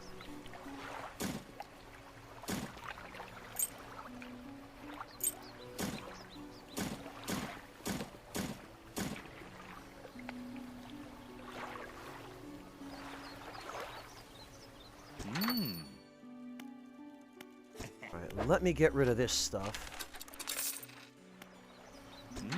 And the trader takes the stone tablet from you and lays it on a table next to the others. Judging by the age of the stone and the shape of the glyph, these are part of the same set. I'll keep this for now until you come across any others. Looks like they joined together to form a square, so hopefully there's just one more. Oh, you've got another! Wonderful! Please let me see. The trader takes the stone tablet and places it alongside the others. He turns them over and arranges them together in a square. On the underside of the tablets, new glyphs begin to form, casting an eerie light on the low ceiling. Yes, go on. He begins transcribing the glyphs onto an old scrap of parchment. Each stroke appears to demand excruciating concentration. After a few minutes, he puts down his pen and reads aloud. When the sky mistakes the stars and the air grows thick with night, the deep will open its scars. Protect us, O guiding light. I only know of one guiding light, but these tablets predate the lighthouse at Greater Marrow by centuries. The fragments are fused together now. Why don't you take this back? In theory, they should open a lock somewhere, but where? Gee, I wonder. An intriguing mystery. Do let me know if you make any progress. In the meantime... No, I don't, and I'm sure as hell not risking losing this damn thing overboard. So into storage it goes.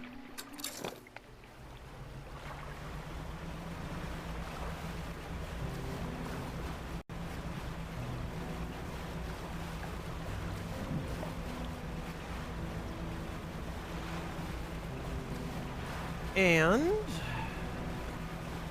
back to Devil's Spine with us.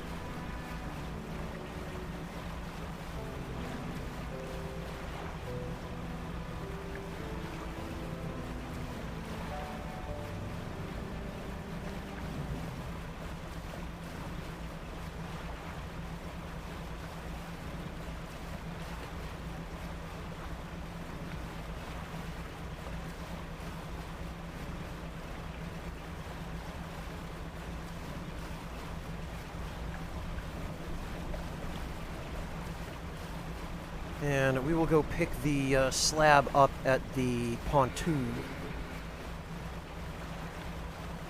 where we can then rest until morning again. Because the hell if I'm risking that.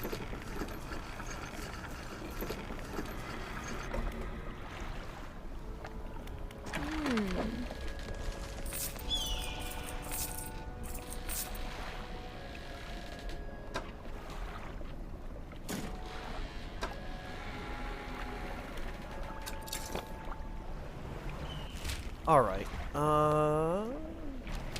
so the ancient ruins... Well, there's the lighthouse, so that makes it pretty easy to find. Right, but... I did say I was going to rest, and I still intend to.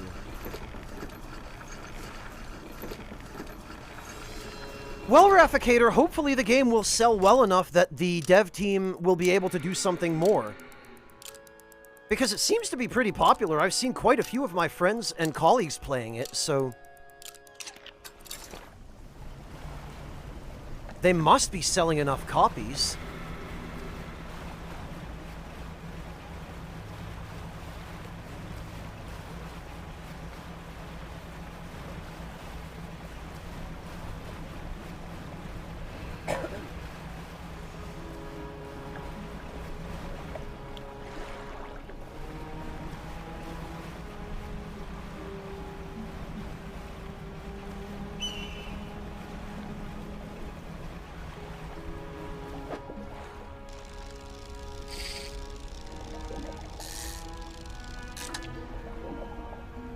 Ossified sea robin.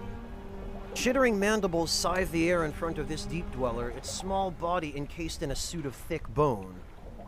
Wow. Yeah, no thanks.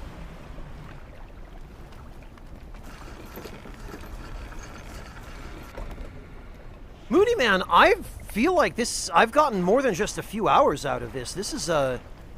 I mean, if you want to do everything, or at least all of the main content, never mind catching every fish, this is at least a 15 or 20-hour game, which is, considering how small the team is that made this, it's a pretty impressive accomplishment. Alright, well, there's the slab.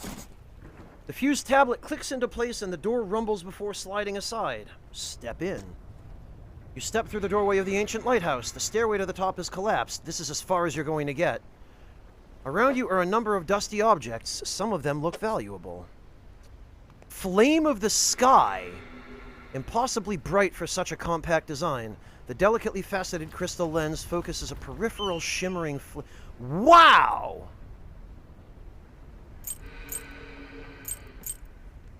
Okay.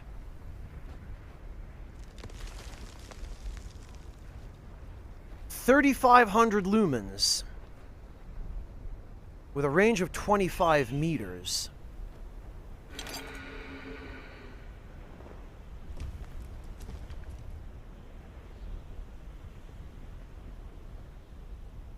But rather unsportingly, we can't fit it.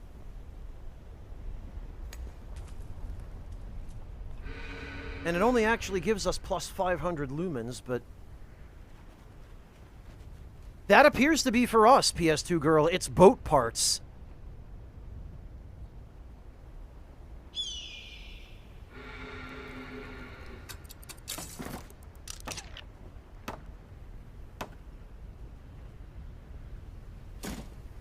And the incandescent array has considerably longer range.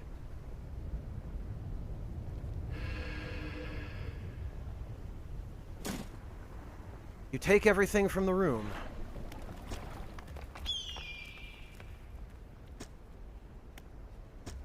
All right. I did too, PS2 girl.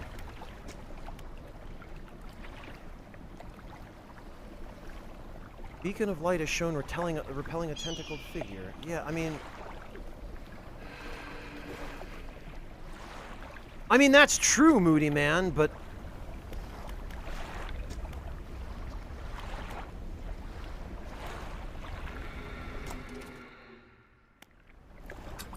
oh, well. You know what? I think now is a good time to use this.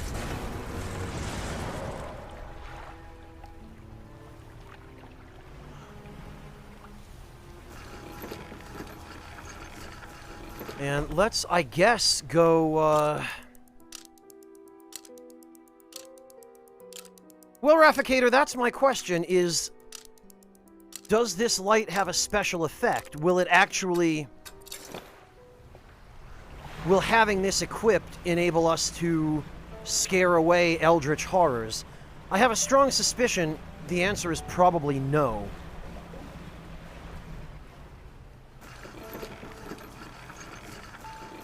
I've already looked into Spiritfarer the Doctor. Remember you asked me about it a while ago?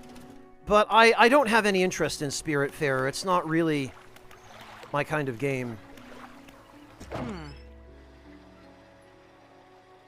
That crimson glow in the sky seems to have gone away. The air feels quieter now, more settled. Have you noticed? Yes, I have.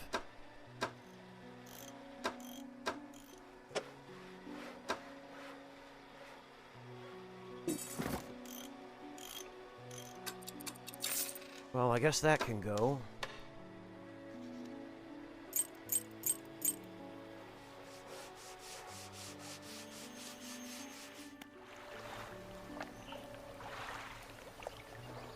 Oh, no, that's all right, Rafficator. Thank you. I appreciate you asking, but no, if that is actually a spoiler, then let's not.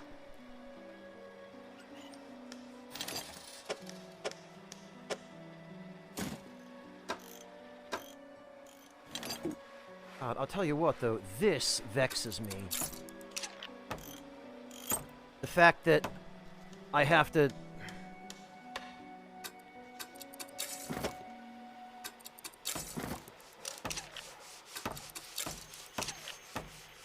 that I have to put this in a spot where I can't fit another real light.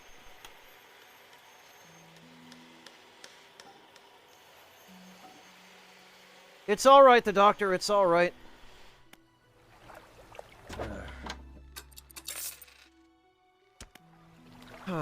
Okay, well, let's go sell off the last of that crap, and I guess... Yeah, Moody, and it's clearly deliberate, too. Like, it's very deliberate that you're not allowed to optimize your light fixtures or your engines. You explained to the trader that you found a use for the fused tablet at the ancient lighthouse in Devil's Spine. It opened a door in that ruined lighthouse? Yes, that makes sense. Well, I hope you found some interesting items for me to look at.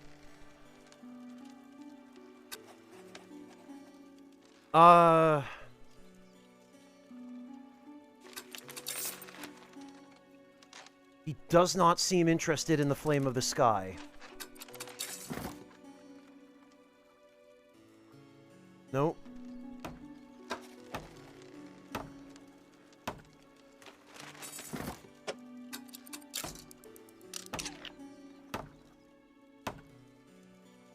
Yeah, I guess there's nothing we can do with that.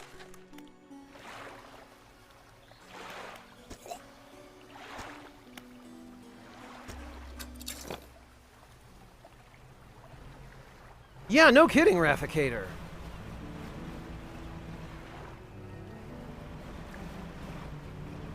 Alright, well, I guess... if you guys say that it's possible to get both endings...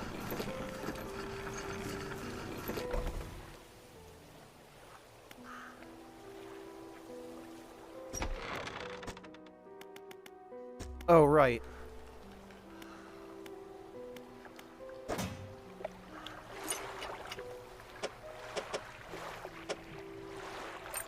Then I guess we'll get this one first? Or do you have to do them in a specific order?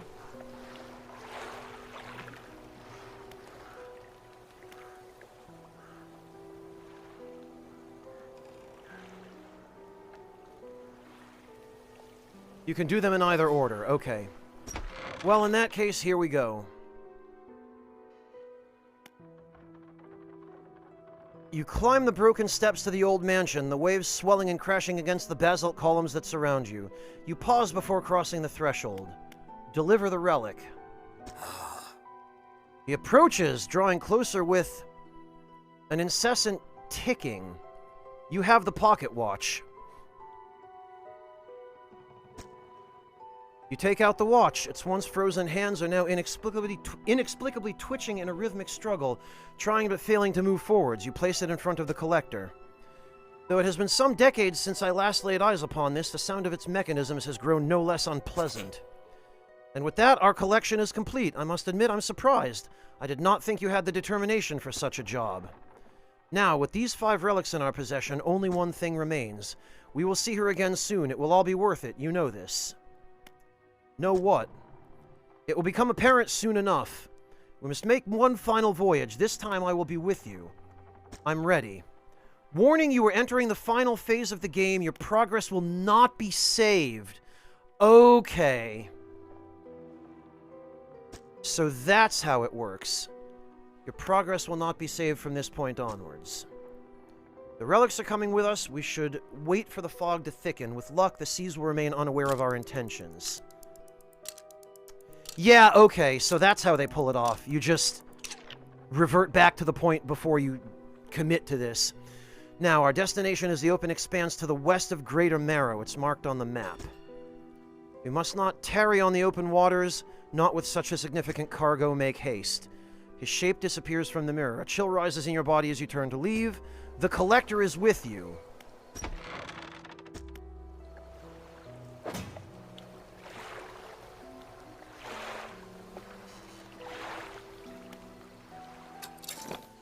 Okay, so where are we going? Behind Greater Marrow. Must not tarry on the open water. Well. Banish it is, then. Ah, well, okay.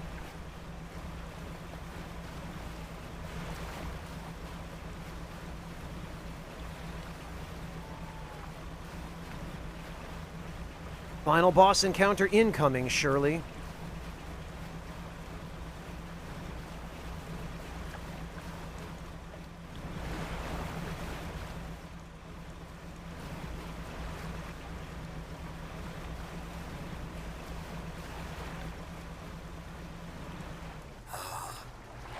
This is the place. This is where she was taken from us, and where we can at last bring her back. Only here, and only because of what we've achieved. You open the book. Its pages are frosted with ice, and a chill mist rises around your fingers. You begin to read aloud. To release a lost one frozen in time, you throw the pocket watch overboard. And tethered by chains in the deep, you throw the necklace overboard. Bind them to this world once more, you throw the ring overboard. Open the door to the starry heavens, you slot the key into the lock of the music box. And lay the weary world to rest, you throw the music box overboard, its key left unturned.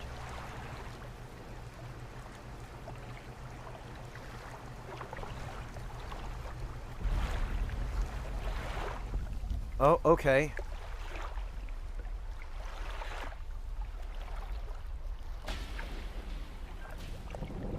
Oh, it did work.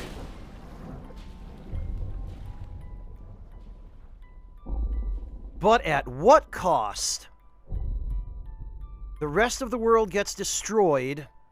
Yup, there he is! It's the boy! Yeah, now for the consequences, right? Lay the world to rest.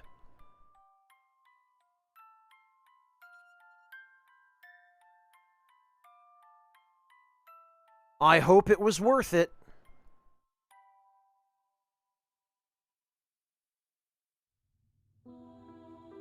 Yeah, very small team. Oh, okay, and everything that was shown in the insanity tablets has come to pass.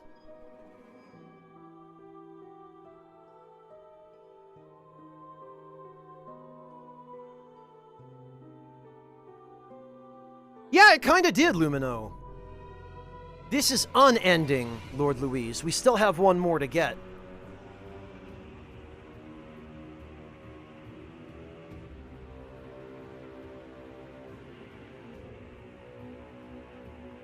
Yeah, the townspeople should have invested more in their fire department, right. Haretsu. The New Zealand Department of Conservation contributed the bird calls. That was clever of the dev team.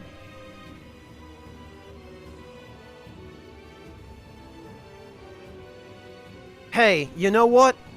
Black Salt Studio, GG, guys. Overall, I'd give this a solid, I don't give games numerical ratings, but I'd give it a solid pretty damn fantastic and well worth playing.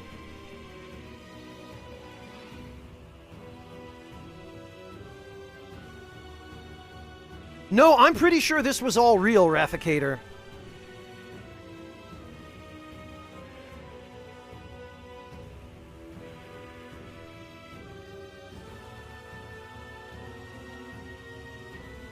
Most of these positions are probably at Team 17, so the actual dev team seems to be around 15, maybe 20 people-ish.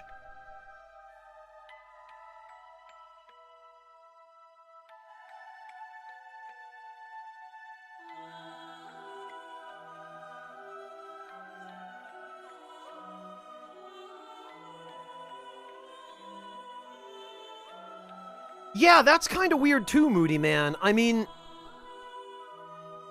I guess the Collector was supposed to be another side of the main character, but... Hey, Elk River Dog, welcome!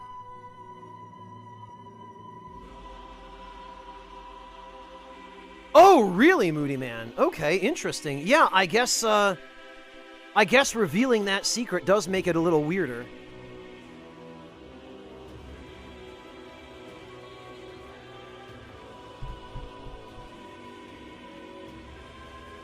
But Rafikator makes a good point. He did always appear in glass where you could see his reflection.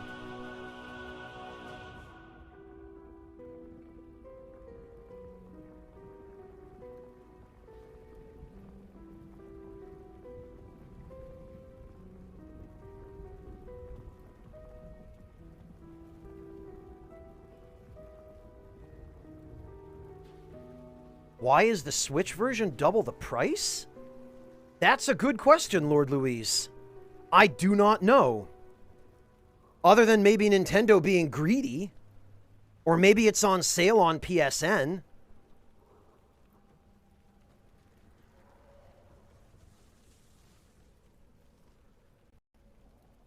But short of that, I have no idea.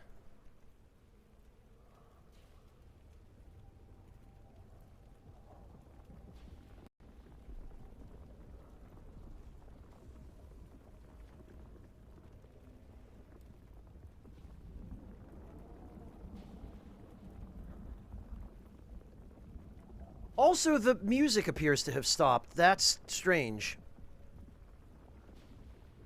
I guess so, Famine. No, Lumino, that's certainly true. And you'd better believe that extra money is not going to the dev team.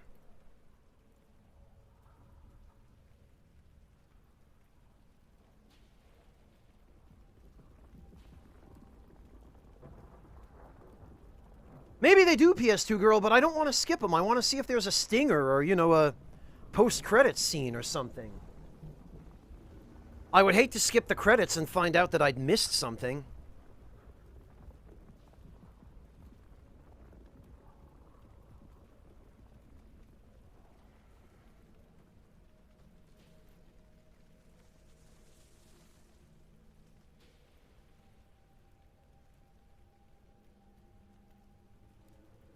Point, D.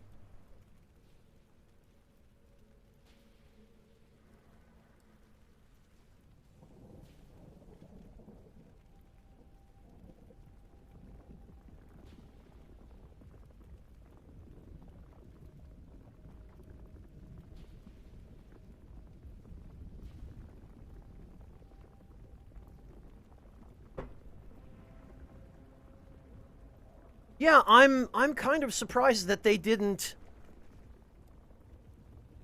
compose a long enough theme to last all the way through the credits. But it appears the credits are over now.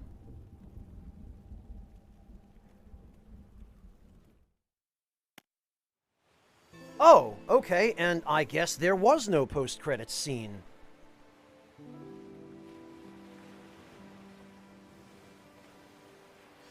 Alright, in that case, what about that other ending?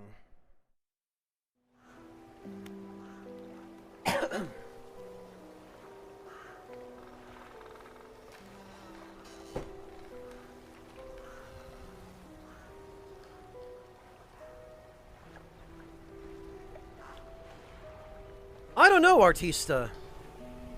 I guess it's possible that Team 17 agreed to publish the game after the ending theme was already composed.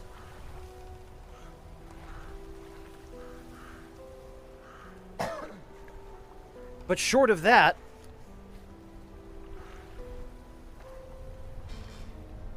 I don't know.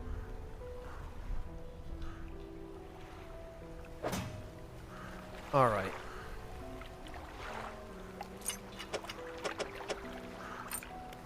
So let's get rid of the watch.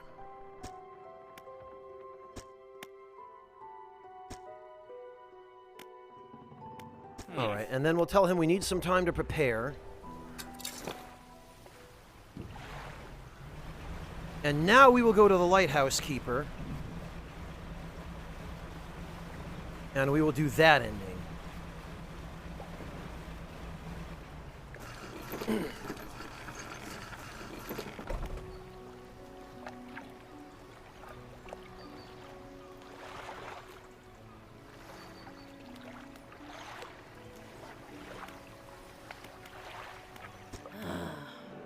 I'm ready. Show me where I need to go. Yes, okay. We must wait till night is thickest, until the ocean is as it was all those years ago.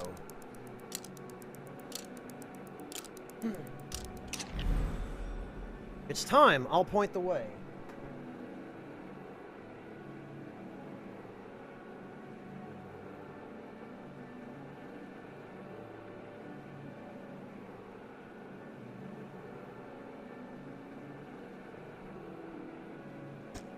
Follow my light. Go and do what's right for her. Throw it back.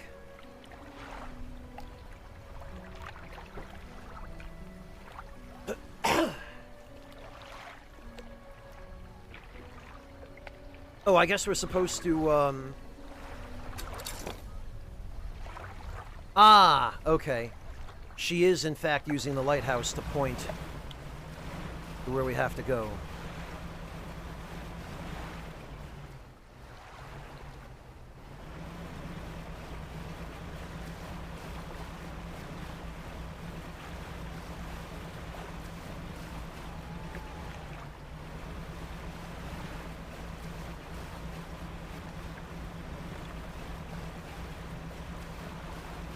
Yes, Rafficator, I have. That's how I found out to ask the lighthouse keeper about the book. This is the place. Throw it back. The book struggles in your grasp, its weight somehow shifting from side to side. Silver ribbons flail pathetically against your fingers. Throw it back. You hold it high above your head. A low groan rumbles from the book, echoed by another from the depths. Throw it back. You throw it into the foaming water. Bye-bye!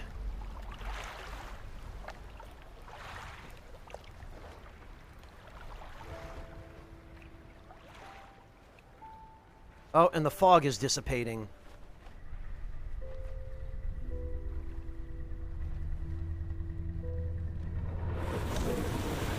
Oh! Okay.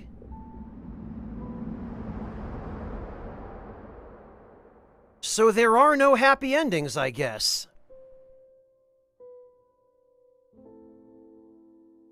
And apparently that was the Leviathan that we had run into earlier.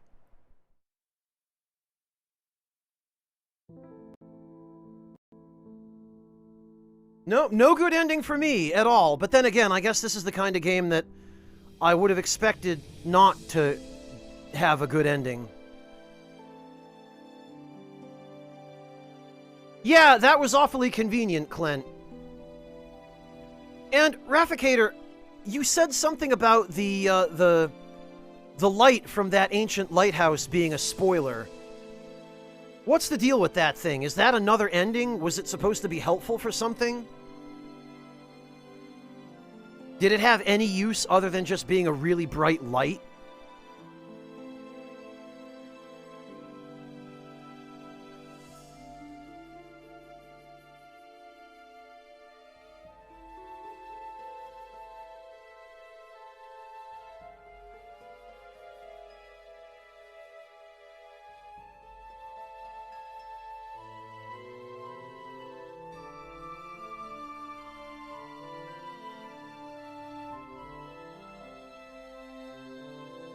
Take off the light and stress yourself to max. Rafficator, if you're talking about that anglerfish disguised as a boat, I've seen it already. Apparently, Lumino.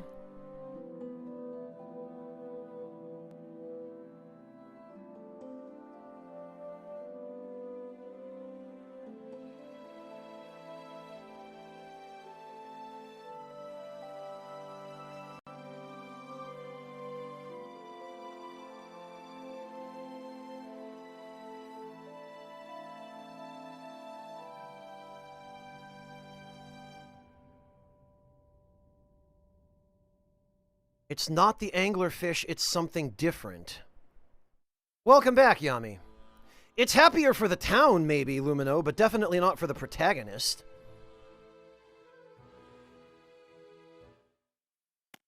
Okay, well, Rafficator, I have to say, now you have me curious. So when you say take it off, do you mean turn off the boat's lights? Or unequip the lantern mirror from the boat?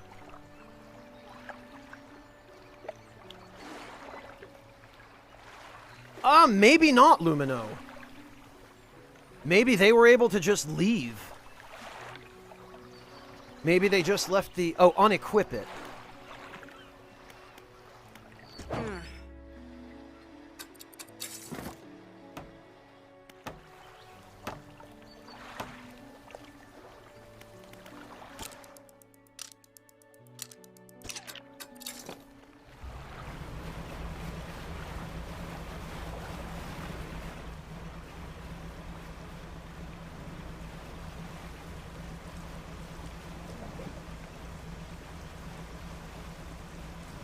Okay.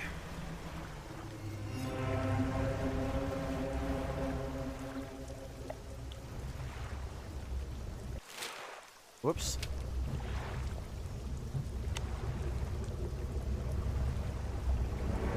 Yep, there he is.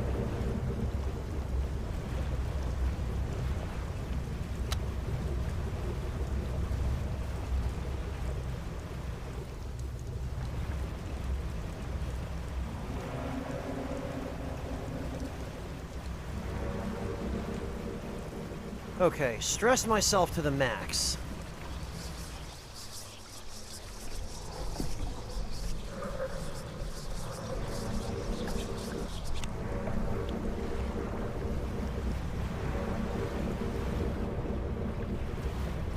Well, there's him. Oh, nice.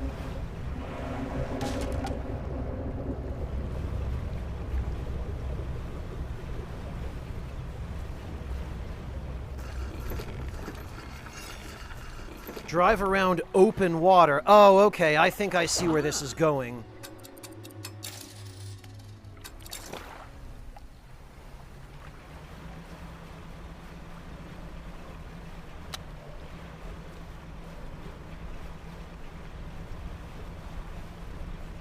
I have a strong suspicion.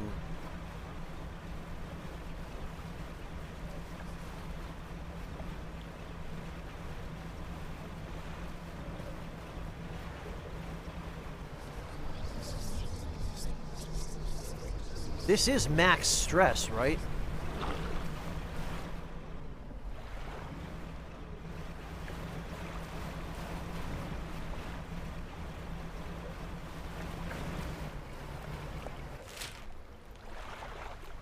This is open water.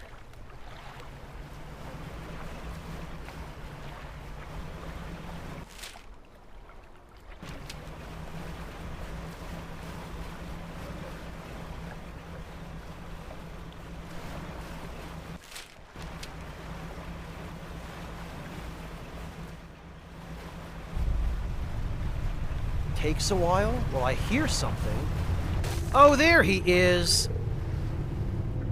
Yeah, this is the thing we saw before.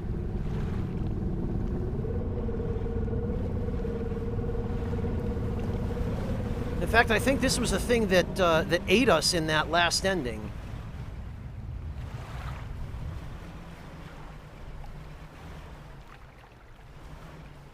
Not that open water?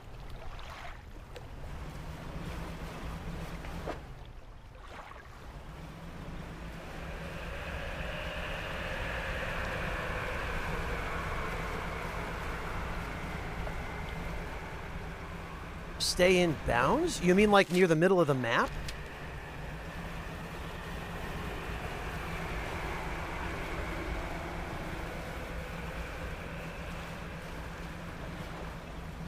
And it has to be at night, okay.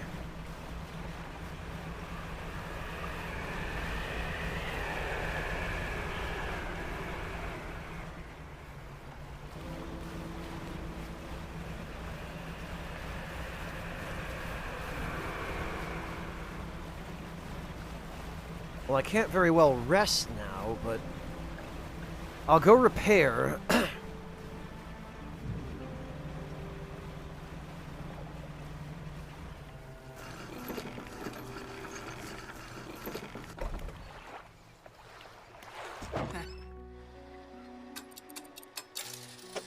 And I guess I'll get a different light with which to replace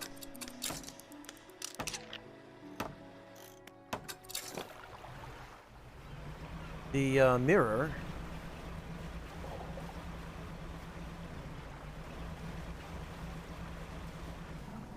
Fish to make time pass. That's a good idea. Does time really pass much faster when you're fishing than it does when you're just sailing around? Not well, maybe a little.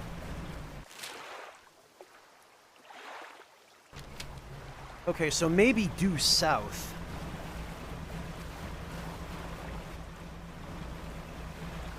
Somewhere in here?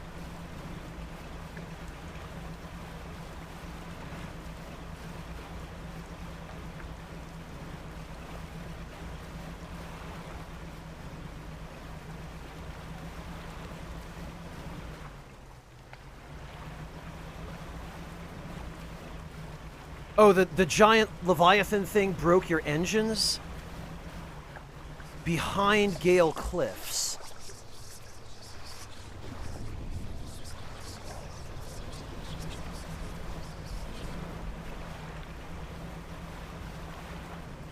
Okay.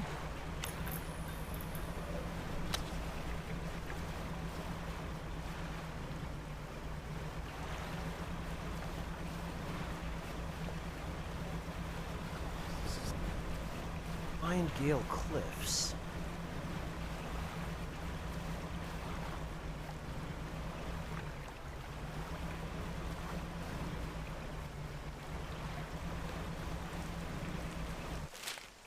I don't know. I'm on open water. Nothing is happening.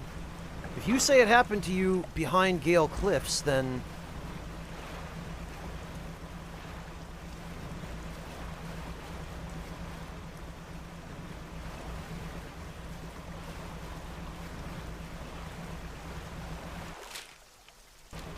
seems to me that's the place we should go to reproduce it. When you say behind, Rafficator, what part of Gale Cliffs? Huh? Well, something hit me. I think that might have just been a magic rock, though.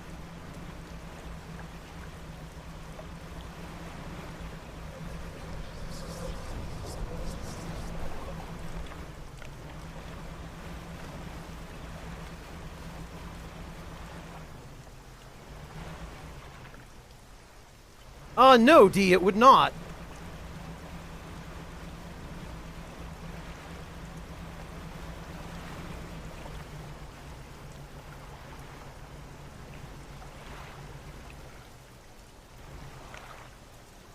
Oh, the other side of the cliffs. You were trying to get back to the pontoon. Okay.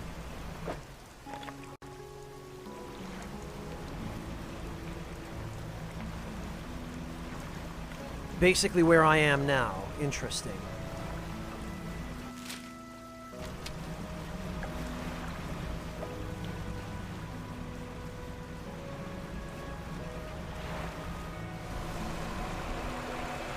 This?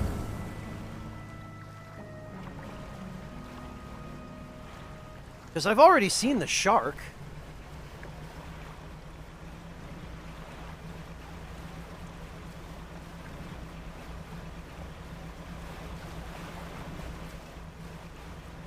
Yeah, that one seems to be area specific to Gale Cliffs, Rafficator.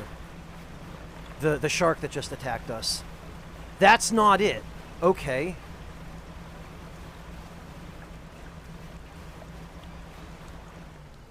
And you're 100% sure that this is related to not having the Flame of the Sky equipped?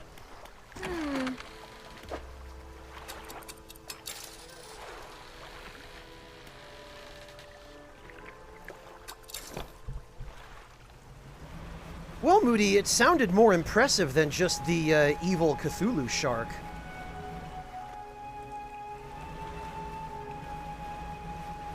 But I guess fishing does seem to make time pass a little faster.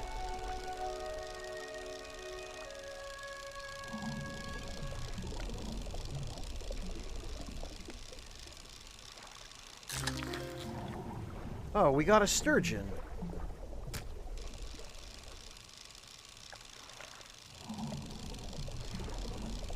The flame makes it that the stress effects don't happen at all? Really? I would be very surprised to hear that. Or to find out that that were really the case, but... Hello, Easygoing Disaster. Welcome. It has been a while. But that's about me, not you. I've been busy working on the official strategy guide for Elden Ring. And more recently, I was at PAX East. But now that all of those things are done, I am finally free.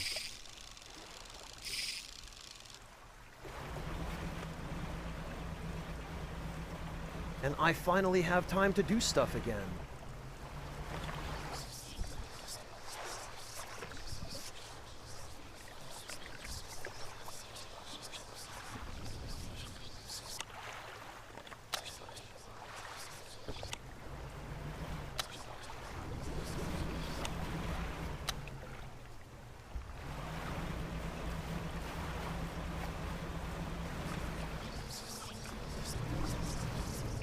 Okay, maybe one of these things.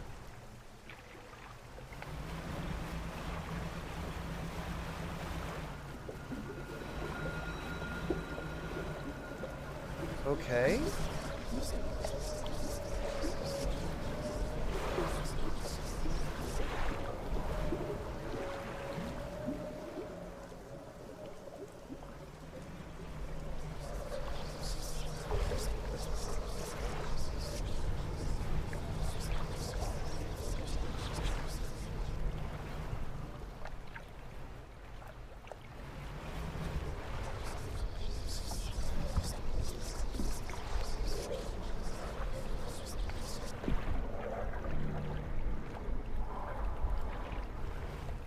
Interesting, Moody. Yeah, I suspect some of these panic effects must be area specific, because I know the shark is. There we go. This?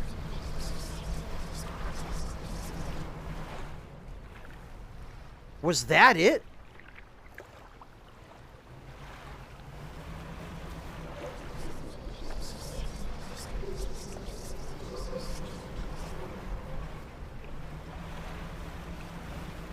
Interesting. Okay.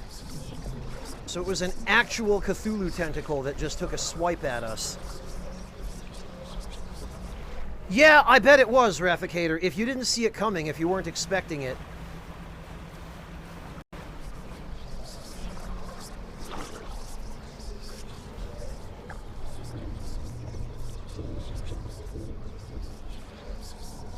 Oh, interesting, Rafficator. Well, I mean, we ran into the Leviathan, and it just sort of swam around me and peaced out. It probably would, Famine, and yeah, I have a pretty fast boat now, so I'm guessing, it sounds like, Rafficator, you didn't have engines that were quite so upgraded.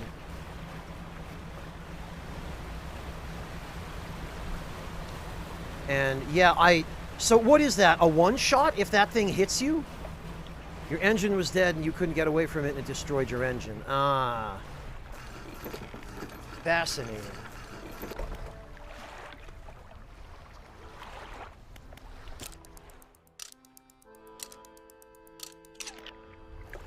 Well.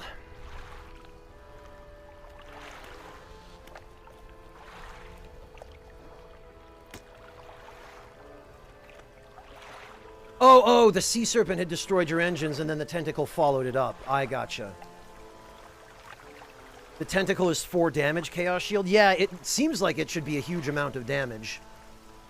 But unless you have one of the most upgraded hulls, that would be a one-shot 4 damage.